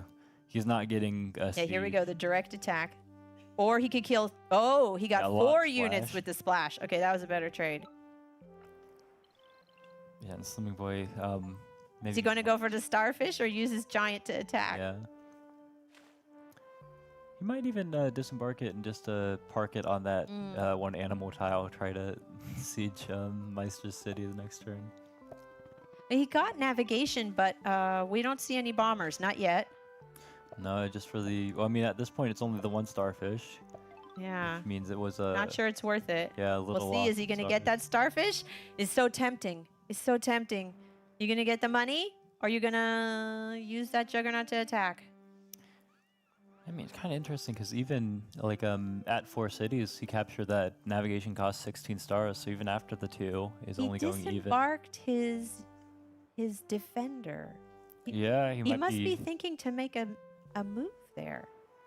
Yeah, setting up some siege with these rafts. It doesn't seem likely in the next turn though. He's taking a long time to think about it. He's only got a few seconds, less than 20 seconds left. Okay, might as well hit with the giant. You know it's going to die, so you might as well attack. Yeah, you need some archers to go ahead and defend Orkland right now. Yeah, the one on the capital is all that can reach.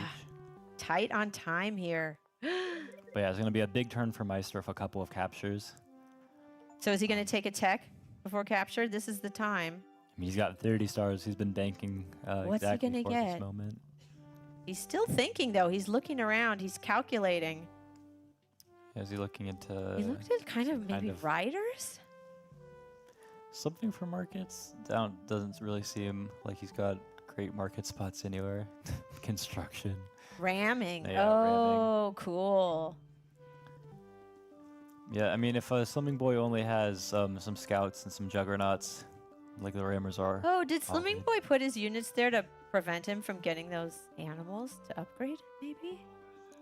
Yeah. But there we go. Full vision. Heard it called out in the crowd. Yeah, full vision. That's unusual these days. Yeah, this is the old Eye of God, yeah. Old Eye of God. He gets honorary Eye of God points right here. Yeah, I think we just see the scout pick of this up and then some splash damage with a kill. Nice. Yeah, and we're really getting close to the killer monument here for Meister. That's so unusual. I feel like they've both killed a lot of units that they should be at it, but Meisterland's only at 3 kills. No, Meisterland's at 7. Oh, yeah, you're right. I read it wrong. Yeah, 7 kills. Yeah, he's quite close. I mean, especially compared to Slimming Boy's 4 units. But yeah, we're talking about like, Slimming Boy's juggernauts are going to disappear from the water. And the backups for them, I mean, they're not all that great, especially now that Meister has ramming. Yep. And he bought it like for cheap with only 3 cities. Slimming He Boy got doesn't have 5. any giants left. Meister has, what, 3? Yeah. I mean, as much as the, giant with 2 health counts. Well, he can heal it up. Maybe come back. Yeah, later. he's got... No, bye-bye. There's one giant, one less giant on the board. In another 19 turns, it'll heal to 40 health. Wait, it heals 4 at a time. What am I Maybe he'll talking disband it for 5 stars back. Was that on the quiz? Oh, no, it was a different. It was the Gammy. How much does a Gammy disband for? But Same difference. It looks to me like the stats are neck and neck here, both with 21 income, both with 5 cities. Yes. Very different tail of the tape than last time. Well, Barter was ahead with cities, and now Meisterland's catching up. It's evened out. I mean, it was even, and then Barter pulled ahead, and now it's evened out again. yeah, I mean, if we just go ahead and take a look at like what text we're seeing, like, we got navigation on one end and ramming on the other. And it feels like navigation was maybe a little weaker. just for the fact that like we're not going to see a lot of bombers here. Right. He got the tech, but he didn't get any bombers. There was not a lot of starfish. Yeah, these scouts are kind of a menace, though. Yeah. The defenders are really good for Slimming Boy. It felt like, you know, oh yeah, they've got just a bunch of scouts. Why don't you just get rammers? Well, they're kind of high health scouts. Yeah, a bunch of scouts are still They a lot team to up deal on the with. rammer. They do a lot of good work. So now upgrading, getting 5 stars back because the defender moved off Yeah. that animal. And you can tell oh, he's wall! scared, yeah. Look at that. Again, we don't usually see walls in these games, but sometimes, you know, if there's a critical place, like a stopgap, you got to put it there. I like that. It's like a normal amount of walls for the day. 2 walls out two? of a, what is it, like a 10% wall ratio? Yeah. Yeah, like very strong. It's just very situational as well. Yeah. He can upgrade that. He has 9 stars left. Get a farm and a forest. Lumber hut. Yeah, I'm kind of interested in that because that's pretty expensive for that upgrade. But he just wants all of the income he can get, I guess. Yeah. And yeah, let's see the scouts here. There we go. Whoa. There we go. Is that a why- sword? This is that sword. That's the that we were sword saying, bomber. Too far. Yeah. Okay, we were saying I haven't seen any bombers yet. There we go. He finally used that tech. Yeah. Oh man. Just with his ability to like put units into the water. Yes. Like Meister's got like 4 ports. Yeah. Like 5 spots really. If Well, you he's count got the one maybe OU. in the south, Yeah. but that's not safe because he has a unit there. It's kind of a question of like, do those ports in the south count? Does he really? I mean, really, he's got like the 3 ports. Oh, look at that. He sieged the walled city. Yeah. Woo. The And- wall was not enough. And if we look around, wait a second, he's got more scouts. More scouts. He has Barter has so many units in the water. Yeah, and this is some advice you might hear often, like it's not about the giant, it's about the support units. Yes. So going after the rafts, because he knows that all of these can upgrade into rammers on the next turn, which is what he's most worried about. But yeah, because rammers can tear through scouts, but it's just about numbers here. He has way more scout. Barter has more units on the water than Luxador does. yeah, and it's like really nice here. He knows that he's not worried about the Juggernaut getting splash damage on all of his scouts, because He needs that Juggernaut to Yeah. unsiege. But again, short on time. That's one thing we see. He cuts it down to the wire. ooh, is he gonna giant push then? Yeah, he got his He's killer monument. not using the. Oh, he's gonna pop his own Yeah, giant. so a little tactical blunder Oh, there, assuming that smart. this splash couldn't happen. Smart. So he's denied him like his navy and the city. That's great. Yeah, it's like a really small thing to like forget about that killer monument, but like it Yeah. cost him. He in a still big had the way. monument, and he could use it to get a giant. Yeah, and now we're gonna see probably this defender siege. What were we work saying win. about all those scouts? There's less now, but that sword bomber, I'm worried about that. That's a Ooh. menace. Yeah, so no siege so far. He's just worried about taking out the navy. Mm-hmm. Yeah, the sword bomber remains unharmed. And safe. Nice little secluded spot back in the harbor. I mean, it's got the it's blocking the port right now, so it feels like it wants to move somewhere, but it also feels like it doesn't because it's just such a nice spot for a bomber. It's a nice safe spot. And he could train a port to the north of that city if he wants to put more units in the water. I'm guessing some more archers here. Yeah. I'm trying to pressure that city Orklin. Archer on archer action here. Killer, There we finally. go. I feel Yeah, like one back, then the other. I feel like we should have seen that by now, but no. Bomber attacking the new giant in the walled city, keeping it in place. I wonder how he wants to deal with this one. Because it's really difficult to block that Juggernaut out if there's any way to. Just with the potential for that raft to upgrade to a rammer. And then if you want to amass units to try to scouts to try to kill. We see a mine. Oh, borders. Yeah, a lot more ports now and a lot more places. Yep, to do this. Aha! Wow. That's the nice thing about having more water territory, more potential rafts to upgrade. Because you can only upgrade your water units in your own territory. He just made a lot more space to upgrade his naval units. Yeah. I was looking at it like, wow, you really want to, kind of get rid of that Juggernaut and the Rammer. Like, how are you going to do it? Yeah, Border Growth into Bomber. And these bombers feel nice and safe in the back. Man. Okay, this game is going to go a long time. Oh, yeah, no. This game is not going to be over anytime soon. This is like really very evenly matched. I have to say, I'm really impressed. This is great. Yeah, Meister's been wanting to break through with his Juggernauts here. And it feels like he might be able to, but like, are the bombers just a little too strong?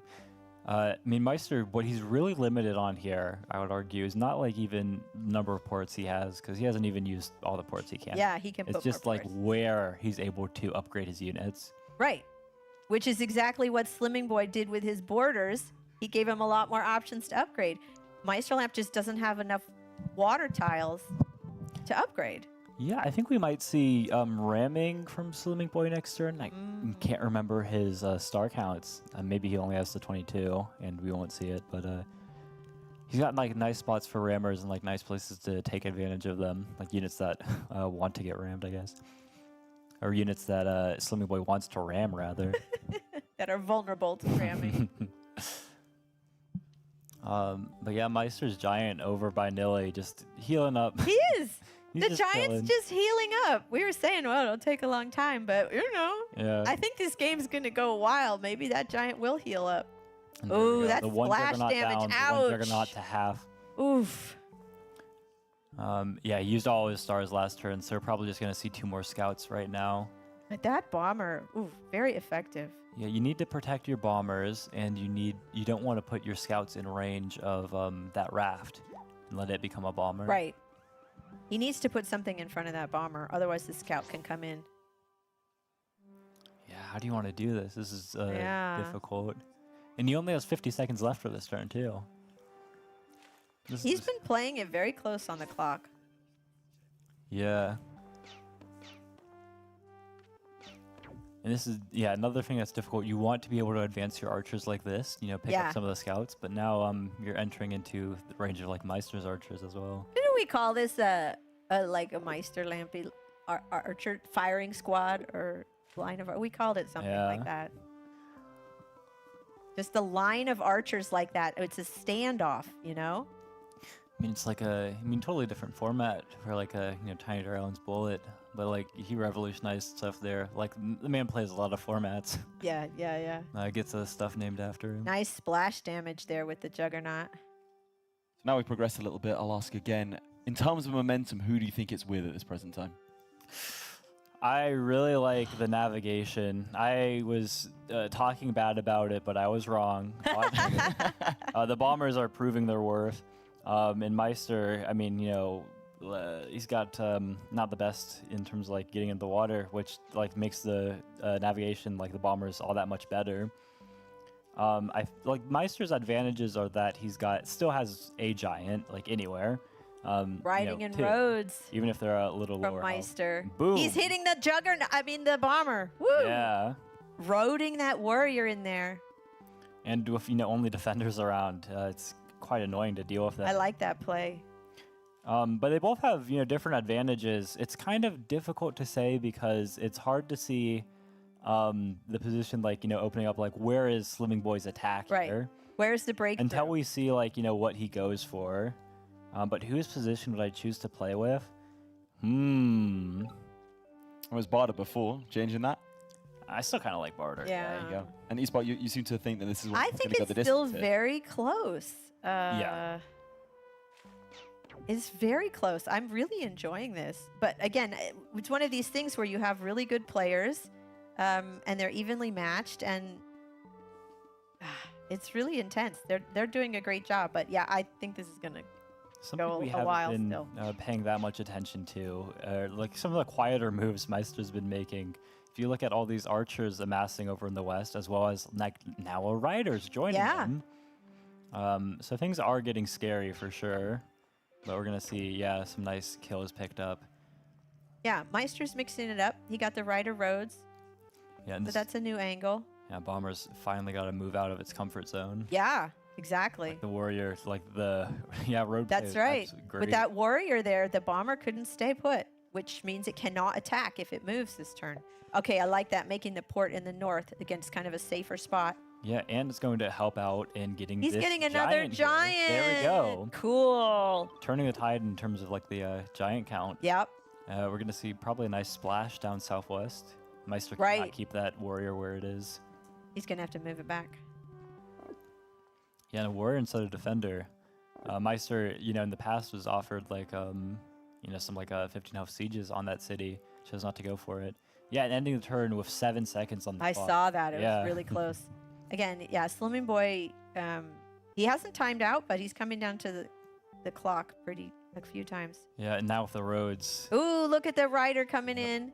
working on getting this Can capsule. he bounce in? Yeah. Nice. That's a lot of stars denied there. We like that. I love that. I mean, Barter will be able to unsiege, right? He's got the units in range, but it's just a little tempo, right? Puts the pressure on. Now Barter has to play defense. Yeah, I mean, Barter's on defense 1. I mean, this is like what I was talking about. Like, it's a really quiet move. Like, it doesn't seem Yeah. like it's, he's doing much. Like, why are you advancing all these archers and giving me these kills? Oh, big capital siege. That's why. All my archers around there aren't doing so well anymore. All of this. Oh, he's going to siege there too. Wow, the devil. Double attack there. siege. Cool. Yeah, he's got the 4 archers like around. The archers can deal with this, but like the Well, loss of stars. I was going to say the And- income. Yeah, and it's also just helping him advance all of his naval units. And again, it just puts. Is he going to build a bridge? Hey, let's go! Let's go the bridges. Yeah, no, it just sieging. Just again, it's almost like a psychological thing. You're like, uh-oh, I have to like focus on defending instead of pushing forward. Yeah, I'm kind of curious now. We can see like the camera. Yeah, you got the classic. Oh, I taking love position. it. So the bridge was to place the archer so he can reach the bombers? Yeah, That's yeah. cool. Oh, I like it. All right, the bomber has to move. I guess he's not moving it. He's going to attack. He's got enough health on it with the veteran swordsman that he can tank a single hit. He like wants that. to hit the 4 units. But yeah, we're gonna need a scout over here to Scout help to unsiege. unsiege. Okay. Yeah, and with only 8 stars left, the sieges were expensive, and naval warfare is all about stars, all that. Yeah, and advancing these scouts forward, it's definitely nice. But Meister's got some rammers, which might see some use in the next turn. Yeah, he's got a couple rafts poised to become rammers. Those will take down the scouts. Where's that? Yeah, the bombers. I don't know. They feel exposed to me now. Yeah, He's got all these scouts in front, but oh, nice. I like the splash damage. Now we're gonna see a defender here, or Archer. there's another rider, so you have to defend your captain. Juggernaut going in the water. Yeah, the Juggernaut's very nice, especially now that the Meister's Juggernaut's gone. If Slimming Boy can take that walled city, I mean, it's by like a little bit pinned down by those bombers. Like some bombers, Juggernaut giant like ends up sieging. There's not another giant that Meister can push there. No, I think another thing that we haven't mentioned outright, but big advantage for Slimming Boy is just the defenders as units. Borders. Now he has more water to upgrade units. Yeah. That's what we were talking about Especially before. that one raft northeast of And the he's going to port. get a giant with a fish in the capital and push. He's going to push the rider in the right. Yeah, nice. Yeah. Feels like I think he might just get more units instead of upgrading anything right now, but hard to be certain. Yeah, he wants to pick up a nice easy kill here. Yep. And this is why we have to train on your capital, otherwise this rider bounces in. Yeah, he had to put a unit there. How many turns has this giant just been chilling? northeast of the He's city? 22 stars now. That giant's doing all right. That giant's having a spa day, getting some, pampering. No, not more units. He's looking at the rammer. Yeah, there we go. Where's So- the rammer going? Okay. He's only going to have trained that giant on He his only has back. 1 star left. He can't do much else. He's moving the Maybe warrior a couple back. of chops that he didn't have access to Oh, he before the can chop border. some forests. Yes. But then I guess, what is he trained? Just a warrior? He's thinking about chop, There you go. chop. Ooh, For a it's warrior. not healing anymore. It's not chilling. Oh, going I back think into action. Yeah, he might be headed towards the port then. Like behind the support of the rammers. So yeah, these two bombers are, I'm certain, teaming up on this archer to help the Juggernaut like land closer to the village. Slimming Boy still has really great in the water. Yeah, Slimmy Boy has the nice units on the water, but you know, Meister Ooh. Lamps pulling ahead a little bit with the economy. He's got more stars per turn. Yeah, a little yeah, bit, that little 4 bit. star per Every turn. little bit counts. Interesting. Yeah. No, what I'm really worried about is still like the just around there with the Juggernaut. Like, how does Meister defend that? Ooh. So this swordsman is going to do some splash to take out the archer and allow this Juggernaut to move past the zone of control. Oh. Right up to the village. I don't see, what does Meister do to defend this? He doesn't, like, he can't even get He himself can't get another established on the giant water. there. Well, it does feel like every time one of these players takes a turn, the momentum swings into their favor. Yeah. It's a very back and forth. Yeah. Like the new Naval was, fun like that. And the defenders feels like it's done a good job now. Yeah, I don't see the defense Meister has here. Yeah.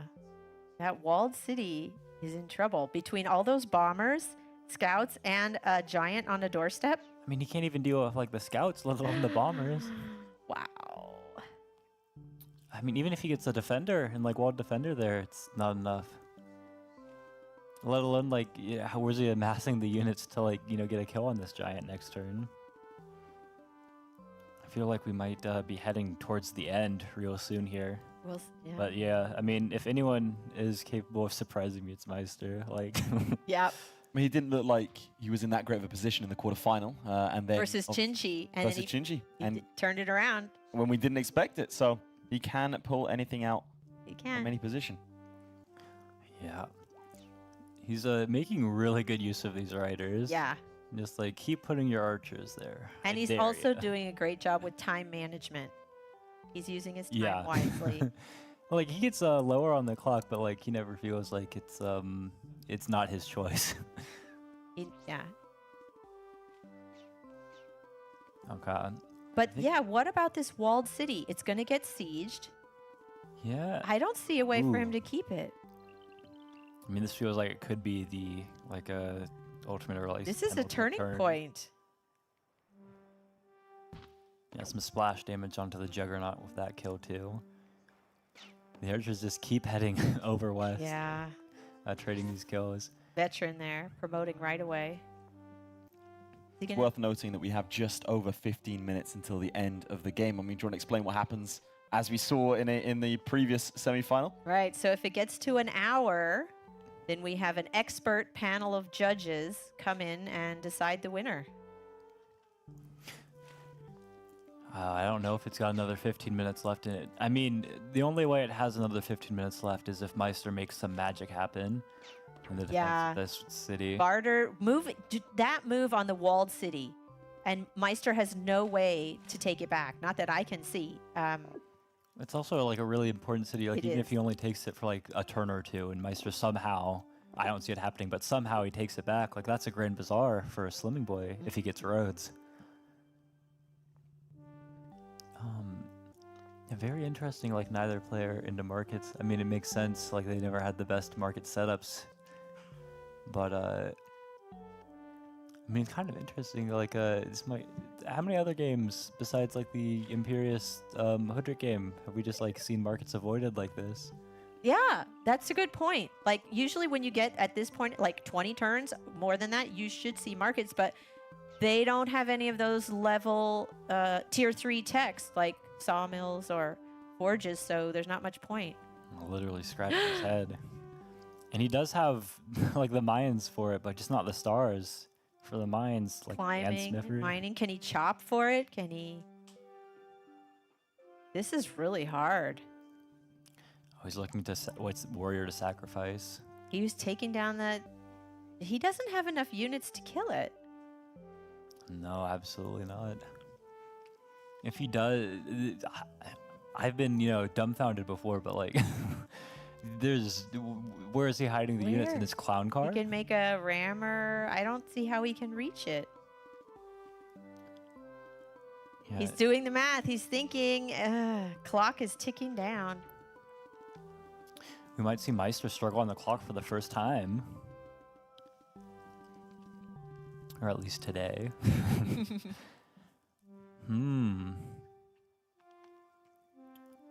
Yeah, this is really, I mean, that city's on fire.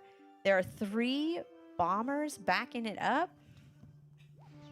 Yeah, Meister's happy to take some damage on these archers. But that's like the sideshow. The main show is that walled city that's on fire. Yeah, and like, I mean, even the amount of damage that Meister did to that giant, like, I don't have other words, it's pathetic. Yeah. Like, you took it from 38 health to 32? Yeah. That's not going anywhere. You've got the 2, he's advancing the 2 Oh, juggernauts. wow. He's going to give up that middle city. Yeah. I mean, we saw it coming, but it still feels like a surprise. Yeah. He's advancing these 2 juggernauts over. He's trying to reclaim with those juggernauts, but I feel in the face of all these bombers, and more bombers that Slimming Boy can train, like, it does feel like we're heading towards a conclusion here. That's what he's saying, yeah. He doesn't think it's going to last long enough to get to a panel. Got the thinking chin touch. The hand's been glued to his face the entire 2 games. I guess it just means he's deep in thought. He's a thinker. He's a thinker. That's how he thinks. So many archers in that north one. Yeah, never again are we going to see a cloak? Him get capsized. Look, he's getting a cloak. Yeah, and it can head straight over there. This is something that Meister has a vision on. Yeah.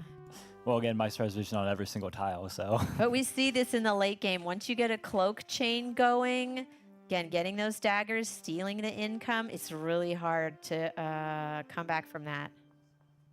Oh, yeah. I mean, with the riders around and, archers to bounce off of, like, there's no giant stop sign here. Nope. So it feels more possible for Meister to do something To maybe about it. uncover the cloak, hit it with some riders. Yeah, but at the same time, like, That's the sideshow. The That's main the show is sideshow. the navy, the middle of the middle lake. yeah, and like all of Meister's advantages, like his income, like less. He's been losing, like bleeding more units. Just look at it used to be pretty even. Like Slimming Boy's already up for kills. Yeah, Barter controls the water, and he has that middle city. So now, right, the cities are Barter has 6, Luxador has 4. Yeah, and we haven't seen the Park of Fortune get placed, so I'm kind of curious. Oh, where it ends I up. forgot about that. We might end up with like Slimming Boy buying mining and Park of Fortune to get another giant on that city. And yeah, Meister's going to go ahead and sacrifice his archer to go ahead and train another one down in the south. When you have this many stars, you can just go ahead and do that kind of thing. He's getting some riders. Yeah, but what are the riders for? Killing the like stopping the cloak. maybe the against cloak. ship. I'm guessing the riders are to uncover and stop the cloak, but again, you need something more than that. He can't. Again, he's just kind of anticipating the cloak coming, but he's got to be able to get his city back or reclaim his territory. I mean, like, they have this kind of phrase for this kind of thing. Like, yeah, you can eat it, but I'm going to make you work for the meal. Like, it's just gotten like a attrition. Like, Meister, we know Meister can handle this kind of thing. Like, we saw him in the face-off. Slimming Boy had a pretty fast path towards the finals. He's not tired from like the earlier games, but he he's got a tired bye after this one. What's important to note as well, the winner of this semi-final will go, after a little break, straight into the final. Crazy. Yeah, can't be too much more in this game. I mean, by panel or by not. We're approaching the end one way or another. And yeah, look at these scouts.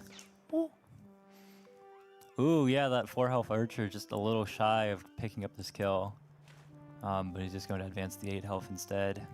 Wants to make sure that this Juggernaut is dead.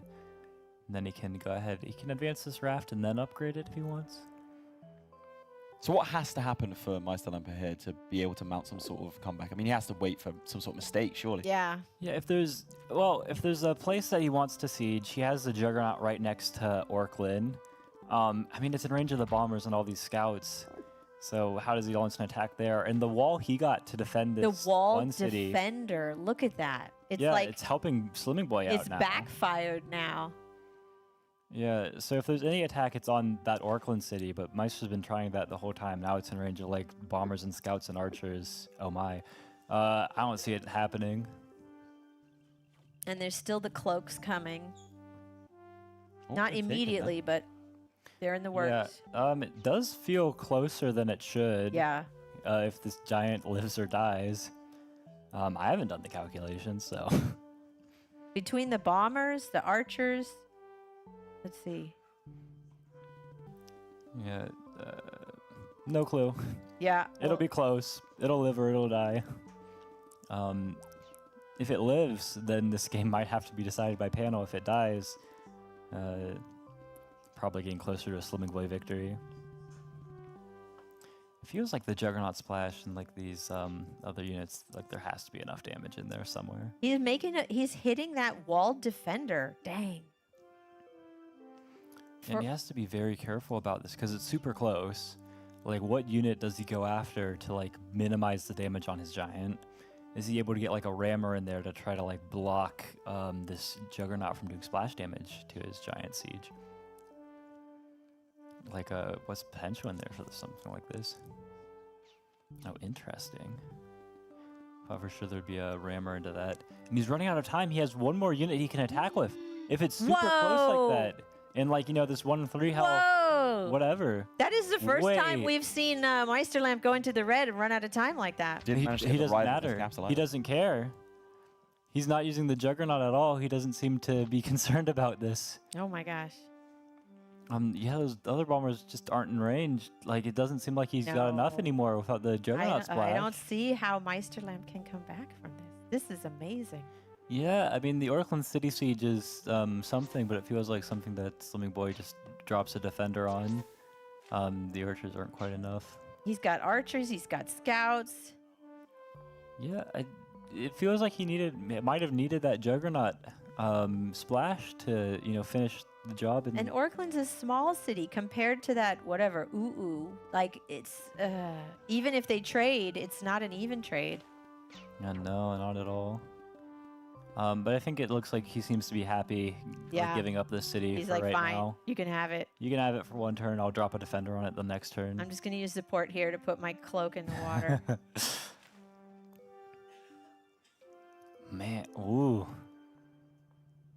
Yeah. Advancing the bombers Yeah. forward. Yeah, very aggressive bombers. And more defenders going in the water. They could become scouts or bombers. I mean- Another cloak? Whoa. Yeah, but if there was a path for Meister to have a victory, it would definitely start with, you know, taking this city. Again, it doesn't feel like it's enough, but this is definitely good for Meister. Like, if he didn't get the city, there was nothing. We have 5 minutes left Ooh. until the panel Whoa. decision. Ooh. Navigation himself. Ooh, counter bomber. Massive splash. Wow.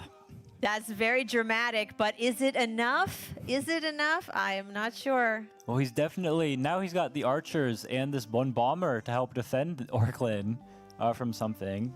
It's, again, like a 5-to-5 city game. The income's, like, closer together again.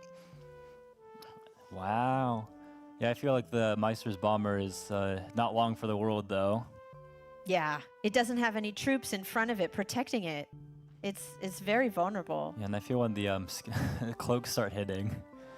Well, I don't even know if the cloaks will hit in the next 5 minutes. But, I mean, Meister only has 20 seconds on his clock. Slimming Boy's got 2 minutes. So he might only see 1 or 2 more turns. Or 2 or 3. But yeah, last chop. Wow. One last warrior. I mean, again, as dramatic as that Luxador bomber is, I don't think it's enough. And the cloaks, like you said, we haven't even seen the cloaks hit yet. Yeah, where are the cloaks going? What are the cloaks up to?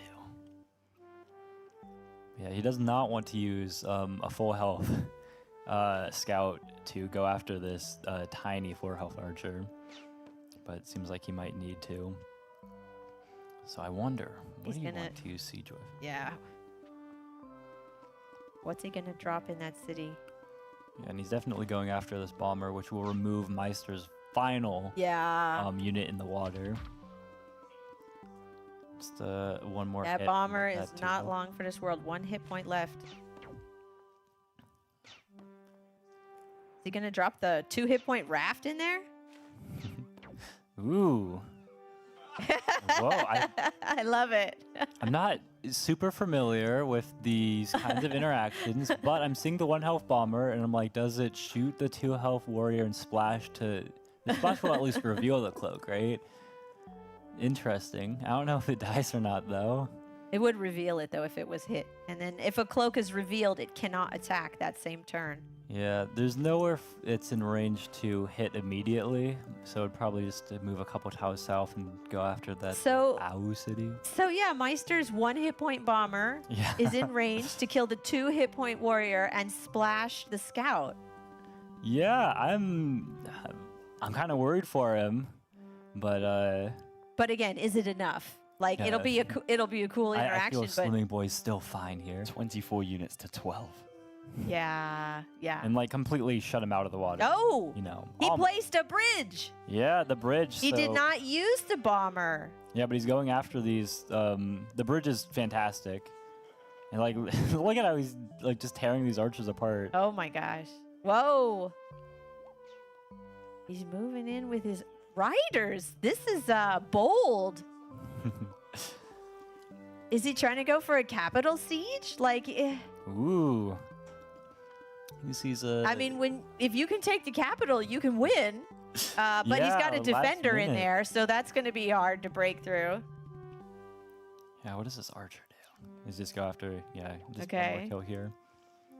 I guess he's really just like, you have 7 more units than me right now, but I'm going to lower that number just a little bit. And as we near the end of the game, this might be his final turn.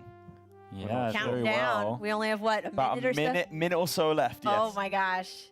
Yeah, this could very well be the last. Very dramatic ending with the bombers and all. And the bridges. Yes. Extra bridge. It's cool. Okay. Ooh, coming down. Final seconds of this cloak game. is fine, and I see a cloak attack that it becomes very strong on Owl in the south, and I don't see the There's stopping it. 2 different cloaks coming. Yeah. I mean, one from far away and one getting ready for the next turn here. And he can probably just kill all these units that would get into the water anyways. Yeah, no, we've said this time and time again. Barter has more units on the water, just really controlling the Navy space. And wow, he's heading towards that southern city instead of through usually the we don't maps. see cloaks going for smaller cities, but that's the closest one he can hit. So I'm like, all right, you're going over there. Yeah, and these riders, the defender will help team up, and we'll get 2 rider kills there. Just another defender from the capital with some roads and heading into Orkland. You know, putting a defender maybe on the bridge too. Sieging with a right here. defender scout. Yeah, and the defenders are providing some great zone of control. Yeah. So it looks like Slimming Boy Gonna will be able move to the bomber up. recapture that. Okay, yeah. I mean, I'm really interested to see what panel has to say about I this game. think we'll see. They're the experts. Yeah. We leave it to the experts. We're not on the panel, so. Absolutely. But yeah, to me, Barter's really doing well. Barter has 10 seconds left to get some last units in. Running out of time, no units at all. And see them walking over. I And there we think that go. is. I mean, I think he just. Yeah, there we go. That's it. It's a resign victory. Oh, he didn't have to go to the panel. I don't think we needed to go to the panel. Wow. Wow. Even if we have to go to the panel, it does seem like the jog has turned into a marathon as we go into game 3. Meisterlampe losing for the first time today. Again, showing a little bit of weakness here today. Again, we are going to be going to game 3 to decide. There you go, applause. A little bit of respect there. Oh my gosh. What about that one? These are intense. This is so intense. I mean, you can see it on their faces. These guys are just like focusing so hard, paying attention. It's really. I mean, a single mistake. I mean, it's damn near perfect from both. So oh yeah, a single mistake I could didn't decide everything. see any mistakes. They played really well. I'm very impressed. No, and this is another thing that I just love about Slimming Boy's gameplay. Because, like, obviously he's playing very well. He just defeated Meister. Yes. But at the same time, like, you know, it's really unorthodox. I'm not going to see anyone else play like this. Yeah. But, like, he makes it work. It's very refreshing. And just to be absolutely clear, Meisterlampe did resign, I think about 2 seconds before it had gone to panel, which we assume would have gone to Slimming Boy anyway. So it did not So go it to did not go to panel. It is a pure, clean victory. The judges are not necessary. Slimming Boy does take a game from Meisterlampe. And it goes down to game 3. The winner of this goes to the final. And that's a lot of Polytopia to play. Oh my god. Absolutely. This is a lot at stake here. And they go straight in. It's not like they get another break now. They're going to go straight into game 3. Here we go. They're taking a drink of water. Quick, quick, quick. Little swig of hydration.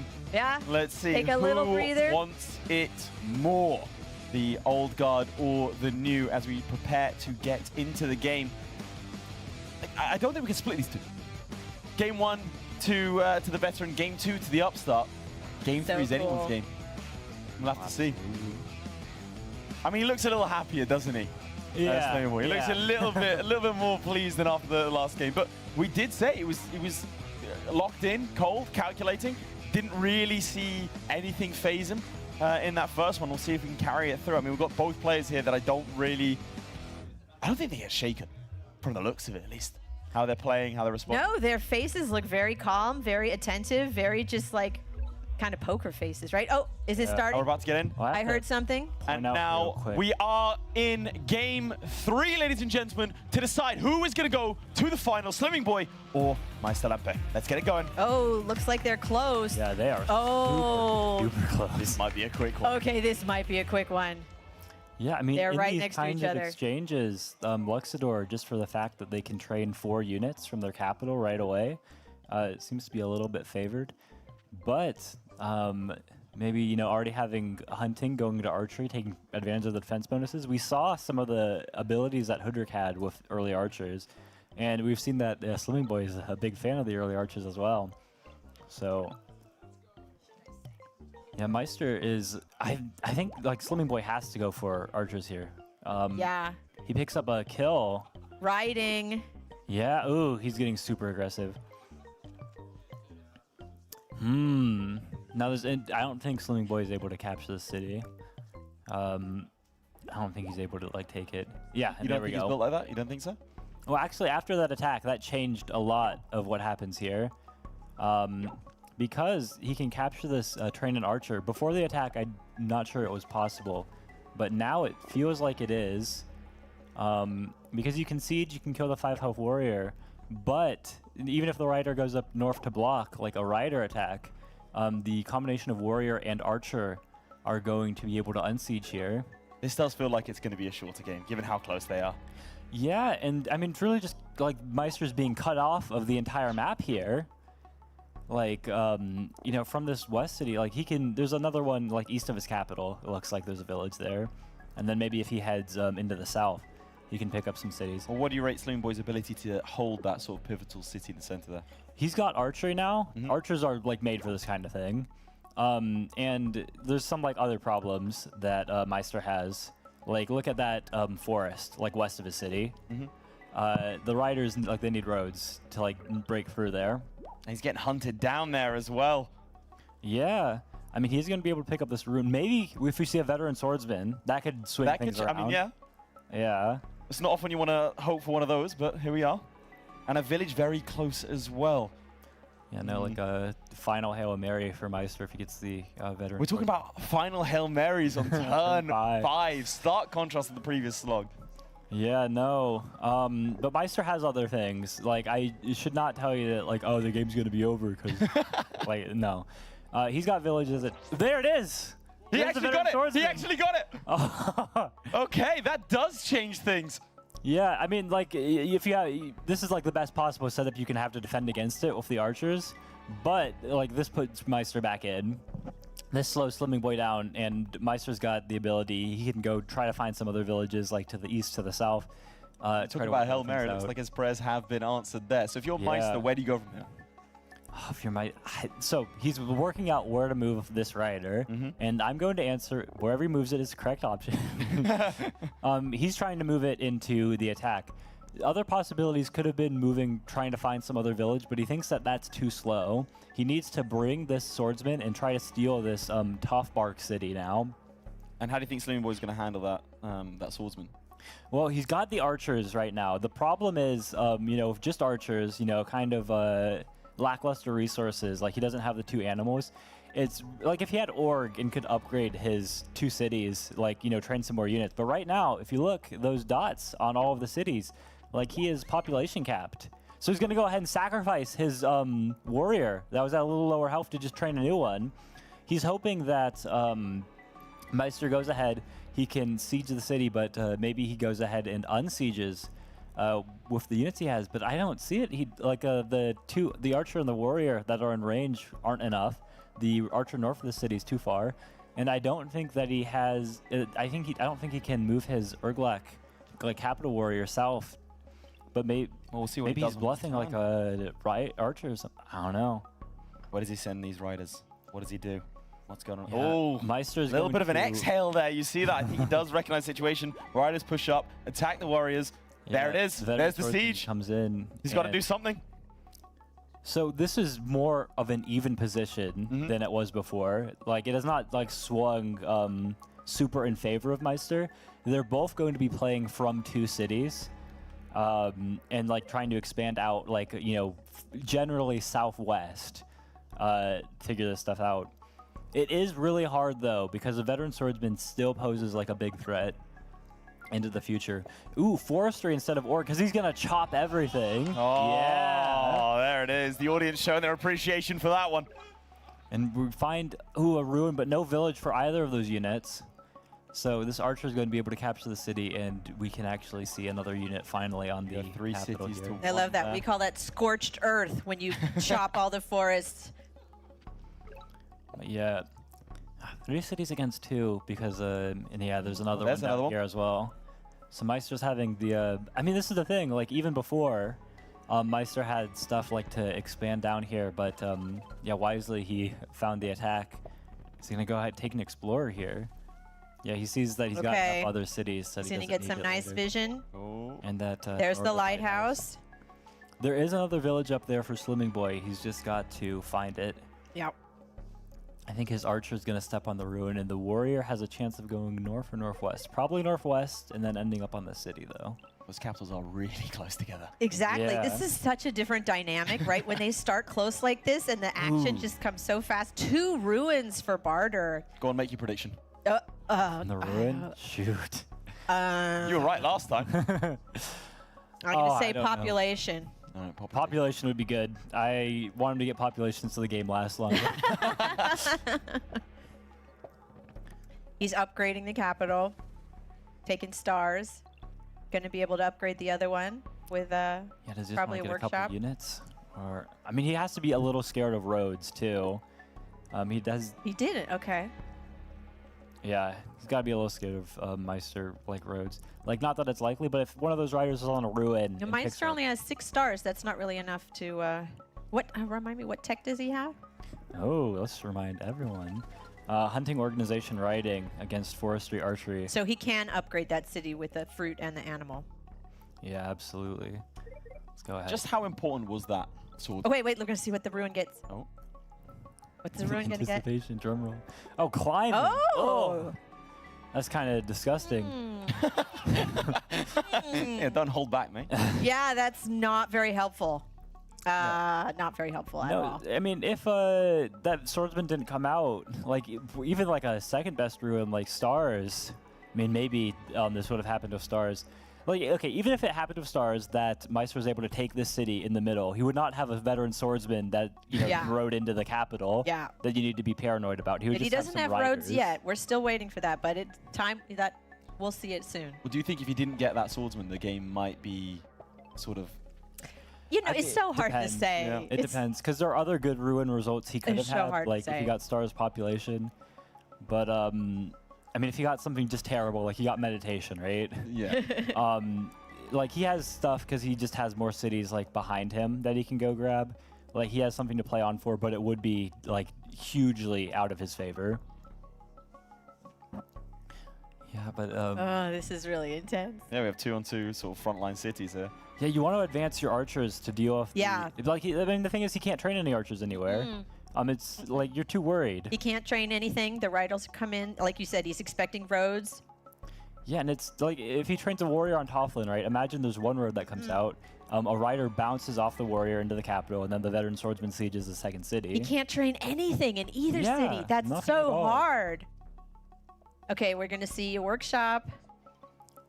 He only has 3 stars, so not enough for roads, not yet. But he's going to position everything.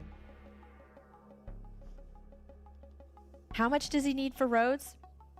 Can he afford it next turn? Yeah, well, he's got 4 cities, so roads is gonna cost him a hefty 12 stars, and then another 3 stars per. Okay, so road. no. He's only going to have 10 next turn. Yeah. He's just setting things up. Oh, what do we get? Ooh, Oh! that's good. Yeah. Suddenly back in it. Yeah.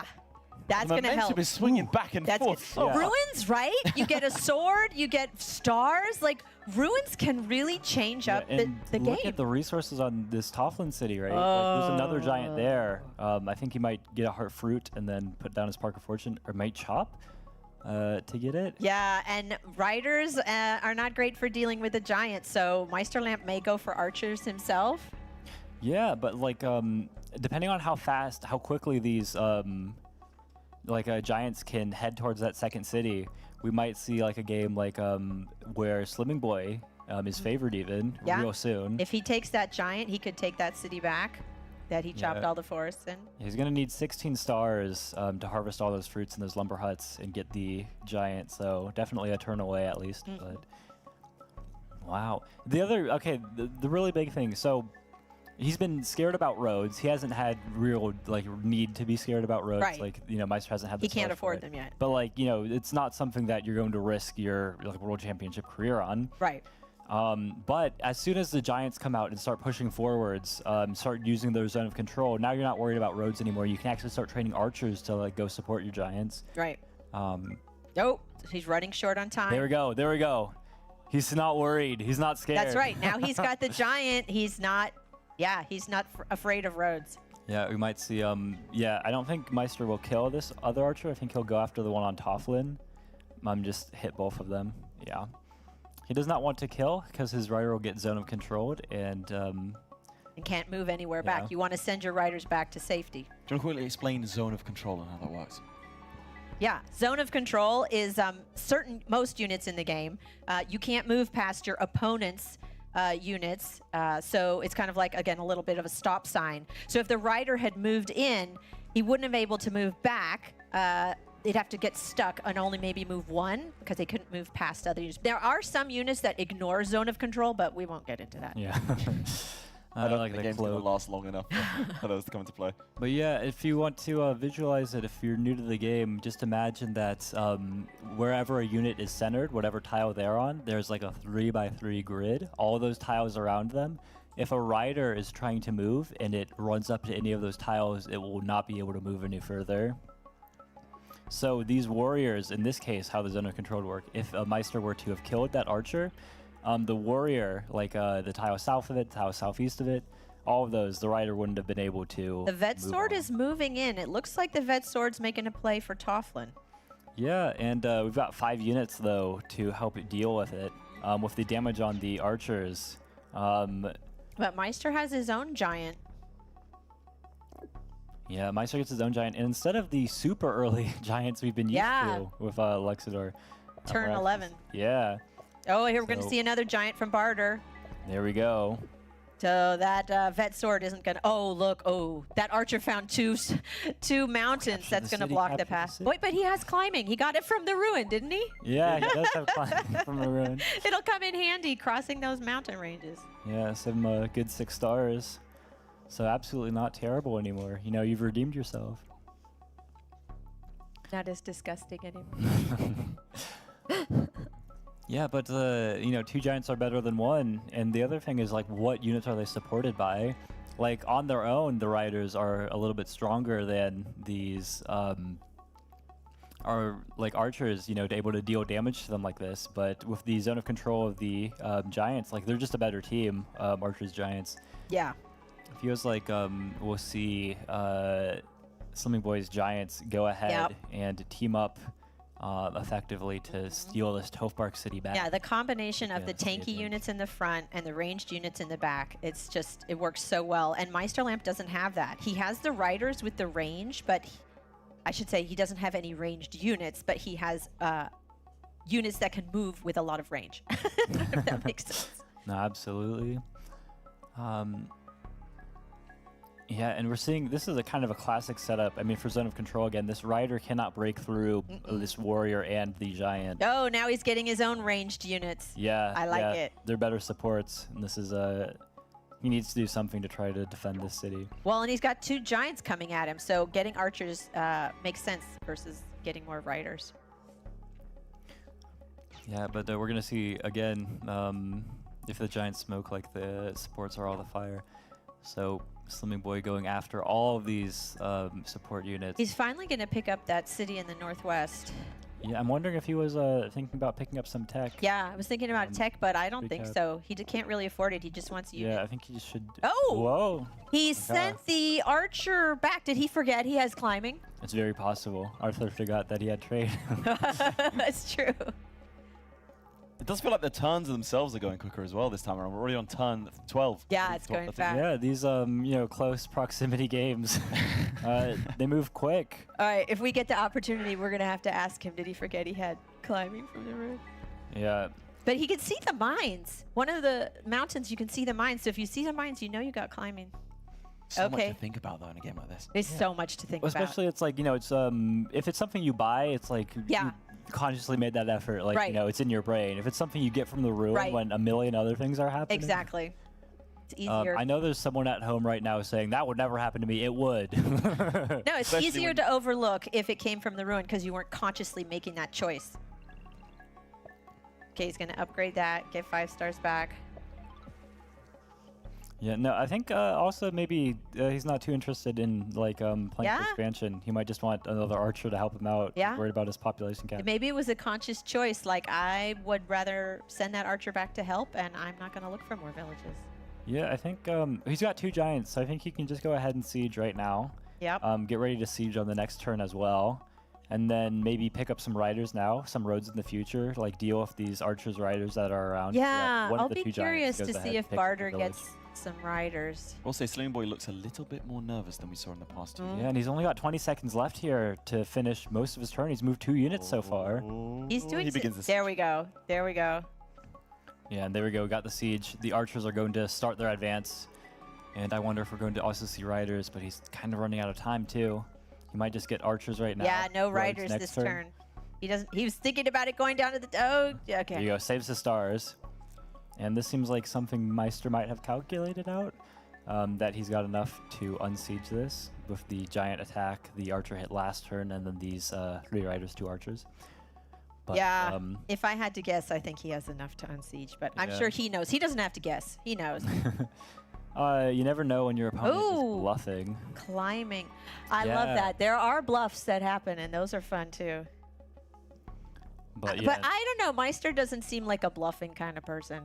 and I mean in this case he's not like he's got the units to take Yeah. care of this. He's got 2 more riders. Wow, he clears. There it is. Nicely done. There it is. Oh, and a well done, veteran. Yeah. Cool.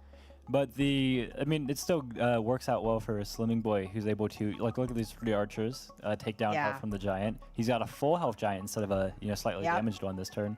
The 2 riders are But a I little bit damaged. noticed Meisterlamp is sending a unit to explore in the south. He's Yeah, looking for more yeah. villages. He sent 1 unit out there, whereas Slimming Boy, he's not looking for more villages. I wonder how that'll turn out. It might be important because even after the fireworks over here on like who claims this one city are like resolved, there's like the rest of the map. There's like nothing wrong with playing like 3 cities against 4. I mean, especially like a city that's as low level and as, you know, sorry to say this, it's literally chopped. It's a Okay, here chopped comes city. the Chopped riding. everything in it. Riding in the roads. Although he's only 2 cities where he can train units, right? One looks pop capped. Yeah. So maybe a rider in the. He's got to get 2 riders. And he's conserving health on that giant. Oh, and almost out of time again. Time management. He's gonna. Oh, what if he didn't make that? Oh, he had just enough time to drop the giant in. Yeah, he believes in the siege. Does Meister care? Meister's counting. Meister's counting. He's doing the math. Oh, how close is he to killer? He looking at that? Yeah, he's at 9 kills. Yes. So he's gonna. Oh my god! Oh my god! Oh my! The new god defeats the Oh old. my gosh! We have our second finalist. What? Surprise on his face. Doesn't even look like he believes in himself. What just happened? Slimming Boy beats Meister Wow. and will go to the final. Amazing. I mean, I think it was a surprise to everyone. Wow. I mean, we're talking about Meister doing the calculations. He did them all, and it looks like he didn't see an outcome where he won. A much quicker game in comparison to the marathon of the last one. Well done. Remarkable. very He still exciting. doesn't look like he believes He's it. in shock. He's still looking around. You did He's it. like, You really? won. You did it. Oh there my you God. go. You did it. Fantastic. We will have a chat with him very shortly indeed. But man, what a game. Oh. We have our finalist, huh? Yeah, coming out of nowhere, quite the upset. Very surprising, Very but different well energy done. as well in that second game. Yeah, different energy, innovation, doing things we did not expect, and it paid off. I mean, again, the Enigma was the name that was coined for him, and it looks like it's bearing dividends. He does shock everyone here as well. I mean, he had a bye for a reason. He does go to the final. That's right. We have to talk about it. Him against Arthur. That's What do you right. think? Yeah. Oh, him versus Arthur. Oh my God. I don't even know what to say anymore. Everything's topsy-turvy. I don't know where things are going. The unexpected is happening There today, you so go. anything could happen. Butter versus Imperious, Arthur versus Slimming Boy. He did look shocked when he had it. We're gonna have a little chat with him just now. I mean, that was so quick. Oh, he's so sweaty. So you can tell. Oh my gosh. You're tense. Okay, well, we are here with our second finalist now. Slimming Boy, I mean, you look surprised by the end of that to win. I am surprised. My Salam played very well. I actually found that I myself made a lot more misplays than he did. And I thought I was surely gonna lose this one, especially after the first game. He was just way more dominant than I was. But I guess it worked out in the second and third game. It just went way better than expected. I'm just very happy and surprised, like you said. I mean, yeah, you did not look like you believed it coming off of that stage No, still. no. So, I mean, you're in the finals. How does that feel, and how do you think you're going to stack up against Arthur? It feels unbelievable. I'm like I said, I'm already very surprised that I even made it to the top 6, and now making it to the finals is just absolutely unbelievable. But I'm very happy about it, and Arthur is a very strong opponent. I saw his other games here as well, and I could barely spot any misplays he made. So he'll definitely be very strong. But I'll give it my all, and we'll see how it goes. I mean, people were surprised by your strategies, by your tactics, but they ended up really well in the end. I mean, I'm sure you guys have questions, many questions. Yeah, I mean, that choice to go for navigation in the second game, we thought it was a little sketchy, but it really paid off. Your control of the water and the Navy getting the bombers, it was really well done. Yeah, like that game was just pretty much like Continents, where just Naval is super decisive for who will win. And especially here, with all his cities were like targetable from the water with bombers. And I felt like it was my only out because I was on the Starfish already, and I could also go for the bomber on the city, and I knew I had to pin the city with the bomber because otherwise it was just lost. Yeah, going for that central walled city with the bombers. That was great. For sure. And this is just like, you know, competitor to another. Like, first off, just take a breath, breathe, remember you're here, ground yourself. I remember, like, we had a few conversations about this. You like talked about, yeah, I'm here. I'm like, it's gonna be a fun time. Like, are you starting to believe? Well, honestly, the more further it gets, the more unbelievable it gets. I'll just expect to wake up any moment right now. But yeah, I just my chances, like I start to believe a bit more in myself, so maybe I'll actually have a chance against Arthur, a really strong player, like I said. So yeah. I mean, you're being very like humble and passive, say you don't believe it, but you have made it all the way here. You are our second finalist. Ladies and gentlemen, we have Arthur versus the Enigma himself. Very, very soon. We'll be back right after this break.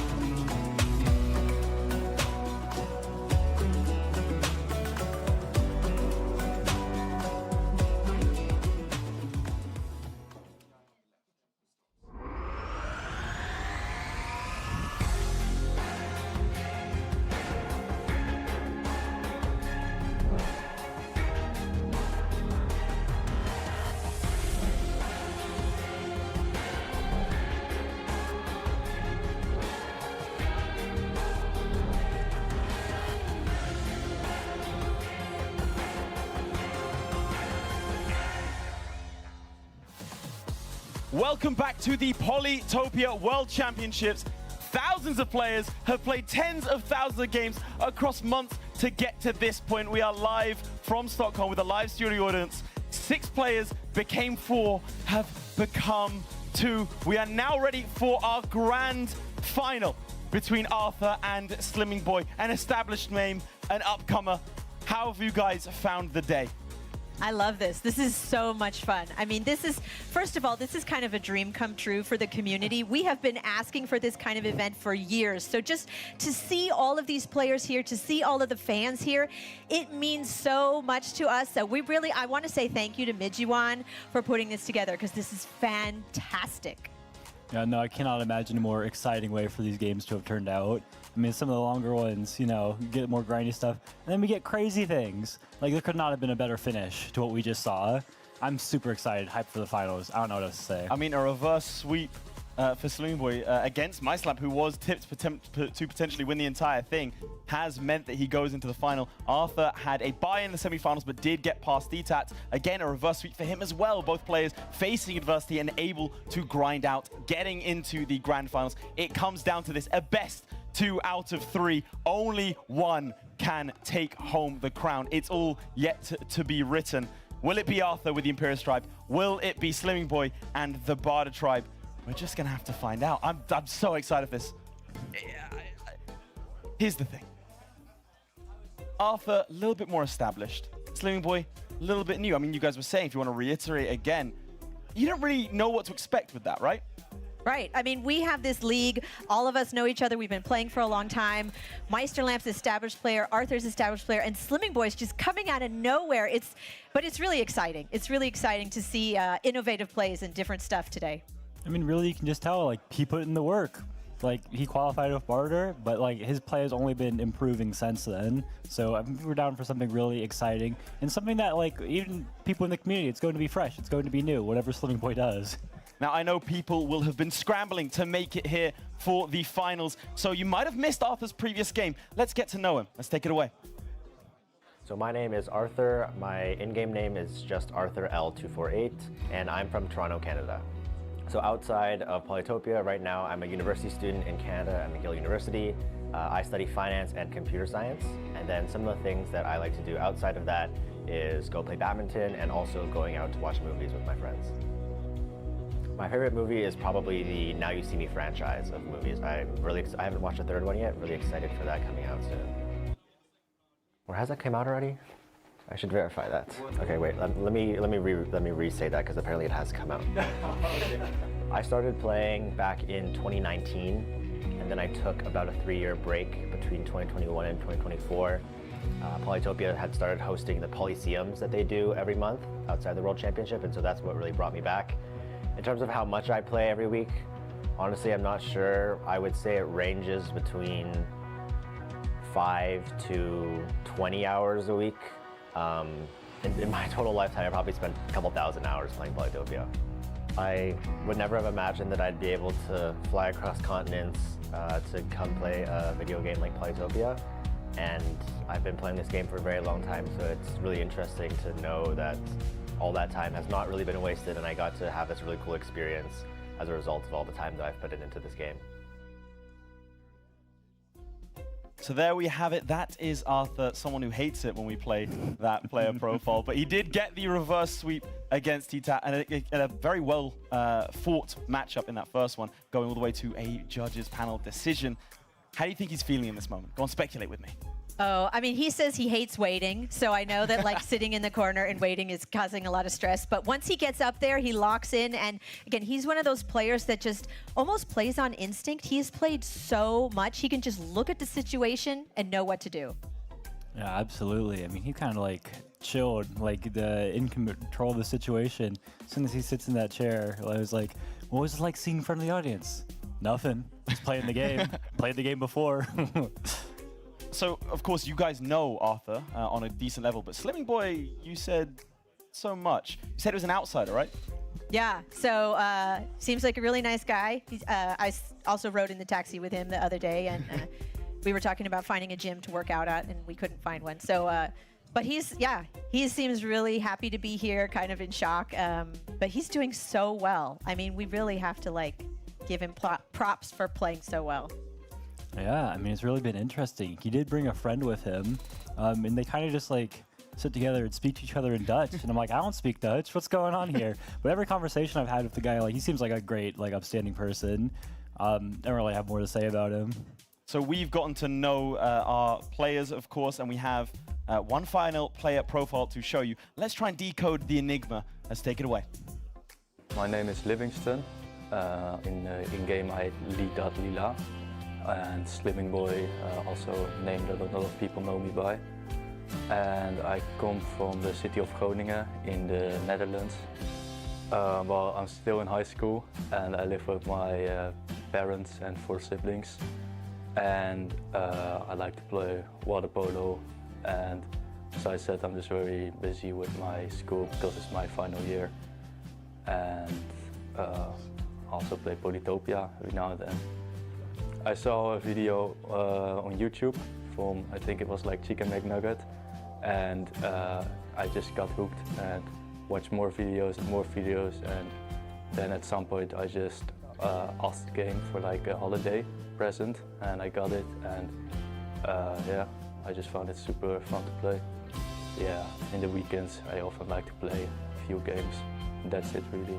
Well, when I qualified for Sweden it obviously changed a lot, but well, I couldn't believe that it was actually happening, and when the game was over, the final game, I was first just checking because if it was actually going to happen, and when it did, I was just super happy. Of course, I couldn't sleep until like 5 in the morning because I was just so happy about it, and look really forward to it. Believe that he made it to Stockholm. He said he couldn't believe that he won the semi-final. At some point, he's going to have to start believing in himself. It might be, if he wins today, he'll finally believe that he's made it. What is your take on his previous game, the semi-final? Oh, yeah. So, again, he was doing some different stuff that we were like, what is he doing? Oh, that worked. What is he doing? Oh, that worked, too. So, you know, there was a time where he was moving an archer into a mountain, and he moved it back, and we were like, oh, he did. And then he got navigation, and we were like, why are you getting navigation? Oh, the bombers. That paid off. So, I'm really looking forward to seeing how he's playing.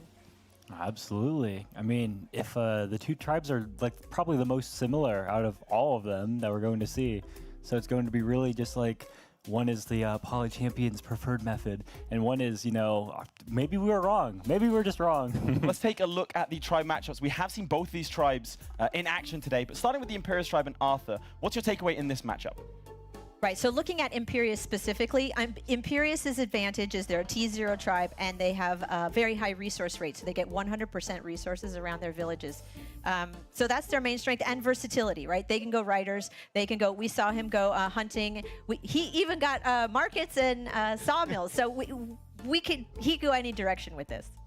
And of course, his opponent, we just now saw him play as the Barter tribe. How do you think that stacks up against Imperius in this matchup?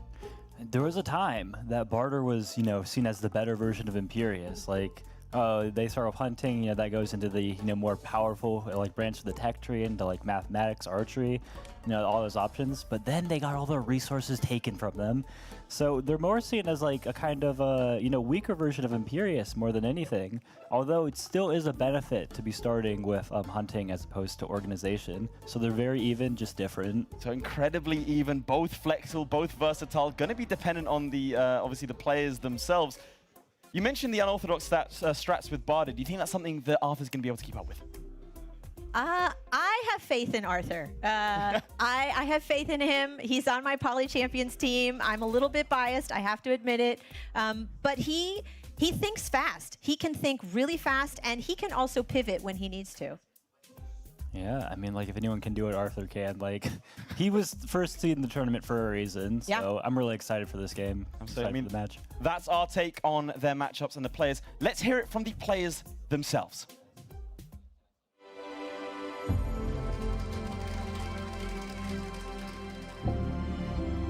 To win the final would be honestly amazing. I've been playing this game for so long, and to do it on such a big stage with a live crowd, I want to make everyone who has been supporting me proud, and Hoping I can do my best and bring home the cup. Well, to win the finals would be mostly unexpected for me because, well, I'm not sure if I said it already, but I never expected to even be here and let alone win the event as well. I would just be so happy. It would mean the world to me.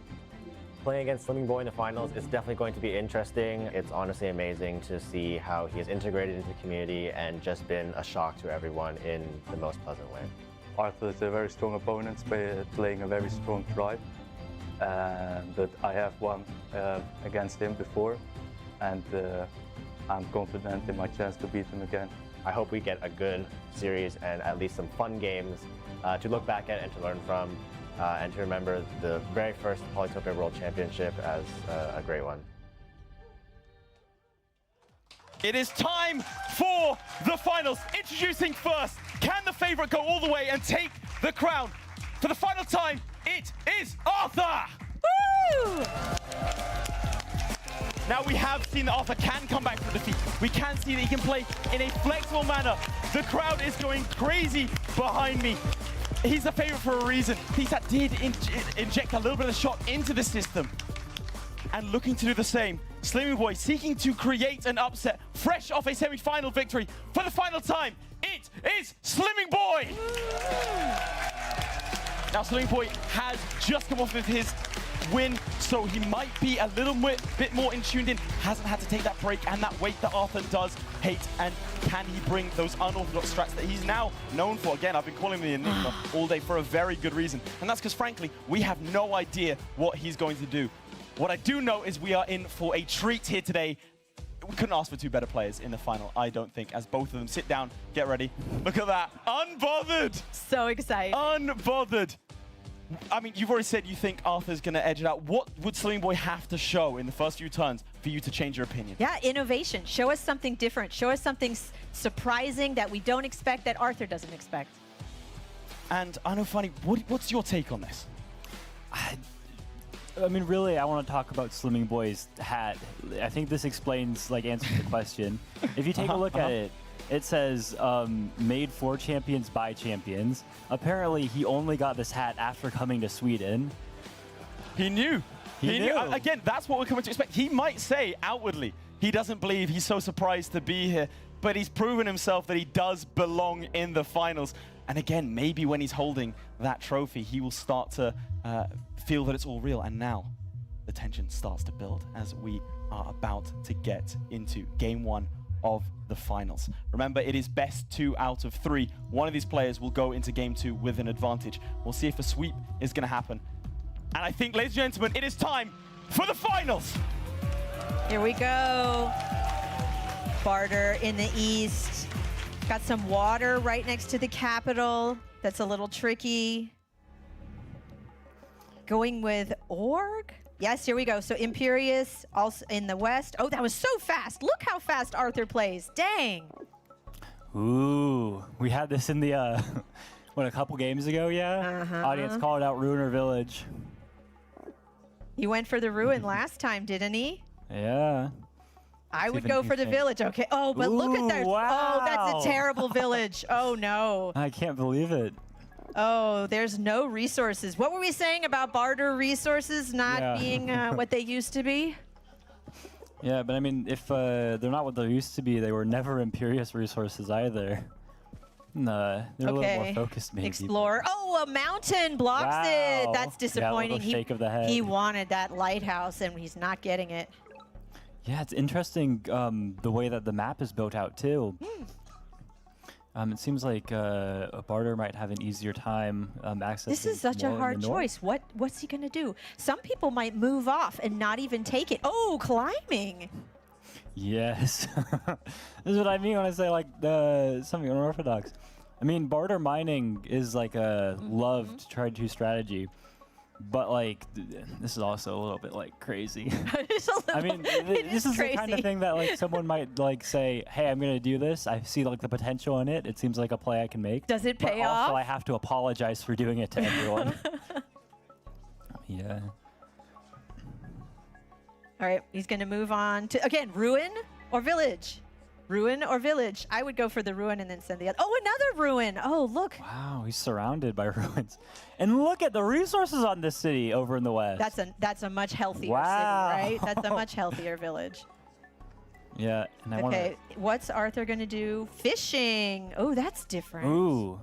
He wants to get ready for this, unfortunately. He wants another explorer. He wants a good one, dang it. Yeah. I mean, look at this. Okay, he sees his opponent, and he sees that pathetic village, but he doesn't see the really good village in the back. Yeah, but he does see that they're connected by land. Right. So it's maybe a little bit of a question of like, how good is the fishing anymore? Yeah. It does help Arthur out for sure in picking up that village to his south. Mining. He really has to go mining Yeah. if he wants to upgrade that city. Let's see if he gets, yes, he gets an explorer. And with Ooh. climbing, that explorer can see a lot more. And boom, big lighthouse. Wow. Yeah, and some people I think might have been asking like, why don't you go ahead and upgrade with the mine? I mean, exactly that.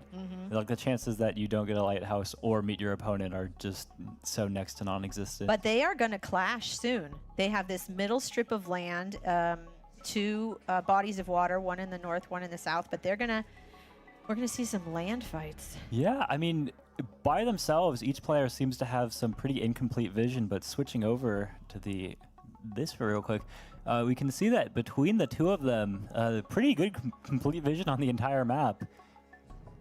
What's he going to get from the ruin? I'm going to say stars. What? Oh! Chipmunk mode. What? Whoa! Oh! We didn't see him go for it.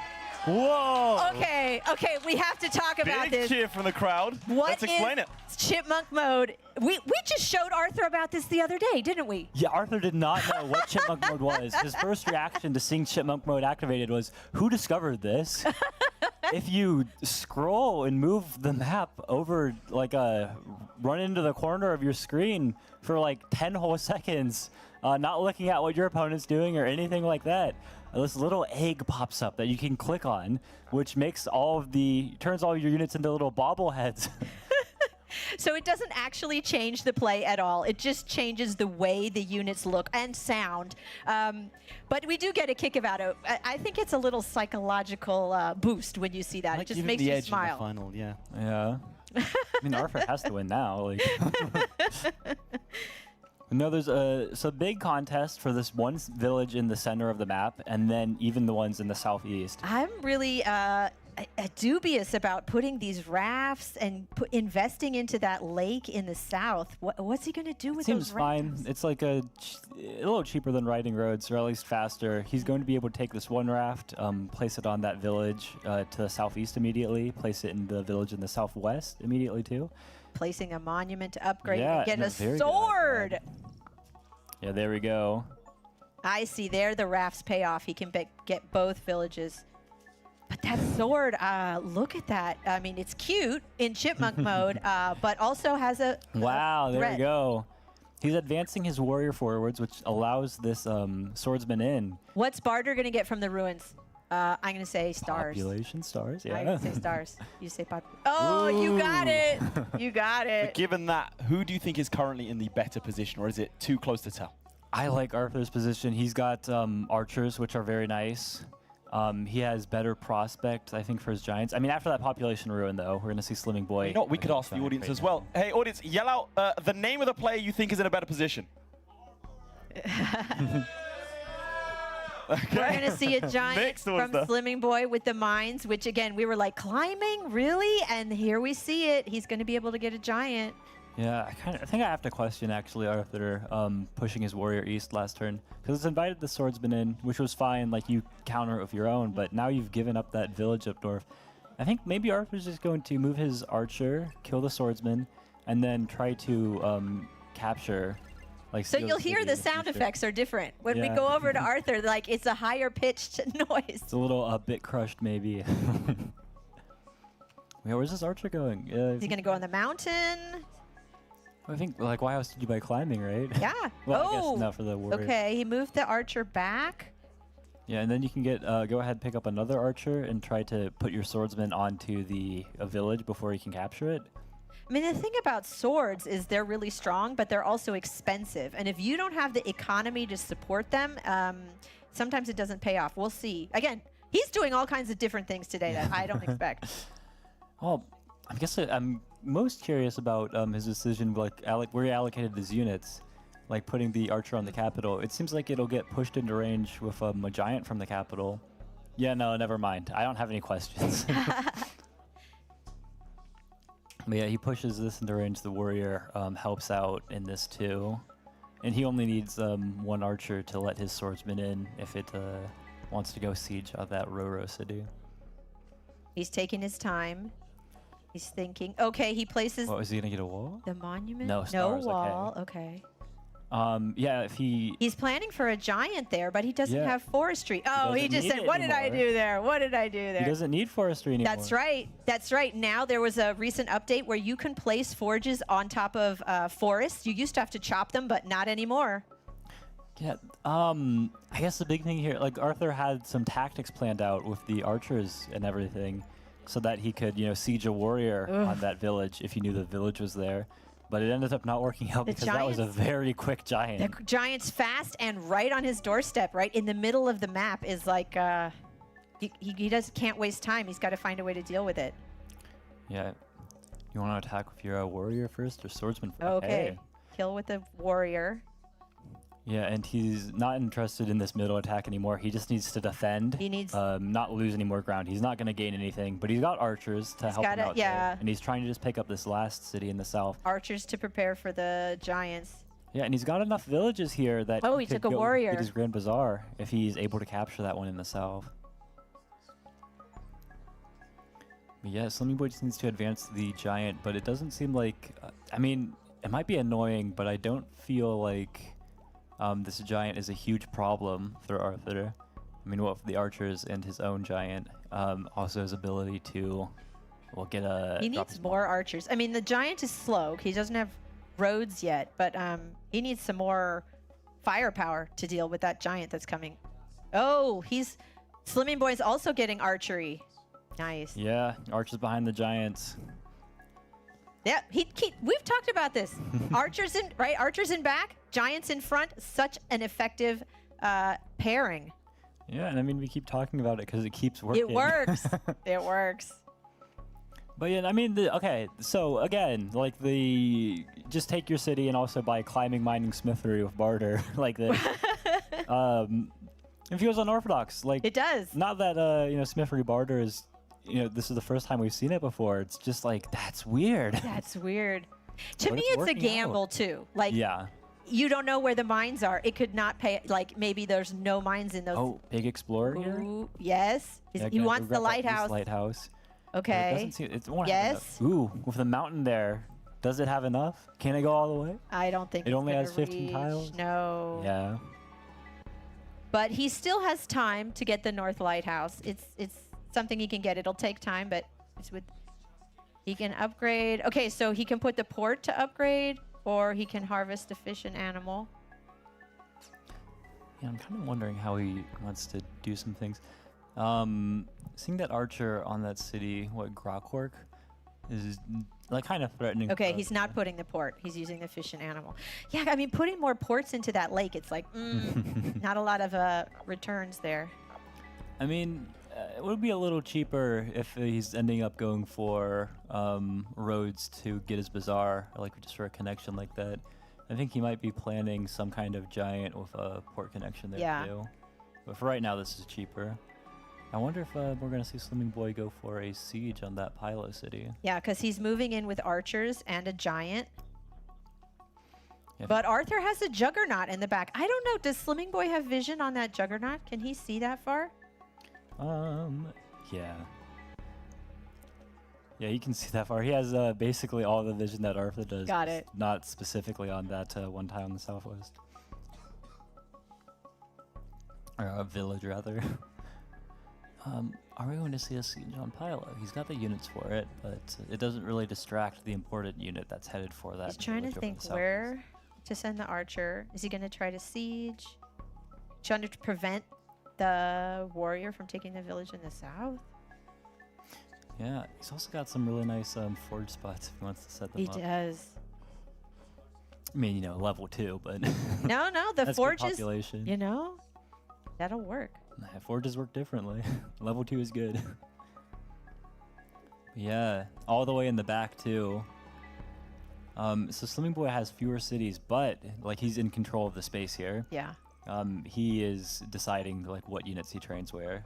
He's not worried about you know, needing to defend from siege. So Archer taking down a warrior. They're going to hit the giant. The giant's on the mountain, right? So with that defense bonus, oh, he moves in the Juggernaut with Splash. And then we're gonna take some Archer hits here. But yeah, putting the giant on that mountain, it's going to take a lot more hits to finish it off. Yeah, I guess so. There's this first giant, which Arthur is doing a very good job, you know, giving it some damage, like using his archers very effectively. Another port, that's good. Ooh, I really like this. It feels a little greedy though, because he wants the north. And he can run to that. I mean, I don't think it's greedy actually, because there is a village there. If he gets it really quickly, well, he can get his Eye of God. That monument's really good for him. And then also, you know, having a 7th city when your opponent's on 4. Yeah, right now, right? Imperius has 5 cities, but he wants every city he can get. Yeah, and he's chopped that forest east of that city. So right now he has enough with a single port connection and 4 lumber huts for a giant on that Pylo city. So yeah, this giant, that second giant that Slimming Boy has, might be heading south towards Pylo, but Arthur seems like he's got a plan in the works to try to defend that push. I feel like, yeah, Slimming Boy's resources are running out here, but it would behoove me to Great word. to underestimate him here after like what we've seen him Oh, do. I know. You cannot underestimate Slimming Boy. He does amazing plays. It is far from over. He's trying to think where. Yeah, okay. He's adjusting where his archer goes, Yeah. and he doesn't want to move his warrior that kills. And they're getting closer to Killer Monument. He's got 7 kill. Barter only needs 3 more. Yeah, I think. Oh, it seems. I think like Arthur's like, even if he goes max in on trying to kill every unit that he can, I think he might be just like shy Yeah, from kill next I turn. don't- But in the next 2 turns, I think Killer Monument's likely for both players. And I'm wondering kind of where they want to use them. I mean, Flower, that's immediately. Oh, there's the forge. We were Yeah. talking about that. He could have gotten that a while back. It wasn't urgent, but it was waiting for him when he was ready. Yeah, and this is where I feel he wants to drop that Killer Monument maybe in the next couple of turns. Right. He doesn't have it yet, but as soon as he gets it, he can get a giant there with the monument. Yeah, and look at Arthur's archers. Wow. They're so cute. They make me little squeaky sounds. Then the giant's going to finish. This is great. I mean, this is classic. Like, use your archers to knock out that giant. Well done. Yeah, and all of Arthur's lumber huts that might be contested in the future right now, they are A-okay. So he might go place some lumber huts now. He is about to capture a village. He could pick up a tech, but I don't know if he just wants more archers and units or if he's going to look at the tech tree.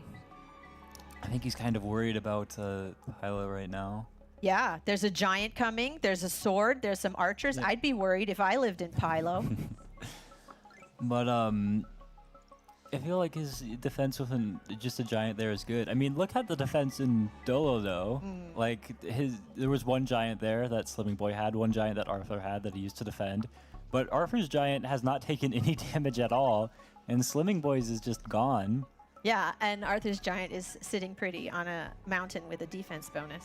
Yeah, and there we go. 2 lumber huts down, trying to make sure like the swordsman giant, like nothing can block him from getting those resources.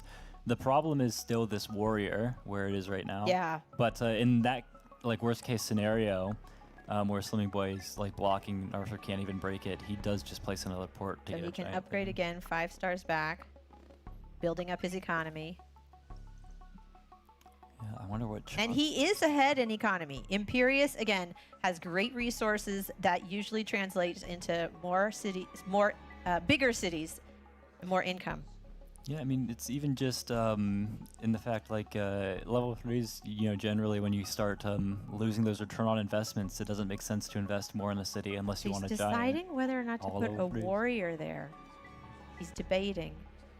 See, if he puts a warrior there, you know, the archers could move in. Stretch. This game definitely feels a lot more tense. It is. than the last This one. is fun. To a low level. Low level. This is What the will they do finals. next? This is the finals. This It's is so great. cagey. Exciting. He needs a warrior to put in a port, looks like. And then what does he want to train somewhere? He's still got time. He's got more than 2 minutes. See, that's the advantage of playing fast in the beginning. He can build up this bank of time. And when he needs to think, he's got a minute or two to go through it, which a minute doesn't feel like a lot. But in this setting, 2 minutes on the clock is like, okay, you could take your time. Think, think, think. Yeah, have a breathe, have a stretch. Go get some coffee for your chipmunks. People feed their chipmunks coffee. I do. You can feed your chipmunks nuts or something? Coffee. All right, we're seeing the archers moving in, going for the siege. Can he reach? He has to move the giant and then move the archer up, but he can siege. He's got the swordsman, so imagine that's what he wants to use to siege. There we go. Looking at it, he's like, you don't have the population to stop me. And Darther's like, actually, I do. Actually, I do. We're going to have to see how it plays out. I love the swords, again, like, we don't see swords that much because they're expensive, but he went for this early mining, or early climbing, early mining, forges. It's like, it's really different. I like it. Yeah, I mean, everything works. You just got to know how to make it work.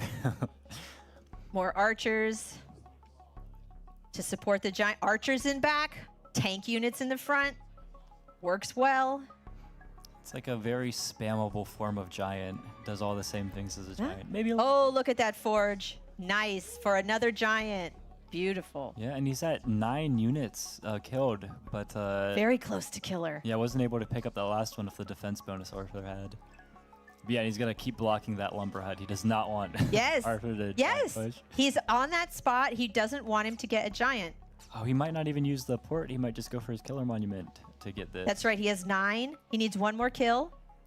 Yeah, and then he has a nice like sawmill spot if he chops southeast of Pylo to get a second giant there too.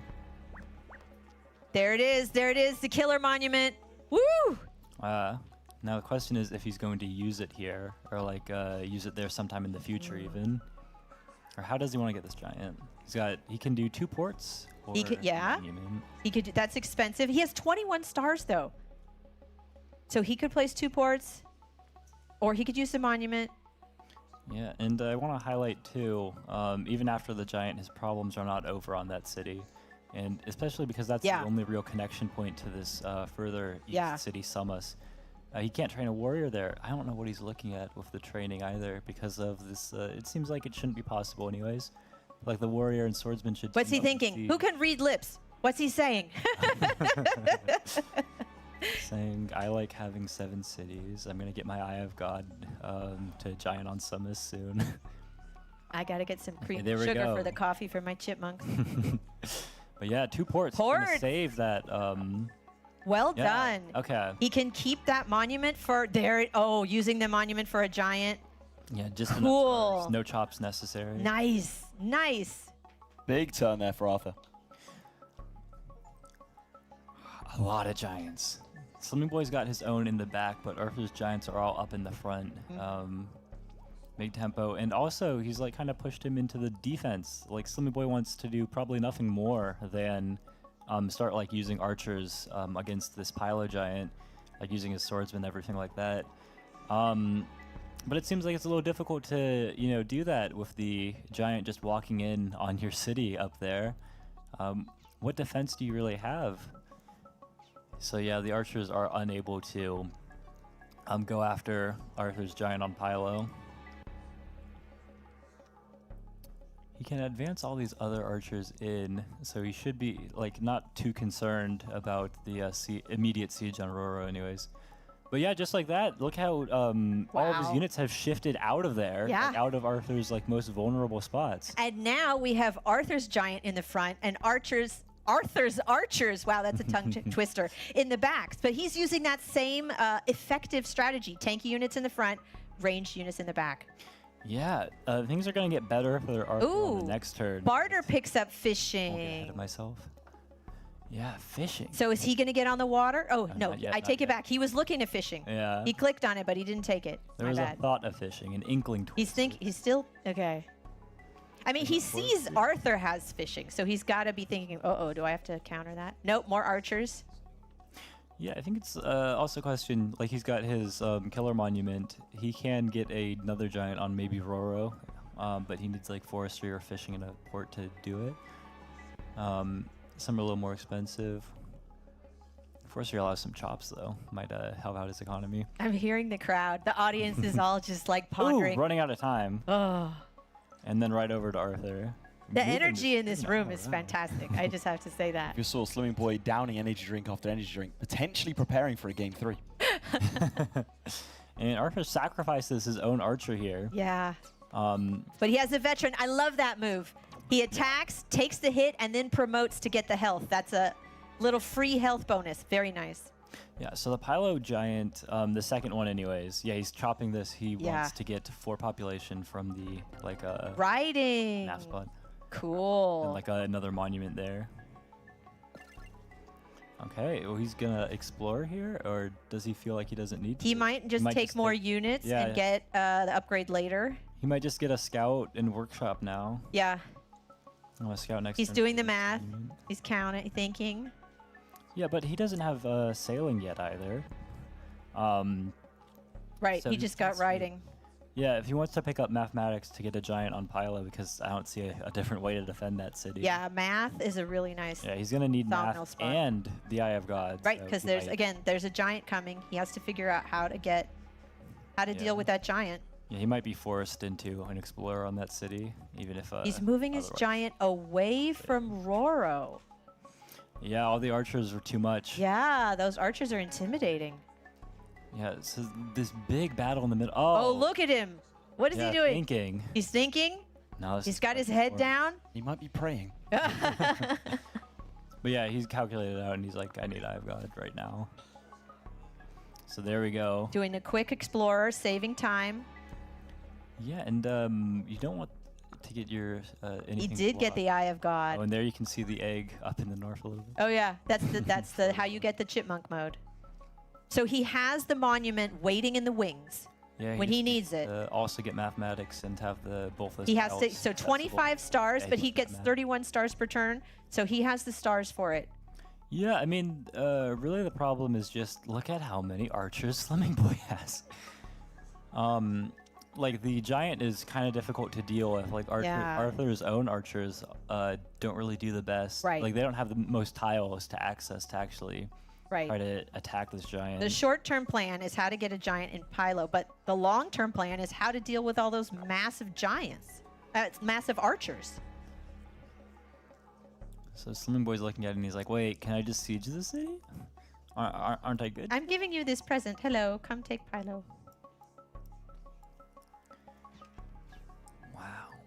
And he's going after the archers. He needs to go after the support Did he get units. a Houdini? Unit block? No, because he doesn't have fishing. Move Yeah. those up. Move that in. Depends on where all these units move to. But He's with probably a not couple of thinking about roads, it's possible. I don't think Arthur has roads. And again, tag on. Nope, not yet. And he needs math. He needs math for that Yeah. sawmill if he's going to pop a giant He there. only picked up riding. There's that little egg floating around. We love that. So yeah, the chances that Arthur gets both roads and Yeah, he can't afford mathematics. both. He needs Yeah, math. not next turn. That's the priority. Veteran sword big there. veteran. 20 hit points now. Yeah, and Arthur's giants are like disappearing.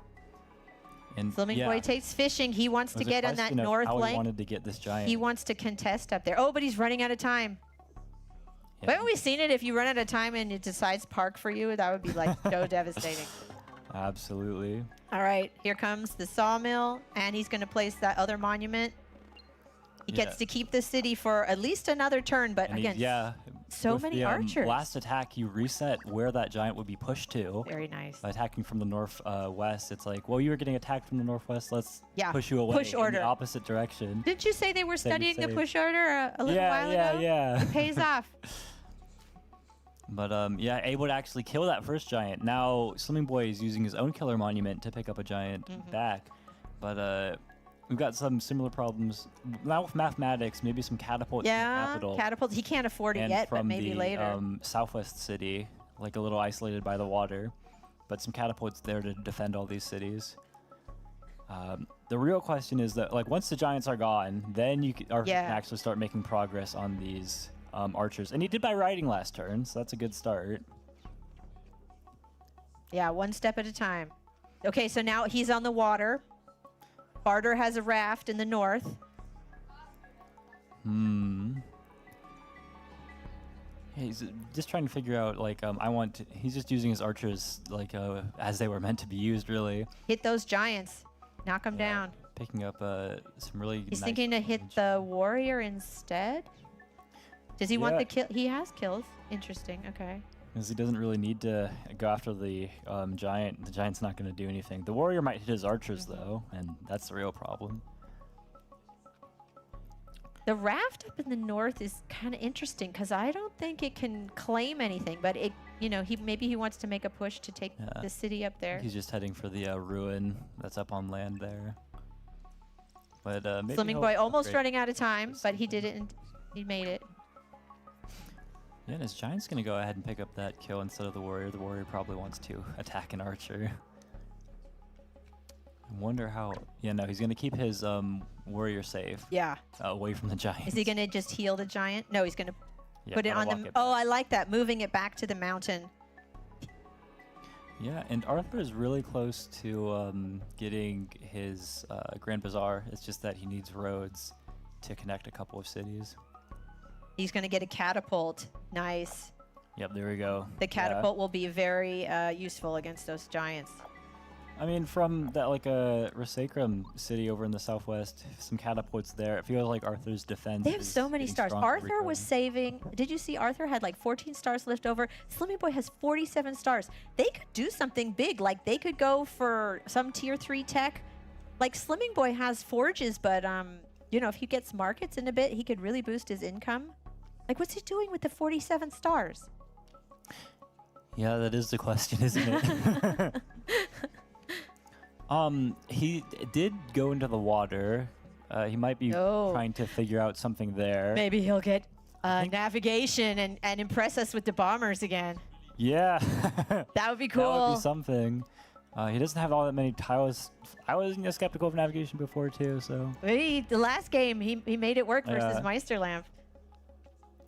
So I will never say anything bad Right. about navigation again. Got to write it on the chalkboard. 100 Oh, times. he's looking Yeah, at nice. chivalry. Oh, okay. What was he saving all the stars Yeah. for? Big reaction from the crowd there. What will he do? Okay. Yeah, and a knight right up at the front. like, Wow. supported behind this giant, behind the defense bonus swordsman. Like, there's no Wow. way to break through. That knight is fake. Okay, Arthur. He sees the knight. He can position his units. So he's got to react to this. He's got to... Yeah, it's a big think, though. Okay, yeah, this takes time to...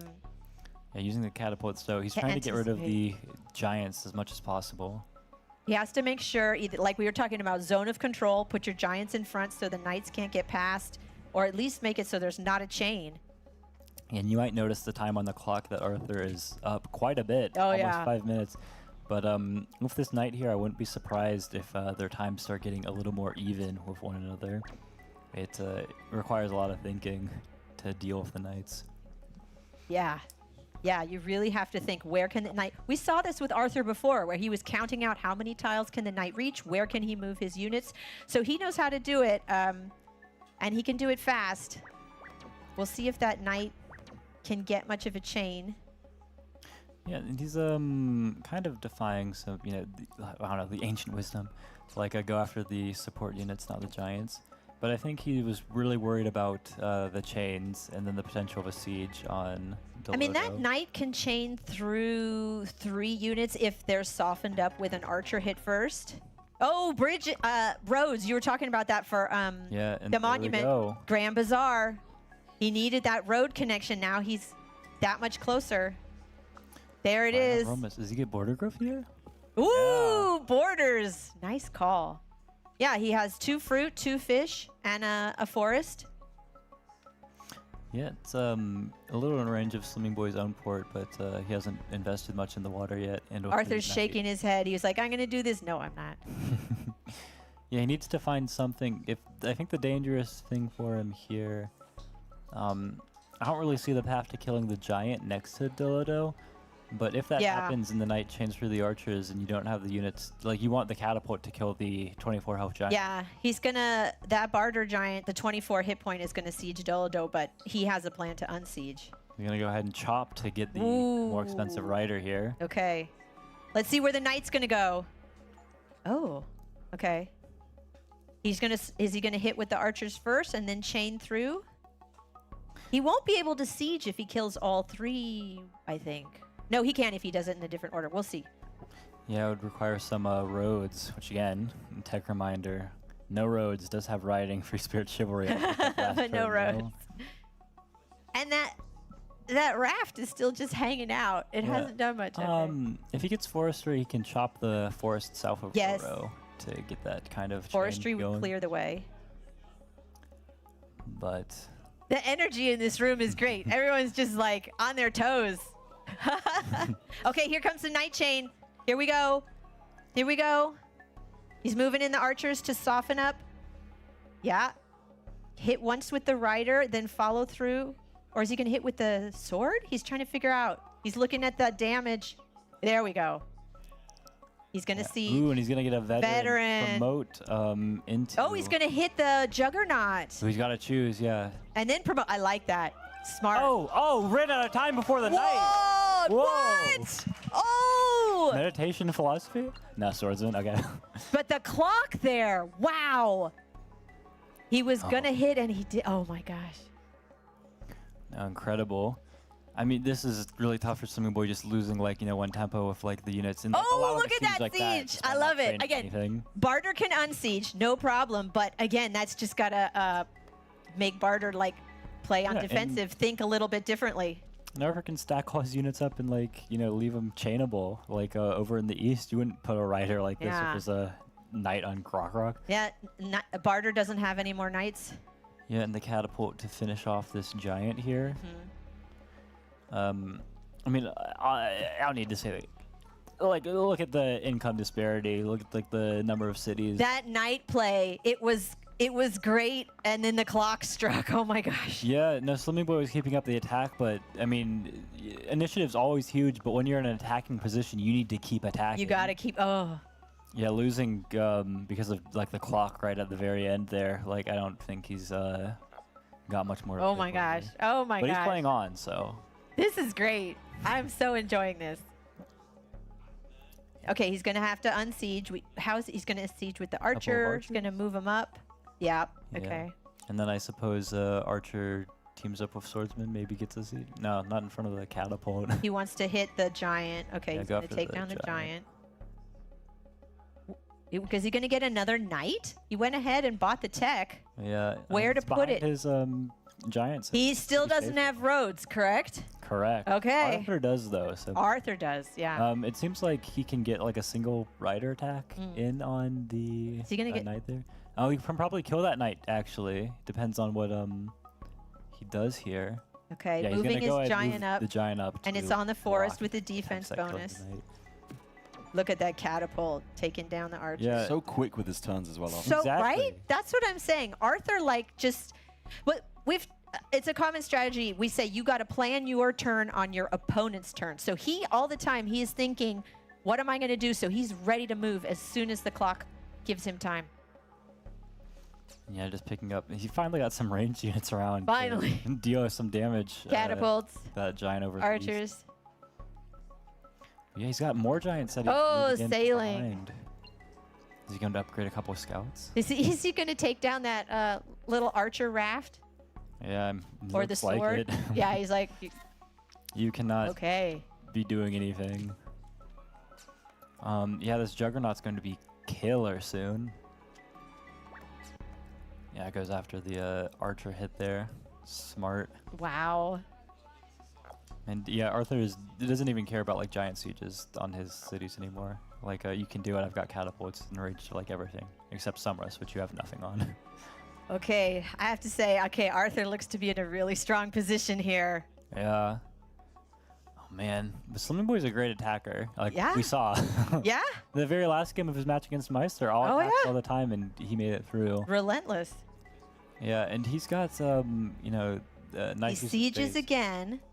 Yeah, but now he's going for He doesn't see the roads. catapults behind. He doesn't see the catapults. He doesn't have vision on them.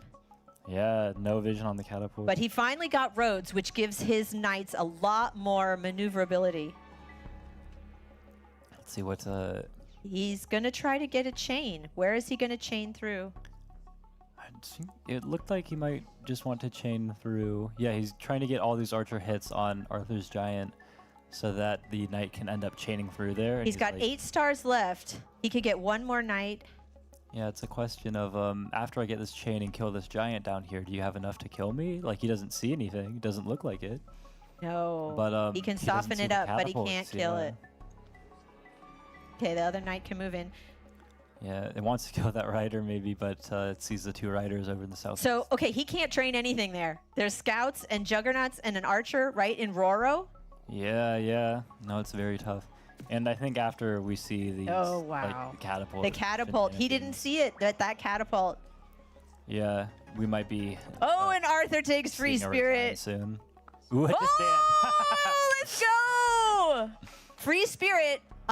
Usually we think of it as the precursor to knights, but you can also use it to disband and get stars back for your own units. Yeah, and we've got Very cool. Roading the giant into Roro. Again, he can't train anything there. yeah, there we go. Whoa! There it is. Well, That was Arthur great. takes game 1. What a game, ladies and gentlemen. That was now, great. best 2 of 3, which means we do go into game 2. Arthur does have the advantage. A slight smile appearing on his face. Well done. A little bit of a shrug there. And the competitors do have a little bit of a conversation They're about talking. their game. That's always great when they can compare notes. What were you doing here? What were you doing there? How do I beat you next time? Yeah. He's like, oh, yeah, I had ports. I still am questioning, although obviously not, the wisdom of those ports, but they paid off for Arthur, getting those ports in the south. I'm like, what's he going to do over there? Oh, it's connections. It's for reaching the villages, and it was great. Well, for as much as you say that Slimming Boy has these unorthodox strategies, has these slightly strange ways of playing, Arthur is a versatile player and has the ability to both come up with his own strategies on the fly and react to what Slimming Boy does do. So maybe that unorthodox style is a little bit nerfed by Arthur's versatility. And we saw the time. I mean, he plays so fast. Yeah, and Slimming Boy ran out of time. And to me, that's the beauty of the game, that when you have lots of options and you can think them through and come up with something different, like, I love that. Oh, absolutely. I mean, this is also one of the beautiful things that we're seeing on screen. It's like the little chats that they have after the games, talking about everything. Like, brings people together. Yeah, it's been great to see the competitors sort of share strategies. None of them have been really stringent with their own strategies throughout the No, last and they were all days. practicing Yeah. against each other, looking at the replays, giving each other notes. Like, yeah, the community is great. Yeah, I mean, personally, I'd have sequestered myself off and been lying through my teeth. But hey, good to see that our competitors are better people than I am. Now we are getting ready to go straight into game 2. Again, Arthur has the advantage. If he wins this game, he does take the crown. However, Slimming Boy has come back before. Both these players experienced reverse sweeps of their own. The crowd getting ready now for game 2. How do you think it's going to go down? I don't know. I think the first game, Arthur had a lot. He had things that were going in his favor, like more villages. But like it was how he accessed them. Like it was the ability to get into them quickly. Yeah. With, like sailing. Using the ports. Again. So it depends. Here we go. Now we go into game 2. Let's get it going. All right, how do the spawns look? Yeah, and a little different than the last game. It looks like there is that big lake in the middle. Maybe it's not all that big. I just see land. There's a little spot of deep water, but they may be a connection. A little small lake that's dividing the players, but they Slimming are Boy opposite again, corners. finding a village with a lot of fruit around it, having to decide, is he going to go fruit? He's done that in the past. Ours definitely, and then Oh, it is a middle lake. Yeah. There it is, that deep water. But Arthur's going to have a coastal connection, so what's he going to get? Which tech is he going to pick up before capture? feels like an organization kind of day, but It does. Feels like a fruity day to me. The main question is Arthur going to go chipmunk mode again? fingers crossed. So he did go org. He'll be able to upgrade that city and get 5 stars back. Just to share off everyone, Well, I mean, one, chipmunk mode, but like two, just the scope of the map and size of the lake generally. Ooh, big explorer. We got to change to Arthur's point of view for that, of course. Reloaded the game, and no lighthouses. Ooh, wow. That's got to be a disappointment. Yeah, he saved 5 stars to upgrade his capital. Was like hovering over the fish, and he's like, wait, I didn't get a single lighthouse? Not a single lighthouse. He was hoping for more. He'll be able to move his rider south to uncover it, but he wanted that explorer to show something. Yeah, and Slimmy Boy's up in this north corner. He seems to have a little more in the east. I mean, the west seems absolutely desolate. But that choice for organization for fruit is going to pay off because he has 2 fruit in that new city, and he's going to be able to upgrade it with the fruit alone. So that works out. Yeah, I'm looking at the mountains there, and I'm wondering if you might want to go Smithery again. We may see more climbing in Smithery and Arthur getting in the water. Okay. Oh. Yeah, look one at more those. village over there. That's odd with the mountains. But he'll be able Yeah. to move his raft around. Now there can be a village there, and it's not over in the last few edges of the map, so that is a village. Wow, look at him, just locked in. So serious. So focused. I mean, I wonder what he's thinking about. He's thinking Yeah, of he is climbing. You said it. Maybe he's going to go for mining again. And now he can upgrade that later with the mine and the fruit. Arthur going for sailing. Yeah. Interesting choice. I do find sailing a little interesting. Yeah. The lake doesn't seem that huge, although, you know, maybe the scouts will. I don't know. Again, sometimes getting on the water first and controlling the Navy, it pays off in the long run. Okay, he's going to be able to upgrade this now, and then he can use the fruit in the mine later. Is he gonna... He sees the border. Barter can see that blue line. He knows his opponent is in the south. He's got to be considering, do I go on the water? But he has climbing, so he can step on that mountain, get some vision. Yeah, the lake isn't all that, you know, big, but it is, I mean, it's long, right? There's like a little canal, I guess. Maybe he can go a bridge. Arthur uncovers a ruin. Could be good. Could be bad. It'll be something. I'm trying to think what's the worst thing it could be. Let's just say it's that. An explorer that reveals nothing. We'll see probably an explorer here. Here, an explorer. Yeah, doing the quick turn. So we can save some time. And yeah, looking at that. Smithery. There we go. We saw this before, but did it pay off before? Yeah, I'm kind of interested that he didn't upgrade his capital of the fruit before that. Oh! Yeah. We call that a snipe. Do we not? Looks at his opponent as well. Look at that. Dropping in a warrior. Very smooth. Now, I can't remember. Does he have the stars to get a giant here? Yeah, he does. Because he has Smithery. He can place a forge. Yeah, so no game over yet. But got to be rattling. Got to be shaking. Oh, a capital snipe would have been so cool. But yeah, he can pop a giant, right? Yeah. That was great. Anything bad I said about sailing in the past, I take it back. There you go. You've got the population. You can do it, right? He can place a forge and a mine. Yeah, he's working out. Oh, he wants to do that first. Yeah, okay. get all the other upgrades first. That'll work. Yeah, that's smart. The crowd is all talking. Put the mine. Put the forge. Put the mine. And the anxiety of not unsieging the capital, it's getting to a lot of. This is really tense. If you lose your capital, it's over. Yeah, he's going to go ahead and use his Park of Fortune to get 5 stars back. He still has the. Oh my gosh, this is so tense. There you go. And there it is. With anticipation, rules in appreciation. There it is. Breakout applause defends his capital successfully. And I love that. He didn't rush to get the giant immediately. He planned it all out, and then he got the giant. Very cool. The mounting noise of the audience, they just wanted him to clear that siege quicker. Oh, man. Just like a sigh of relief from everyone. But really, smooth move on both of their parts. That was really fun. He didn't even flinch. We're going to see another explorer over here. Yeah, and the farming's not even the worst thing that he could have done. Arthur wants that lighthouse.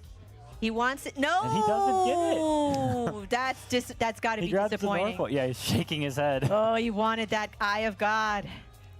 Well, this is an interesting, maybe balanced, if asymmetrical position. Yeah. We've got, 5 cities against 5 cities. Yeah. Different techs, but Slimming Boy is the one who's up income right now. Oh, and got yeah. the Giants. Quite a bit. But he isn't on the water yet. Arthur needs to get his income up so he can actually support his navy, but he's glad to be on the water and picking up all these ruins. Doesn't have to, invest anything into getting, sailing at this point. Yeah, they have to reevaluate, kind of take stock, think about the longer term. Yeah, is Slimming Boy going to get on the water? Is he just consolidating his economy, building up his cities? Yeah, does he get a border growth on Roro, I wonder? Looks like they're both going to be able to pick up 2 ruins eventually. Barter moved on to 1 ruin in the northeast. Yeah, I mean, it seems like Barter really wants to get sailing, pick up that port Yeah. south of the capital, maybe. There it is. There you You go. called it. It But I totally said makes south sense. of the capital too, so it might be west. No, it totally makes sense. He wants to get on the water. Arthur's already on the water. He's got to get in there. Okay, south of the capital. Okay. Phew. What's a juggernaut? And swords, I mean, we talk about defenders for a base for naval units, but swords are also strong to put in there. I think McCompany's still in the audience. McCompany, I know how you feel about swords as a replacement for defenders. Well, I don't know, like shake your individual fist or audience something. members there. But yeah, no, Arthur wants to get his own giants up. Yeah. But, I mean, he has something like, maybe with forestry. I could have seen something like a repeat of that game 3 against Hoodrick, but I mean, with the farming, he's got stuff, but it feels like a little mishmash of different resources. He's moving his raft in so that no siege happens on Lustra on the next turn. Yeah, Arthur's got to be disappointed he didn't get the lighthouses. Like you said, he's got to find a way to get a giant, build up his own cities. Ooh, a population growth. Is it the road connection port or 2 ports? I mean, the 2 ports are cheaper. He only has 6 stars. He's going to have to wait. Yeah, next I mean, turn. he'll probably get the ruin first, see what he gets from the ruin, and then go from there. Oh, a sword. Yeah, over on the edge of the map, of course. Probably not the best thing he could have gotten. Yeah, but he will have the population for another giant over here in the east. Wonder, yeah, he's gonna get population. Yeah, No another border. giant. There's nothing out there. This is kind of the Chin-Chi path, Yeah. Placing forges next to mines to get lots of giants, but we're seeing it with Barter. Yeah, well, I mean, it's definitely not something I think anyone was expecting. Oh, he disembarked the giant. Interesting, even though he didn't get any damage from it. Yeah, But he can just put it back if you want. But to see it 2 games in a row is a treat. Yeah, yeah. Especially for that absolutely crazy. The smithery approach is different. It's refreshing. Yeah. You seemed really cool under pressure with the capital siege, too. Yeah, everyone in the audience was anxious, like, on siege, on siege. He's like, no, I'm going to upgrade this city. I'm going to take my time, upgrade There's that cool, city. and then there's that. Well played. That was great. He seems to play better under pressure. Maybe he threw the first game. Threw under more pressure. What's Arthur going to get from the ruin? Stars, all right. Oh, he's got to be happy with that. He's got to Yeah. be happy. He took riding first. Interesting. Hoping he might get roads. I've seen players do that, but he's got to be happy with the stars. Yeah, because the roads, it was roads to upgrade or 2 ports. Yeah. But He has 25 stars to work with, so he's thinking. He's thinking. Is he going to get the roads now? there we go. Yeah. And yeah, just a little shy. No, never mind. He's got this He's got it. upgrade. He's got it. Yeah, for the port connection. So you can go ahead and pick up that last port for this giant. Barely enough Deciding stars. where to put it. He wasn't. There he's got Yeah. his giant. Got another upgrade. And another giant coming soon on his capital. Yeah. In the road farm. Yeah. But yeah, he's trying to keep his opponent out of the water. But when Yeah. the juggernauts start piling up, like this Urgluk one. Yeah. Barter has so many giants. What's he going to get from the ruin? I'm going to say meditation. I'm going to say stars because I want him to get stars. You're going to manifest it. Yeah. Will it into existence. Hey, you And got he it. does it. You got it. Now it's fair. They each got a star ruin, right? Oh, absolutely. I mean, how else could it work? Midjuan is back there pulling the levers. We got to make this fair. This is so cool. Now, So he let's can- see. Yeah, just got 4. Another giant. so many giants. And yeah, he sees, wait, he's on a ruin over here? Huh? But is he going to be able to pick up another warrior kill and get his second unit kill of the game? That's the first kill. Oh my gosh. Again, I keep getting surprised that there aren't more kills on the board, but they just started their skirmishes. I mean, like, there's got this massive rift of water between them. Yeah. This is like a continents map, right? It's interesting. With Yeah, this kind of kind strip of. of like almost a river. It's a continent's map with a little ring around it. Yeah, right. Ooh, a little freeze frame action. Uh-oh. We have seeing well, okay. Well, he can still. All right. turn What's past. he gonna get from the ruin? Here, Arthur. Population. I'm gonna say population. No, I'm gonna say a sword. Yeah. I'm calling a There's sword. a lot of really good. Oh, I should have Wow. gone with the first one.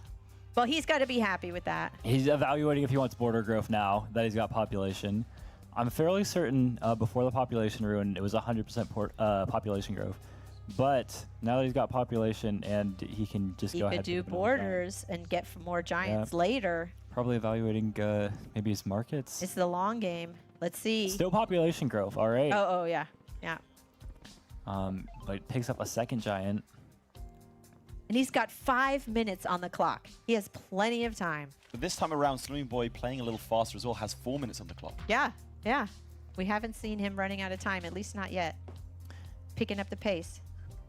I mean, for Arthur, he really wants to pick up maybe climbing, get some defense bonuses, and hope that that's enough to get him onto that Eastern Lighthouse and help him get his Eye of God. But I don't think Slimming Boy has any reason to allow that to happen. Slimming Boy is moving in this, 37 hit point giant into that city in the west. I don't know how Arthur's going to counter that. Yeah, well, he can't right now with the scout zone of controlling, which is nice for him. He was able to train the rider. Oh, you're talking about This one. never This mind. one. Yeah, How yeah, is he yeah, going to yeah. counter this one? 237 health giants he's got. Oh, you're right. I was looking at the different 37 health point giant. No, yeah, this is also in the west though, so. Can he counter that siege? I don't see a way. I don't see how Arthur's going to take that city. I mean, When he's got his monument, he's got like 2 ports, but then what does he do for the last one? Like an ocean temple? He doesn't have stars. yeah. I'm not sure how Can't- Arthur's going to get that city back. I refuse to believe that he has stars for climbing, mining, and the 2 mines. But he does have a monument right now, so. But really, yeah. just not sure. Strategy to put defenders in both. Oh, and And even if he does, let's say get a giant push there, I think there are 2 hungry juggernauts coming up there as well. wow. Yeah, no, heroic unsiege on the capital into this position. How does he do it? So cool under pressure, unsieging, calculating, taking his time, and still plenty of time on the clock. Yeah, just a defender. No defender first, just a giant. Yeah, I mean, like, Imperius got a few giants and, Barter got way more. I think Arthur's going to lose that Moikara city, one of the ones surrounded by mountains. Oh, he is running to try to get that Eye of God. He does. He has a warrior in the west. There it goes. I think that was his plan with his warrior in the first place. He was trying to use his Yeah. warrior to pick up the Eye of God, then 2 monuments to unsiege, but didn't work out, and I don't think he has an No. alternative plan. Currently, they each have 5 cities, but Barter's going to pick up that that city in the west. It's going to tip. Yeah, and then just like, I mean, there's 2 juggernauts, maybe like a 3rd juggernaut Slimming Boy sends in, like the Bugalin giant can head on down too. I mean, one of the things we were talking about was like, I think you train too many giants in one of our practice games, and a couple of turns, I don't think you can train too many Is there giants. such a thing as too many Yeah, giants? I don't think that exactly. exists. Oh, look at Wow. that. Ooh. And he's got smithery too, so this city, which was difficult to upgrade for Arthur, easy to upgrade for Slimming Boy here. Big Oh, cheers from the wow. crowd after that. Yeah, those 2 mines, he can get the mines and the forge, and that's just giants, more giants for barter. I love the cloaks coming out. I mean, it's getting more and more dire for It the is. turn. It is. It's not looking good for Imperius. Looking good for us, though, because then we get to go to a game 3. I don't want it to end. Stop. Yeah, this is great. Really Yeah, interesting no, he's bringing stuff. in his other Juggernaut. All 3 of these are going to be teaming up on this road as well.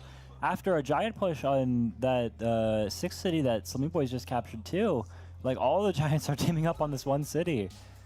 Arthur's Like, still waiting for his Eye of God. yeah, I mean, it was bad enough to lose the city in the first place, but now it's his other city. Climbing to get onto the mountain to get the Yeah. vision he needs for the lighthouse. Ooh, did you see that? Construction. Yeah, I mean, he got the Interesting. farming rune for this.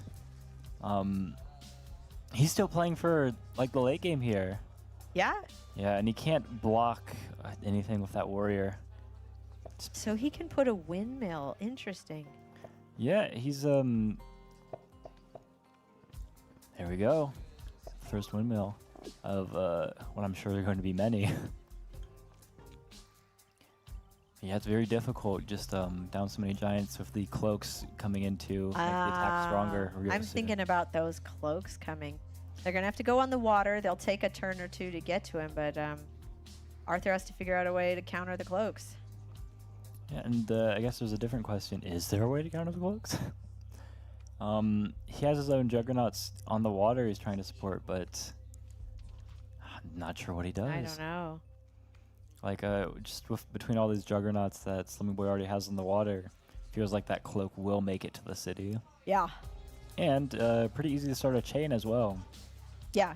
You could easily start producing cloaks, little cloak factory in that coastal city. Yeah, so he's going to take out this first juggernaut, and then splash the second one. Take a little hit on the third. Yeah, how do you want to do this, Slimming Calculate Boy? which order, yeah. Yeah, the most important part was that he killed this first juggernaut. I think he wants to... I think he might want to attack with the 40 health, get that kill, just so that Arthur cannot... He opens up the south port, the port southwest capital for the cloak. But we'll see how he does it. He's got a lot of ways that he can There's use a this lot of cloak. ways he could do it. It's a, Yeah, you another can tell. port, too. He built a new port. Yeah, I mean, he's got stars, so he can do this kind of thing. Yeah, and once the cloak hits, he's going to have even more stars. So he's looking at just splash? Or direct hit. Flash or direct hit. Yeah, well, he's definitely got to kill this 11 health, otherwise both of your cloaks are gone to the splash north. Like, block it Okay, off he made the somehow. choice. There we go, yeah. Oh yeah, no splash damage, he doesn't move into that tile. Yeah, and that without opened up sailing. the spot for the cloak to move in. And another juggernaut advances into the water. Feels like he's got 2 giants, this one juggernaut, which I think dies next turn. Here we go. Look at those mines, and we're going to see a forge. Extra population. Yeah. Guess gotta ask, what does Arthur do in this I situation? don't know. From a capital snipe to this, huh? It was looking at his opponent like, you let that happen to, I guess you did. He had it under control. All right, he places the Eye of God for borders. He Yeah. lands his giant back. He disembarks the giant. Well, this actually reminds me of one of the Imperius qualifier games that he played against Mixu. Mixu had a lot of really early control of the map, but Arthur had really crazy markets in that he was able to defend. I mean, the difference with construction markets as opposed to map markets is that he doesn't have like catapults to help defend. Yeah, he's still investing for the long game. Placing, Yeah, I wonder if burning, you can make it work. placing a windmill. Thinking about where to put markets. But again, I'm thinking about that cloak coming. The cloak chain that's coming. Whoa, there it is. There it You know, is. the big pirates. Yeah, and sailing. So how does he deal with these daggers? That's a really good question. He's got his giants right now, but his giants will expire and soon. Yeah. So, yeah. Oh, look, another cloak. He's got 2 cloak factories going. Yeah, and I think this giant is going to go ahead and head south. The cloak might head onto the mountain tile Yeah. and then just cloak that eye presser city. Yeah, exactly. The Yeah, there we go. There it is. We go to game 3. Wow. Living Boy brings it back now. It is 1-1. Again, thousands of players, tens of thousands of games, and it all is decided by one more game. Slimming Boy takes a victory there. Arthur and Slimming Boy neck and neck. We go into game 3. I wouldn't have it any other way. Smiles on their faces, but only one winner can be crowned. Whew. Wow. There we go, huh? Wow. And I love how Slimming Boy is going for mountain smithery giants. It's so refreshing. I love it. I mean, again, it feels like a Chin-Shi play, but it works for Barter. Again, we've got two versatile players, Yeah. both of whom are able to adapt and improvise. We've seen that with the reverse sweeps from both of them. Both of them can counterbalance their opponents, and that's exactly what's happened here. He's seen what his opponent's doing and has managed to advance. Of course, that siege of the city being the pivotal moment and the slow grind being arrested by the resign.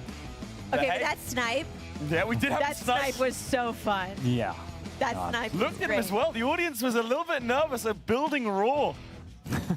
But Slimming Boy had it. He's like, I got this. I got Now we go into game 3, all on the line. Like we said, thousands of games up until this point. Oh my Months gosh. of hard work. this. This is it. Plane travel, continents crossed.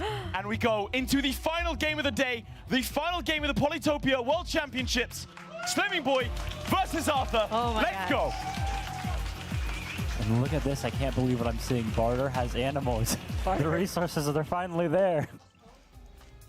Let's see how the map looks. Is there going to Ooh, be a no big village. lake? Yeah, no village. Yeah, it looks like they are connected by land to one another. Still no village. Oh, dear. A rough time finding the suburbs. I wonder if the third warrior is going to head towards the southeast. I think that further advanced warrior might Riding. take it. Oh, this is like Explorer here. Yeah, and he's going to find Slimming Boy with this, surely. Yes. Riding is really good here. I mean, if we take a pause real quick and we turn over to the shared vision here, Arthur's riders can go ahead and police this village. Like, Slimming Boy was kind of slow in, his route to find this in the first place, which means that no defense bonus. Arthur just picks up a rider right behind this warrior, and I think he's got a really good chance to just keep Slimming Boy off this village forever. Okay, Arthur. Moving in, getting the other lighthouse and a ruin. Wow. That's nice. Yeah, that's what you want to see. That's a nice little gift there from the map. Another rider. Oh, dear. And it was already like tough enough for Slimming Boy, just laid on the village and only have the one village, but he might not even get it. The one village between them. The map is being very kind to Arthur. This is really interesting.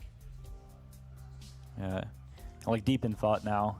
He's got to know that there's a rider. Yeah, or like something he knows to that if he support. moves onto that village, he can't keep it. So where is he going to go with that warrior instead? Is he going to attack? Is he going to go back? Normally, I think he would go for archery. He'd get an archer, but he hasn't, managed to capture a second He has city yet. 18 so he's popped stars. that. You think he's going to go climbing and mining again? I think that would. No, forestry. Yeah, he needs to get his capital. Okay, he's going to upgraded. upgrade the capital. But he's stuck on the one city still. He's going to pick up the one in the west, but Yeah, unfortunately, he's just still a star short of getting an archer. I'm sure he would have loved that. where is he going to send? Oh, sends it back. Sends the warrior back. Yeah, I think Arthur just goes Still ahead and looking picks at up a his kill tech. now. What's he going to get? Another? Is he going to save stars? Save stars for archery, maybe. Yeah. Oh, he went for Riders, riding and a nice. rider. Okay. Yeah, needs a little bit more speed. All right. Arthur has 9 stars. Moves on to the village. Sorry, the ruin. Is he going to get a tech? No. He probably just wants more units. Yeah, he might get roads, but it feels like he just wants to get more riders. I mean, Nice anything's possible. bounce. Yeah, the Slimming Boy set this up. He retreated back so Yeah. that his own rider and warrior can pick up a revenge. Ooh, he did get So- roads. He There we did go. get roads. Yeah, Rider roads, rider roads. It's a meta for a reason. Yeah, the extra mobility. He can waste a turn on units because the units aren't doing anything without roads, and he doesn't have another good So opportunity he to can get kill. them. He's going to kill with the warrior. Slimming Boy's turns are taking slightly longer this time around. Yeah, the you're pressure right. is immense. You're right. This is it. Game, huh? Oh, wow. Oh. Yeah, good ruin. Oh, we didn't play the game, but he's got to be happy with that population. Things go from good to gooder. Good to Arthur. bad. Good to gooder. Okay, wait. I thought your vocabulary was better than that. Wow, Arthur is looking very strong here. An explorer. He's going to go. He's going to get the lighthouse. No. A Oof. dead end against that mountain. Yeah, but That's he all does right. uncover Arthur a is still village. doing fine. He Yeah. he didn't. He's got it. He didn't need the lighthouse. Yeah, he'll figure out a way. He does uncover that village over in the center of the map, so we will be playing not 3 cities against 2, but Barter 4. finds a ruin over in the west, and another ruin. Okay, 2 ruins. That could really make a difference. Yeah, get some population stars. Crowd's getting a little bit restless behind me. They're oohing and ahhing after everything. That's great. There's so much on the line. This is it. And I gotta for all remind the people, marbles. like whoever wins this, like of course they get the important part, like the world championship, but they also get twice as much money as second place. Yeah, there's a lot on the line. Moving on to the ruin. Got to think about where to position. There we go. 2 big ruins. 2 to help potential, decide the game potential next big turn. ruins. I think he wants to just pick up maybe an explorer, hope maybe a workshop. Yeah, he can Like upgrade ruin. that city. He's getting a rider. He's not upgrading? Wow. upgrade, okay. Interesting. All right, Arthur placing a road. Are we going to see? Okay, he's going to bounce. Yeah, he's got, oh man. Can another he hit couple- the capital? Yes. He can get a capital siege here and block. This might Oh. be needed. Just 2 more roads here. 2 more roads. He can kill that rider and block. Oh. This is not game over. I gotta remind us all about the rider in the fog. Yeah, there is a rider down there on the ruin, remember? Well, in the south. Last game as well, and how that ended up. We now, thought that how does he handle it? he has to come off the ruin. Okay, big veteran swordsman can bring that back in. Whoa! What? Whoa! He doesn't go for the unseat. What? No. Whoa! What? Whoa! Oh my gosh. Living up to his name. What? We thought he was going to use that rider to unseat. He's scrambling now. He's looking around. If he loses his capital, he loses the game. Yeah. I think this is. I don't think there's anything else. Oh, can he pop a giant? There's no population left. Not with See what 9 he can stars. I think that's. Oh, I think this is it. Wow. Oh, that was a crucial. Oh, wow. Has it come down to just that one decision? I think so. There it is. There it is. Capture, Wow. capital There it capture. is. Oh, Congratulations! wow. Oh my Our gosh. world champion! What the heck? He claims his crown by slaying Slimming Boy. I mean, what an insane way to end the series. It's incredible. The lion's share of the prize will goes to him. More importantly, he is the Polytopia world champion. He does go all the way as the favorite. That is fantastic. And now we can see Mitchwan handing him his well-deserved crown. Again, thousands of players, tens of thousands of games, all to crown that man there. Give it up for King Arthur. What a game. I mean, no one saw that happening, huh? What a stunning finish. I mean, we saw, there was a way. He got it. He's not out yet. And then he stayed on the ruin. He chose to get that instead of unsieging. But in this game, if you lose your capital, that's it. Look at him. He looks well chuffed, doesn't he? You got a well-earned smile. He's trying to keep it under control, studying it. Don't worry, I'll have your name on it soon. Fantastic. He's done so well. Kept cool, calm, and collected. Come back my from gosh. losses. A long journey. And comes out of it almost unscathed. Only 2 blemishes on an otherwise perfect record. We are going to have a chat to him very, very soon. What a fantastic way to end. Goes to the game 3 and then blows our expectations out of the water with such an early capital snipe. I mean, Well, give me he an did the impression. capital snipe before, He did? and we saw how Slimming Boy carefully and calmly unsieged, so we expected that here, but what a narrative. So much drama. Slimming Boy, this unknown, coming out of nowhere, and then Arthur, yeah, wow. Just fantastic. Made it I mean, happen. you blink there, you're shaking your head. You can scarcely believe it yourself. Tell me. Amazing. I've turned into Slimming Boy. I don't believe it. I believe it. Crazy. I had faith in Arthur. He's such a good player. He has so much experience, and he knows how to play fast. And we can see here the grand finals has been won by Arthur. He does put down the upstart in Slimming Boy. The outside bet couldn't quite make it all the way. The favorite takes his throne, really. I mean, how does it feel? It's so late in the day, I'm really exhausted. Yeah. But very happy with that last set of games, honestly. Some interesting plays there. I heard the crowd be shocked every single game. Feels amazing. I want to give a quick shout out to all my friends watching in Toronto and Montreal, cheering me on. Most of them have zero clue how this game works at all, but still decided to show up and watch for 3-4+ hours today. So thank you all for watching. Looks like I was able to take it home. There we go. Congratulations. So you know who you are behind the camera. Thanks everyone, and thanks for hosting this amazing event. I mean, I'll just get straight to it. Did you expect that to be the way it ended? Can't put a more poetic ending. For anybody who knows me in the community, for anybody who's watched me play when I first started playing 6 years ago, back when the meta before then was mathematics, I came into the Discord server, chopped everything, and placed a bunch of roads, made a bunch of riders. It's true.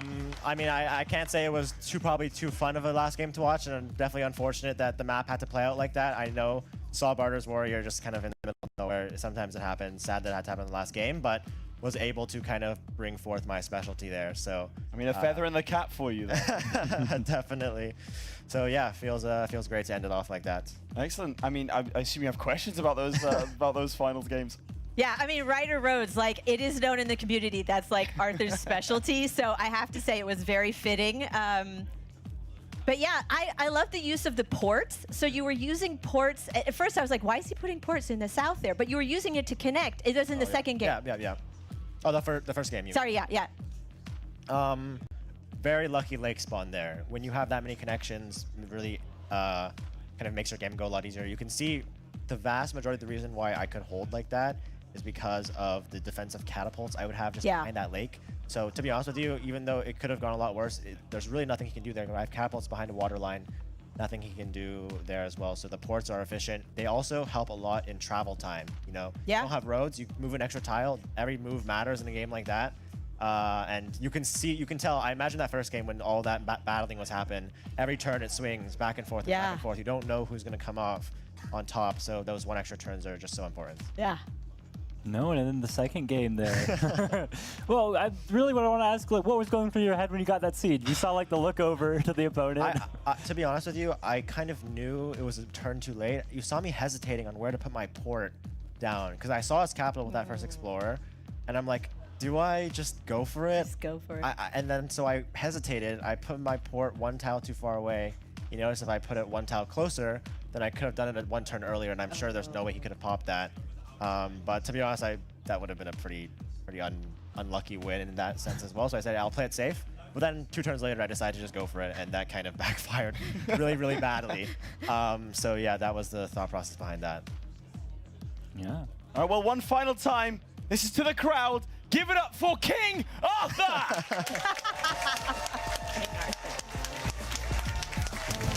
There we go, ladies and gentlemen. I don't want it to end, but we do come to the end of our show. Again, thousands of players whittled down to just one final champion. Just before we end, obviously a massive shout out to all the players for participating both here today and also those who were in qualifying. Huge shout out to everyone behind the camera, to the developers of the game, the casters here, and of course the audience both live and everyone watching at home. One final time, this has been the Battle of Polytopia World Championships.